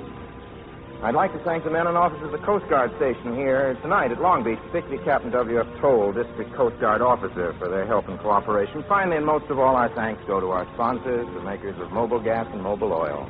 They've made this a pleasant and rewarding engagement. We say goodbye with regret, and we take pleasant memories away with us. You'll be hearing from the Mercury again, everybody. Until then, you remain, as always, obediently yours. Bruce Terry. Bruce Terry appears through the courtesy of Republic Pictures, producers of the musical Atlantic City. Lou Merrill speaking. This is CBS, the Columbia Broadcasting System.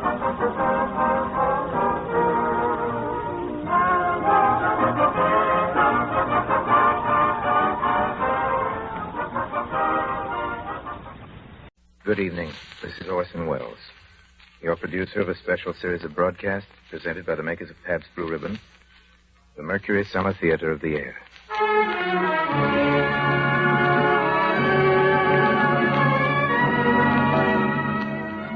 Tonight and every Friday night, Pabst Blue Ribbon presents you with a front row seat in America's favorite summer theater. So, while America's famous producer, writer, director, Orson Welles entertains you, pour yourself a tall, frosted glass of Pabst Blue Ribbon and enjoy at the same time great entertainment and this truly great beer.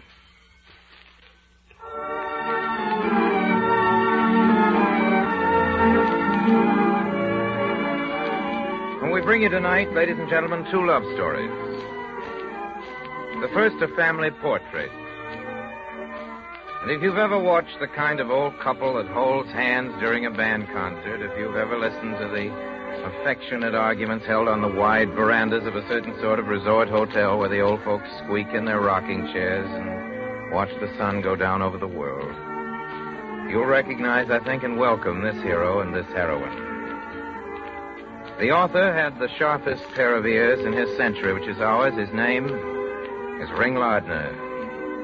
And his loving record of a holiday in Florida, part one of our broadcast, is called Golden Honeymoon.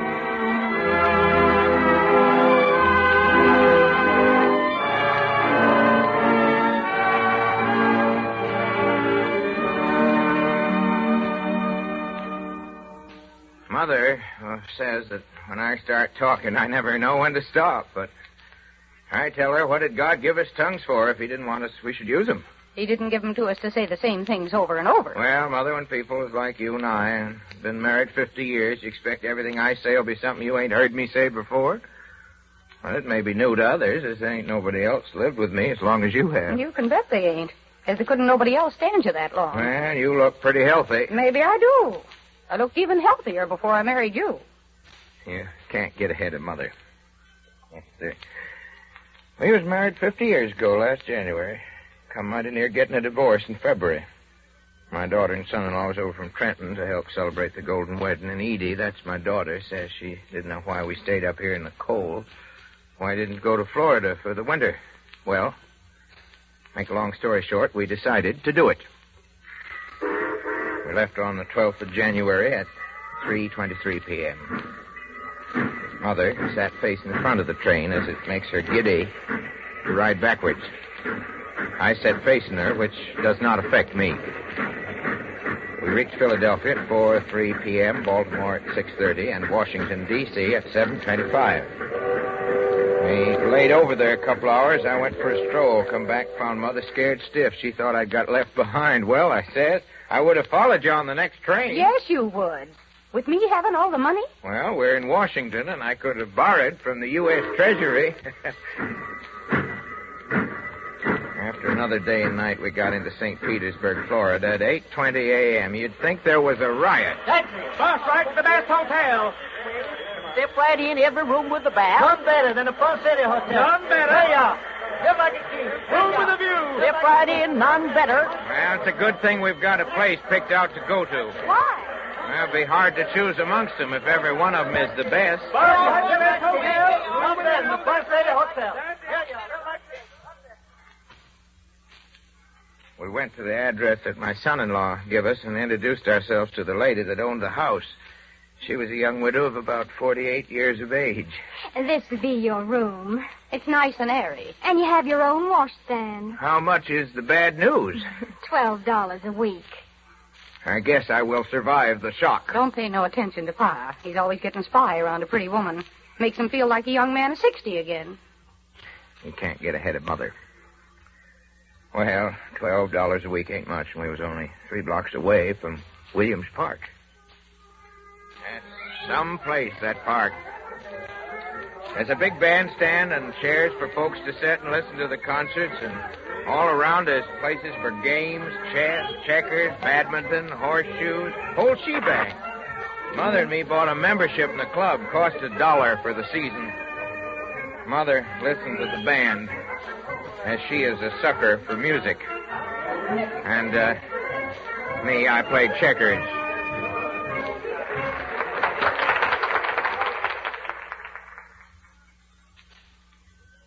About eating.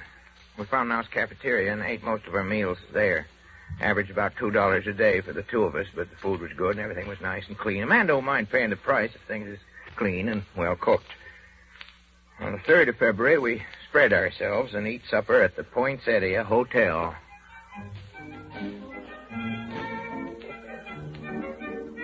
It was Mother's birthday. We had sirloin steak. It don't look very... 5 cents. Looks hardly big enough for one. Well, I guess a good thing every day ain't your birthday, or we'd be in the poorhouse. Oh, because if every day we went for birthday, I don't know enough by this. You can't get ahead of my mother there. And things went along quiet like this till one day at the park, I was playing checkers and Mother was listening to the band concert. And the woman next to her opened up a conversation. Nice music, isn't it? Yes, I enjoy it. Where are you from? Jersey City. And you? I'm Mrs. Frank M. Hartzell of Hillsdale, Michigan. Of course, I'm originally from Alabama. Well, you could have knocked Mother over with a pigeon feather. Frank M. Hartzell was the man who was engaged to Mother till I stepped in and cut him out 52 years ago. Well, 4 of us had dinner, and then we went up to our house, sat in the parlor. Mother was very apologetic. Miss Hartzell, I'm scared you find it tiresome listening to we three talking over old times. Oh, no, not at all. I've heard Frank talk quite a bit about his old friends, and so it seems as though I know most of them, although not quite so well as I know my own friends, of course. Well, as it turned out, Mother didn't have no need to apologize. I have heard a lot of women that could go it. But Hartzell's wife takes the cake of all the women I have ever seen. She told us the family history of everybody in the state of Alabama and Michigan, and she would have been going yet if the clock hadn't broke. The clock sounds like it's busted. Either that or it's horrible late. Well, we'll run along. We'll see you again, won't we? How about some cards tomorrow night? You play whist? Oh, yes. Come to our place. That's what we did. We played cards with him with Mother and Hartzell partners against his wife and I. Me and my partner certainly got the worst of it. All in all, we played about 10 times. There was only one night when Mrs. Hartzell and me come out ahead. That night wasn't no fault of hers. Hartzell got feeling pretty good about himself. But I took it out of him one morning in the park. He foolishly offered to play me checkers. Didn't have a chance. A crowd of folks who usually watched me play began to pass off remarks. Whoever told you he was a checker player? You might maybe be good for tiddlywinks, but not checkers. Almost felt like letting him beat me a couple of games. But the crowd would have noted it was a put-up job. Of course, women folks joined us after the massacre, and I wasn't going to mention it, but... Well, Charlie and I had a little game of checkers, but I'm no match for him. Not me. Well, checkers ain't much of a game anyway. It's more of a children's game, ain't it? Yes, ma'am. It's a children's game the way your husband plays it. Maybe there's other games where Frank can beat you. Yes, I bet he could beat you pitching horseshoes. Well, I'd give him a chance to. I ain't pitched a shoe in over 16 years. Well, I ain't played checkers in 20 years. You ain't never played it. Now, Pa, just for that, you pitch horseshoes with Frank. And you know, Hartzell was the luckiest pitcher I ever seen. He had some pitches where the shoe lit 5 and 6 feet short, and then schoonered up and was a ringer. There were some hard points in my horseshoes. Just when I was getting my distance, my thumb got to bleeding, so I had to quit. Hartzell said the score was 19-6, but I don't know what it was. They wanted us to play cards again that night, but I was sick and tired of them, and I tried to get out of it. What's the matter, Charlie?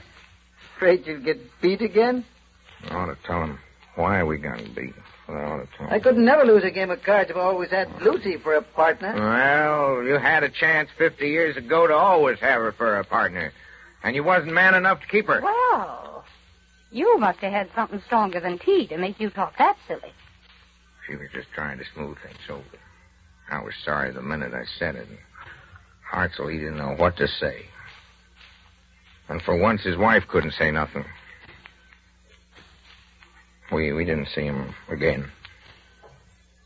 As soon as we got to our room, Mother began to scold me. You'd ought to be ashamed of yourself, talking that way to Frank. I guess he's such a wonderful pitcher and card player that you wish you'd married him. Well, at least he ain't a baby to give up pitching because his thumb has a few scratches. Well, if he's so great, why didn't you marry him? I almost wish I had. I wish so, too. I'll remember that. That's the last word she said to me. For 2 days. Then we was in the park sitting on a bench. We made up while the band started up a nice walk. Listen, Charlie. This is our golden honeymoon. We don't want the whole thing spoiled with a silly old quarrel. Well, do you mean that about wishing you'd married Hartzell? Of course not. That is, if you didn't mean that you wished I had, too. Oh, I was just tired and wrought up. I thank God you chose me instead of him, as there's no other woman in the world who I could have lived with all these years. Yes, you have needed a woman with a great deal of intelligence and understanding and patience. Like I said, you can't get ahead of Mother.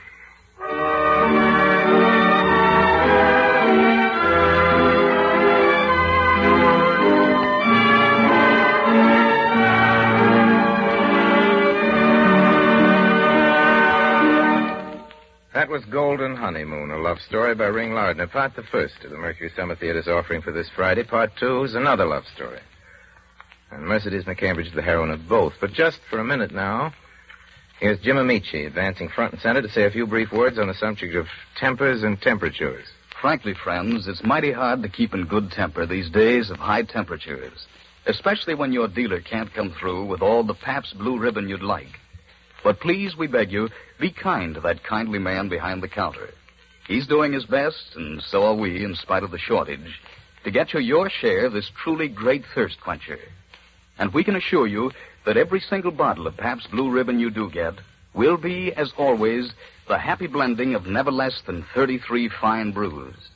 Yes, every drop will have that perfect Pabst Blue Ribbon flavor. Not too heavy, not too light, but fresh, clean, sparkling. So please keep asking your dealer for it. It's worthwhile asking for. Blended, splendid Pabst Blue Ribbon. And now, Mr. Wells.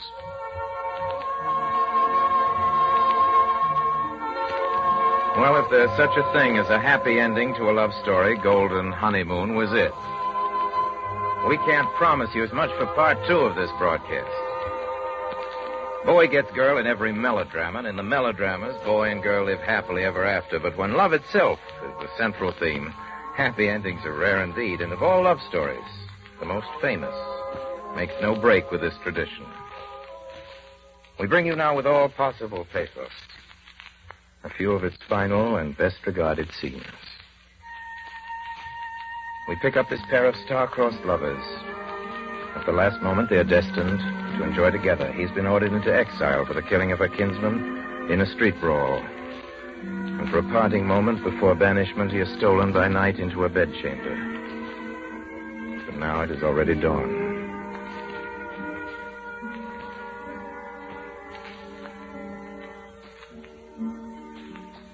Wilt thou be gone? It is not yet near day. It was the nightingale, and not the lark, that pierced the fearful hollow of thine ear. Believe me, love, it was the nightingale. It was the lark, the herald of the morn, no nightingale. Look, love, what envious streaks do lace the severing clouds in yonder east. Night's candles are burnt out, and jocund day stands tiptoe on the misty mountain tops. I must be gone and live, or stay and die. Oh, God, I have an ill-divining soul. Methinks I see thee as one dead, in the bottom of a tomb. Either my eyesight fails, or thou look'st pale. And trust me, love, in my eye, so do you. Dry sorrow drinks our blood. Adieu. Adieu.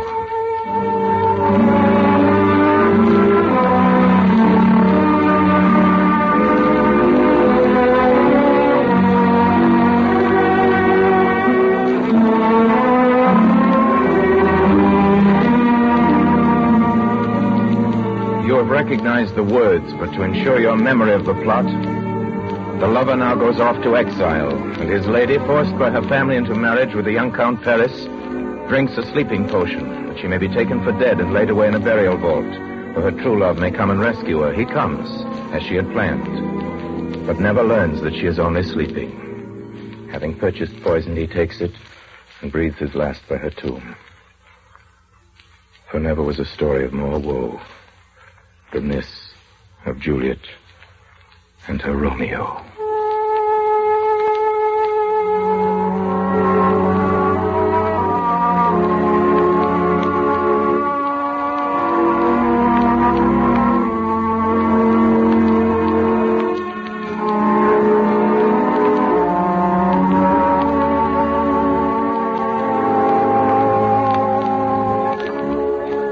If I may trust the flattering truth of sleep, my dreams presage some joyful news at hand. My bosom's lord sits lightly in his throne, and all this day an unaccustomed spirit lifts me above the ground with cheerful thoughts. I dreamt my lady came, and found me dead. Strange dream that gives a dead man leave to think, and breathed such life with kisses in my lips that I revived and was an emperor. Oh me, how sweet is love itself possessed, when but love's shadows are so rich in joy. News from Verona.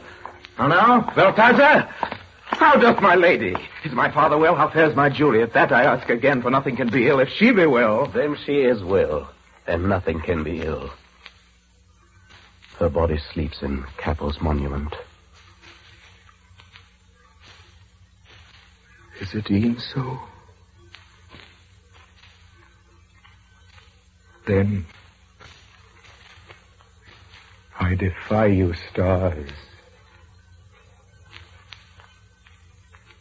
Thou know'st my lodging. Get me ink and paper, and hire post horses.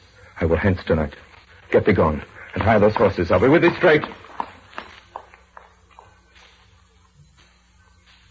Well, Juliet, I will lie with thee tonight. Let's see for means.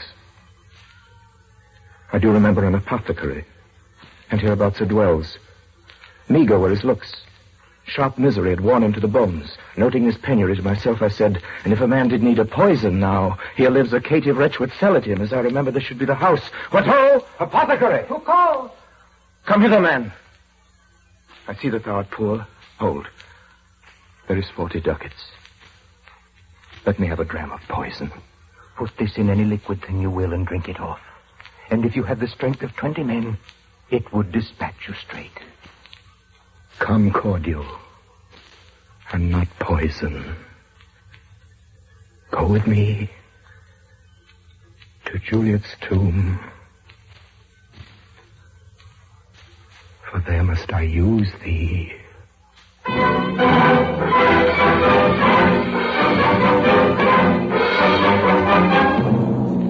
Count Paris, who was to have married Juliet, comes by night into the churchyard, bearing flowers for Juliet, but hearing the approach of Romeo and his servant. He hides himself to watch. What cursed foot wanders this way tonight to cross my obsequies and my true love's right? What with a torch? Muffle me night a while. Give me that mattock and the wrenching iron. Here, sir. Whatever thou hearst or seest, stand all aloof, and do not interrupt me in my course. But if thou jealous dost return to pry on what thy father shall intend to do, by heaven I will tear thee joint by joint, and strew this hungry churchyard with thy limbs. I will be gone, sir, and not stopping. Thou detestable maw, thou womb of death, gorged with the dearest morsel of the earth. Thus I enforce thy rotten jaws to open, and in despite I'll cram thee with more food. Stop thy unhallowed toil, vile Montague. Obey and go with me, for thou must die. I must indeed, and therefore came I hither. Good gentle youth, tempt not a desperate man. Put not another sin upon my head by urging me to fury. Oh, begone! By heaven, I love thee better than myself, for I came hither armed against myself. Stay not, begone! Live and hereafter say a madman's mercy bid thee run away. I do defy thy conjurations and apprehend thee for a felon here. If thou provoke me, then have at thee, boy. Sir! Oh, I am slain. If thou be merciful, open the tomb. Lay me with Juliet. In faith I will. Let me peruse this face. Mercutio's kinsman, noble County Paris. What said my man when my betrothed soul did not attend him as we rode? I think he told me Paris should have married Juliet. Said he not so? Or did I dream it so? Or am I mad, hearing him talk of Juliet, to think it was so? Oh, give me thy hand. One writ with me in sour misfortune's book. I'll bury thee in a triumphant grave. A grave? Oh, no. A lantern slaughtered youth. For here lies Juliet, and her beauty makes this vault a feasting presence full of light. Death, lie thou there, by a dead man interred.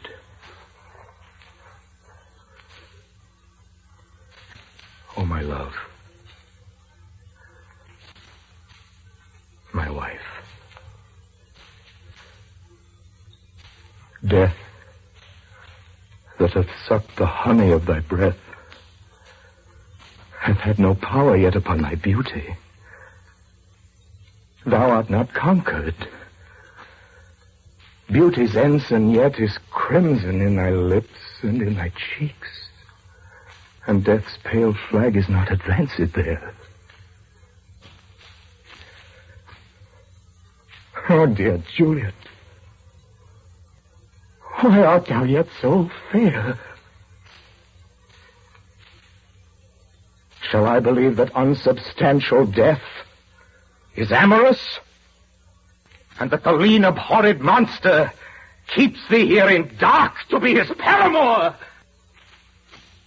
For fear of that, I still will stay with thee, and never from this palace of dim night depart again.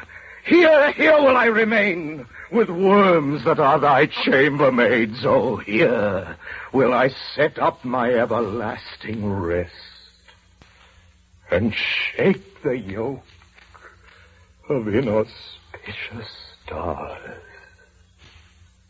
from this world-weary flesh. Eyes, look your last. Arms, take your last embrace. And lips, oh, you the doors of breath, seal with a righteous kiss a dateless bargain to engrossing death.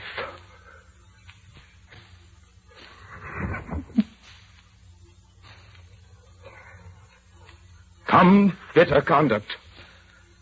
Come, unsavory guide. Thou desperate pilot, now at once run on the dashing rocks thy seasick, weary bark. Here's to my love.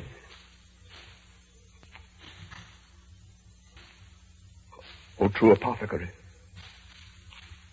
thy drugs.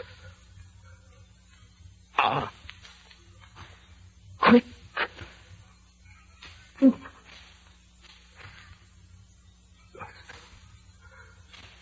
With a kiss, I die.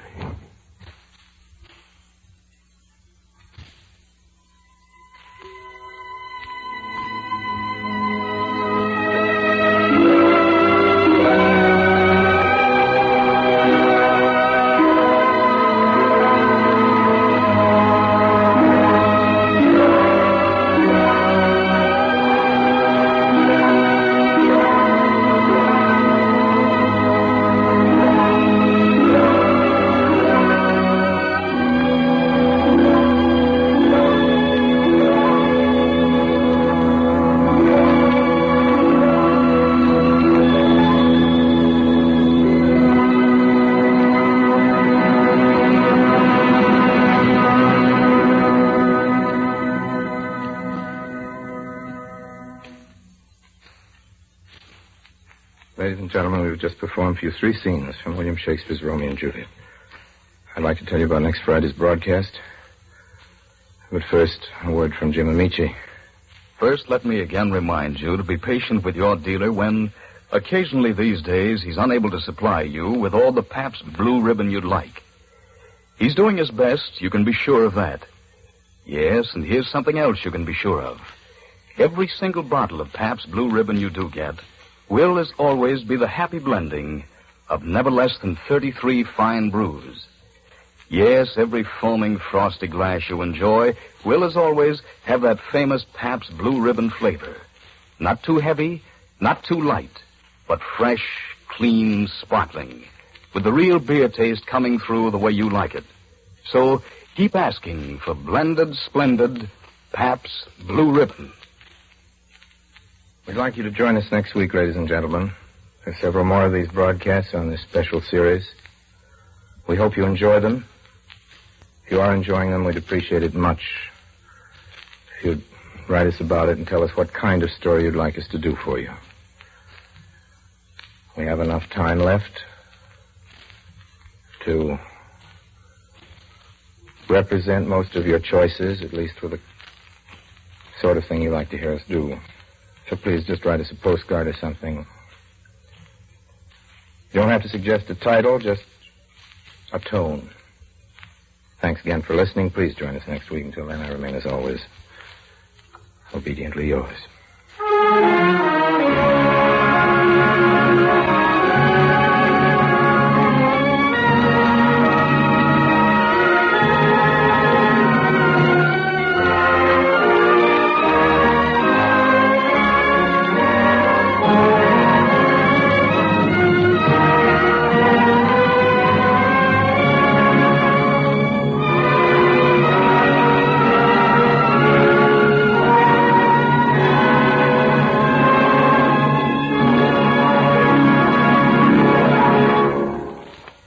This program came to you through the courtesy of the Pabst Brewing Company of Milwaukee, Wisconsin, makers of blended, splendid Pabst Blue Ribbon. This is CBS, the Columbia Broadcasting System.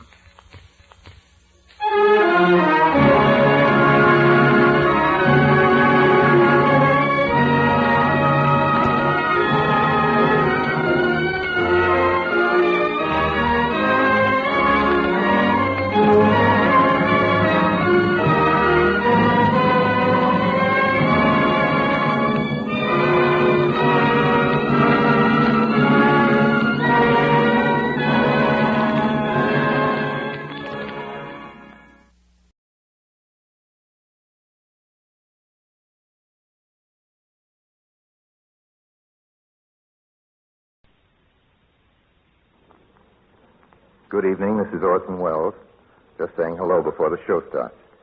This is your radio almanac for the first week of February. It's a bad time for gardeners, February. By day, it wheedles the buds out of the bushes, and by night, it blisters them.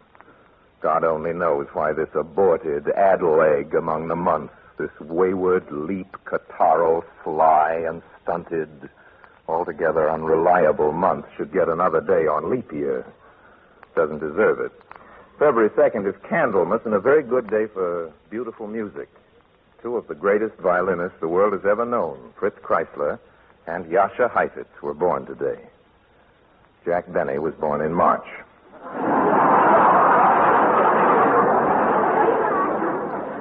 The groundhog came out this morning and looked around for his shadow. If he didn't see it, he didn't want to. The moon is in the second quarter for just about another hour tonight. And my shadow. I beg pardon? Strolling down the avenue. Excuse me, sir. You look just like a groundhog. I am. Well, you saw your shadow, groundhog. Why aren't you back in your hole? Well, you know the housing problem. I just looked out for a minute and some other people moved in. What's that, lady? I beg your pardon. First time you ever heard a talking groundhog? I bid you welcome to the sign of the Flying Red Horse.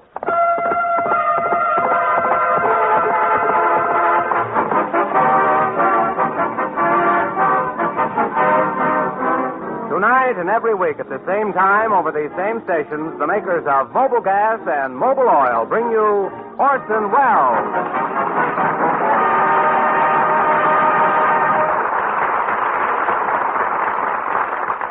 Ladies and gentlemen, our distinguished guest department brings you now one of the stars of Metro-Goldwyn-Mayer's new production, A Guy Named Joe. He's a good friend of ours in the Mercury, and an old friend of yours, and a great actor.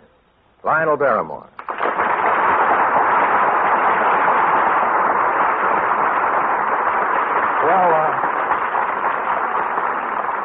Well, Lionel, or perhaps I should say Dr. Gillespie. Perhaps you shouldn't say Dr. Gillespie, Orson. You know, I'm not really a doctor. I merely act the part of a doctor. Just like you, Orson, can play a part, too. You're not really a comedian. Oh, you've been reading Hedda Hopper. You, Lionel, how can you say I'm not a comedian? Haven't you seen those big ads in the paper? They say, Orson Welles, comedian. Ah, you read it wrong. It said Orson Welles, comedian? Also, I've seen the newspaper criticism of your opening program last week. Oh, the notices in the newspaper? What did they say? Are you still looking for a place to live in Los Angeles? Yes? Well, don't do it. Here's a review from the Los Angeles Examiner. Well, let me see. Amusement. Page 5. Here we are. Page 5. Amusement. Radio. That's not under amusement. Thank you, gentlemen. Page 8. Here's page 8, radio. For review of Orson Welles' show, see page 12. 10, 11, 12. Here it is. Page 12. Obituaries. Well, here's a paper that's always been very nice to me, the Tijuana Stable News. Listen to this. La semana pasada principio nuevo programa con Orson Welles bajo los auspicios de Mobil Gas y también de Mobil Oil. Y ahora transcribimos un nuevo boletín con últimas noticias sobre The Flying Red Horse, page 420, 360, and 280. Oh, who cares about reviews? When it comes to newspaper notices, I don't give a... I said I don't give... Uh-oh, it's one of the boys from upstairs. Lionel, this is Mr. P. Bristle. I'm the censor. Censor.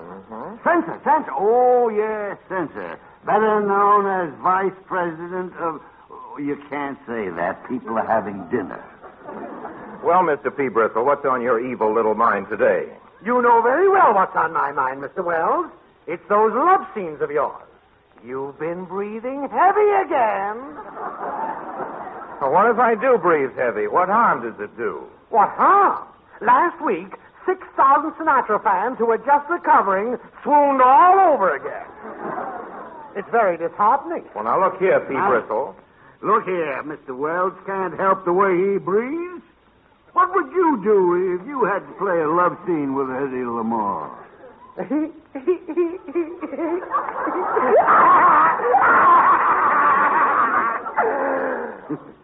Happy little monster, isn't he? Now, really, Mr. Wells, you're going to have to cut down on the way you heave your chest around. I'm going to have to stop reading Lionel's lines, too. Just how am I going to accomplish that? How am I going to accomplish the feat of stopping to heave my chest around? Well, try breathing with just one nostril. One nostril? Yeah, let's hear it. Say something romantic with one nostril. Or like this? Like this? Mm-hmm. Petition. Please. Petition. For years I have adored you with a white, hot passion. With a white, hot passion that is slowly but surely consuming my very vitals. No, even on one nostril, you're out blasting Sinatra. Well, how do you like it, Lionel, with me holding one nostril? Okay. I was holding both nostrils.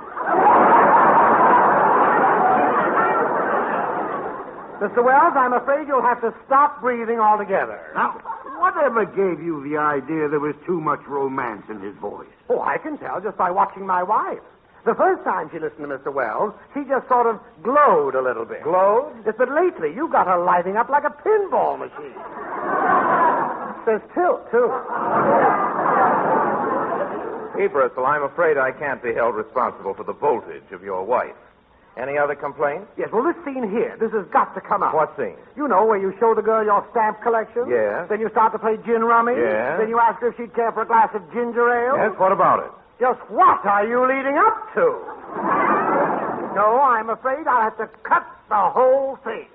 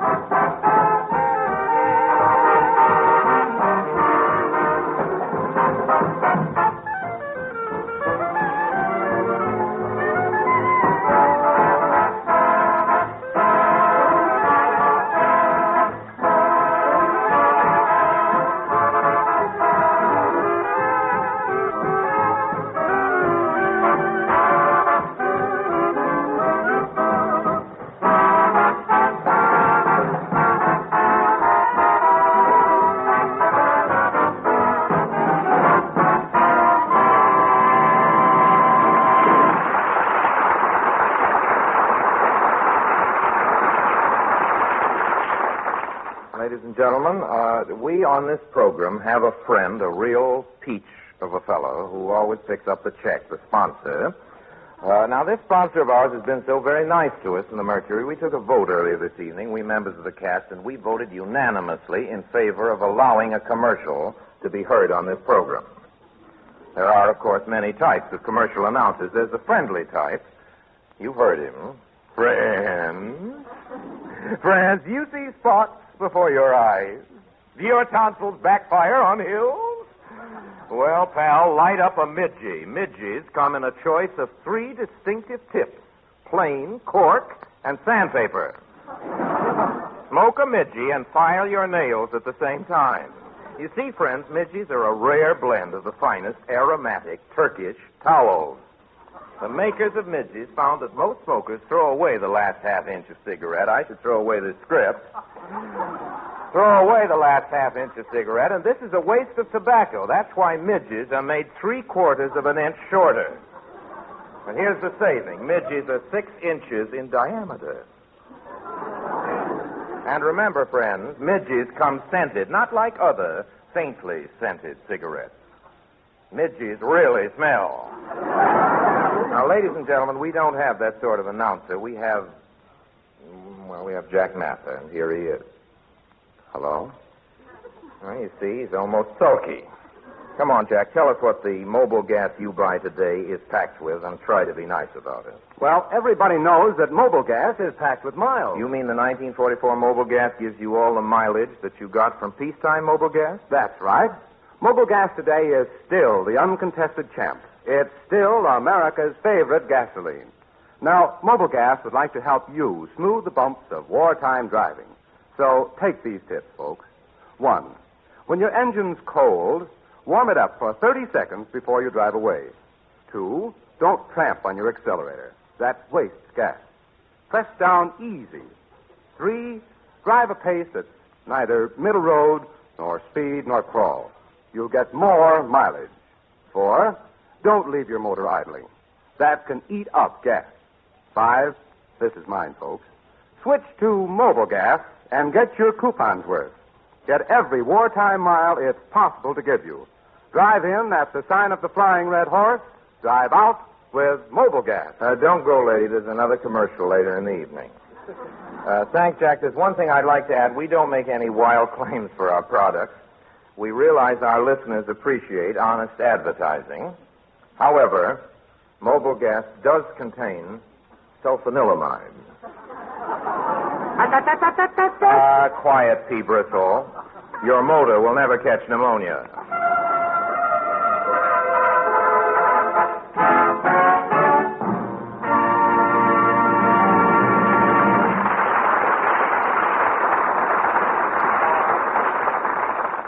You know a commercial didn't rate that applause. Our listeners realized that there was a big man beating his hands together and urging you on to that. Ladies and gentlemen, I appreciate your cooperation, and I think you ought to know right at this point that a little old lady from Little Rock writes me she thinks we ought to have something in our almanac for the young folks. Now, we aim to please, and so with our hand firmly on the pulse of young America, we bring you now a treat for the tiny tots. The Kiddies' Corner, conducted by your Uncle Lionel.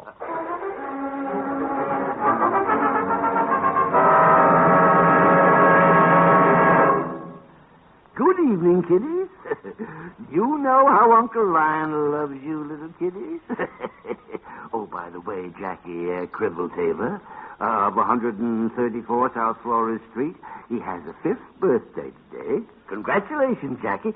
Now, if you just run down to the cellar and shovel all the coal out of the bin, there's a surprise for you near the wall. Now, go ahead, Jackie. When he gets the coal all shoveled out of the bin, will he be surprised? There ain't no present there at all. And now for our bedtime story. Now, hang on to your seats, my little darlings. Your Uncle Lionel is going to scare you green. Kiddies, your Uncle Lionel has turned aside to make his lightning transformation into the character of a rootin'-tootin' old horse and buggy doctor. So we'll start without him. Our story opens in a dentist's office. A young man, our hero, enters and seats himself in the chair. Rip 'em out. What? Rip 'em out? But your teeth seem perfectly good. So is my money. Pull 'em out. But it wouldn't be ethical to pull out healthy teeth unless there's a reason for it. Pull 'em out.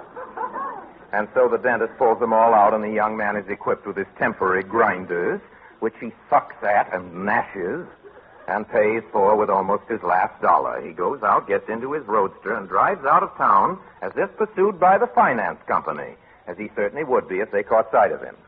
At nightfall, I'll say that again, as he certainly would be if they caught sight of him.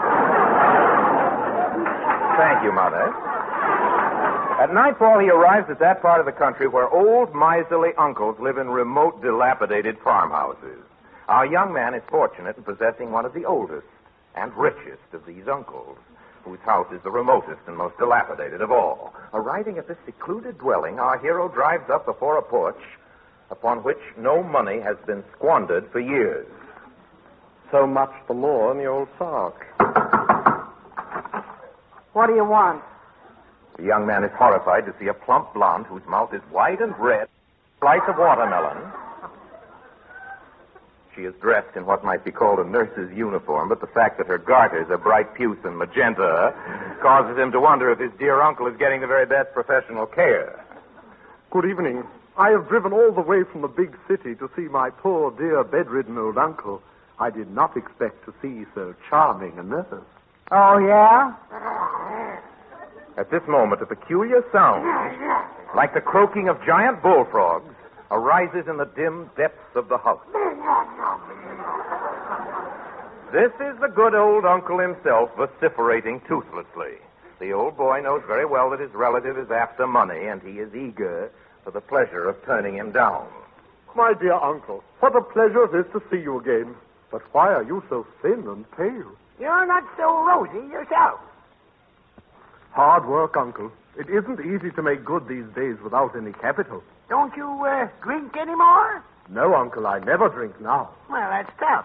In that case, I can't ask you to join me.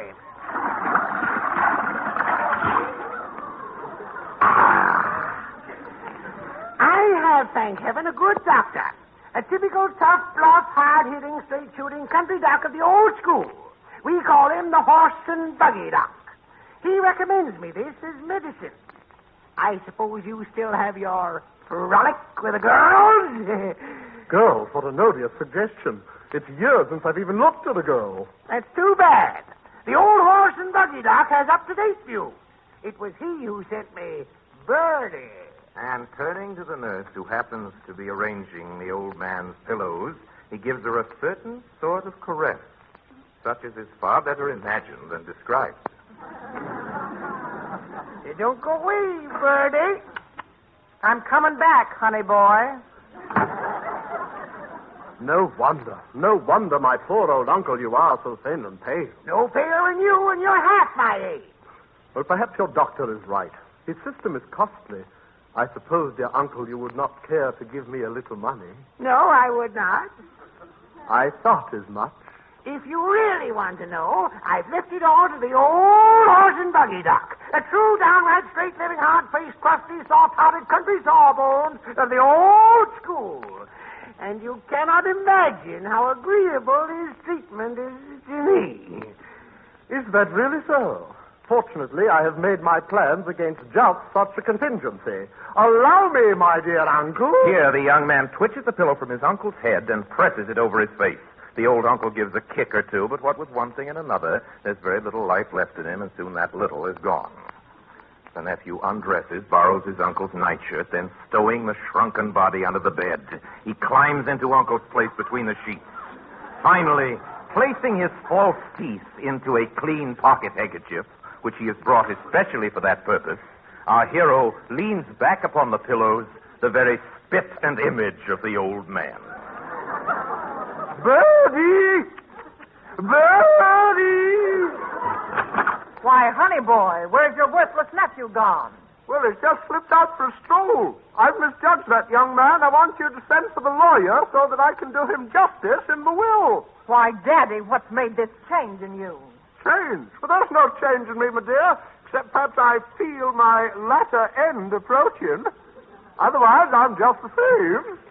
And to reassure her on this point, he gives her a friendly little caress, exactly as his uncle had done.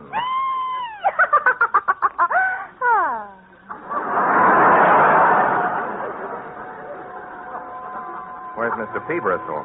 The nephew lies at his ease, waiting only for the arrival of the lawyer. I shall dictate a new will and sign it before the eyes of the lawyer in the old man's crabbed hand. I shall replace my poor uncle in the bed, put on my clothes, put back my teeth. What's that? Here a large, rough-hewn individual strides into the room. Hello, hello, hello. Oh, I'm glad you've come. I'm eager to make out a new will. I wish to leave everything to my nephew. Ah, my dear old friend. I fear your malady has reached the brain. Who would have thought my old pal could have mistaken me for the lawyer? You must let me make a brief examination. With that, he pulls down the sheet and begins to probe his nephew, or rather the nephew, with a hard... It isn't that funny. Everybody makes mistakes. I see. You don't want jokes. You want mistakes. With that, the old rootin'-tootin' horse and buggy doctor pulls down the sheets. We'll get back to the script if it takes 3 hours. And begins to probe the nephew with a hard and horny finger. The nephew realizes too late that this is no lawyer, but the horse and buggy doctor himself. I fear as much. There's something very wrong somewhere in here. I must act at once. And as he speaks, he turns the nephew over in his bed and whisks out from his black bag a monster hypodermic. Fortunately, I am always prepared for emergencies. The young man hardly knows what to say, fearing that his uncle will be found under the bed, and circumstances would tend to his prejudice. The doctor, all in a moment, ejects a pint of icy fluid into the small of his back, which numbs his whole middle and paralyzes all his faculties, except that of rolling the eyes, which he indulges to the point of excess. I'm only an old, rough, tough, gall-darn horse and buggy doc, but I keep abreast of the times. Mental derangement is often caused by abdominal derangement. If you'll get out my instruments, nurse, I think we'll soon find the source of the trouble. In a moment, the unfortunate nephew is laid open under his own eyes, which he never ceases to roll. The doctor unpacks him like a Gladstone bag. Miss Inkfeather? Yeah? Hot water. Cold water. Cold water, then. Take this and put it on the washstand. Yeah? Put these on the chair. Yeah. Now, don't get them mixed up or I'll have the devil of a job getting them back together again. It's a pity that nephew isn't back. It's more ethical to have the consent of a relative before operating. I see nothing wrong with this kidney, considering the age of the patient. Here, put it on that chest of drawers. Hang these over the bed rail.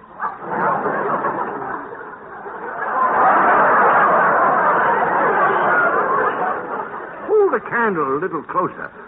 I still haven't found the cause of his madness. Look out! Don't let it drip all over the place. It's hardly hygienic. Anyway, he certainly is crazy. He wouldn't think of leaving his money to that scalawag of a nephew. It's just as well you let me know, my dear, instead of bothering the lawyer. When this is all over, we'll take a little trip together. Saying this, he gives the nurse a caress similar to that which both uncle and nephew had bestowed on her. The sight of this causes our hero to roll his eyes for the last time, and next moment, he is a goner. Ah, dear me, I fear we've lost our patient. Well, after all, I did my best for the old boy, and he remembered me in his will. Just think, had he lived, he might have altered it. Hand me over those things, will you, dear? Thanks. I'll put them back, roughly, into position. Nephew will be back shortly. I reckon he'd hate to see him lying around, I'm sure. Thank you, my dear. Thank you. And so the rough, old, typical, tough, bluff, hard-hitting, straight-shooting, rootin', tootin', rusty, crusty, rip-snorting, gall-darn horse and buggy Doc and Bertie the nursie lived happily ever afterwards. Good night, kiddies.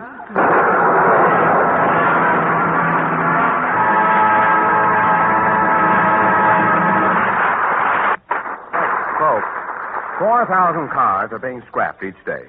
In many cases, this is why. Their owners neglected to change oil regularly. So keep your precious buggy rolling. Change oil often and change for good to good, fresh Mobil oil. It's tough. It's made especially to fight impurities and guard your engine's vital parts from wear. You see, you're driving slower these days, and you're making shorter trips. Well, with that kind of driving, your oil gets watery and dirtier quicker. Now, you can waste power, waste your gasoline, and run up big repair bills. Now, I'll let you in on something. We surveyed 10,000 cars not long ago, and 6 out of every 10 needed fresh oil. So have your crankcase filled up frequently with Mobil oil, the largest selling motor oil on earth. You'll find it at the sign of the Flying Red Horse. And,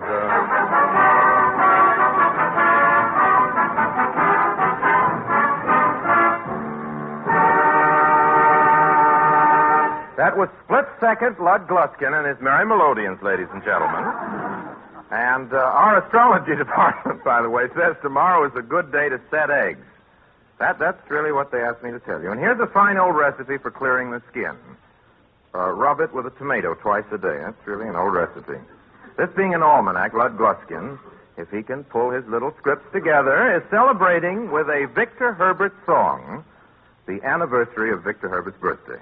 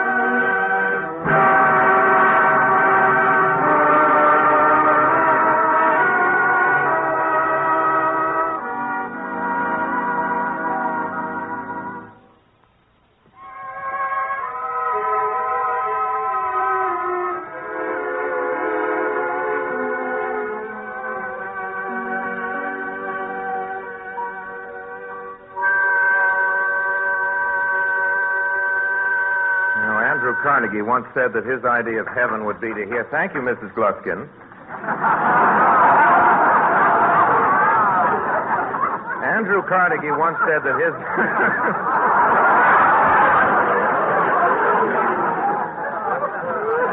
Stick around. We'll think of something funny yet. Andrew Carnegie... This was supposed to be a touching moment, too. Andrew Carnegie once said that his idea of heaven would be to hear Victor Herbert twice a day. And let's hope it turned out just the way he wanted it. And right here is where you're supposed to applaud Mr. Gluskin. Please do so.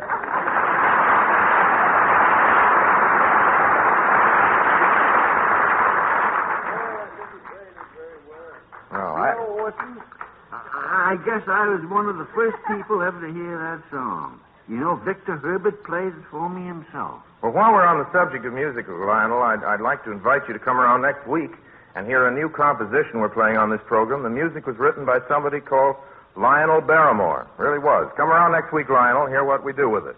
I'll be here, Orson. I'll be here. Now go on with your omelet. Well, Friday, I think, is a better anniversary for national celebration than George Washington's birthday. 155 years ago Friday, George Washington was unanimously elected our first president. There's some words Washington spoke, words I'd like spoken again on this program. I'm going to ask Lionel Barrymore to read them to us. Citizens by birth or choice of a common country, the name of American belongs to you. The unity of government, which constitutes you one people, is a main pillar in the edifice of your real independence, of that very liberty which you so highly prize. It's easy to foresee that from different causes and from different quarters, much pains will be taken, many artifices employed to weaken in your minds the conviction of this truth. As this is the point in your political fortress against which the batteries of internal and external enemies, which will be most constantly and actively, although often covertly and insidiously directed, it is of moment that you should properly estimate the immense value of your national union to your collective and individual happiness, that you should watch for its preservation with jealous anxiety, indignantly frowning upon the first dawning of every attempt to alienate any portion of our country from the rest. Thanks, Lionel. Time to say goodnight now, everybody. The makers of Mobil Oil and Mobil Gas and all of us in the Mercury Theatre remain, as always, obediently yours.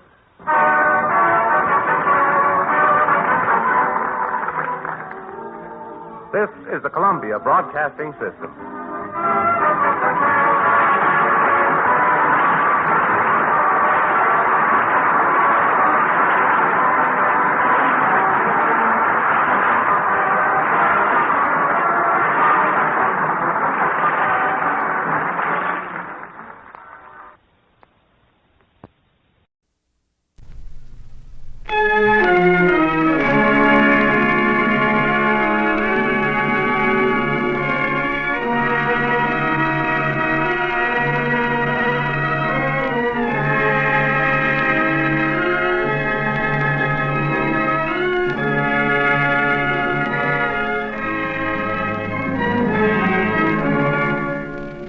The Columbia Network takes pleasure in presenting Orson Welles and the Mercury Theatre on the air in the second of a unique new summer series of 9 dramatic productions. The first time in its history that radio has brought to the country an entire theatrical institution.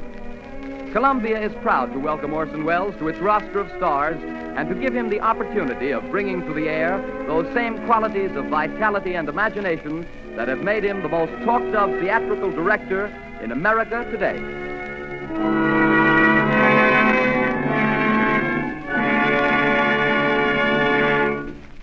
Good evening. This is Orson Welles speaking. If there's anything bloodthirstier than a werewolf, it's a pirate. The Mercury Theatre is playing safe. Now, if vampires and their ilk leave you as uncannily cold as old Dracula himself, who was staked down firmly, and it is to be hoped permanently, in his own family plot last week, then there are figures to prove that you are susceptible to buried treasure. We calculate that no decent, law-abiding citizen is immune to pirates. There are cowboys and Indians, there are gangsters and G-men, but these delights are inconstant, like the short skirt. I don't care how young you are. Nothing charms, nothing ingratiates, nothing wins like a one-legged, double-barreled buccaneer with earrings, a handkerchief on his head, and a knife in his teeth. What could be more appropriate on the starboard rail of your four-masted brigantine? If you haven't a four-masted brigantine, you have Treasure Island. It's in your library because it's a great English classic, and this evening, because it's a great story, it's on your radio. That's what I mean by playing safe. Once there was a small boy who asked his stepfather, who had written a number of books, please, to write something interesting. The stepfather, seeing his point, immediately contributed a serial to something repugnant called Young Folks, a periodical circulated among that section of the English nation known as Tiny Tots, who were very prevalent in the 80s. The name of the serial was The Sea Cook by Captain George North, and if the Tiny Tots didn't think it was interesting, they should have been boiled in oil. The story was begun, the stepfather says, on a chill September morning by the cheek of a brisk fire and the rain drumming on the window. The small boy himself helped a lot, even though Captain North got the credit, and so did a third and equally incurable small boy, the author's father. They drew a map first, the chart of an island showing very queer and wonderful attractions, Spyglass Shoulder, for instance, and Skeleton Island, and the North Cache with the bar silver. And then, on that chill September morning by that brisk fire of theirs, the three plotters buried their plunder. Doubloons and louis d'or, gold and silver and rich jewels and pieces of 8. That's why the story was finally called Treasure Island. It's foolish to guess who's tuned in on this broadcast, but if in some way, well, we who were retelling this story hoped devoutly that he, who the Samoans laid to rest in the hills of their own faraway Treasure Island and who is still known out there only as the great teller of tales, would not wish tonight as he did, so unaccountably at first, to suppress the real name of Captain George North. The small boy, of course, should have been decorated. It's a better world because he asked for something interesting. But then he was lucky. There are millions and millions of small boys. But only one of us had Robert Louis Stevenson for a stepfather.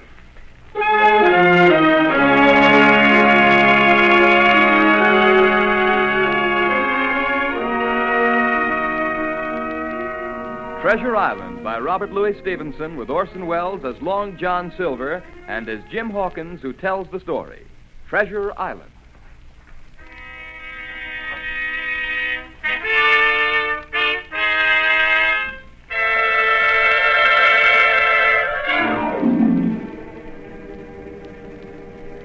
Squire Trelawney, Dr. Livesey, and the rest of the gentlemen having asked me to write down the whole particulars about Treasure Island from the beginning to the end, keeping nothing back but the bearings of the island, and that only because there is treasure not yet lifted, I take up my pen in the year of grace 1783 and go back to that time 19 years ago when my father kept the Admiral Benbow Inn and the brown old seaman with a saber cut first took up his lodging under our roof.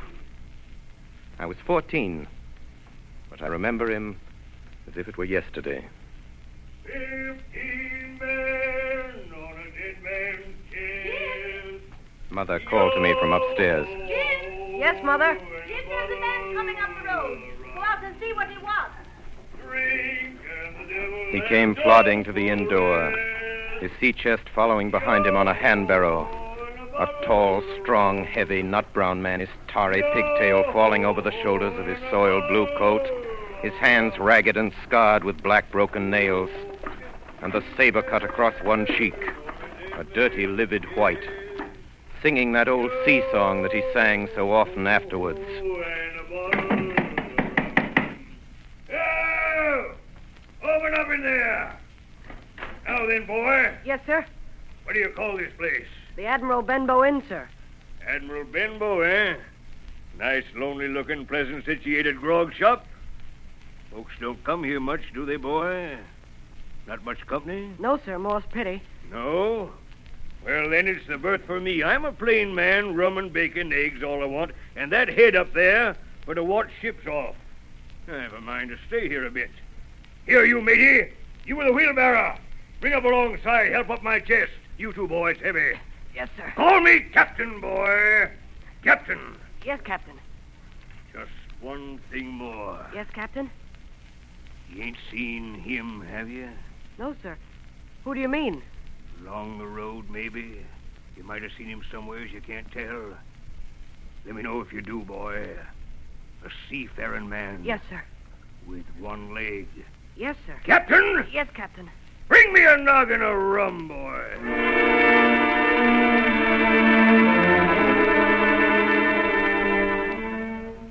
And so he came to live under our roof. We never knew his name. We called him the Captain. He was a very silent man by custom all day. He hung around the cove or upon the cliffs with a brass telescope staring out to sea. All evening he sat in a corner of the parlor next to the fire and drank rum and water, very strong. And every day when he came back from his stroll, he would ask the same question. Jim? Yes, Captain? Any seafaring men go by today along the road? No, Captain. And Jim? Yes, sir? You're a good boy, Jim. You wouldn't lie to me ever, would you, Jim? No, sir. You haven't seen him, have you, Jim? Jim, there's a silver fourpenny for you on the first of every month if you'll keep your weather eye open for a seafaring man with one leg. Let me know the moment you see him, won't you, Jim? A seafaring man with one leg. How that personage haunted my dreams. On stormy nights when the wind shook the four corners of the house and the surf roared along the cove and up the cliffs. I could see him in 1,000 forms. Now the leg would be cut off at the knee, now at the hip. Now he was a monstrous kind of a creature who had never had but one leg, and that in the middle of his body.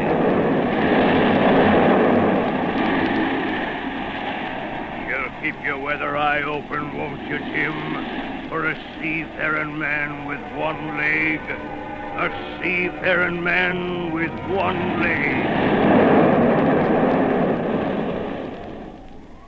Months went by. The captain bade fair to ruin us. We kept on staying week after week, month after month. And never a penny of money, Jim. Not a penny has he paid us since the day he came here. And me, a poor widow woman. Mother, why don't you ask him for some? Well, I'll tell you the truth, Jim. I'm afraid to ask him. I'm afraid of the man. Now, if your father was... In all that time, none of us ever saw him open the great sea chest that was in his room. There were nights when he took a deal more rum and water than his head could carry. Often I heard the house shaking and all the neighbors joining in for dear life. Drink and the devil has done. Quiet, amidships! Quiet! And he would force them all to listen to his stories. Dreadful stories they were, about hanging and walking the plank and storms at sea and the dry Tortugas and wild deeds in places on the Spanish Main. By his own account, he must have lived his life among some of the wickedest men that God ever allowed upon the sea.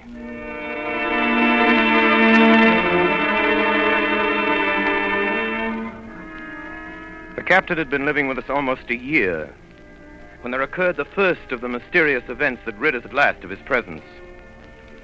It was one January morning, very early, a pinching, frosty morning. The captain had risen earlier than usual and set down the beach with his telescope under his arm. My mother was upstairs and I was lying at the breakfast table against the captain's return when the parlor door opened and a stranger stepped in. Sonny, come here, Sonny. Is this table for my mate Bill? I don't know you, mate Bill. I'm laying this for a man who stays in the house. We call him the captain. Well, my mate Bill would be called the captain like as not. Now, we'll put it for argument like that your captain's got a cut on one cheek. And we'll put it, if you like, that cheek's the right one, eh? Well, God save me, there he is now. There's my mate Bill. That's him with a spyglass under his arm. Bless his old heart, to be sure. You and me'll just get back behind the door, Sonny, and we'll give Bill a little surprise, we will. Bless his heart, I says again. Or a dead man's chest. Yo.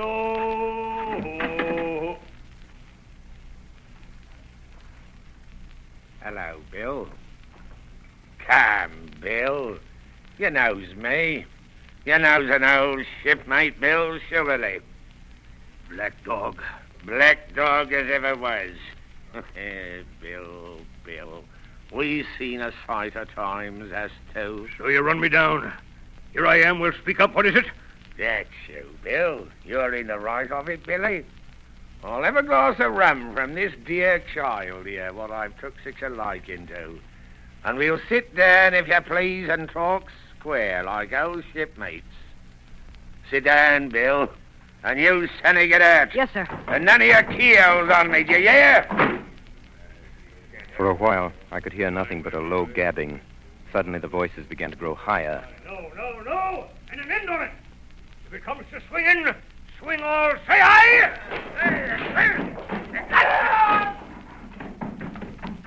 I saw Black Dog streaming blood run off down the road. Presently, the captain returned, alone. Jim, give me some rum. Captain, are you hurt? I must get away from here. Get away, that's what. I must get away from here. What's happened, Jim? What's happened? It's the captain, Mother. The captain? Oh, dearie me, what a disgrace.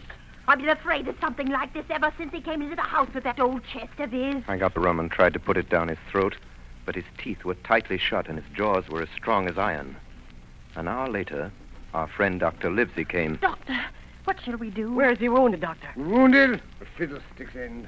No more wounded than you or I. The man's had a stroke. Where's Black Dog? Black Dog? There is no black dog except what you have in your own back. You've been drinking rum, man, and you've had a stroke. Now, listen to me. 1 glass of rum a day won't kill you. But if you take one, you'll take another and another, and then you'll die. Die and go to your own place like the man in the Bible, and the world will be rid of a very dirty scoundrel. Do you understand that? The name of rum for you is death.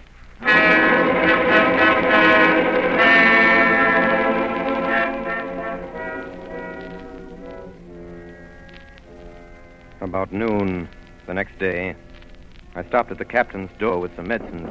Who is it? It's me, Jim. Come in, Jim. Come in. He was lying very much as we had left him. Jim, you're the only one here that's worth anything. You know I always been good to you. Never a month but I've given you a silver fourpenny for yourself. Now you see, mate, I'm pretty low and deserted by all. Jim, you'll bring me a noggin of rum, won't you, matey? But the doctor... Doctors is all swabs! If I don't have a drain of rum, Jim, I'll have the horrors. I've seen some of them already. I've seen old Flint in the corner there behind you, as plain as print. I've seen him. Jim, I'll give you a golden guinea for a noggin. When I brought it to him, he seized it greedily and drank it out. That's some better, sure enough. Now, matey, did that doctor say how long I was to lie here in this old berth? Why, a week at least. Oh, thunder, a week! I can't do that. They'll have the black spot on me by then. The lovers is going about getting the wind of me this blessed moment. Lovers is couldn't keep what they got and want to nail what's another's. It's in my old sea chest, Jim. The thing they're after. They'll tip me the black spot, I know it. I was first mate, I was. Old Flint's first mate. And I'm the only one as knows the place he buried it. He gave it me at Savannah when he lay a-dying. What's the black spot, Captain? A summons from old Flint's crew. A summons. And them as gets it, Jim, is lucky when they're dead.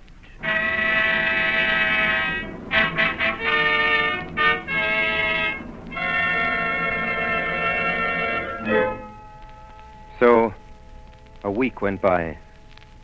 And then, about 3 o'clock of a bitter, foggy, frosty afternoon, I saw someone drawing slowly near along the road.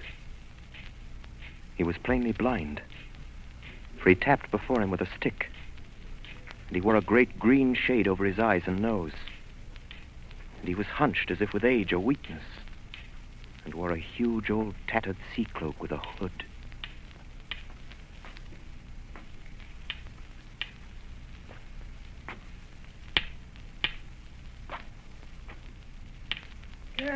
Christian friends, take pity on a poor blind mariner as has lost the precious sight of his eyes in the gracious defense of his native country, England, and God bless King George.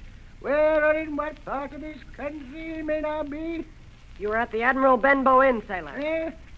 Black Hill Cove. I hear a voice, a young voice. It's here where I miss me delights. Will you give me your hand, my kind young friend, and lead me into the captain? I held out my hand, and the horrible, soft-spoken, eyeless creature gripped it in a moment like a vice. No, boy. Take me into the captain. Sir, upon my word, I dare not. You heard me. Take me in straight. Oh! Will you take me into the captain? Yes, sir. Good. And when I'm in view, say to him, he's a friend for you, Bill Bones. If you don't, I'll twist your arm right out of your body.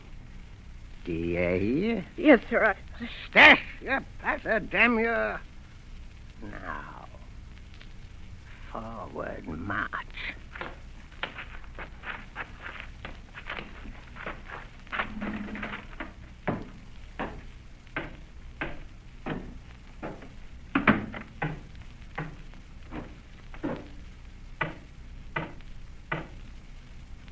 Here's a friend for you, Bill Bones.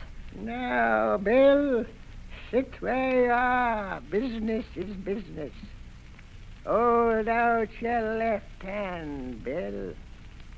Boy, take his left hand by the wrist and bring it near to my right. Here's a little bit of paper for you, Bill Bones. Now that's done, I'll be going. Goodbye, Bill. Goodbye.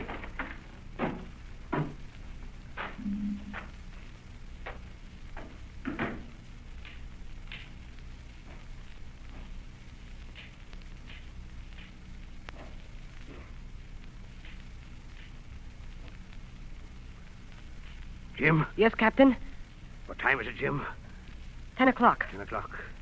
10 o'clock, 6 hours. We'll daddle 'em yet, Pew and Black Dog and Long John Silver. The whole crew of 'em will. Captain. Captain. Captain! Captain! The captain was dead. And there we were, my mother and I, a woman and a boy of 14, alone at night in the house with the dead captain's body on a parlor floor. He knows his money, he does. A whole year, never a penny from him. And me, a poor widow. But, Mother, if Black Dog comes back or the blind man... Black Dog fiddlesticks. There's something in that old chest of his upstairs that's rightfully mine. And we'll have that chest open if we die for it. Mother. Close the blinds, Jim. We don't want anybody watching us from the outside. We have to get the key off him. Look, Mother. Look. On the floor, close to the dead man's hand, there was a little round of paper, blackened on one side. The black spot. I took it up and found... You have till 10 tonight. 4 hours. Now, Jim, find that key. I felt in his pockets one after another. Perhaps it's round his neck. Tear open his shirt. There, sure enough, hanging on a bit of tarry string, we found the key. Then my mother got a candle in the bar, and holding each other's hands, we went upstairs to his room. Give me the key, Jim.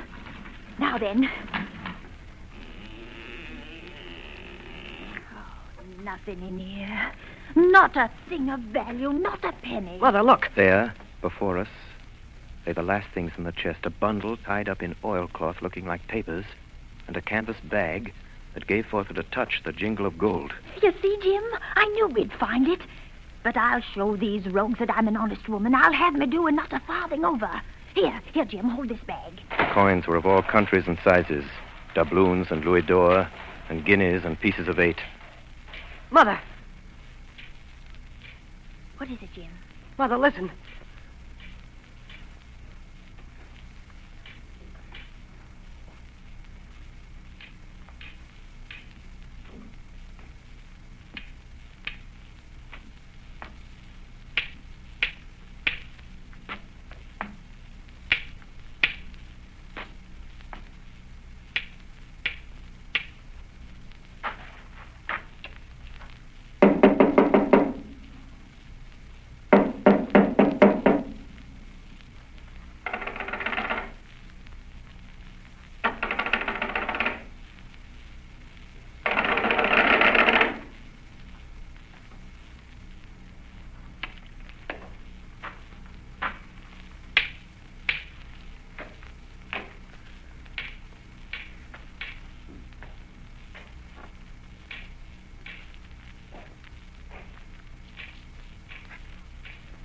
Come, Mother. Mother, take the hold and let's be gone. No, I'll have me do, Jim, and no more. But, Mother, you heard him. That was the blind man. I know what I'm doing. I know we're right. But, Mother, you don't know. Oh, dear. I'll take what I have. And I'll take these papers.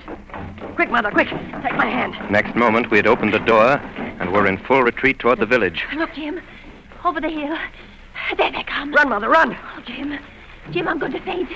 Oh, Jim. Take the money and go on. Mother. Oh. Mother. She had fainted. I managed somehow to drag her down the bank into the shadow of the ditch. A moment later, the house was surrounded. Bones! Bones! Bill Bones! Will you answer me? Down with the door, then! Aye. In the Loot the house and find it. Bill's dead. But you, Bill's dead. Search him, you shirking lovers, and the rest of you lost and get the check. It was a good thing my mother had fainted, or she would have had to watch with me while our poor house was pulled apart and smashed. Whatever it was they were after, they did not find it. Well, is it there? The money's there. Jim, what is it, Jim?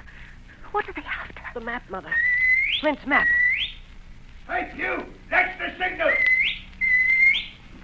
Tell him that! Hold on, you sneaks! It's in the house, you know it is! Shiver my soul if I had my eye! The signal, Pew! The signal! You dogs! You had your hand on hundreds, on thousands! Are you giving up now? You'd be as rich as kings if you can find it, and you know it's there, and you stand there skulking. There wasn't one of you there faced Bill, and I did it. A blind man, and I'm to lose my chance for you. I'm to be a poor crawling beggar spongy for rum when I might be rolling in a couch. If you had the pluck of a weevil in a sea biscuit among the lot of you.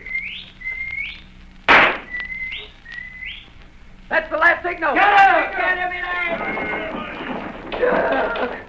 Duck! Black dog! Johnny! Dirk! You won't leave old Pew, mates. Not old Pew. Johnny! Black dog! Don't leave old Pew. Not old Pew, not old dog. Pew, mates. Help me, mates.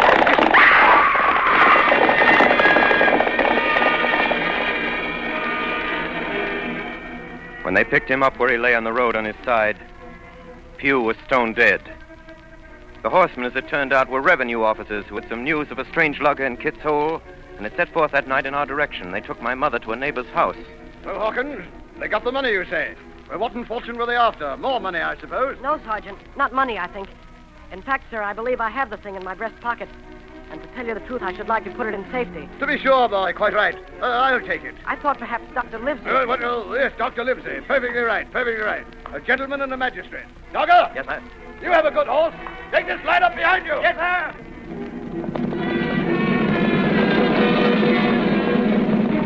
We rode hard all the way till we came to Dr. Livesey's door.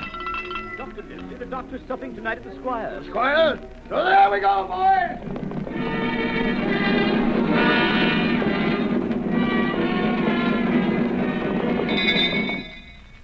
We'd arrived at the Squire's. He rose to meet us very stately and condescending. Come in, gentlemen. Good evening, Squire. Good evening, Dr. Livesey. Good evening to you, friend Jim. What good wind brings you here? Then the officer stood up straight and stiff and told his story. Sergeant, you're a very noble fellow. And this lad Hawkins is the tramp I perceive. Hawkins, ring that bell. Sergeant must have some ale. And so, Jim, you have the thing that they were after, have you? Here it is, sir. You've heard of this Captain Flint, I suppose, Squire? Heard of him? Heard of him, you say? He was the bloodthirstiest buccaneer that sailed. Blackbeard was a child to Flint. The Spaniards were so prodigiously afraid of him that I tell you, sir, I was sometimes proud he was an Englishman. What interests me is, had he money? Money! One of those villains after but money. That we shall soon know. What I want to know is this. Suppose I have here in my pocket some clue to where Flint buried his treasure. Will that treasure amount to much? Amount, sir? It will amount to this. If we have the clue you talk about, I fit out a ship in Bristol Dock and take you and Hawkins here along, and I'll have that treasure if I search a year, sir. Very well. Now, if Jim is agreeable, we'll open the packet. A map of an island with latitude and longitude and writing. Tall tree, spyglass shoulder, bearing a point to the north of northeast. Skeleton Island, southeast by east, 10 feet. The bar silver is in the north cap. Lindsay, you'll give up this wicked practice at once. Tomorrow, I start for Bristol. In 3 weeks' time, 3 weeks, 2 weeks, 10 days, we'll have the best ship, sir, and the choicest crew in England. Hawkins shall come as cabin boy. You Livesey as ship's doctor. I am admiral. I'll go with you, Squire. So will Jim, and be a credit to the undertaking. There is only one man I'm afraid of. Who's that? Name the dog, sir. You, sir, for you cannot hold your tongue.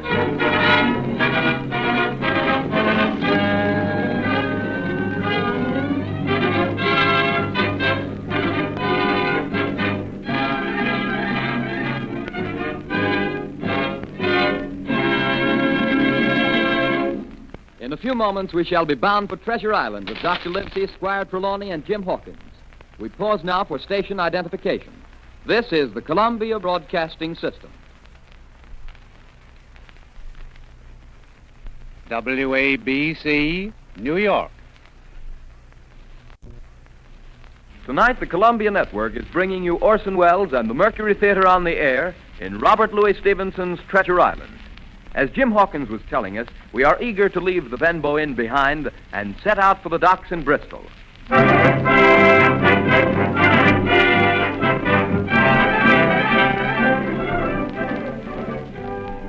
was longer than the squire imagined ere we were ready for the sea. Weeks passed on. Then, one fine day, there came a letter from the squire, from Bristol. Dear Livesey, the ship is bought and fitted. She lies at anchor ready for sea. It was the crew that delayed me, till the most remarkable stroke of fortune brought me the very man that I required. I was standing on the dock, when by the merest accident I fell in talk with him. He had hobbled down there that morning with a parrot on his shoulder to get a smell of salt, he said. Out of pure pity, I engaged him on the spot to be ship's cook. Long John Silver, he is called, and has lost a leg. Well, sir, I thought I'd only found a cook, but it was a crew I'd discovered. Between Silver and myself, we got together in a few days a company of the toughest old salts imaginable. I declare we could fight a frigate. Seaman ho! Hang the treasure! It's the glory of the sea that has turned my head. On the 16th of April, the schooner Hispaniola set sail from Bristol Harbor. It was more than 19 years ago, but I can remember it as if it were yesterday. Me in my new blue cabin boys' clothes. 19 years ago. Leaning over the rail, waving goodbye to my mother, and doing my best not to cry. For at the last moment, it sort of hurt to leave her, and it was the first time I had been away from home. Then, a little before noon, Captain Smollett gave an order. The boatswain sounded his pipe, and the crew began to man the capstan bars. Soon, the anchor was short up. Soon it was hanging dripping at the bars. Soon the sail began to draw, and the land and shipping to flit by on either side. The Hispaniola had begun her voyage to the Isle of Treasure.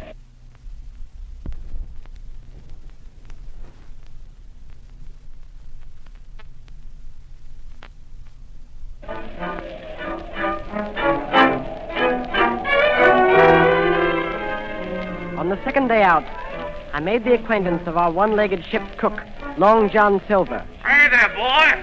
Come in. Come on into Long John's galley.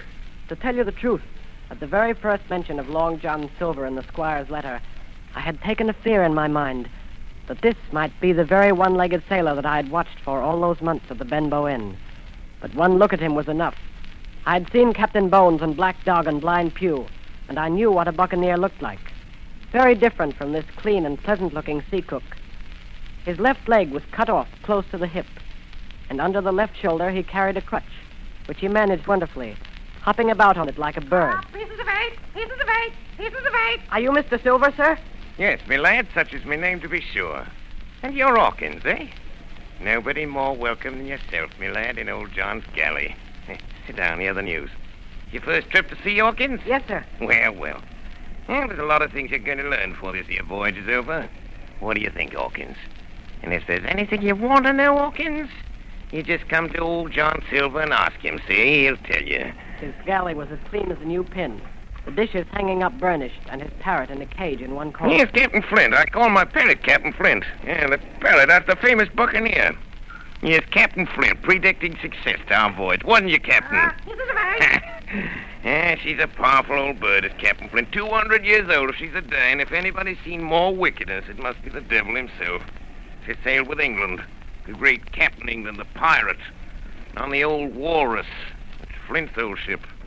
As I've seen her muck with the red blood and fit to sink with gold.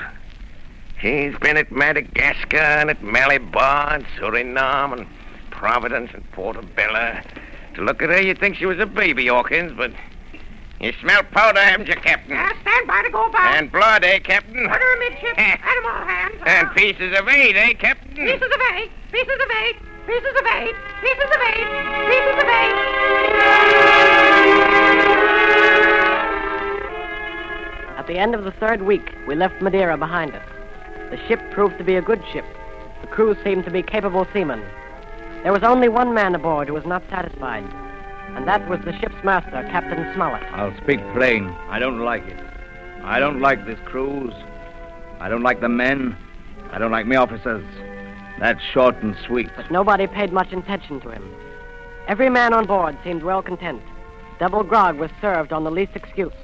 There was duff on odd days, and always a barrel of apples standing broached in the waist, for anyone to help himself that had a fancy. Never knew good come of it yet. Spoil folks' lands, make devils. That's my belief. We're not home again yet. But good did come of that apple barrel. It was about the last day of our outward voyage. Sometime that night, or at latest before noon of the morrow, we should sight the Treasure Island. Just after sundown, when all my work was over, I thought I should like an apple. I ran on deck. The watch was all forward, looking out for the island. I got into the apple barrel. Suddenly, I heard voices on deck. Look here, Barbecue. How long are we going to stand off and on like a blessed bumboat? Why thunder I want to go into that cabin, I do. I want their pickles and wine and that. How long? By the powers, the last moment I can manage, and that's how long. How many tall ships, think you, have I seen laid aboard? And how many brisk lads drying in the sun at Execution Dock? And all for this same hurry, and hurry, and hurry. Here's a first-rate seaman, Captain Smollett. Sails the blessed ship for us. We're all seamen aboard here, I should All think. forecastle hands, you mean? I know the sort you are. You're never happy till you're drunk. It's your long, John. I don't know where this treasure is, do I? No more to use as you, and here's this squire and doctor with a map and such. Well, then I mean this squire and doctor shall find the treasure for us and help us to get it aboard, by the powers. After that... After that, what do we do with them, John Silver, after that? Well, what would you think we does with them? Put 'em ashore like maroons? Or cut 'em down like that much pork? Duty is duty, mates. Wait. Wait is what I says. When the time comes, why, let her rip. Land ho! What's that? What's that? Land ho!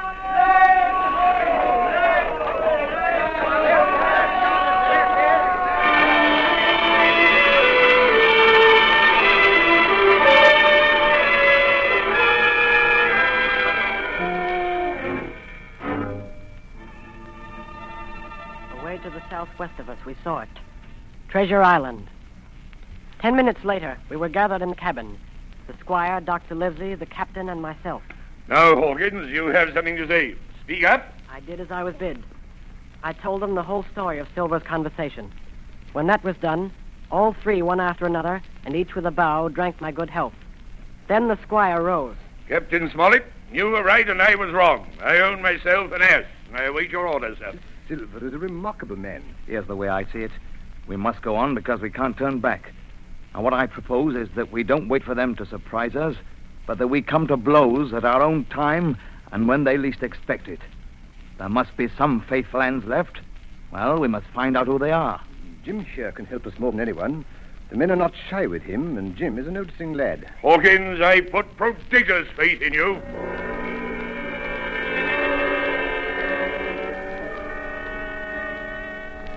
In the meantime, talk as we please, there were only 7 out of 26 on whom we knew we could rely. And of these 7, I was a boy, so that the grown men on our side were 6 to their 19.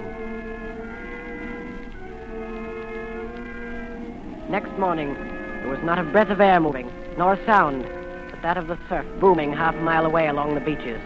A peculiar stagnant smell hung over the anchorage. The heat was sweltering, and the men grumbled fiercely over their work.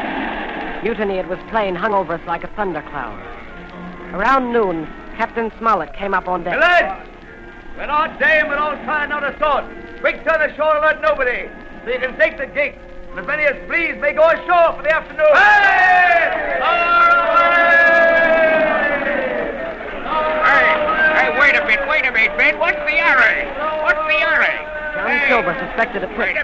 He hopped around the deck on his one leg. Ben, what's the hurry? Wait a bit, will you, man? Soon the party was organized. 6 fellows were to stay on board, and 13, including Silver, began to embark. Suddenly, I had a mad notion to go ashore, too. In a jiffy, I had slipped over the side and curled up in the foresheets of the nearest boat. No one took notice of me. The crews raced for the beach. No sooner had we touched shore than I leaped out and plunged into the nearest thicket. Behind me, I could hear John Silver's voice. Hey, Jim! Jim, my boy! Hey, Jim! Jim! Jim! Jim! John Silver was quick at his work. 2 faithful members of the crew were murdered on the island that afternoon. Only an hour after we landed. The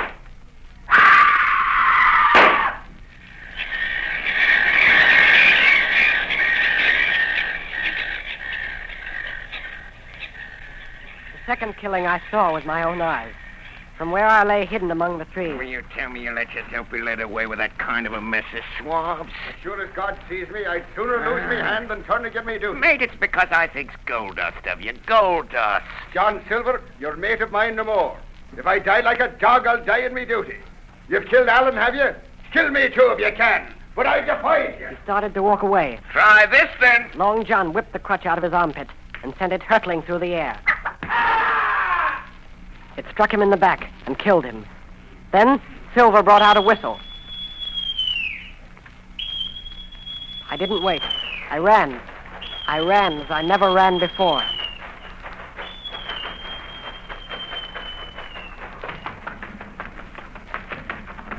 Daddy McGraw!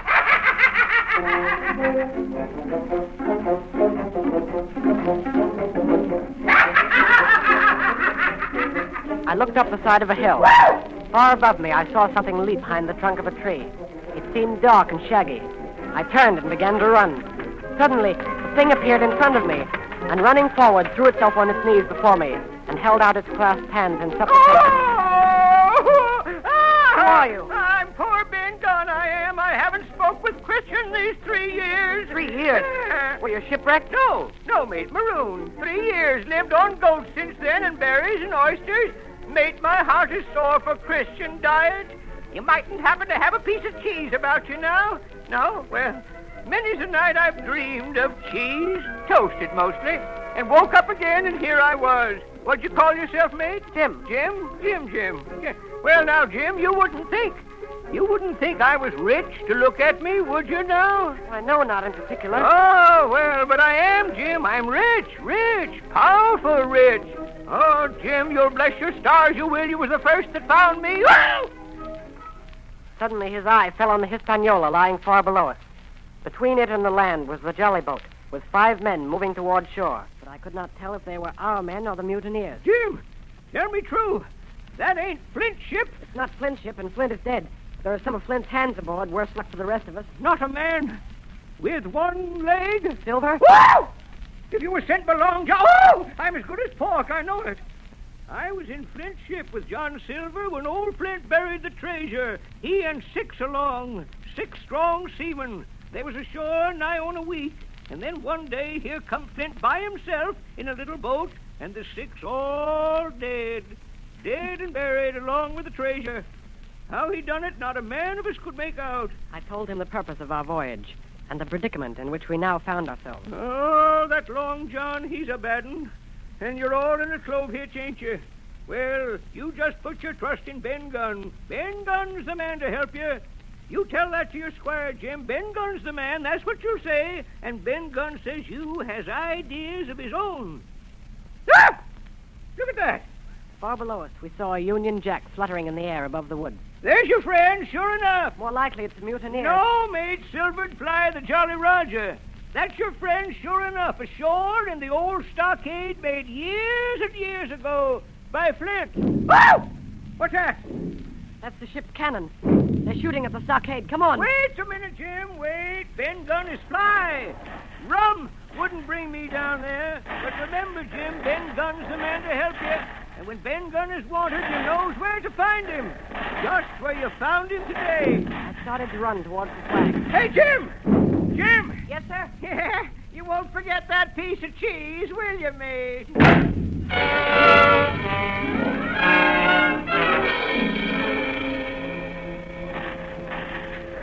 less than a mile to the stockade. It was heavy running through the wood. The shooting was getting louder. Suddenly before me, I saw a clearing. The smoke of muskets fired nearby. Hey there! Who goes there? Hey! Don't shoot, it's me! Who's me? Me! Jim Hawkins! It's Jim! A moment later, I was over the stockade among my friends. And soon afterwards, the firing ceased. The mutineers were saving their powder. The stockade was a good place, with a paling 6 feet high all around it. We could have held it against the regiment. And here Captain Smollett decided to stay and await our enemy's next move. I told Dr. Livesey and the squire about Ben Gunn. Hey! Flag a truce! Flag a truce! Who's that? It's Silver. Keep indoors, men. 10 to 1, this is a trick. Who goes? Stand or we fire. Flag a truce! Doctors, watch on the lookout. Dr. Livesey, take the north side, if you please. Yes. Jim, the east. Gray, west. The watch below, all hands to load muskets. Lively men, and careful. What do you want with your flag of truce? Captain Silver, sir, come to my terms. Captain Silver? Why, you black-hearted scoundrel! Silence, sir. Silence. If you wish to talk to me, you can come, and that's all. If there's any treachery, it'll be on your side, and the Lord help you. That's enough, Captain. A word from you's enough. I know a gentleman, and you may lay to that. You'd better sit down. You ain't a-gonna let me inside, Captain? It's a main cold morning, to be sure, sir, to sit outside upon the sand. Oh, there's Jim. Top of the morning to you, Jim. Why, there you're all together like a happy family in a manner speaking. If you've anything to say, my man, better say it. Right you were, Captain Smollett. Duty is duty, to be sure. Well, here it is. We want that treasure. We'll have it. That's our point. You just soon save your lives, I reckon, and that's yours. You have a chart, haven't you? That's as may be. Oh, well, you have. I know that. What I mean is, we want your chart. You give us the chart to get the treasure by, and I'll give you my affidavit upon my word of honor to clap you somewhere safe ashore. Is that all you have to say? Every last word, by thunder. Refuse that, and you've seen the last of me but musket balls. Very good. Now you'll hear me. If you'll come up one by one, unarmed, I'll engage to clap you all in irons and take you home to a fair trial in England. If you won't, as my name's Alexander Smollett, I've flown Miss Sovereign's colors, and I'll see you all to Davy Jones. You can't find the treasure. You can't sail the ship. And you can't fight us. I stand here and tell you so. And they're the last good words you'll get from me. Now, tramp, me lad. Laugh. Laugh, by thunder, laugh. For an hour's out, you'll laugh on the other side. And then the die will be the lucky ones.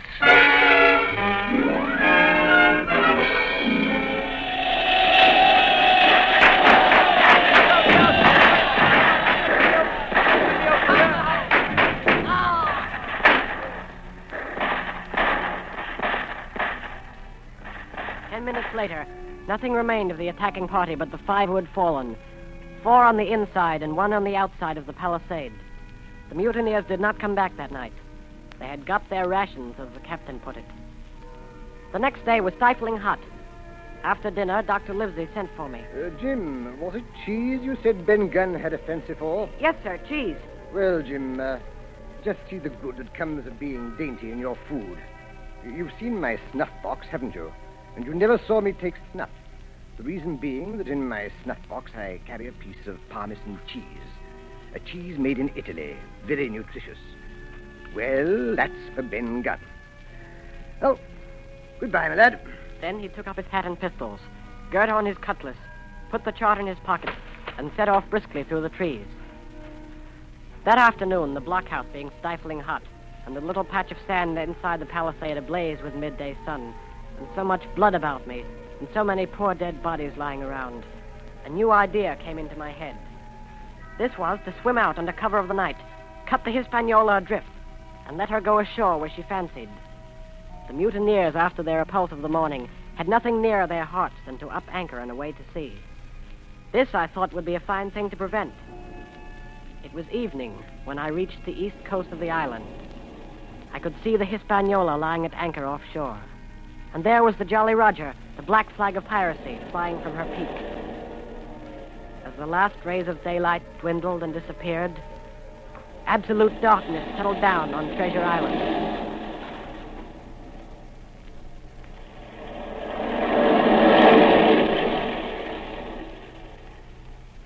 The next night, I was back on land. I was proud of myself, and with good reason.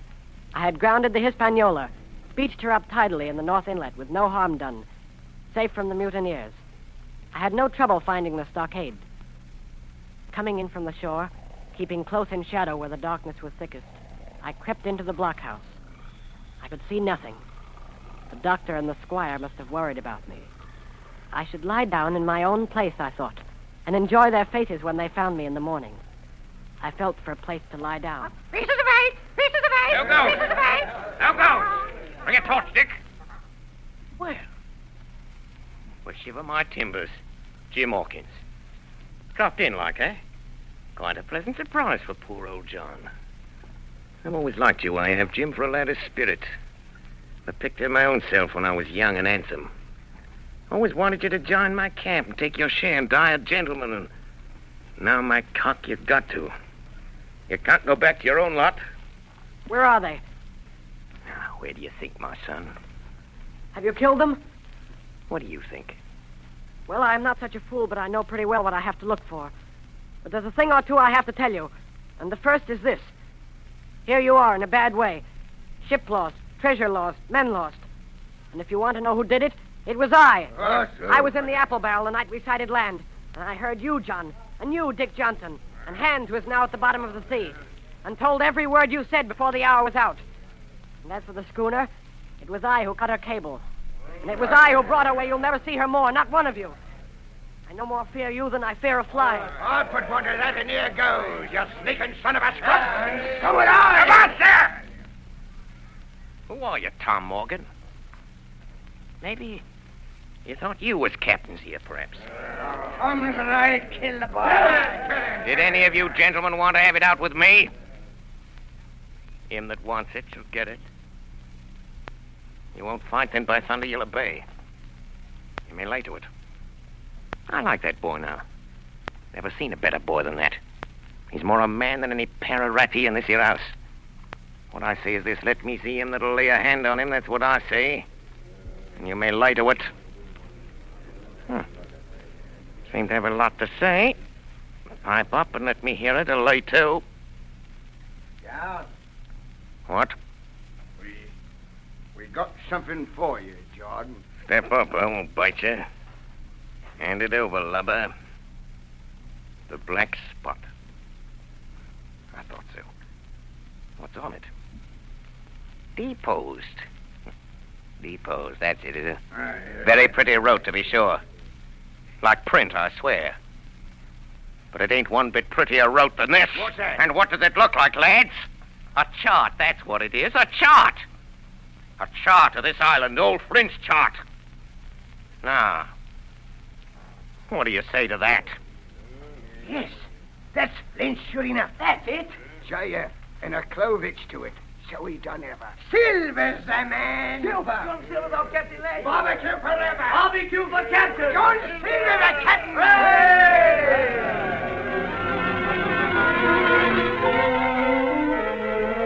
That was the end of the night's business. Only much later, I woke up suddenly and felt someone beside me. Jim, my boy. Yes, Long John? I saved your life here tonight, Jim.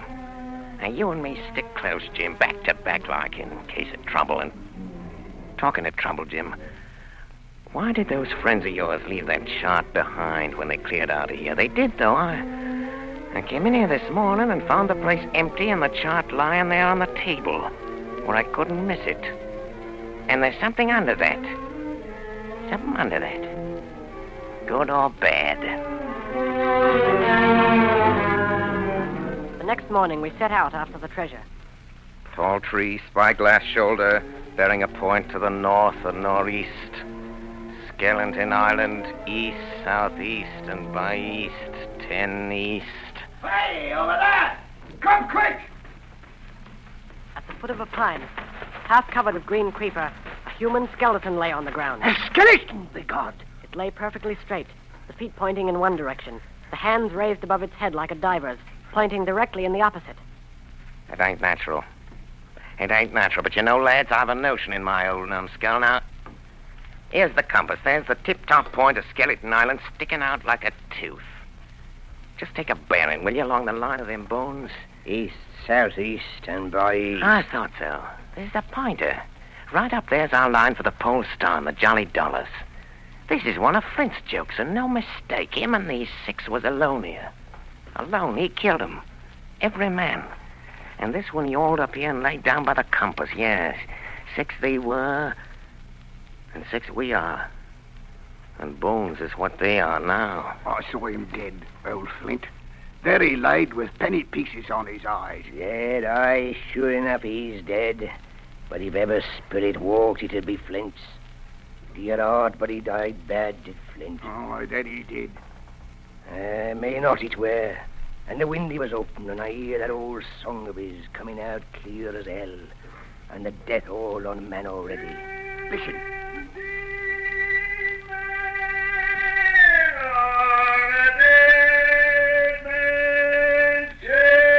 Do you hear what I hear?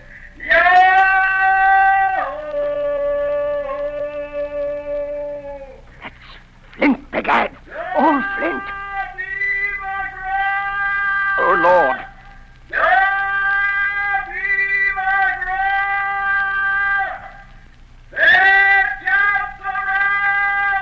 It was his last words.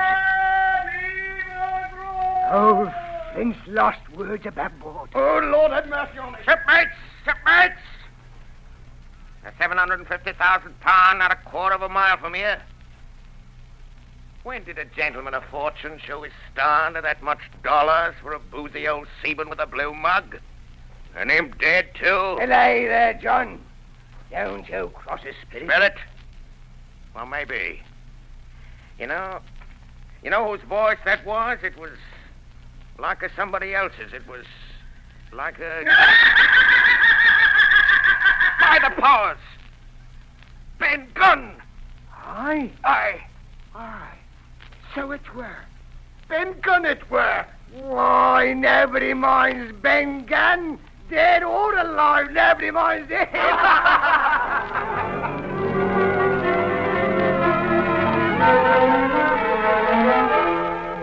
Spyglass shoulder, bearing a point to the north-east Skeleton Island, southeast and by east, 10 feet. Hey, mate, here's the tall tree. The first of the tall trees was reached, and by bearing proved the wrong one.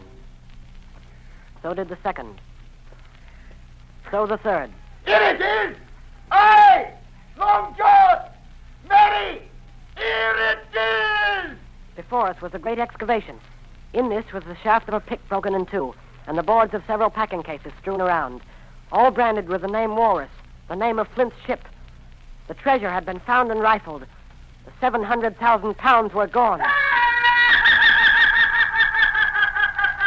We turned and saw above us on the edge of the pit Ben Gunn, Dr. Livesey, Gray, and the squire, all with muskets.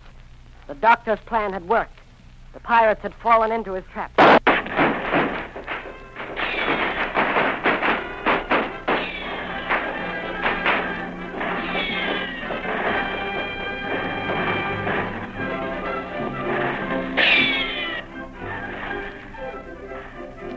John Silver, you're a prodigious villain and an impostor, sir. But you saved this boy's life, and I'll not prosecute you. But the dead men, sir, hang about your neck like millstones. Thank you kindly, sir. I dare you to thank me. It's a gross dereliction of my duty. Stand back! It took us 3 days to move the treasure from Ben Gunn's cave on board ship.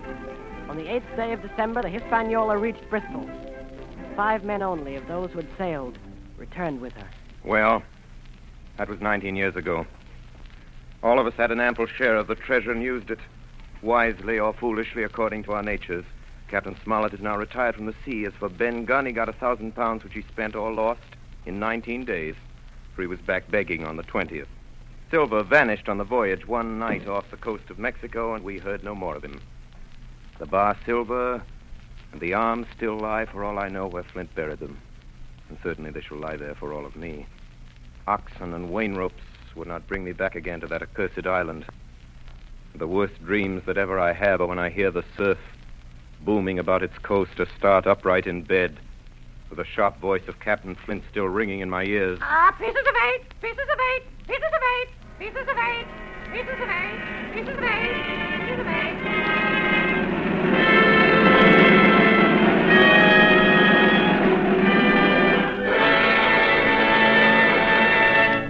You have been listening to Treasure Island, starring Orson Welles as Long John Silver in his own radio version of Stevenson's great adventure story. This is the second in a series of 9 special broadcasts presented by the Mercury Theatre. And here is Orson Welles himself, writer, director, and star of these programs, to tell you about next week's production. Orson Welles. First of all, I'd like you to meet Jim Hawkins, Jr. Our leading man is 14 years old. Last season, he made a really startling contribution to the stage history of Shakespeare's plays. This was during the course of some experiments with the Mercury Theatre sprinkler system. As a consequence of what must certainly have been extensive research in that field, he caused it to rain, actually to rain, and copiously to rain, where in more than 300 years it has never rained in Julius Caesar before. It rained on Brutus. It rained all over Brutus. In the Forum, I was Brutus, and I ought to know. Now, as dramatic criticism, I found this telling and even final. There's a surprise item in the funeral scene. I can assure you that the unexpected appearance on the stage of so many gallons of real water created in us all an impression that was almost overwhelming. Our popular leading man says that he did it all with a match. I don't dare think what he'll do. He's old enough to run for president. But meanwhile, no matter what happens to the plumbing, he can always work for the Mercury. As you've probably discovered, he's something more than a very gifted performer. And as I told you, he's something less than 15. His name shall not be withheld. I refer to that fine old actor, Arthur Anderson. Mr. Anderson is not new to the microphone nor the Mercury. He was prominent in Shoemaker's Holiday and in Julius Caesar as Brutus's boy Jeeves, the sleepy-eyed, silver-throated Lucius in brass buttons. He was at least unforgettable. As to our celebrated Mark Antony, George Coulouris, who has always somehow cleverly escaped Rainmaker Anderson, he played Captain Smollett tonight. Eustace Wyatt, late housebreaker of Heartbreak House, was the squire. Ray Collins is responsible for Ben Gunn, among other things.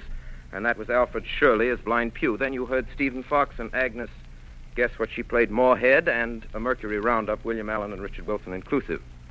Jim Hawkins Sr. will bear no comment. Next week, we offer you the ominous and authentic click of the world's most famous knitting needles. Madame Lafarge's needles and Madame herself. Dr. Manette, Sidney Carton, and the entire French Revolution, same time, same station. It is a far, far better thing that I do than I've ever done. Charles Dickens, that is correct. That is absolutely correct. Charles Dickens' Tale of Two Cities.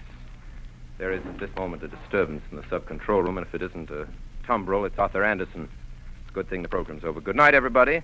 Thanks. Please write me the stories you'd like to hear, and goodbye till next week.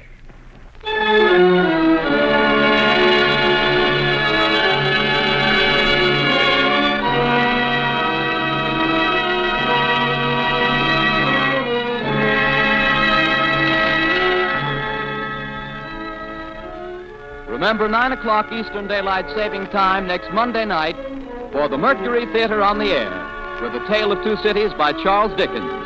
On tonight's production, Bernard Herrmann composed the original music and conducted, and Davidson Taylor supervised for the Columbia Network. Dan Seymour speaking. This is the Columbia Broadcasting System.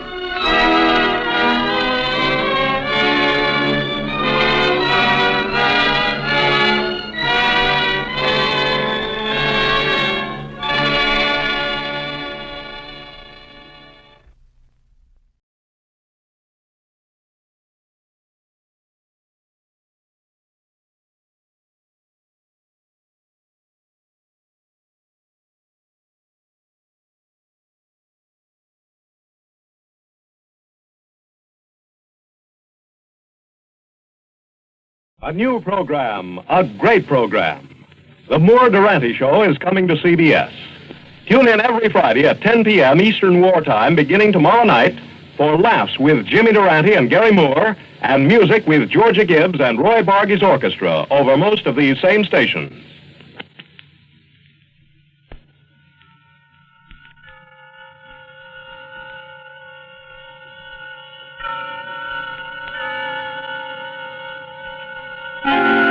Suspense.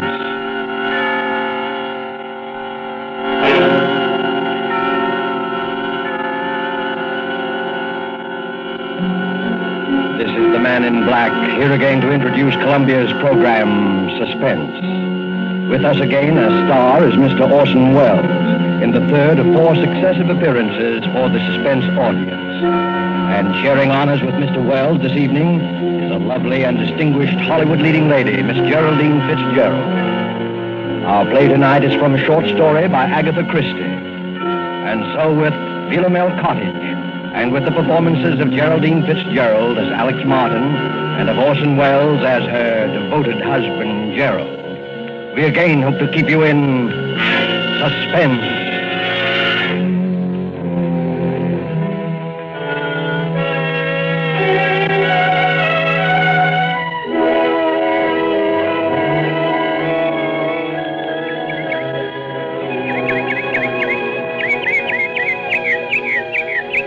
Philomel Cottage. What's that, Alex? I was just reading this sign over the gate. What does Philomel mean? Are you joking? No, really. Why, you little cockney. You've been here for 3 weeks and you still don't know. Philomel is another name for the bird that's supposed to sing only for lovers. You've been hearing it every twilight. Oh, nightingale. Of course. That sign, Philomel Cottage, is the main reason I wanted this place for us. Glad you bought it. Gerald, this was a 50-50 investment, and you know it. 50-50, £1,000 from me and 2 from you. What else could we do? You couldn't touch any more of your capital at the time, and... Well, when you find a country cottage that combines old world charm with new world plumbing, you want to grab it. And we did have to have the place, didn't we? Yes, we did. I've often wondered if you went a bit lonely. Lonely? With you? I mean, well, after living the city all your life, pretty much to ourselves, you know. 2 miles from the nearest neighbor. From the nearest eavesdropper, you mean? What an utterly hopeless romantic I met. Well, you can't get out of it now. No. Oh, Gerald, you know what day today is? Today, it's the 13th. It's our anniversary, darling. We've known each other exactly a month. No, exactly 30 days. Oh, Gerald, really now? No, really. What is it, dear? Do you have the pain again? No.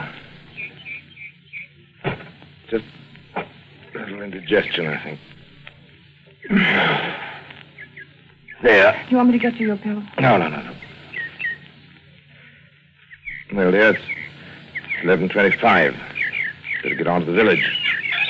How to get that camera equipment. And the human timetable walks through the garden gate. My dear, there's nothing wrong with system, even on a honeymoon. Sooner I go, sooner I get back. Oh, come on, Gerald. Forget your old photography. Why don't you stay and do some gardening? It'd be good for you. Better for old George. He gets paid for it. He's not due again till Saturday. The place will go to rack and ruin. Over my dead body. Goodbye, dear. Don't walk too fast, dear. Remember the last time. Be careful, darling.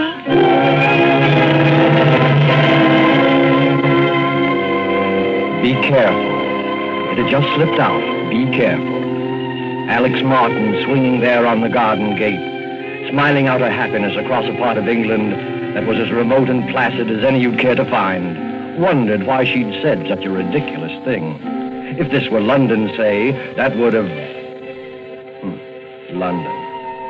And slowly the smile fell away. She knew then that the memory of that last week in London had never really been far from her mind. That and that last talk with Dick on the top deck of the bus crossing Trafalgar Square. She'd never seen him like that before. Gerald Martin. I tell you, Alex, the man's a perfect stranger to you. You know nothing about him. I know that I love him. How can you know in a week? You've only met him. It doesn't take everyone 7 years to find out you're in love with a girl. It's meant for me, isn't it? Alex. It's no use. Alex, don't you know what it's been for me not being able to tell you? I couldn't, not with the income I had. Then I decided I couldn't wait anymore, and I was going to tell you anyway. And you know what happened? No, I'm afraid I don't. Oh, yes, you do. That money you inherited. That money from your cousin or uncle or whoever I don't see what You that... didn't think I could ask you to marry me then, did you? You don't think I could live off your money? I'm sorry, Dick. Believe me, I am, but it really doesn't matter now, one way or the other. Doesn't matter, does it? You can bet it matters to that Martin chap. That's what he's after. You mark my words, he's after your money. Dick, it might interest you to know that Gerald has money of his own, far more than I have. And more than I have. Maybe that's the difference. Oh, I've had enough of this. I'm getting off at the next stop. Alex, please. All right, but let me tell you something. If you think I'm going to let Gerald cut me out and not do anything about it, you're very much mistaken. I'll catch up with him, do you hear? I'll catch up with him if it's the last thing I do.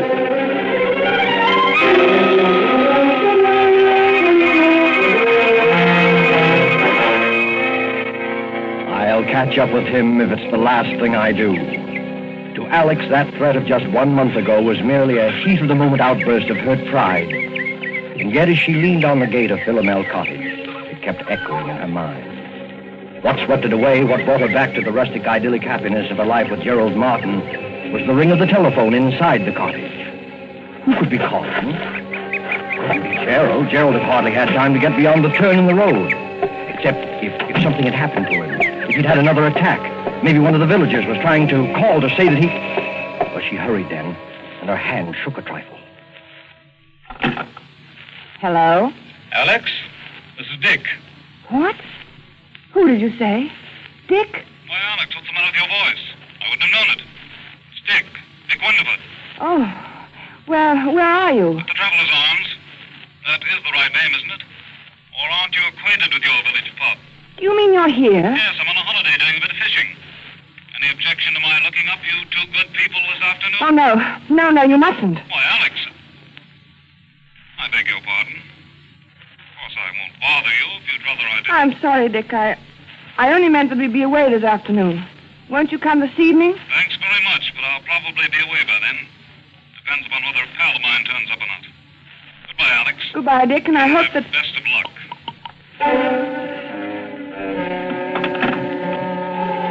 For a long moment, Alex stood quite still, the memory of Dick's threat flooding her mind. She walked across the spacious oak-beamed living room. By the time she reached the side porch, she'd made up her mind. Much as she hated deceit, she would say nothing to Gerald of Dick's call. She stepped out into the garden, and for the second time that morning got a surprise. There, big as life, was her gardener, busily trimming the hedge. Why, George. I thought we agreed that Saturday was your day here. I thought as how you'd be surprised, Mrs. Martin. There'll be a fair over the Squires on Saturday, and I says to myself, Mr. and Mrs. Martin, they won't take it amiss if I comes for once on a Wednesday instead of a Saturday. No, of course not, George. Then I thought, too, as I might as well see before he goes away, so as to learn your wishes with the boarders. Before I go away? To London tomorrow. Me? Going to London tomorrow? Where did you hear that? Met Mr. Martin down the village yesterday. He told me you was both going away to London tomorrow, and it was uncertain when you'd be back again. I didn't... Now, don't tell me you and the master is disagreeing already. Oh, no, naturally not. The trip just slipped my mind. Get on with your work, George. Listen, never could understand why anybody'd want to go up to London, though. Like Mr. Ames, what used to have this house. He went up there, not to live, mind you. Yes, and after fixing up this place like he did, with taps all over everywhere, well, you're going to take a loss, I says to him when I sees the place up for sale. Ain't everyone as will have your fed for washing themselves in every room in this house, in a manner of speaking. But George, he says to me, I'll get every penny of £2,000 for this house. And sure enough, he did. He got 3,000. 2,000. Some he was asking was talked of at the time. Very high figure it was thought to be. No, George, you see, I gave 2 and, well, it really was 3,000. Yeah, don't tell me that Mr. Ames had the face to stand up to say 3,000, brazen like, in a loud voice. He didn't say it to me, he said it to my husband. I guess I'll do some spading now. The price was 2,000.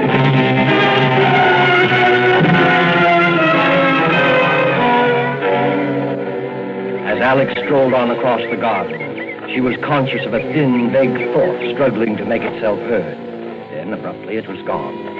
Her eye had fallen upon a small, dark green object lying in the furrow beside one of the flower beds. Gerald's diary. Her husband's pocket diary. She picked it up and opened it, scanning the entries with some amusement, once again reminded of Gerald's enslavement to time and system.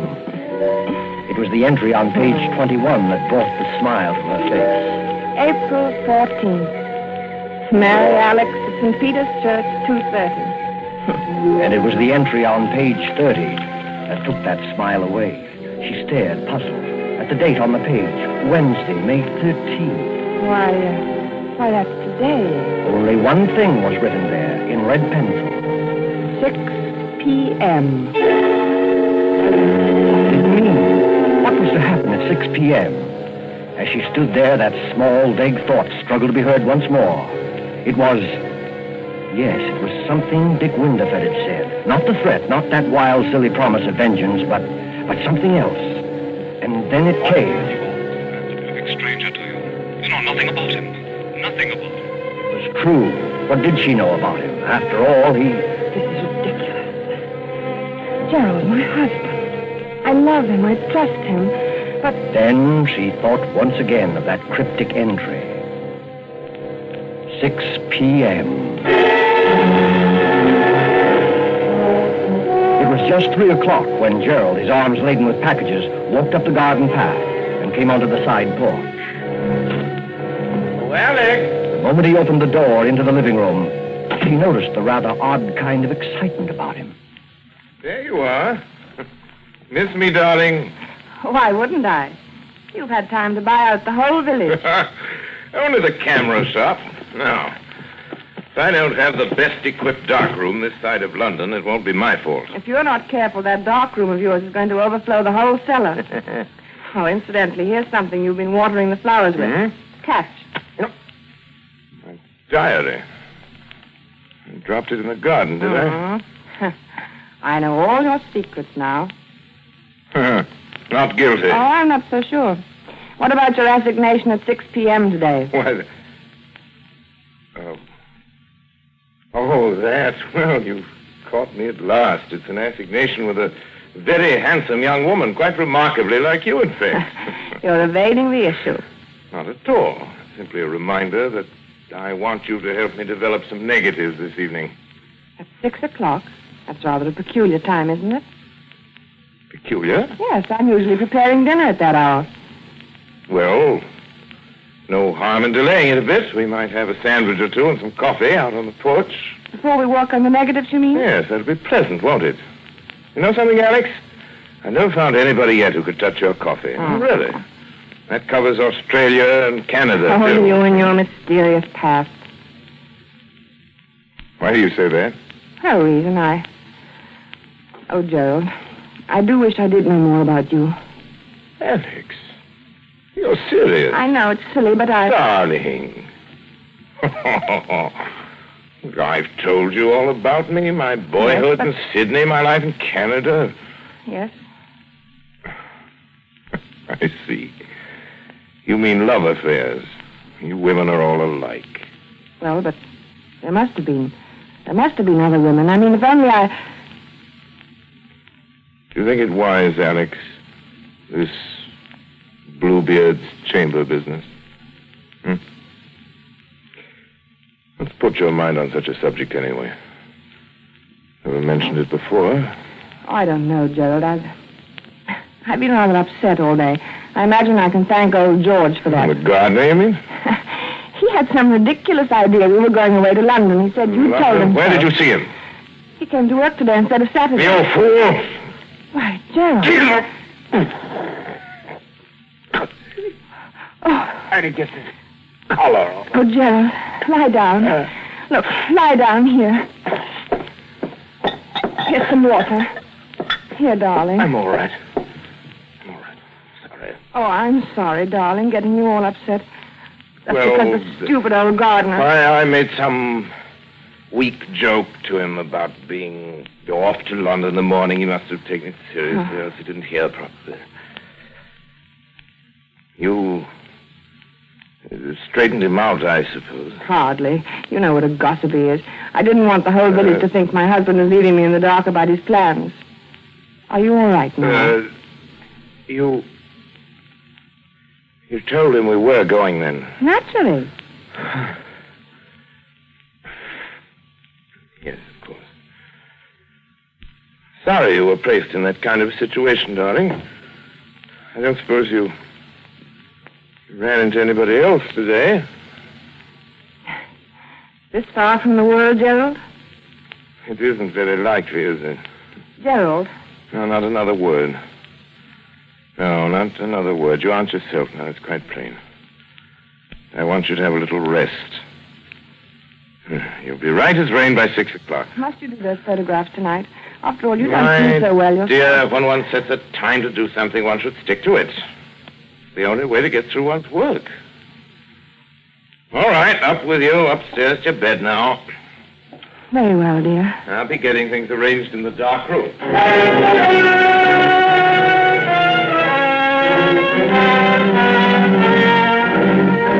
But for Alex, rest was more like a nightmare. Upstairs in her room, she told herself that there was no basis whatever for her state of mind. Still, the turmoil, the doubt, the odd, unaccountable sense of dread persisted and grew until... Softly, she opened her door and stepped out up in the upstairs hallway. Quite clearly, she knew what she must do, knew she must find some testimony to her husband's past, something to reassure her, something to kill that agonizing dread mounting within her. And strangely, she remembered that single locked drawer in Gerald's bureau. She tiptoed to the door at the head of the stairs, opened it, and entered her husband's room. The key, yes, the key. If only she could find the key that locked the drawer. But there was none in sight. She moved to the wardrobe, went through his coat pockets, and then there at her feet, there on the floor, she saw it. Swiftly, she stepped to the bureau, inserted the key, and it worked.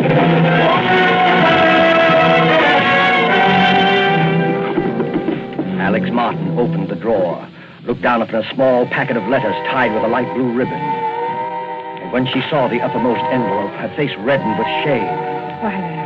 Why, they're my letters. They were her own letters, love letters written to Gerald before they were married. And there was nothing else in the drawer save a roll of ancient faded newspaper clippings. Alex sighed with relief as she glanced at the top clipping. It was from an American paper, and it featured the trial of one Charles Lemaitre. Charles Lemaitre. A notorious swindler and bigamist. A skeleton had been found beneath the floor of his house, and most of the women he'd married had never been heard of again. Another of the clippings described Lemaitre's behavior in court, his interest in the cameras of the news photographers, his sensational escape from prison. Another displayed his picture, a long, bearded, scholarly-looking fellow. It reminded her of someone. But who? She couldn't tell. She glanced at the caption beneath the picture. Modern Bluebeard. Modern Bluebeard. Yes, that's what she read. Her eyes went back to the picture, and in a flash, they saw the resemblance. She ran through the other clippings. Dates had been found in the man's pocket diary, dates it was contended when he had done away with his victims. He was an amateur photographer. He was from Sydney, from Canada. He was subject to heart attacks. He was... Gerald!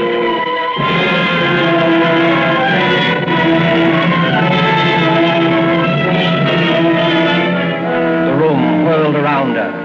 Dick had tried to warn her. Dick had been near her that morning. She turned him away. It was then that she noticed the sound. She turned toward the bright new pipe in the corner running up through the room. From below, near its base, something was striking that pipe, as though someone were... That was it. As though someone were digging. Lemaitre was preparing the dark room for the latest one of his victims. 6 o'clock. That was the date, 6 o'clock. Less than an hour from now. Suddenly, all the jigsaw pieces shot into place. The money paid for the house, her money only. The bond she'd entrusted for his keeping.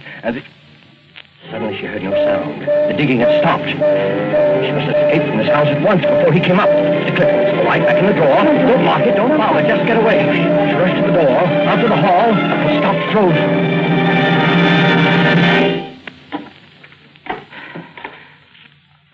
Yes, my dear? Oh. You startled me.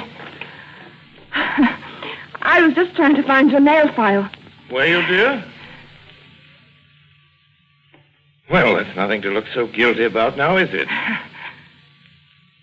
Better come on down. Getting late, you know. Gerald, I... Just have time to make the coffee and sandwiches. Before we do the pictures, that is. I'll be right down, darling. Oh, but we really mustn't delay, must we? Coming, Alex?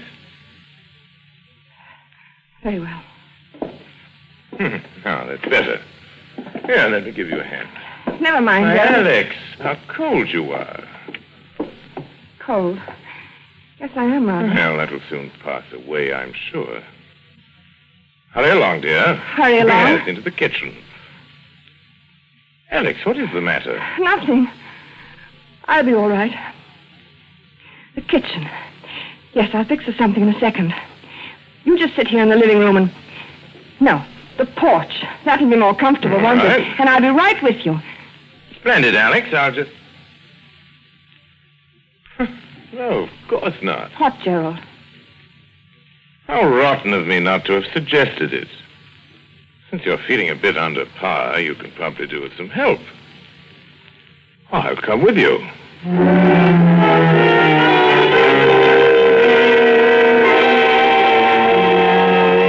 She knew then that some way, somehow, she must get word to Dick Winterford. The fact that he might be gone by now, the memory of him telling her so, she resolutely put out of her mind. There must be no more panic. She must be in utter control of herself. Alex, carrying the coffee out to the porch, glanced at the clock upon the mantel. 10 minutes till 6. Her very life hung by those next 10 minutes, by her ability to think coolly and swiftly, because standing beside her was a man as determined as he was insane. A pity you're so abstracted, my dear. What? Why do you say that? Well, because you're missing the loveliest sight you're ever likely to see again. Look out beyond the garden. First soft shades of twilight. Twilight. Over Philomel Cottage.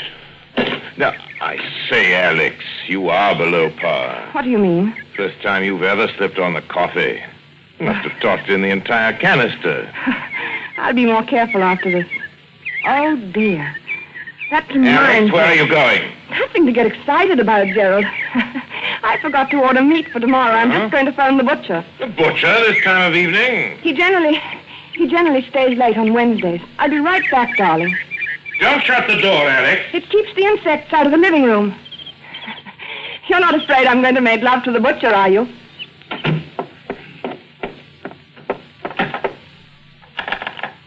Operator, get me the traveler's arms, please. Hurry. Hello? Traveler's arms? Mr. Winterford, please. Will you see... What? You don't know if he's still there? Well, see, won't you? It's most important. Don't let me disturb you.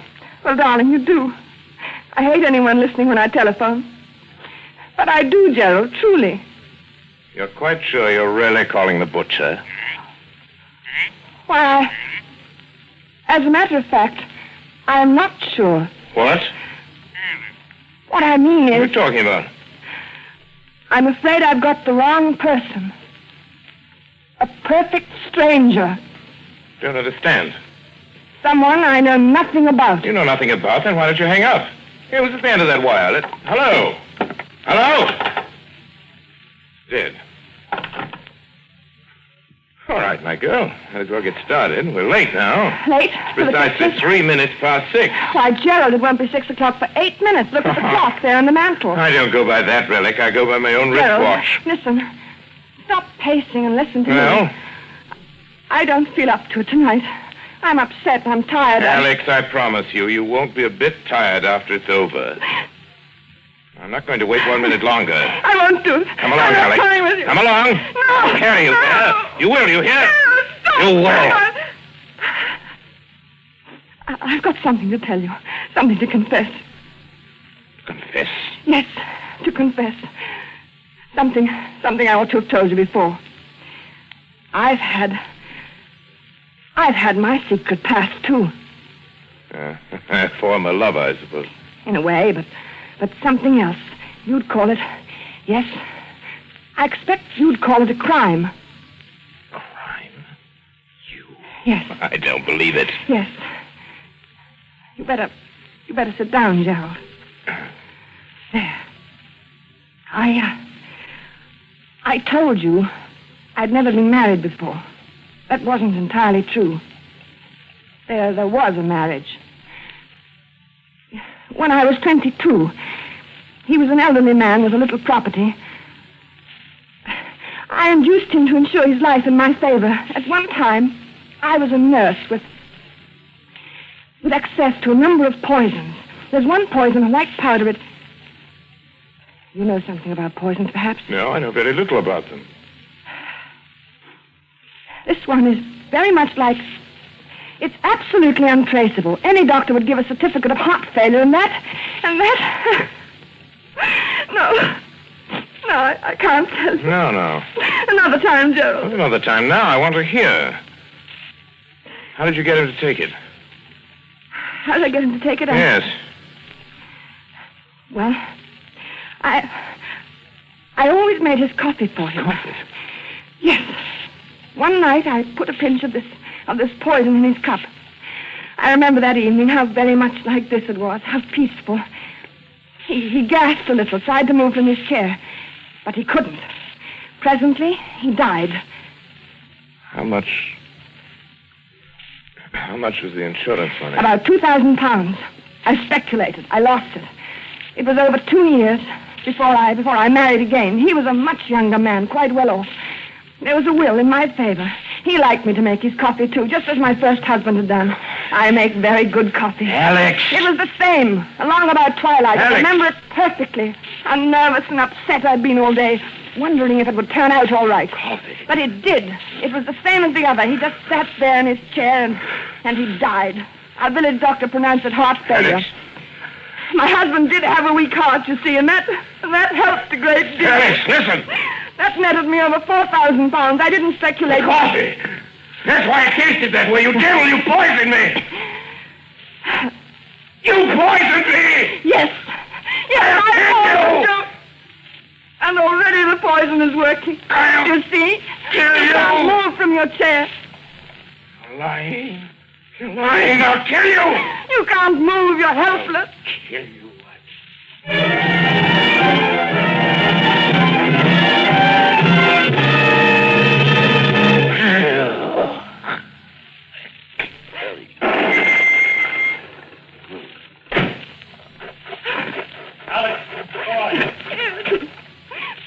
What have they done to you, Alex?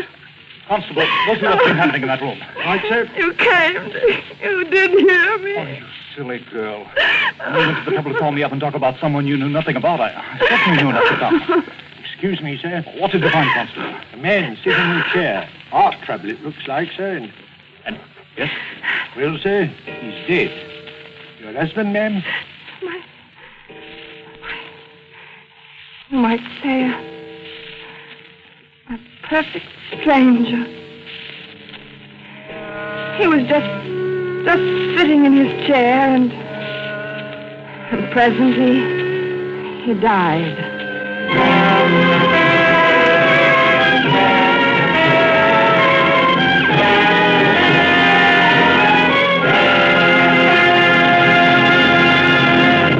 And so closes Philomel Cottage, Agatha Christie's story of love from a stranger, starring Geraldine Fitzgerald and Orson Welles. Tonight's tale of suspense. This is your narrator, the man in black, who conveys to you Columbia's invitation to spend this half hour in suspense with us on October 19th, 1 week from Tuesday, when Orson Welles will again be our star. Our next broadcast in the series will be Tuesday, October 19th, at 10 o'clock Eastern Wartime, 7 o'clock Pacific Wartime. The producer of Suspense is William Spear, who tonight also directed the broadcast, and who, with Wilbur Hatch and Lucian Morowick, conductor and composer, and Harold Medford, the radio author, collaborated on tonight's Suspense.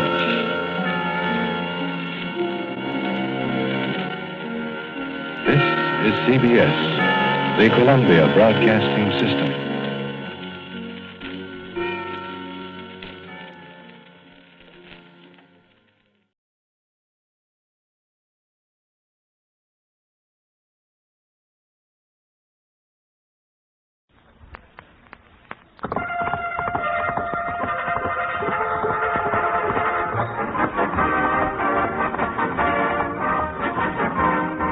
Welcome, one and all, to the sign of the Flying Red Horse. The makers of Mobil Gas and Mobil Oil bring you your radio almanac with Orson Welles.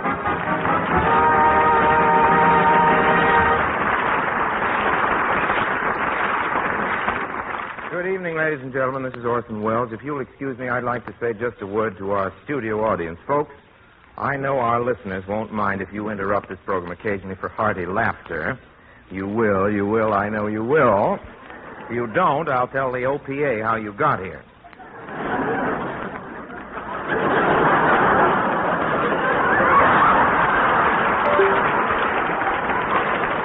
A lot of our listeners, a lot of our listeners don't know that live people come to these broadcasts. That's where we get the expression, a live audience. A live or studio audience is a group of people who are out apartment hunting and who just happen to be passing here when their feet hurt.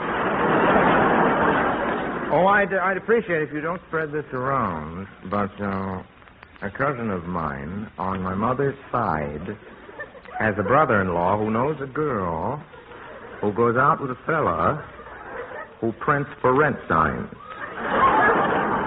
And he's been mopping up lately with a little special he's got, says no vacancies. Well, this fellow who prints signs tipped me off about an ad that was in the papers. Here it is. For rent, lovely 10-room furnished house, 3 bedrooms, 2 bathrooms, den, patio, swimming pool, lovely residential district, near transportation, $50 a month. Now, if anyone's interested, I'd be glad to give it to them after the broadcast. It appeared in the Los Angeles Times, April 3rd, 1934. I only mention this because I've been looking for a place myself. I nearly had a place yesterday. I answered all the questions. She asked me if I had any dogs or cats. I said no. She asked me if I had any children. I said no. And she said, good, let's keep it that way. I've heard folks say it's very simple to find a place to live out here if you know the why and wherefore. I don't know about the wherefore. I'm living at the why. That is, I was until this morning. This morning I said to Gristlehorn. Gristlehorn is the man who takes care of my rabbits when I do a magic show. I said, Gristlehorn, perhaps we'd better show you just what happened. Here we are at last, Mr. Wells. What page are you on? Well, thanks anyway, Lud Gluskin, for the lovely mood music. Oh, this is Lud Gluskin, everybody, looking bright and shiny. Just had his head Simonized for Easter. Lud Gluskin, everybody. I think you might greet him. And now back to the script. All right, Gristlehorn, you've just got to find an apartment for me. Well, what's wrong with the apartment you had last week? The one with all the modern improvements? Why, it even had an electric eye that opened the kitchen window. Yes, but one night the darn thing got nearsighted and opened the bathroom door. Was I embarrassed? Standing there washing my bobby sock. So it was, ladies and gentlemen, that Gristlehorn and I went apartment hunting. Just by chance, I happened to run out of gas, mobile gas, in front of a real estate office. And I opened the door, walked in, and said, how do you do? I'd like to rent an apartment. I'd like to kiss Hedy Lamarr, but where does that get us? I don't know about you. It'd get me in quite a jam. How about houses? Do you have any houses to rent? Yes, here's something nice. Lovely 10-room furnished house, 3 bedrooms, 2.5 baths, $50 a month. That sounds great. Where is it? 916 Elm Street, Yuma, Arizona. Have you got anything more convenient? Say, within walking distance of breakfast at Sardi's. No, the last thing I had, I rented an hour ago. You wouldn't have wanted it. A broken-down clapboard shack I had in my hands for 10 years. No plumbing, gas, lighting, and the roof leaks. Yeah. Like to see that guy's face when he moves in. Yeah. I got $200 a month for it. The fellow gave me a $50 bonus. He did? Yeah, some sucker by the name of Gristlehorn. Well, I guess we better go right on to the next scene.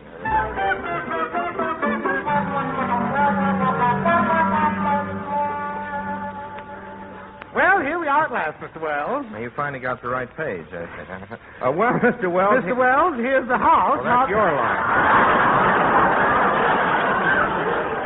We've both got the right page. Let's divvy up on the parts. I'll play Wells. Here's the house, To Mr. win. Wells. Here's the house. How do you like it?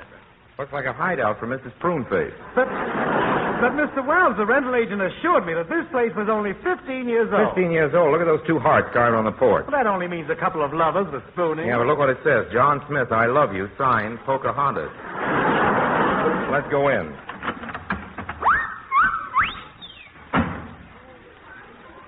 Did you see that, Gristlehorn? Oh, it was nothing, just a little mouse. A little mouse. It ran out with my suitcase.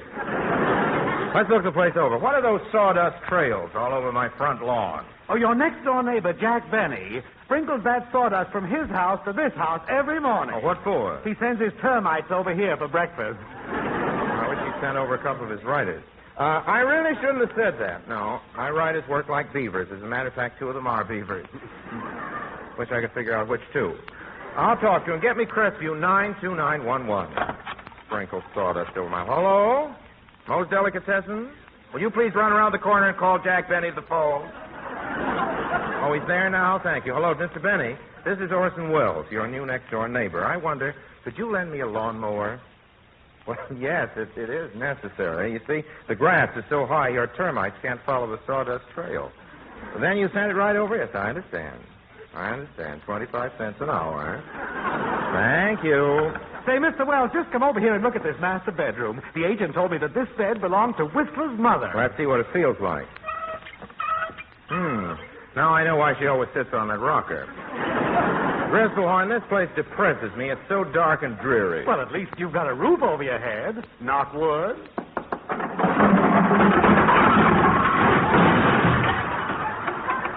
Sunny in here, isn't it?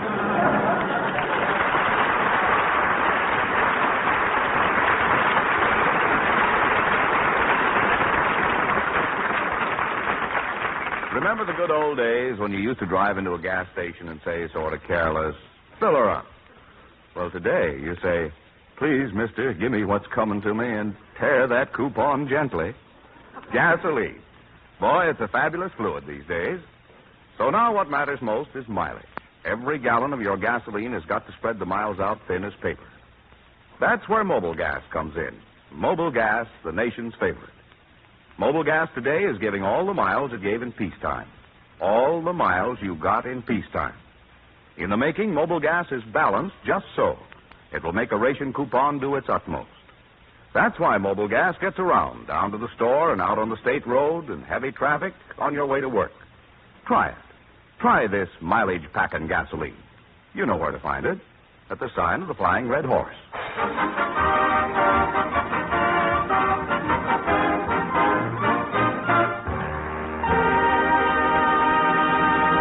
Master? Yes, what is it? There's a young man here wants to see you. Excuse me, please. I have a lawnmower for Mr. Wells from Jack Benny. Sign here. What do you know? It's Dennis Day.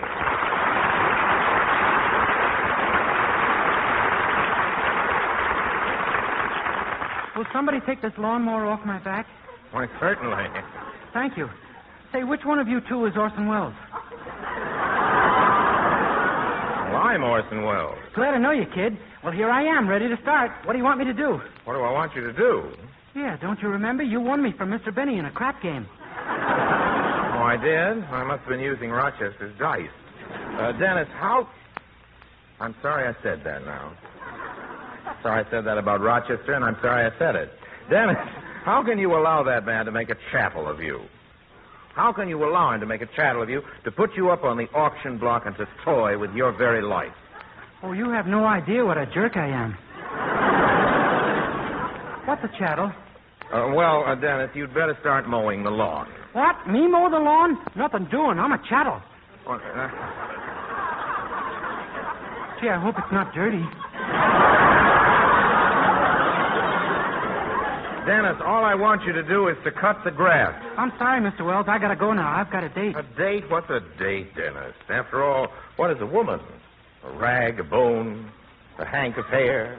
No use. I gotta have a talk with this kid. Now, what I mean, Dennis, in Hollywood, beautiful girls are a dime a dozen.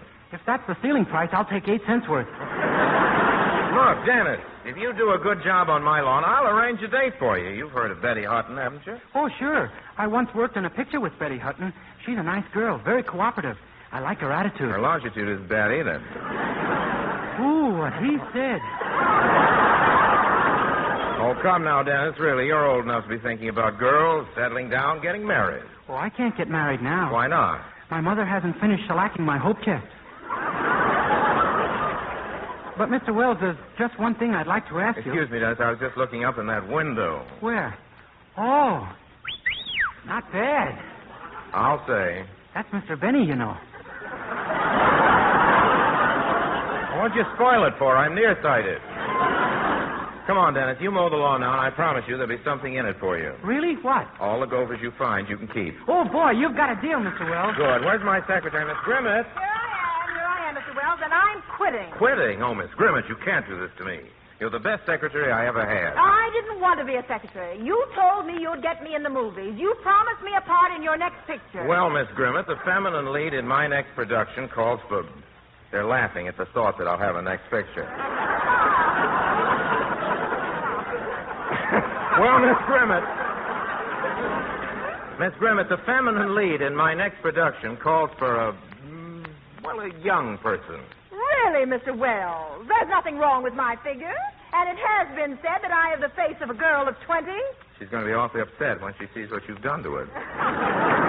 What did you say? Nothing at all. I was just thinking maybe I can give you this part, providing you stay on as my secretary. Oh, Mr. Wells, I'm so happy. What is the part like? Well, here's the script. I'll go over it with you. You enact the role of a woman betrayed. Let's try the scene where the man returns. You hear his footsteps now. Go ahead. All right. Who's there? Oh, it's you. So you've come back. A lot you cared about me. I gave you my love, my kisses, my all. Yes, I've come... Now, wait a minute, Miss Grimmett. Do you have to talk through your left nostril? I'm creating a character, Mr. Wells. Does that sound dramatic or romantic? A lot you can about me. I gave you my love, my kisses, my all. You sound like a female Fred Allen.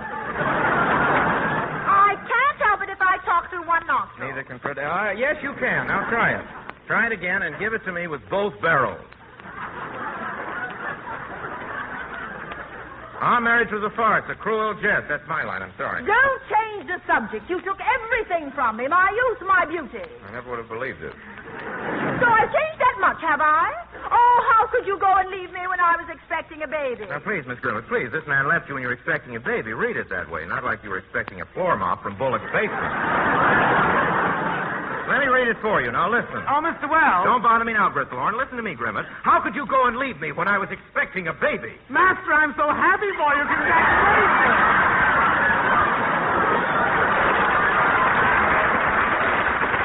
Get out of here. Get out of here, Bristlehorn. Look, Miss Grimmett, please.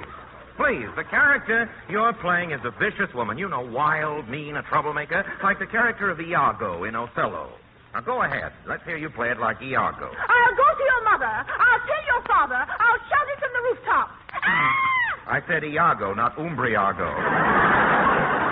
Now, this is the scene where you pull the gun on him and your father comes running out. Miss Grimmett, you've got to prove to me that you can play it convincingly. I'll be in the house. I must get this part. I just must. I'll show him I can play it convincingly. I'll just try it again. Who's there? Oh, it's you. So you've come back. Who, me?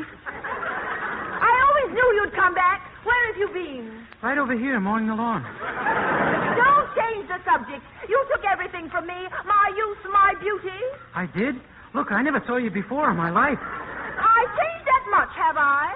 Oh, how could you go and leave me when I was expecting a baby? That's impossible. Mr. Benny says I'm not even married. And besides, I'm a chattel. Don't deny it. There's only one thing for me to do. I'll go to your mother. Oh, don't tell my mother. She's still mad at me for wearing her slacks. Very well, then. I'll tell your father. Oh, you leave him alone. He's got enough trouble with my mother. Don't move. Oh, my goodness, a gun. I'll take care of you, you fiend, you.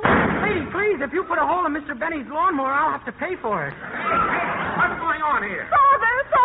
Father? I hate him. I tried to kill him. That's it, Miss Grimmett. Good. That's the way to play the part. So, young man, what have you got to say for yourself? She says we're married and got a baby, and I don't even remember.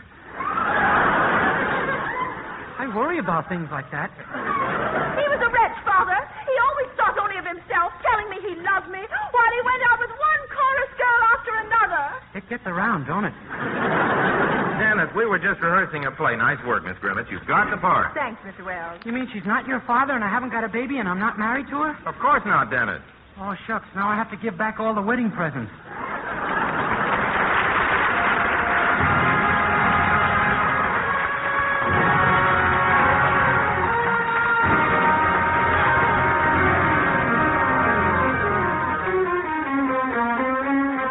Because March 17th, with St. Patrick's Day, Dennis, that broth of a boy, will now sing Bésame Mucho. My dreams come true.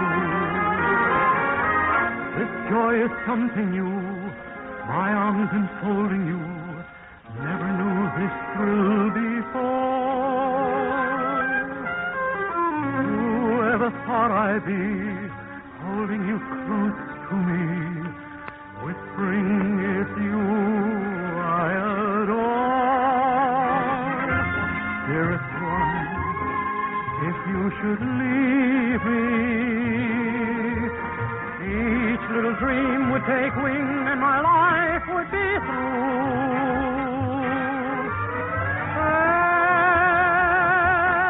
Bésame mucho,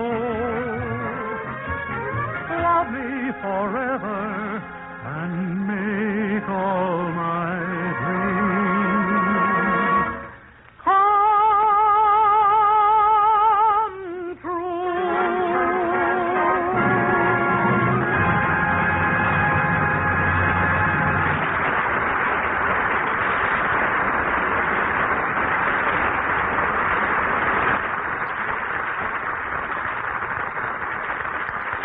Dennis, those poor little pipes. Gosh, they need spring cleaning. Chances are they're corroded with rust, clogged with deposits. 6 months' worth. Now, that can slow up circulation, cause your engine to overheat, and waste your gasoline. Yes, I mean the pipes in your car's radiator, and they really need attention. So do this. Drive a shortcut to your mobile gas dealer and have him flush that radiator clean with Mobile Radiator Flush. Here's the product that really does the job. Mobile Radiator Flush scours every tiny tube. Scale and rust deposits loosen up and drain off easily. Your radiator will be clean as new. Then have that friendly mobile gas man pour in Mobile Hydrotone. 1 bottle works to stall off fresh corrosion for long months to come. Mobile Radiator Flush and Mobile Hydrotone. There's the team you want to keep your pipes, your radiator pipes, in good condition. So, stop in, Dennis, at the sign of the Flying Red Horse. Thanks, Tom. John, rather.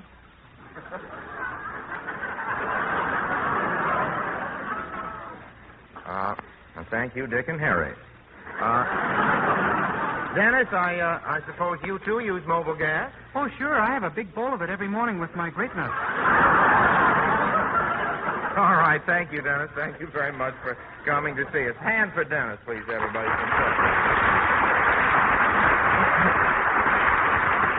Thank you.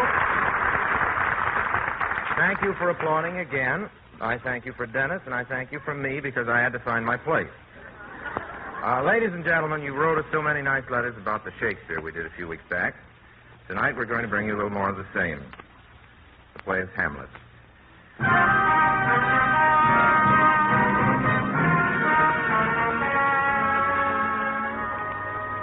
Hamlet, Prince of Denmark, learning that his father has been murdered by his uncle, the present king, cannot decide how to expose his uncle's crimes. Strolling players have come to court, and Hamlet hears them rehearse a scene. The soliloquy Mr. Welles will read us now comes after their departure, when the young prince is left by himself in the throne room. Now I'm alone. Oh, what a rogue and peasant slave am I.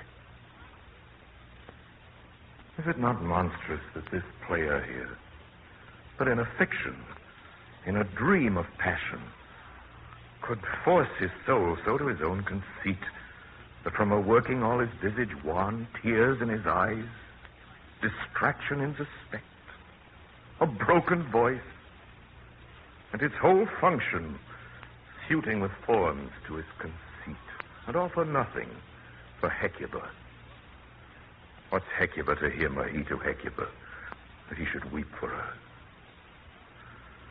What would he do had he the motive and the cue for passion that I have?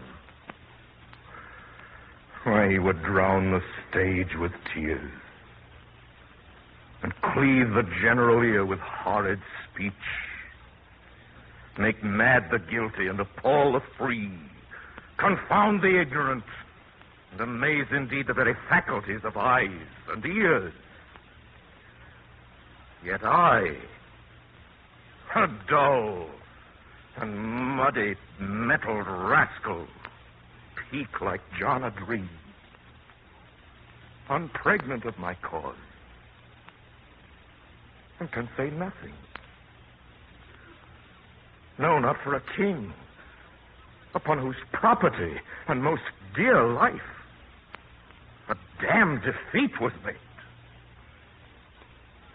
Am I a coward? Who calls me villain? Breaks my pater cross, plucks off my beard and blows it in my face, tweaks me by the nose, gives me the line as deep as the throat. How does me this? Soon I should take it, for it cannot be that I am pigeon-livered and lack gall to make oppression bitter. For ere this, I should have fatted all the region kites with a slave's offal. Bloody, bawdy villain. Remorseless, treacherous, lecherous, kindless villain. God! Vengeance!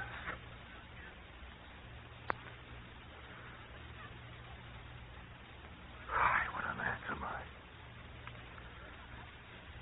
This is most brave. That I, the son of a dear father murdered, prompted to my revenge by heaven and hell, should, like a whore, unpack my heart with words and fall a-cursing like a very drab scullion. Firepot. Ha! About my brain. I have heard that guilty creatures, sitting at a play, have, by the very cunning of the scene, been struck so to the soul that presently they have proclaimed their malefactions. For murder, though it have no tongue, will speak with most miraculous organ. I'll have these players play something like the murder of my father before mine uncle. I'll observe his looks. I'll tempt him to the quick. If he but blench, I know my course. The spirit that I've seen may be the devil, and the devil has power to assume a pleasing shape. Yes, and perhaps out of my weakness and my melancholy, abuses me to damn me. I'll have grounds more relative than this. Plays the thing, wherein I'll catch the conscience. The king.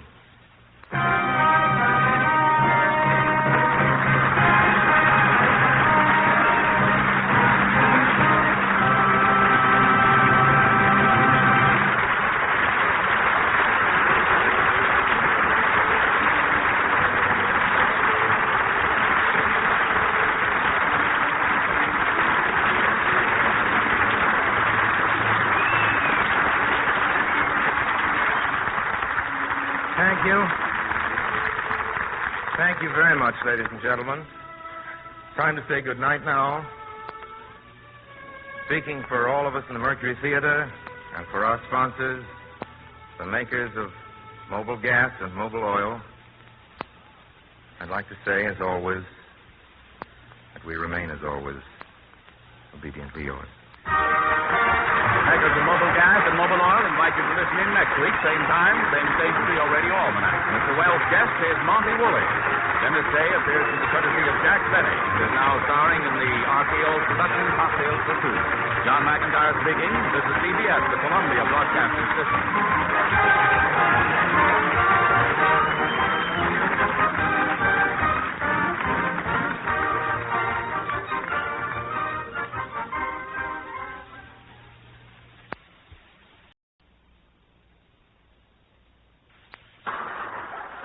Good evening. This is Orson Welles, and this is your Radio Almanac. Ladies and gentlemen, spring begins when the sun crosses the plane of the Earth's equator. Spring began day before yesterday at 11 minutes to 11.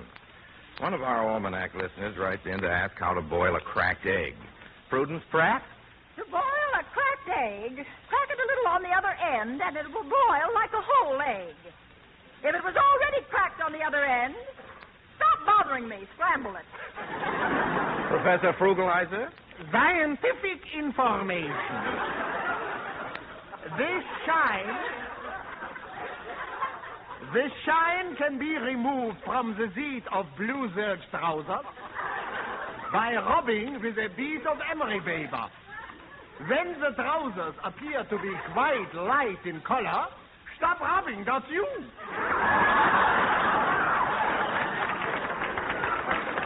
Dr. McIntyre. Helpful hints for the motorist. Do you know what one bad spark plug can do to your car? It can waste up to 10% of your precious gasoline ration. Stop in and have your spark plugs checked tomorrow at your friendly mobile gas dealer. And welcome one and all to the sign of the Flying Red Horse.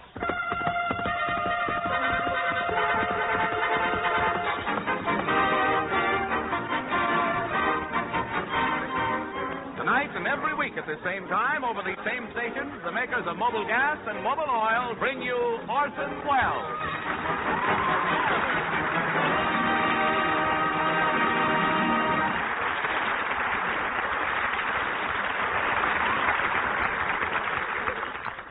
Tomorrow, ladies and gentlemen, Orson Welles leaves for urgent business in New York. You left for urgent business and got back just in time. Well, the We find him now at the telephone. Hello, Santa Fe Railroad. This is Orson Welles. Oh, I'm fine, thank you.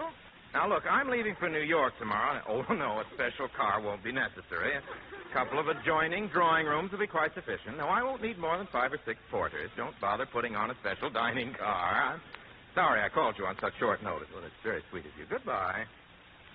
Sounds pretty good. Now I'll try it with the receiver up.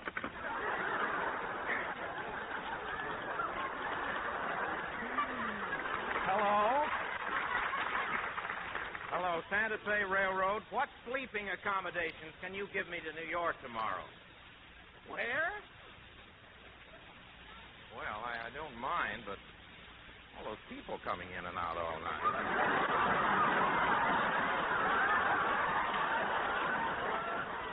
Very uncomfortable in the day coach, you know. All right, I'll take it. Where's my secretary, Miss Grimmett? Here I am. You're going to stop at some army camps on the way to do your magic show, aren't you, Mr. Wells? Yes, now let me see the list of things you've packed. Disappearing elephant trick, throwing a woman in half trick, egg trick, my joke book, laughing gas capsules, 2 rabbits. Oh, that reminds me, 2 rabbits. I must get that hat I checked over at the Carlton Hotel. They won't give it to you. That's Exhibit A in their lawsuit. Lawsuit? What are they suing me for? When I did my magic show in their ballroom, I only pulled 2 rabbits out of that hat. Yes, and ever since, the rabbits have been doing the same trick.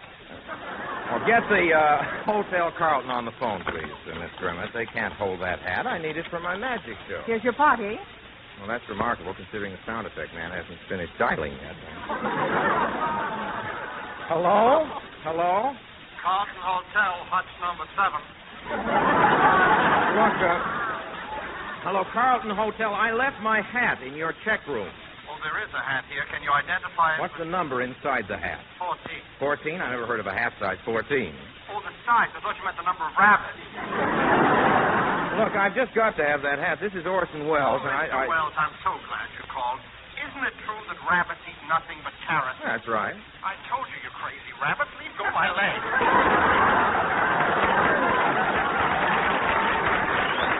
Now, I'll have to get another hat. Now, let me see. I need someone for the trick where I saw a woman in half. Miss Grimmett? Oh, no, you don't. Oh, no, there's nothing to be afraid of, Miss Grimmett. I've only done the trick wrong twice. Is anybody waiting to see me? Yes, Francois, the reducing expert. Frankly, Miss Grimmett, you think I need a masseur? Well, he might be able to clear up that border incident. Border incident? What do you mean? You know what I mean. Your chest and your stomach are having a boundary dispute.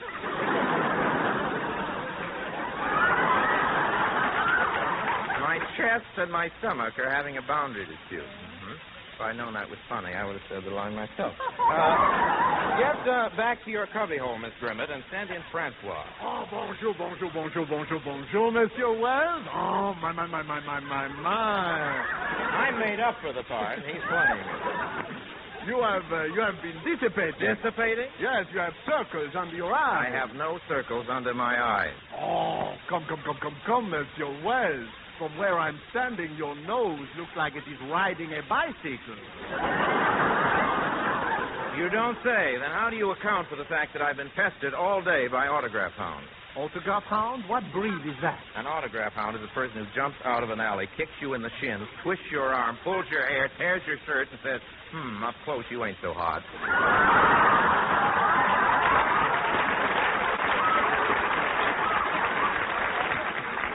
Okay, let's get started with the reducing treatment. I'll take my shirt off. Here. Oh, la la, monsieur, what a gorgeous tattoo on your chest. Well, don't spread it around. Nobody knows I have that tattoo. But, monsieur, it's so magnificent. Oh, la la la la. Hedy Lamarr in Technicolor. Isn't it pretty? Sometimes I just sit for hours staring at my chest. But, Mr. Wells... Some of the people enjoyed that. Let them laugh at it. Now, go right ahead. Thank you. But, Monsieur Wells... Thank you. Since when has... I get the last lines. I pay the bill.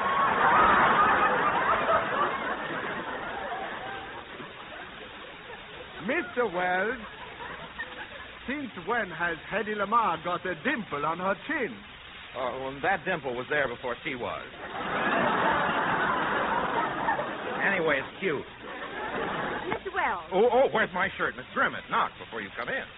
You almost embarrassed Hedy Lamarr. Why, she's blushing right down to the dimple on my chest. What is it, Miss Grimmett? I just wanted to say that Betty Hutton phoned. Betty Hutton, good. She'll be right over. Fine, I've just got time for my massage. Come on, Francois, get to work on my back. Oui, monsieur. When I finish with you, you will...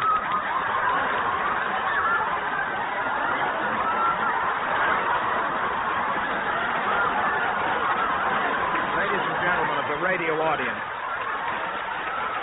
I think you ought to know that the sensation you are now overhearing was caused by Harry Essman, a sound effects man, who ought to be at Earl Carroll. Get back to the script. Mr. Wells... This won't be funny now. Slap again. When I finish with you... Come on, madam. You've seen a leg before.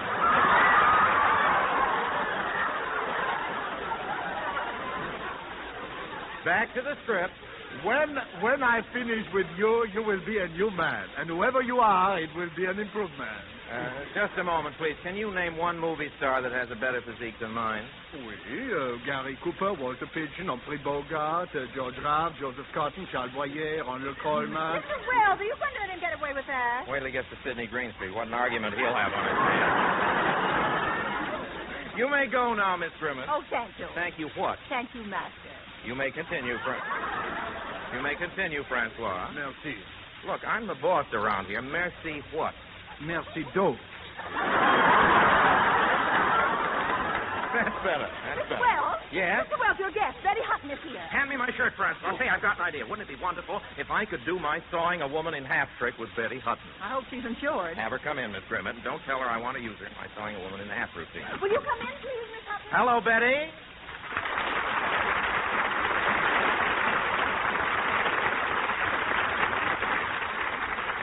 Hello, Betty. Hi, Orson. Hello, Hans, Charlie, Jack.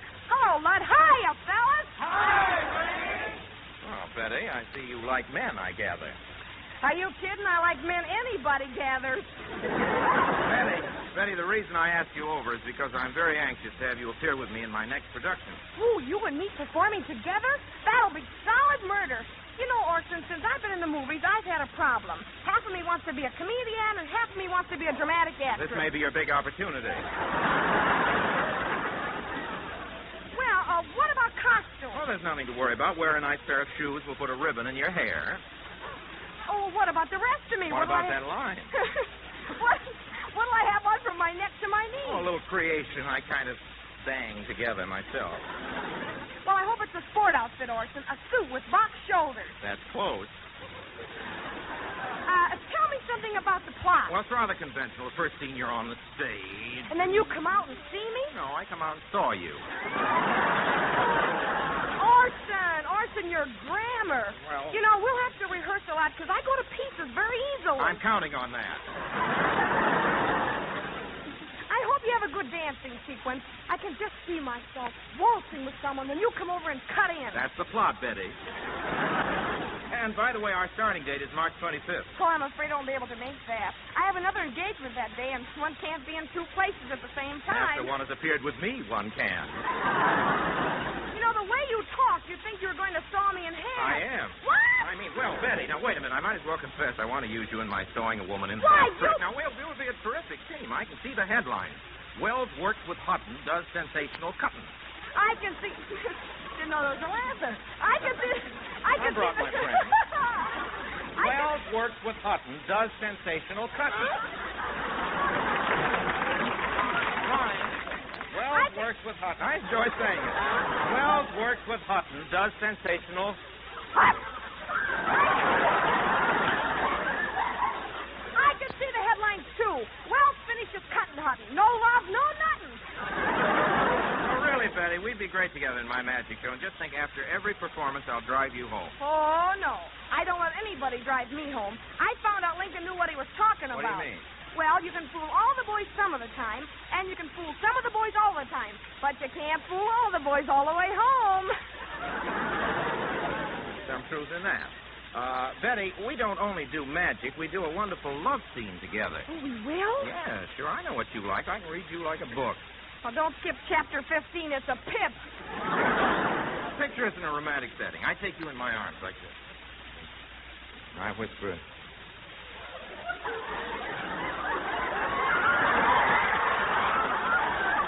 I take you in my arms and I whisper... Darling. Darling.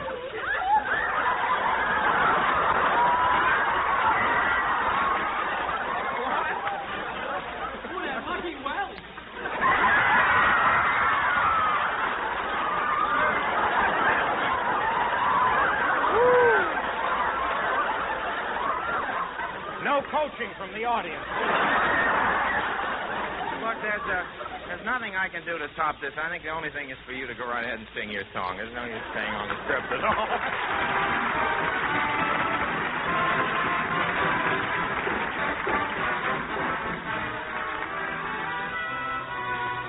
Folks, Betty Hutton brings us now one of the loveliest ballads in all the world.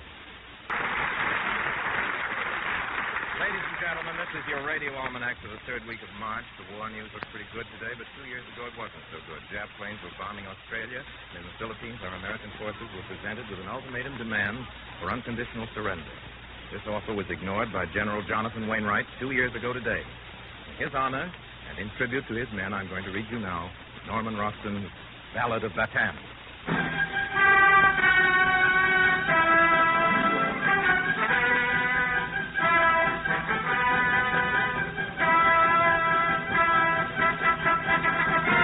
History is a branding iron. Burn this day deeply into our memories. Teach us with your fire. Strike us with your iron so that we may never forget. Burn into our minds and hearts the names and deeds of our men and women of Bataan.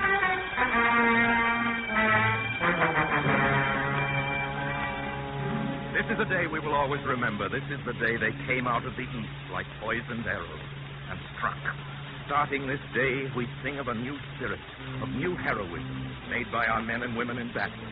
Across the dangerous seas we shout, hello! Over the great curve of the earth we send greetings. To you, Douglas MacArthur, tall and calm, with the confidence of cannon. And you, Jonathan Wainwright, warrior, who stood like a rock in Manila Bay. To you, soldiers, living and dead, Americans all, who held out on that island, who fought on the beaches and the stone hills until you were blown out of the sea. Here is your poem.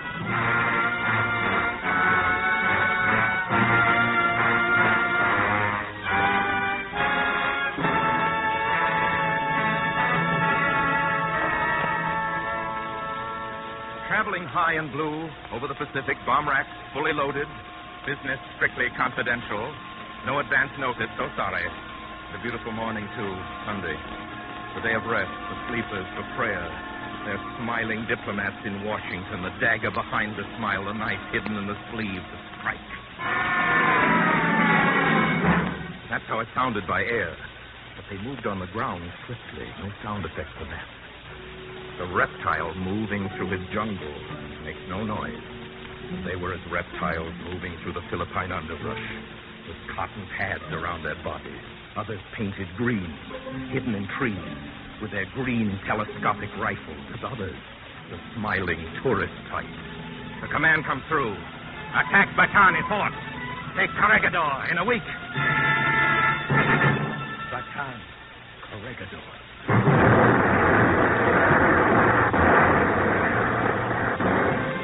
Admiral Tojo, those are the names that will break your knuckles. Oh, great Mikado, you'll learn to bleed on those names. What were the orders beamed from Tokyo? Wipe out American garrisons. Take Corregidor in a week. Did you say Corregidor? Tell it to General Douglas MacArthur. Tell it to Jonathan Wainwright. Tell it to the Marines. Straight from the foxholes of Bataan, meet the welcoming committee. The population greets you with flowers. Step right this way and get yours. And did you tell it to Captain Wormus, the one-man army with his Tommy gun? He's scared, too. Listen. I like to get him 100 at a time, easier than shooting clay pigeons on a string. I met one of them Japs in the dark and left a grenade in his hand. Where do you suppose he is now? Oh, maybe you better tell it to that honorable Jap commander who couldn't live in a world full of American courage and fell on his sword like a madman. Yes, and tell it to those 10,000 Yanks and 27,000 Filipino scouts, brown and white. They stand together under the blazing sun and the hot winds. The sun burns them all one color, and their blood is of the same color. And as long as there's enough ground and guns, they'll fight like no other army in the world. And they did. They were rookies, most of them. This was their first war. They crouched at the new noise at first and handled their guns like farmers. But they caught on fast. They knew the land and their footing. They fought stripped to the waist and grinning. This was their corner of the USA. This was Massachusetts and Minnesota. They fought along their main street jungles, house by house, door by door. First, it was easy. There was food and water and fruit. There was plenty of quinine. There was room for retreat and a plan. Slowly backward into Bataan, into the jungles and hills of Bataan. Hills at their back, then the sea. The bristling, final harbor, Corregidor. The heart of this great body, calmly beating. Weeks rolled with a hot blue sky into months, and the dry wind came in from the sea at noon like a blowtorch, and they fought 1,000 noons. They fought for every yard of ground, wisely, shrewdly, without fear. Outnumbered 10 to 1, they slugged it out in a slow, bitter retreat of holes, leaving the dead where they fell. Striking out, camping in the night, riding out to meet the Jap tanks with their head-hunting egrets tied to the turrets to guide them. And above, heroic and alone, the last 4 P-40 fighter planes riding out with their grinning pilots with their patched wings and tired motors, riding out to give them hell. That's fine, baby. Breathe deeply. Have all the horsepower you got. There's a Jap cruiser underneath your wings. And we're going down to say hello.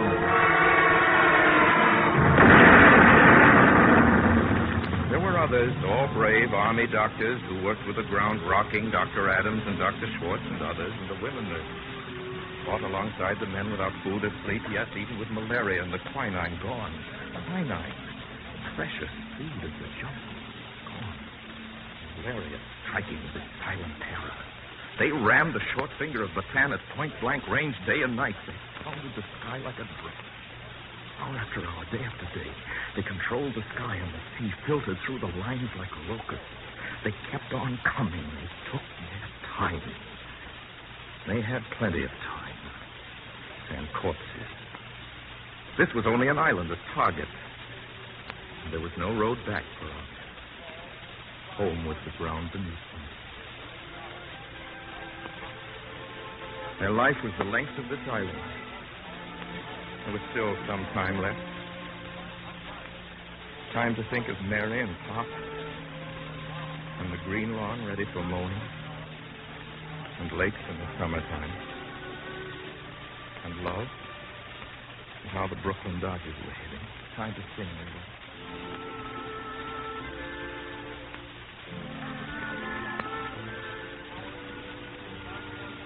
I don't want to set the world on fire. Just one little flame in Tokyo will do. You listening at home, safe in your chairs, surrounded by safety, you do not feel the bullet strike or the sun's whip on your back. How can you know these weeks of battle? How can you feel the bayonet turn in the wound or gangrene eating the bone away? What image describes the grenade exploding in a foxhole of the loneliness of evening? How do we tell the anguish of this? How is the leaking blood weighed and described? And at night, even then, peace was absent. The sniper's bullets were everywhere, smokeless and sudden. Artillery made sleep impossible. Hunger stood like a shadow beside each man, dimming their eyes, and the rifle faltered. The hand began to lose its power. Water and fruit were gone. They began slaughtering the horses. The body is only flesh and blood. Though the spirit is a steel spine, the body can be broken. Hunger and thirst and fever can bring even a giant down.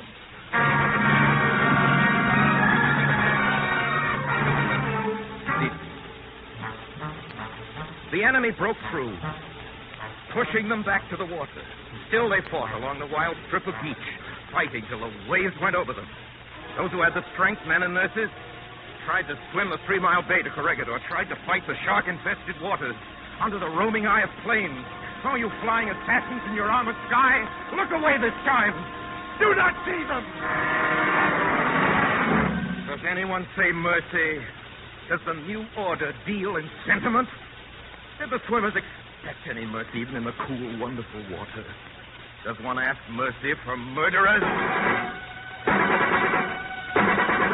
There's their kind of mercy. The pure-blooded Aryan kind.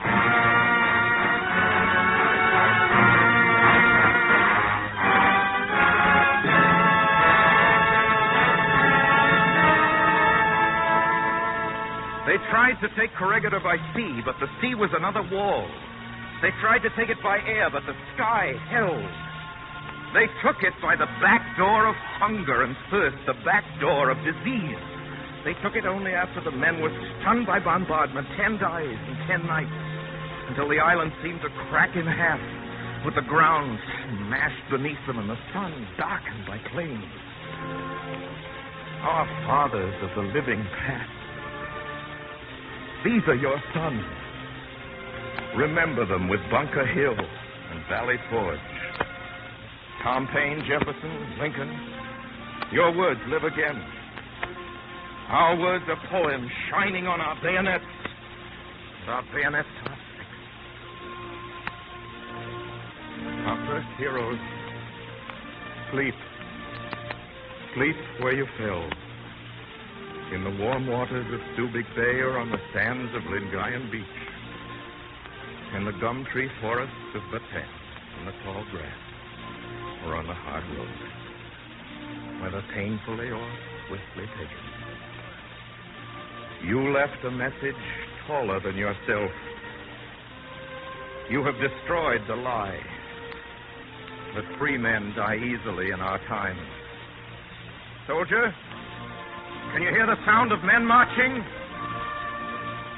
We are coming back to Bataan.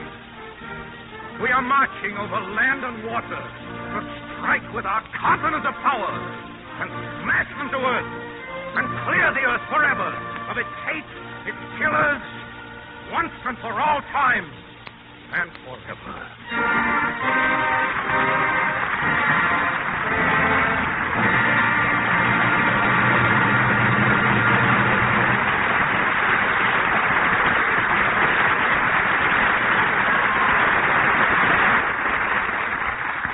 Wells will be back in a moment with some notes from our radio almanac. But right now, it's time for me to say a word about our sponsor's springtime special, Mobile Radiator Flush and Mobile Hydrotone. In the radiator of your car, 6 months' worth of scale and rust has probably formed. Your radiator needs house cleaning because when your radiator tubes get clogged up, your motor overheats. The cylinder block can break. You can waste your gasoline. Now, no one is better equipped to give your radiator finer service than your friendly, conscientious Mobile Gas dealer. Have him flush out radiator scale and rust with Mobile Radiator Flush. Its quick-acting agents loosen scale and grease deposits so they'll drain off easily. Then have a can of Mobile Hydrotone poured in. This neutralizes chemical action, helps prevent corrosion for long months to come. Start your springtime driving with a good, clean radiator. Ask for Mobile Hydrotone and Mobile Radiator Flush at the sign of the Flying Red Horse. Well, time to say goodnight now, everybody. I want to thank John McIntyre and Lud Gluskin for playing the music so well. Please join us again next week. Until then, my sponsors, the makers of Mobile Gas and Mobile Oil, and all of us in the Mercury Theatre, remain as always obediently yours. The makers of Mobile Gas and Mobile Oil invite you to listen in next week. Same time, same station, to your Radio Almanac. Mr. Wells' guest is Mary Bowler. Betty Hutton is currently being seen in the Paramount picture, The Miracle of Morgan Street. John McIntyre speaking. This is CBS, the Columbia Broadcasting System.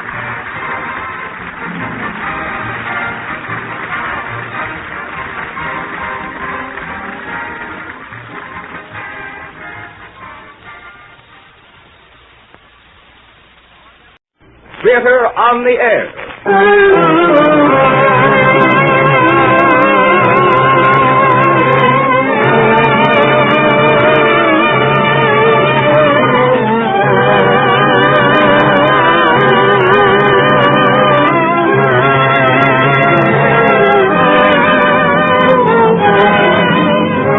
The Columbia Broadcasting System brings you the 15th program in its weekly dramatic series featuring Orson Welles and the Mercury Theatre on the Air, the brilliant producing company which has been acclaimed by critics throughout the nation for giving to radio the same new stimulus they brought to Broadway. This evening, our play is an adaptation of a modern classic, Booth Tarkington's 17, with Orson Welles in the part of William Sylvanus Baxter.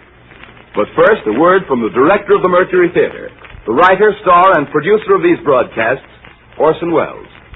No man can explain the mystery and misery of being 17. That period which is almost a full stop in the involved sentence of a man's life. When every man's universe has growing pains, and every man is his own Hamlet. Booth Tarkington has left us the perspective of this sharp condition of human agony, so true and brutal and beguiling, that posterity will understand William Sylvanus Baxter long after a new and easy world has forever abolished the institution of adolescence.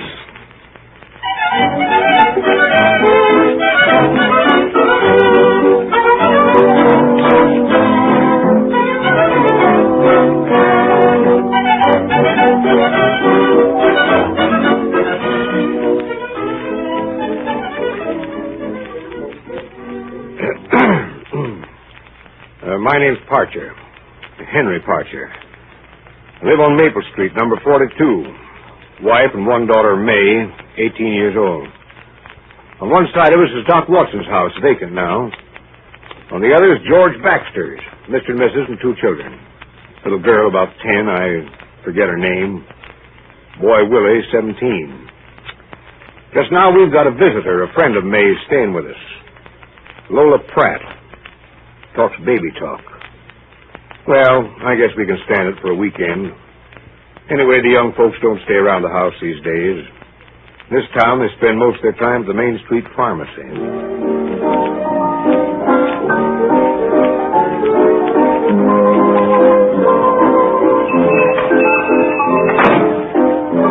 Hi, Ray.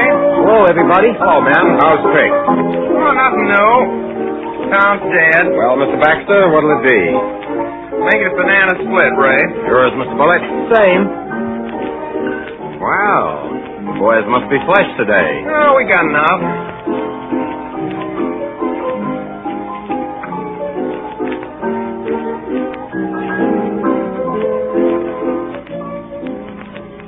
Let me call you sweetheart. Love, always love. Why can't songwriters write something about something else?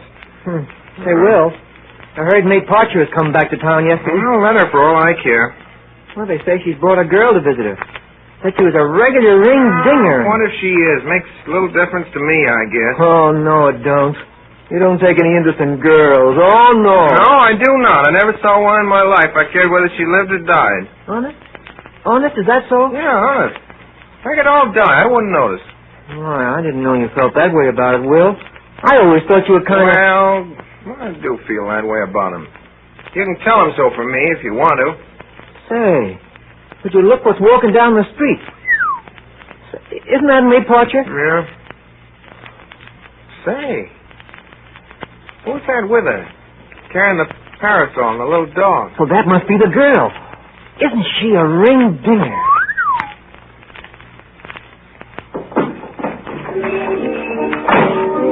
Hey, Will. Joe, don't you want your split?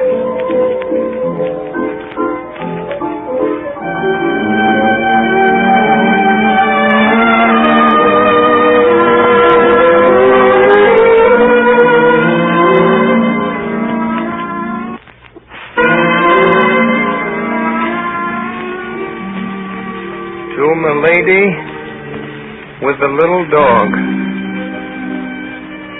I do not know her name, though it would be the same where roses bloom at twilight and the lark takes his flight. So I will call her Milady. By the sands of the sea, she will always be just Milady to me. William Sylvanus Baxter, Esquire, July 14th. Ye gods. Willie, Mama wants you. Oh, go away, Jane. Willie. What do you want? Willie, Mama wants you. Wants to go home, Genesis, bring some wash tubs home, and a tin clothes boiler from a second-hand man's store. What? She wants you to hurry, and I got some bread and butter and applesauce and sugar for coming to tell you. Oh, go away, will you, Jane? Go on. Willie, open the door, please. All right, Mother. Carry wash tubs. That's a nice thing to ask me to do. Ye God, you think Joe Bullitt's mother had dared to... Wait, dear. I just want to explain. Explain, ye God! Now, just a minute, Willie. What I wanted to explain was why it's necessary for you to go with Genesis. Mother, you expect me to walk through the public streets with that awful-looking old colored man? Well, Genesis isn't old, is he, Mama? Well, he is so old. Besides, he's practically in rags, and he doesn't even wear an undershirt. Now, who on earth minds what Genesis wears or doesn't wear? Second-hand wash tubs and tin clothes boilers. That's what you want your son to carry through the public streets in broad daylight. Ye gods! Well, there isn't anybody else. Now, please don't rave so, Willie, and don't say ye gods so much. It really isn't nice. Now, I'm sure nobody will notice it. Nobody? Oh, no. Nobody except the whole town. Why... When there's anything disgusting has to be done in this family, why do I always have to be the one? Mother, why can't Genesis bring the second-hand wash tubs without me? Why can't the second-hand store deliver them? Why The can't... second-hand store doesn't deliver things. And Genesis says he can't possibly carry 2 tubs and a wash boiler himself. Now, I don't like to ask you, but it really isn't much. You and Genesis can just slip up there. Just slip up there. Ye God! Oh, really, Willie, it isn't worth your making all this fuss Oh, about. no, it's nothing. Nothing at all. And, Willie, dear, on your way downtown, you might tell the tailor to call for your father's full-dress suit. He hasn't worn it in 4 months. It's too tight for him. Needs to be altered. Ye God, do I have to do everything in this house? Ye God! Mama, what's the matter with Willie? Well, you see, dear, he's 17.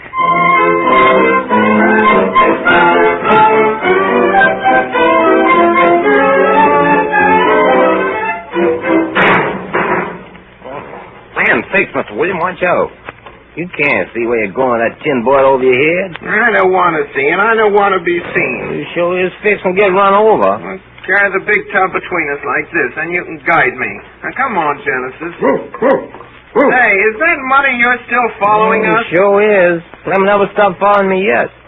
I reckon this is the followingest dog in the world. Well, he can... Oh, don't let him follow through the streets. Not a moth-eating mongrel like that. It's bad enough to be seen carrying all this junk. Man, sakes, ain't nobody can tell who you are with that wash tub over your face. Genesis, make that dog scat, Ain't nobody to make that dog scat. I ain't had it more than 2 weeks, but I don't believe President of the United States make that dog quit following. Well, keep him as far back as you can so people won't know it's us he's following. Go on, Clem. Stay back, dog. Careful, Mr. William. He's crossing the street. You tell me if anything's coming. Well, road's clear. Come on. All right. Where roses bloom at twilight, and the lark takes his flight by the sands of the sea, she'll always be... What makes you reciting this, William? Oh, just something I made up. It sounds kind of like a poem. Maybe it is, maybe it isn't. Oh, Macy, the funny laundryman's suit is up, Missy. Oh, they'll hear you. Hey, what's behind this? There's 2 young ladies. One's got yellow hair and kind of pretty.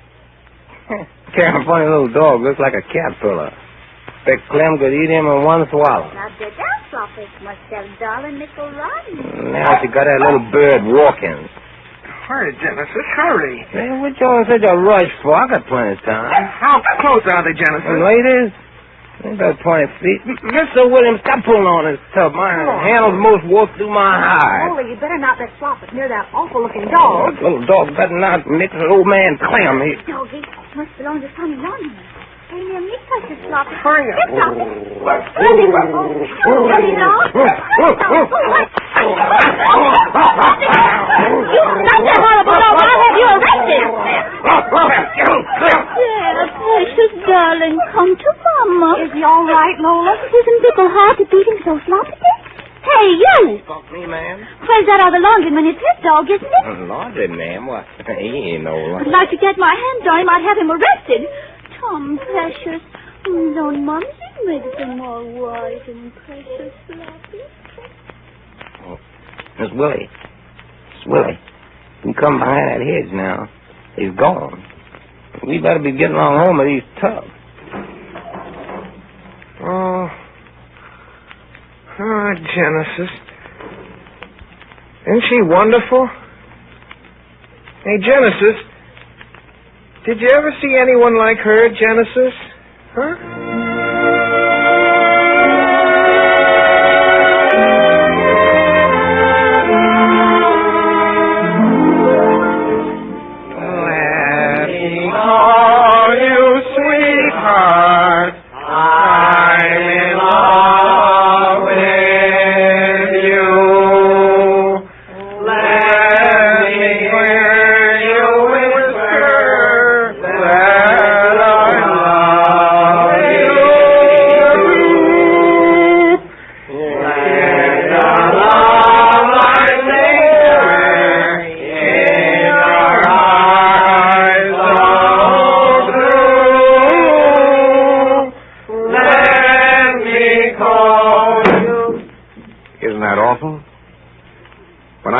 Ago, this was my house, it was a gross exaggeration. My daughter's guest, Miss Lola Pratt, now occupies the house. She and a pack of boys that follow her like flies after honey. The worst of the bunch is that Baxter boy, the one with the cracked tenor. Every night he sits on my porch in a full-dress suit. It's pretty big for him, and I'll bet it's his old man's. While I lie here on my bed, which is about all the space left me in my own house, trying to sleep, but it's no use. I used to think the katydids were the dullest insects you had to listen to on a summer night, but that was before Miss Pratt moved in on us. Willie, you don't have to be so quiet just because you're so indifferent. Oh, but I'm not indifferent, Miss Pratt. Honest, I'm not. Oh, but Josie just says you're indifferent. Ichabod Baxter is indifferent, isn't he, sweetest Floppet? Isn't he a mean old wicked thing, precious Floppet? Well, I suppose I am indifferent to most girls. Lola forgives him if Ichabod Baxter make imitation of Darling Floppet again. Darling Floppet, look. Oh, my soul. More. Again, Ichabod Baxter. How did he learn such marvelous imitations of Darling Floppet? He ought to go on the big stage and be a really actor. Wouldn't he, darling Floppet? He could make millions and millions of dollars. Couldn't he, darling Floppet? Oh, I hardly would care to adopt the stage for a career. Would you? It's my dream. It was wonderful of you to say that to me. I shall never forget it. You would make a glorious actress. Oh, for heaven's sake. Huh? Little boy Baxter times box us, Ton Floppet. Naughty, naughty Floppet. No, I mean it, but... But what can... What do you think about actors and actresses making love to each other on the stage? Do you think they have to really feel it, or do they just pretend? Well, sometimes one way, sometimes the other. Yes, but how can they pretend like that? Don't you think love is a sacred thing, Miss Pratt? Yes? I do. I think love is the most sacred thing there is. I don't mean some kinds of love. I mean real love. You take some people, I don't believe they even know what real love means. They talk about it maybe, but they don't understand it. Love is something nobody can understand unless they feel it. And if they don't understand it, they don't feel it. Don't you think so? Yes. You talk so beautiful. Love is something nobody can ever have but one time in their lives, and if they don't have it then, why, probably they never will. Don't you think so? Yes. I think real love is sacred, don't you? Yes. Don't you think love is the most sacred thing there is? That is, if it's real love?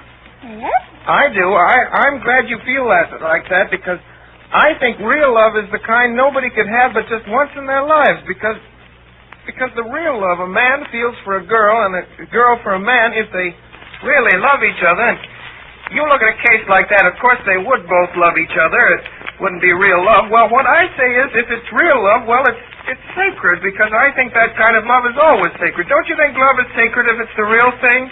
Yes, Little boy Baxter. Do Floppet again. Say Floppet. He is Floppet.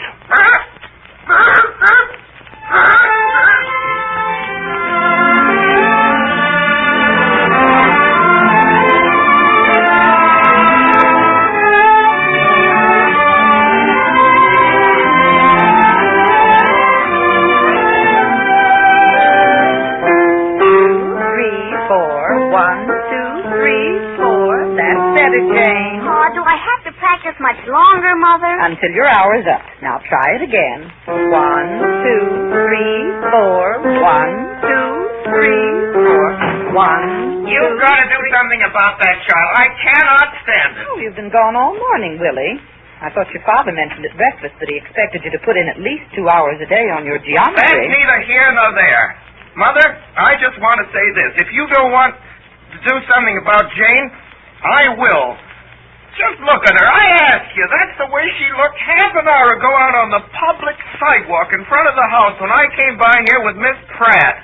That was pleasant, wasn't it, to be walking with a lady on the public street and meet a member of my family looking like that? Oh, lovely. Now, Jane doesn't look so disreputable. Come, Willie, you're interrupting her piano lesson. Wait till I tell you the rest. Then she hollered at me, Mother. She hollered, "Oh, Willie!" She hollered, "Oh, Willie!" at me. Anybody'd think I was about 6 years old. She hollered, "Oh, Willie," and she rubbed her stomach and flushed applesauce all over her face, and she kept hollering, "Willie," with her mouth full. "Willie, look, good bread and butter and applesauce and sugar. I bet you wish you had some. Willie!" Well, you did eat some the other day. You ate a whole lot. You did every chance you get. Now, you hush up. She kept following us, Mother. She followed us, hollering, "Willie," till it's a wonder we didn't go deep. And just look at her, Mother. I don't see how you can stand it to have her going around like that and people knowing it's your child. Why, she hasn't got enough on. For this very hot weather, I really don't think people notice or care. Notice? I guess Miss Pratt noticed. Hot weather's no excuse for outright obesity. I ask you to look at her back. You can see her spinal cord. Spinal column, Willie. What do I care which is it? People aren't supposed to go around with it exposed, whichever it is, with applesauce on their ears. Well, there is not. Look, I just ask you to look. That's the sight I have to meet when I'm out walking with Miss Pratt. She asked me who it was, and Mother, I wish you'd seen her face. She wanted to know who that curious child was, and I'm glad you didn't hear the way she said it. Who is that curious child, she said, and I had to tell her it was my sister. I had to tell Miss Pratt it was my only sister. Willie, who is Miss Pratt? I don't think I've ever heard Willie's masked on her, and she wears 4 side curls. One almost came off. She's visiting Miss May Parcher. But the Parchers are awful tired of her. They wish she'd go home, but they don't like to tell her so. Now, if you don't punish her, it's because you've lost your sense of duty. Now, wait, Willie. Jane doesn't mean to hurt your feelings. My feelings? You stand there and allow her to speak as she did of one of the... the noblest. One of the noblest... Oh, Jane didn't mean anything. Now, don't get so upset about things, Willie. Upset! Upset, ye gods! What made you say that? Where did you hear such things? Well, I was there. You were where, Jane? At the Parchers. Oh, I see. Yesterday afternoon, Miss Parcher had the Sunday school class for lemonade and cookies. Well, did you hear Miss Parcher no, say? No, I ate too many cookies, I guess, maybe. Anyways, Miss Parcher said I better lay down. Lie down? Yes'm. On the sofa in the library. And Mrs. Parcher and Mr. Parcher came in there and sat down after a while. And it was kind of dark, and they didn't hardly notice me.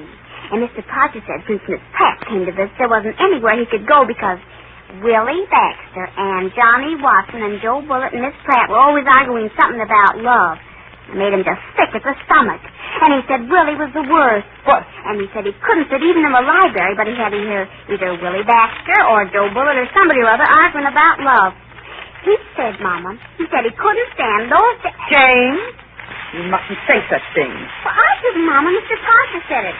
He said you couldn't stand those... Jane, no matter what he said, you mustn't repeat. But I'm not. I only said Mr. Parcher said he couldn't stand those... But, Mama, how can I tell you what he said? Hush. You must never, never use such a terrible and wicked word. I won't, Mama. Oh, I know I'll say words instead. Won't that be all right? I suppose so. Well, Mr. Parker said he couldn't stand those word boys. That sounds all right, doesn't it, Mama? I suppose so. Well, they kind of talked along. Mr. Parker said when he was young, he wasn't any such a word fool as these young word fools were. He said in all his born days, Willie Baxter was the wordest fool he ever saw. That was very unjust and very wrong of Mr. Parcher. Mrs. Parcher said he oughtn't to say word, Mama. He said, I'll be worded if I stand it. And he kept getting crosser and crosser, and he said, word, word, word. There, that will do, Jane. We'll go on with your practicing. Now try that exercise again. 1, 2, 3, 4. 1, 2, 3, 4. 1.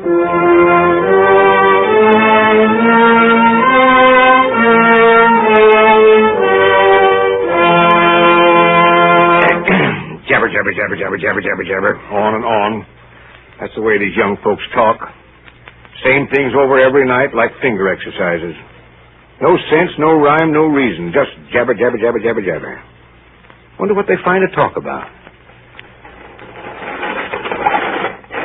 Genesis, I want to ask you something. What's that, Mr. Willie? Seems like this ice came in, that was going to freeze. Genesis, how old were you when you were married? Well, sir, I had 3 children when I was 20. I had 2 when I was 18. You did? No way, Jane. Genesis, how old were you when you had the first one? I was just your age, Miss William. Yes, sir, I was 17. Well, Genesis, what became of the one that was born when you were 17? Well, Miss Willis, I never did know. Was it a boy or a girl? It seemed like it must have been a boy, Miss Jane. Well, did it die? I think it must be dead by now. A good many of them dead. What I know is dead. Yes, I reckon so. Genesis, how old were you when you were married? Me? Well, that depends. I recollect I was married once in Louisville. Well, I heard of people getting married even younger than you were. Yeah, you take India, for instance. Why, they get married in India when they're 12 and even 7 and 8 years old. Oh, they do not. The mothers and fathers wouldn't let them, and they wouldn't want to anyway. I suppose you've been to India and know all about it. Well, as a matter of that, there was a young couple got married in Pennsylvania the other day. The girl was only 15 and the man was 16. It was in the papers, and their parents consented and said it was a good thing. And there was a case in Fall River, Massachusetts, where the young man, 18 years old, married a woman 41 years old. It was in the papers, too. And I heard of another case somewhere in Iowa. A boy began shaving when he was 13 and shaved every day for 4 years. Now he's got a full beard, and he's going to get married this year because he's 18 years old. And Joe Bullock's got a cousin in Iowa that knows about this case. He knows the girl this fellow with the beard's going to marry, and he says he expects it'll turn out the best thing could have happened. And right here in our own county, there were 11 couples married in the last 6 months under 21 years of age. My goodness, how you collect all them facts, Miss Willie? Land name. What puzzles me is how you remember them after you didn't collect them. If it was me now, I couldn't collect them in the first place, and even if I could, it wouldn't be no good to me because I couldn't recollect them. Well, it isn't so hard if you kind of get the hang of it, Genesis. I always did have a pretty good memory. Oh, Mama says you're the most forgetful boy she ever heard of. Says you can't remember anything 2 minutes. Oh, you hush. Genesis, do you remember when you were married? Genesis? Genesis, how'd you feel about it? I mean, were you sort of shaky, for instance? As if you were taking an important step in life? Let me see, I felt mighty shaky once, I recollect. That time a man started shooting at me from behind a snake fence. Shooting at you, Mr. Genesis? What'd you do that for? Nothing in the wide world. Bound to shoot at somebody, and they pick on me because I was the handiest. Well, ice cream, all fresh. I think I better throw it in the kitchen. He must have been 16.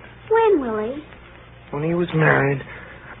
Things you don't understand. You run in the house. Go on, Jane, go on.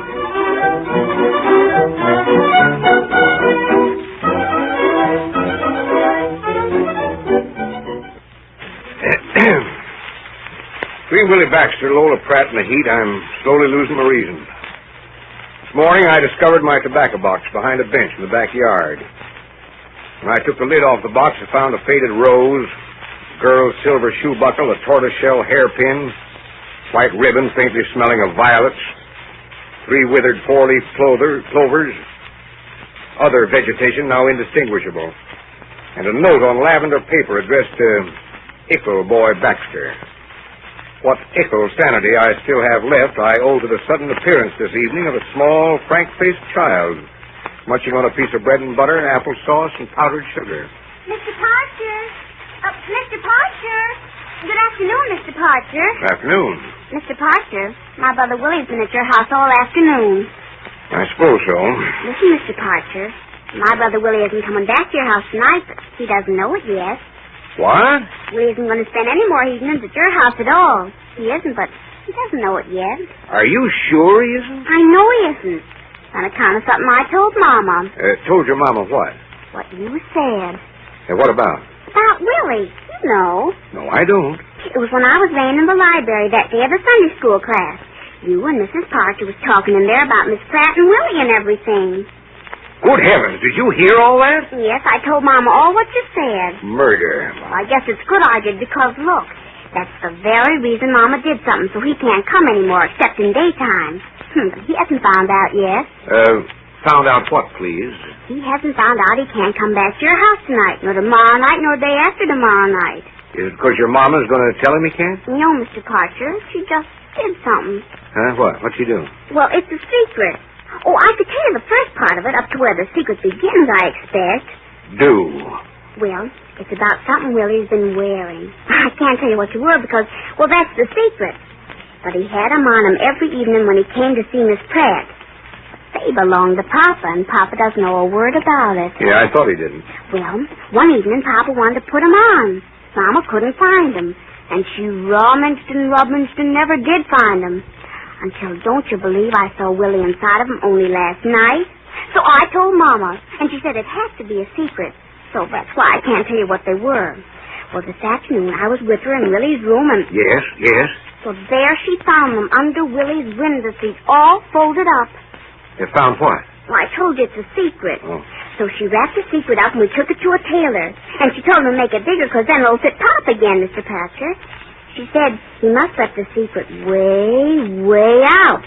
So I guess Willie'd look kind of funny in it after it's fixed. And anyway, Mr. Parcher, the secret won't be home from the tailor's for 2 weeks, and maybe by that time Miss Pratt will be gone. Do you honestly think so? Well, anyway, Mr. Parcher, Mama said, she said she's sure Willie wouldn't come here in the evening anymore. When you're home, Mr. Parcher, perhaps you've been wearing a secret every night this way. You wouldn't like to come and not have the secret on. I suppose that's what you meant when you said he wasn't coming back, but didn't know it yet. Oh, yes, Mr. Parcher. I know your last name, of course, but I'm afraid I've forgotten your other one. Well, it's Jane. Jane. Jane, I should like to do something for you. Oh, that's all right, Mr. Parcher. Well, I guess Miss from home now. Well, goodbye, Mr. Parcher. Goodbye, Jane. I'm afraid little Jane has her first beau. A gentleman is going to send her a 5-pound box of candy, and that gentleman's name is Henry Parcher.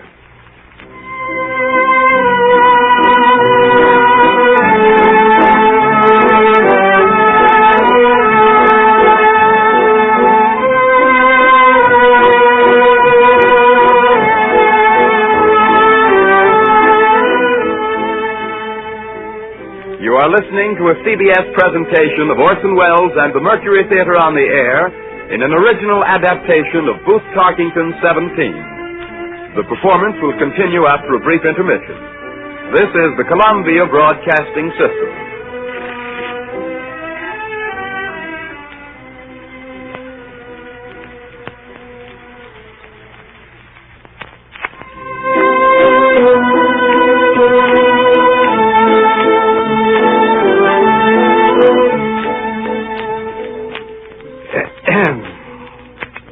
Well, we've got still a new boarder at the Parcher House. Beside Lola Pratt and her usual string, there's Joe Bullett's cousin George from out of town. George has an excellent appetite. He's going out today with a crowd on a picnic. Well, we'll have one meal in peace.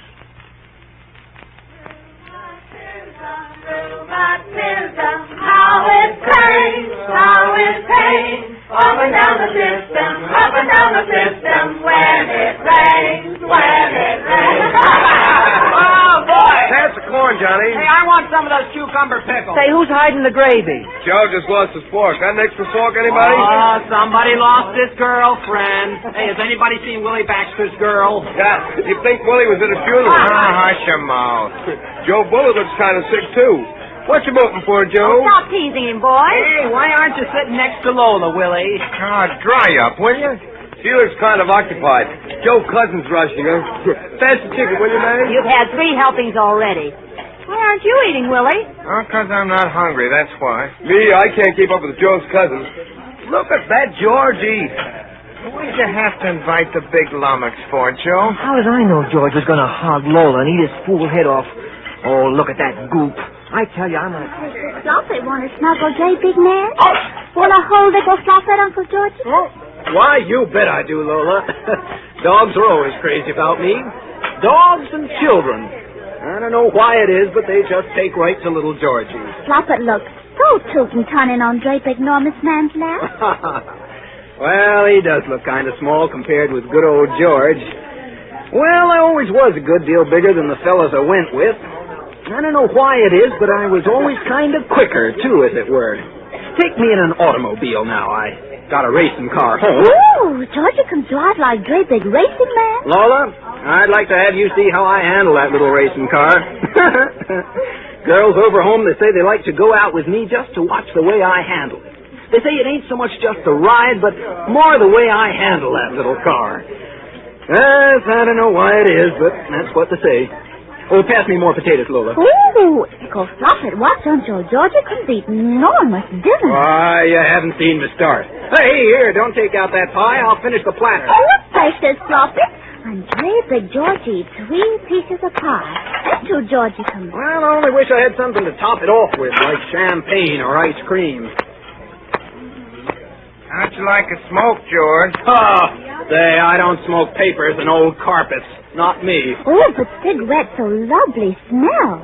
Uncle George made it too little boy for smoking. Oh, now it's not that, Lola. I only smoke cigars. Cigars? Oh, splendid. Light one, Uncle George. Light one ever and ever so quick. Oh, well, yeah, I forgot my cigar case. Hey, George, here's some cigars. Cuban sweethearts. Oh, Cuban sweetheart. Floppy, just think. Cuban sweetheart. Thanks, Baxter. Light one. Light one. Look, everybody. Great big man can't be happy unless he have a tobacco smoke. Light it, Georgicum. Oh, boy, that's good. That's the old... Stop! That's what I was looking for. Watch, everybody. Now, Georgicum, great big enormous puffs. That's it. Now, another one. Another one. Sure. These are... These are fine. Another one, Georgicum. Great big enormous puffs. Puff hard, Georgicum. Another one. Just a second, Don't stop, Georgicum. Make great big puffs for precious Floppy. But I can't. I guess I'd better go outside for a minute. Just a minute. What's wrong with George? Is he sick? See how pale he got? Come on, Willie. We got to take care of him. Maybe he needs a doctor. Ah, you take care of him. The big lummox is your cousin. Ickle boy Baxter. Yes, Lola? Come here. You don't ever talk to little Lola. So indifferent today. Well, Lola, gee whiz, Now let's talk about it. Here, take precious Floppy. Hold him nice and cozy. Floppy love old friend best, don't it, precious? Floppy love little boy Baxter better than anyone else. Don't him, Floppy.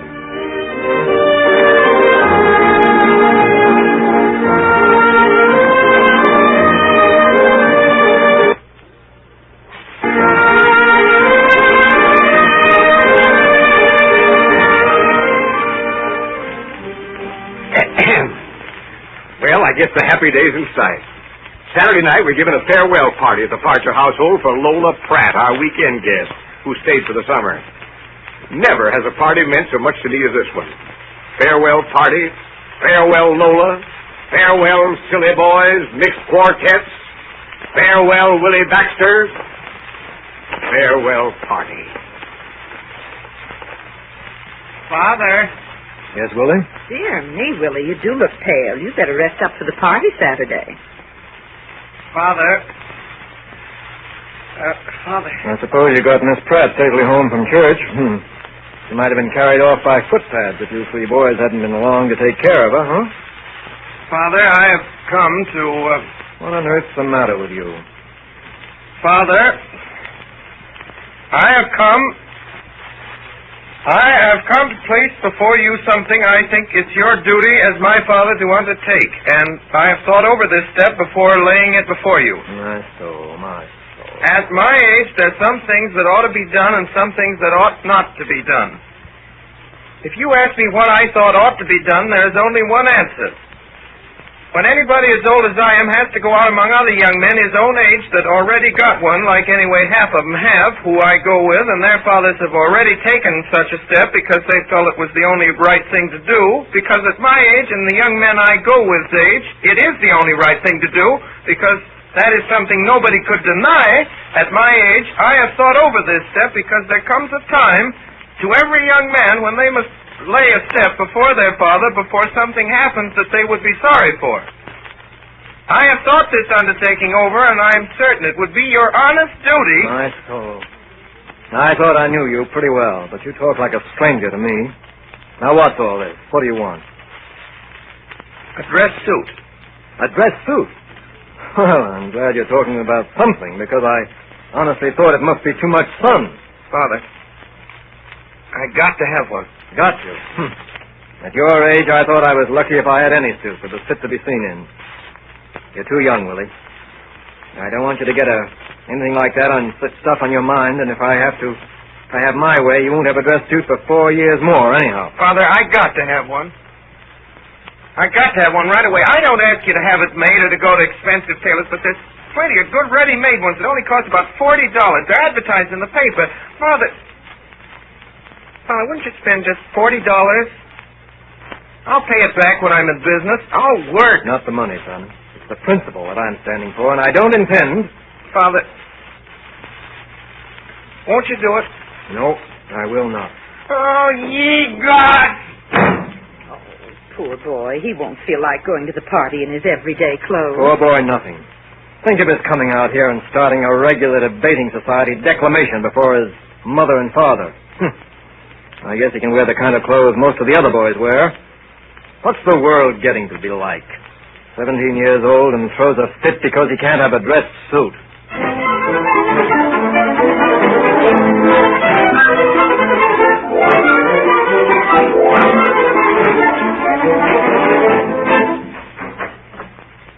Mother. My, Willie, dear, you look worn out. What's the matter? Mother, I want to speak to you. Well, first you better eat your supper. I left it on the table. I want to speak to you about something important. Yes, Willie? Oh, please send Jane away. I can't talk about important things with a child in the room. Oh, Mama, do I have to go? Just a few minutes, dear. Mother. Mother, I want to ask you please to lend me $3.60. What for, Willie? Mother, I just asked you to lend me $3.60. But what for? Mother, I don't feel I can discuss it any. I simply ask you, will you lend me $3.60? I don't think I could, Willie, but certainly I should want to know what for. Mother, I am going on 18 years of age, and when I ask for a small sum of money like $3.60, I think I might be trusted to know how to use it for my own good without having to answer questions like a child. After all... I don't think I ought to, dear, and I'm sure your father wouldn't wish me to unless you tell me what you want it for. You won't do it. Well, you see, dear, I'm afraid the reason you don't tell me is because you know that I wouldn't give it to you if I knew what you wanted it for. Now, sit down and eat your supper. You mustn't be late to the party. But, well, Willie, where are you going? I don't want any supper, and I'm not going to the party. Well, of all things. Oh, Mama. Yes, Jane? I was hiding behind the door so I could hear everything. Now, Jane, you know you shouldn't do that. But, Mama, I had to. I know why Willie asked you for the money. Genesis told me. Jane, what did Genesis tell you? First of all, Willie didn't come home today because he was counting knotholes and shingles. He was what? Yes'm. Genesis knows all about it. This lumberyard man got into some kind of a fuss because he had bought millions and millions of shingles, Mama, that had too many knots in. And the man don't want to pay for them, or else the store where he bought them won't take them back. And they got to prove how many shingles are bad shingles or something. And anyway, Mama, that's what Willie's doing. Every time he comes to a bad shingle, Mama, he puts it somewhere else. And every time he puts 1,000 bad shingles in this other place, they give him 6 cents. Good gracious. Oh, but that's nothing, Mama. Just wait till you hear the rest. That part of it isn't anything at all, Mama. You wouldn't hardly notice that part of it if you knew the other part of it, Mama. Jane. Yes'm? I want to know everything Genesis told you, and I want you to tell it as quickly as you can. Well, I am telling it, Mama. I'm just beginning to tell it. I can't tell it unless there's a beginning, can I? Try your best to go on, Jane. Yes'm. Well, Willie needed some money bad, and you and Papa wouldn't give him any. And so he began counting shingles today, because tonight's his night of the party, and he just has to have it. Well, how did Genesis know that? Did Willie tell Genesis? Listen, Mama. Genesis knows all about a second-hand store over on the avenue, and it keeps most everything. And Genesis says it's the nicest store. And Genesis says this man is the bossest man in the whole wide world, Mama. Well, and so this man's name is One-Eyed Belgis, Mama. That's his name, and Genesis says so. One-Eyed Belgis told Genesis that Willie came in there and tried on the coat of one of those waiter suits. Oh, no. Yes'm. And One-Eyed Belgis told Willie that suit was worth $14. And Willie said he didn't have any money.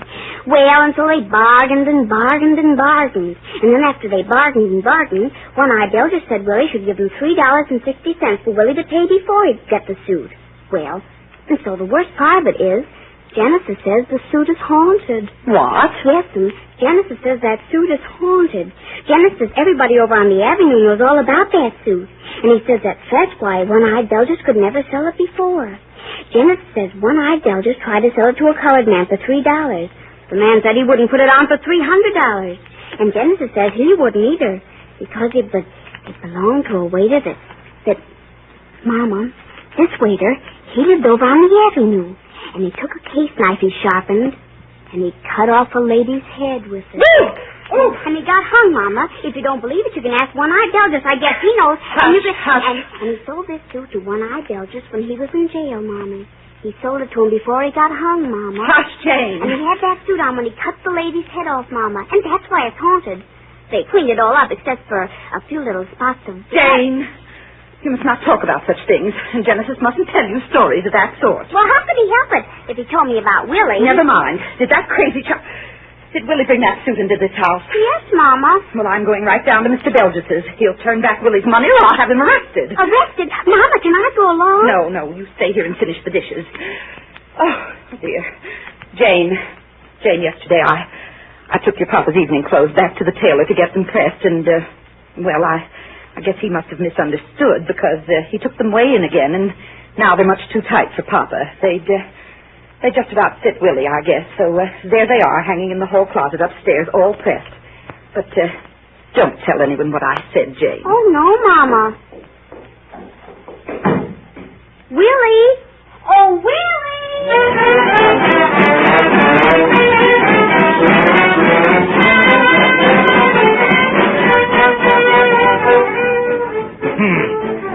Magic lanterns, music, summer night, farewell party, farewell summer, farewell Lola Pratt, farewell Lola Pratt.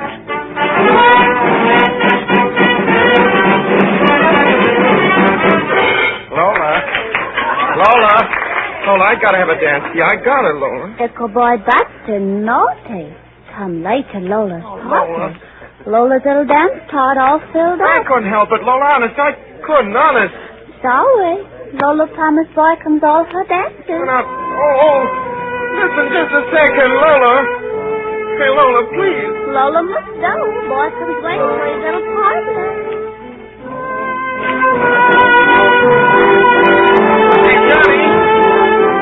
Johnny, you look here, Johnny. And Joe, you listen too. You both got 7 dances apiece with her. All on account of my getting here early enough. And listen, you got it. Well, it wasn't because of any such reason. I asked her for mine 2 days ago. Well, that wasn't fair, was it? Just because I never thought of sneaking in ahead like that, you go and... Well, you ought to have thought of it. I can't stand here gabbing all night.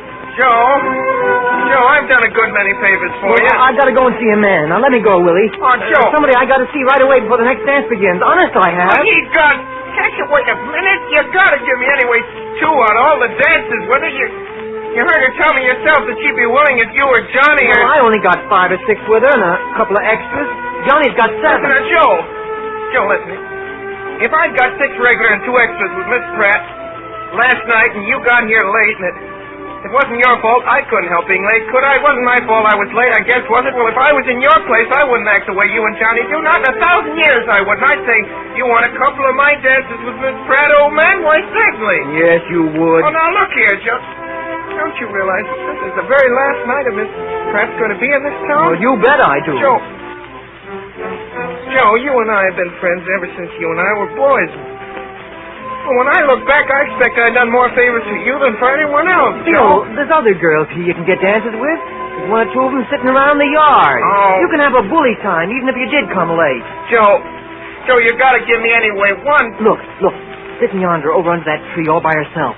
That's a visiting girl named Miss Bolt. Oh, Miss... She's a little fat, but, well, I bet she's a good dancer. Nate Parcher says so. She was trying to get me to dance with her myself, but I couldn't, or I wouldn't, or I would have. No, I gotta go, Bill. I got to. Now, wait just a minute. I gotta go. I got to get back. Oh, no, hey!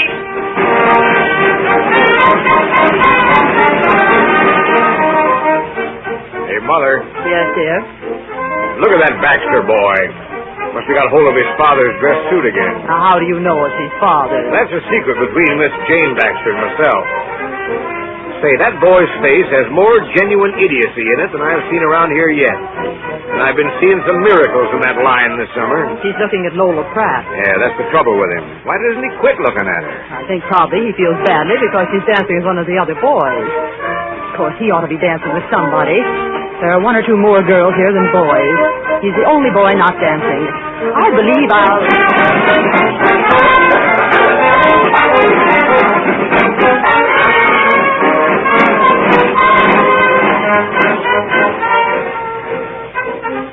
William. Evening, ma'am. Don't you want to dance? Ma'am? Don't you want to dance? Have you looked around for a girl without a partner? Girl? You come with me.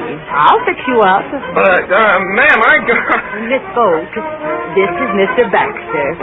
He and you both came late, dear, and he hasn't any dances and gays either. So run and dance and have a nice time together. Well, Miss Bo. May I have this dance with you, Miss Bo? Very pleased to. Doggone.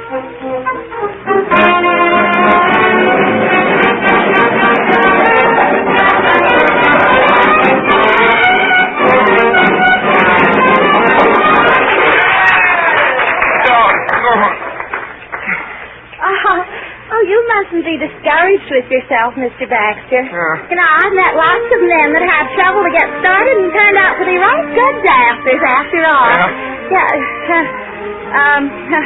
Well, it seems to me we're kind of working against each other.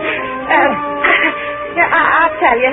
You kind of let me do the guiding, and I'll get you going fine. No. 1, 2. 1, 2. There.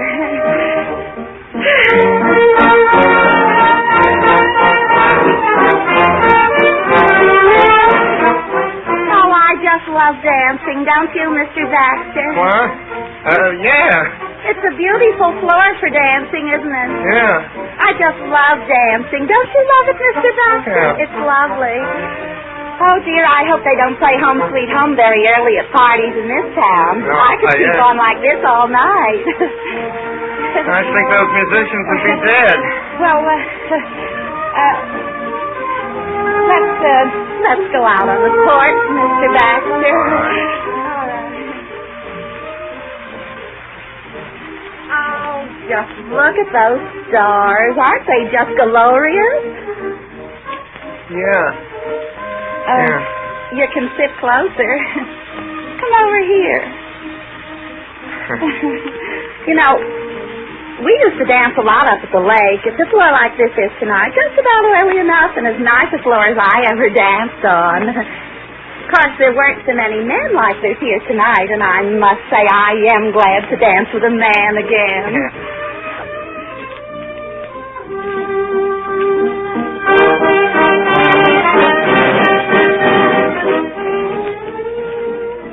My, what a shindig, Mother.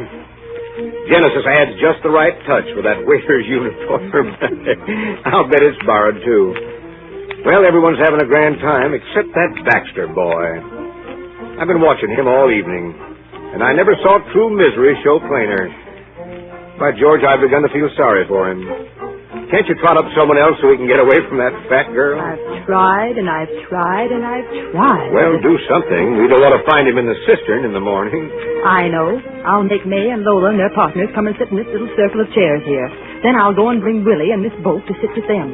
I'll give Willie the seat at Lola's left. You keep the chairs and tell Genesis to get busy with the sandwiches.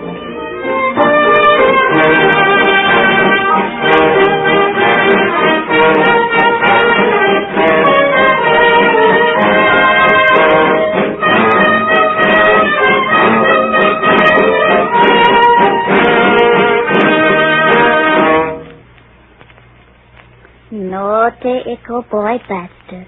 Lola's last night and Ickle Boy Baxter flirting. Flirt all night with great big girl.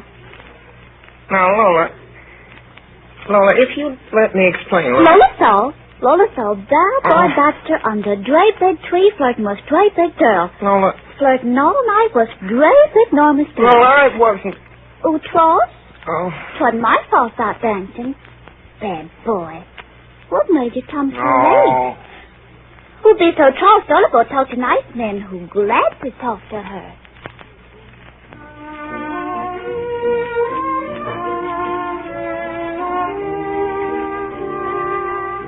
Lola. Oh, Lola.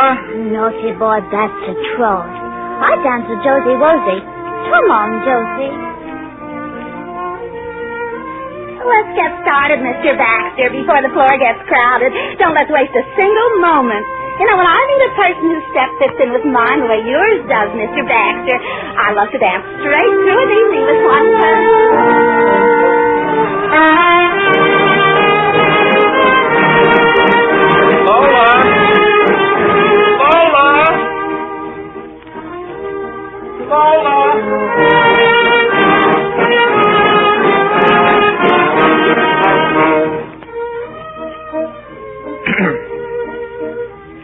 dear Lola. Dearest Lola.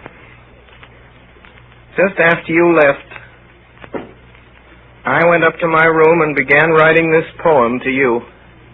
Lola, I want you to keep it with you always. The sunset light fades into night, but ne'er will I forget the smile that haunts me yet.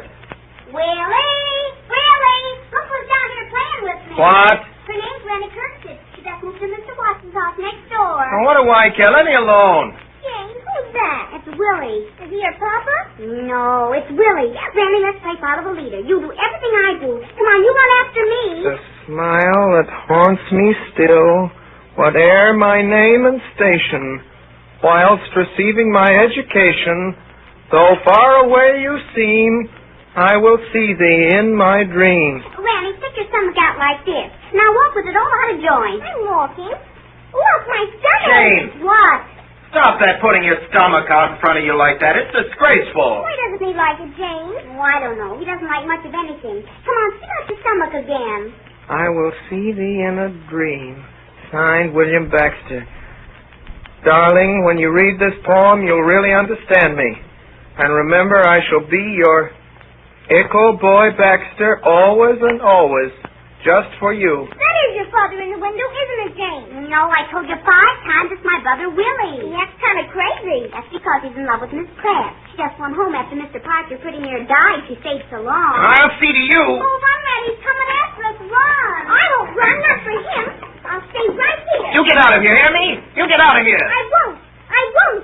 You can't force me. You're only Willie. Why, you ugly, sooty-faced, pig-tailed little girl, you...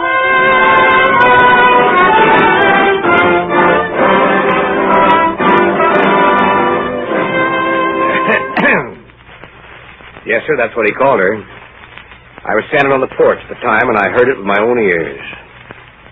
Well, sir, that was a long time ago. 10 years since the Kirsteads moved in Doc Watson's house next door. A lot of strange things happened in 10 years.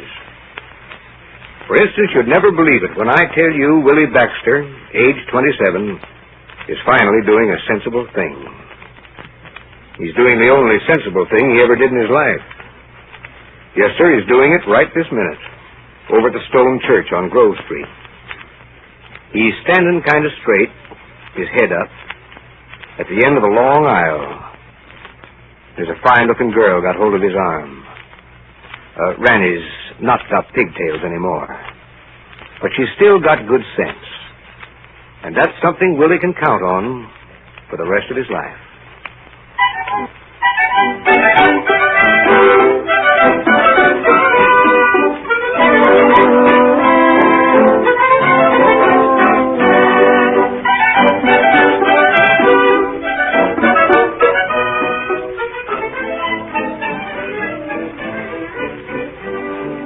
Ladies and gentlemen, you've been listening to 17. Not the celebrated stage play, but the Mercury Theatre's own adaptation of the Booth Tarkington story. Tonight the cast included Ray Collins as Mr. Potcher. Ray Collins, one of the Mercury's unstarred stars, and Mary Wicks, another, as Mrs. Potcher. Joseph Cotton as Genesis. Betty Gard as Mrs. Baxter, Ruth Ford as the baby talk girl, Marilyn Erskine as Jane, Elliot Reed as Cousin George, and Fatty Chapman as Ranny. William Sylvanus Baxter was probably all too recognizable. And finally, because the Mercury is often inclined that way and sometimes can't help it, and chiefly because he was kind enough to be party to this moment of good old-fashioned theater sentiment, Joe Bullitt, William Baxter's best friend, was played again tonight by one of the Mercury Theatre's foremost and finest actors, Mr. Morgan Farley, who created the part in the stage play. Next week, inevitably, and because it's about time, Mr. Jules Verne's immortal romance about the man who kept his word, who watched the clock and lived up to it. Phineas Fogg, Passepartout, the beautiful Indian princess, and 1,000 other highly recognizable characters who I'm sure you've already identified with around the world in 80 days. Good night.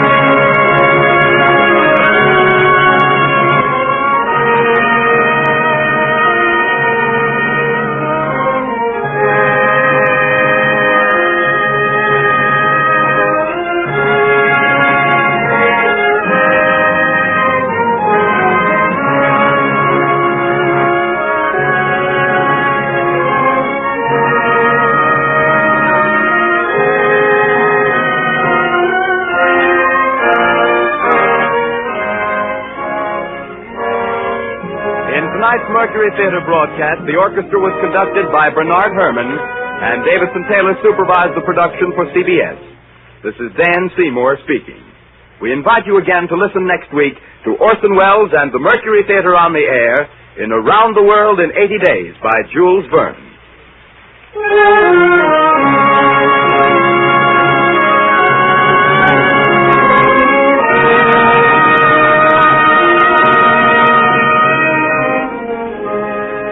This is the Columbia Broadcasting System.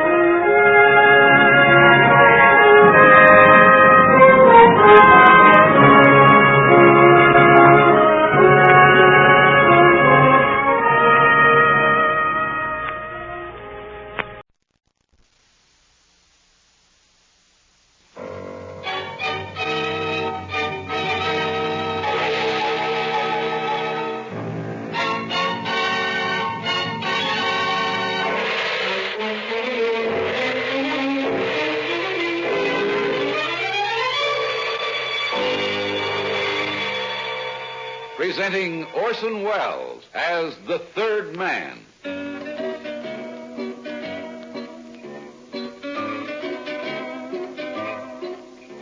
The Lives of Harry Lime.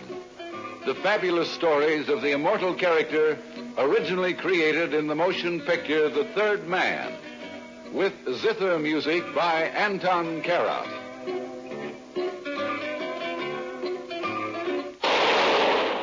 That was the shot that killed Harry Lime.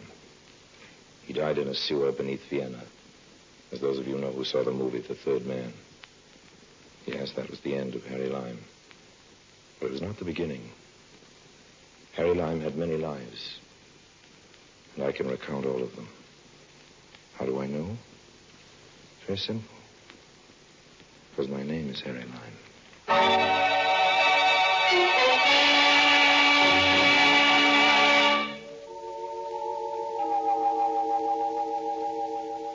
Friends, the story of my marriage, my first marriage, and believe you me, my last.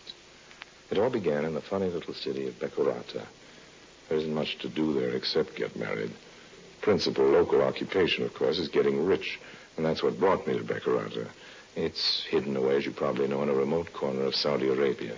Mines of black gold, oil derricks dot the landscape as far as you can see, and huddled beneath these modern steel skeletons lies a city as old as the East.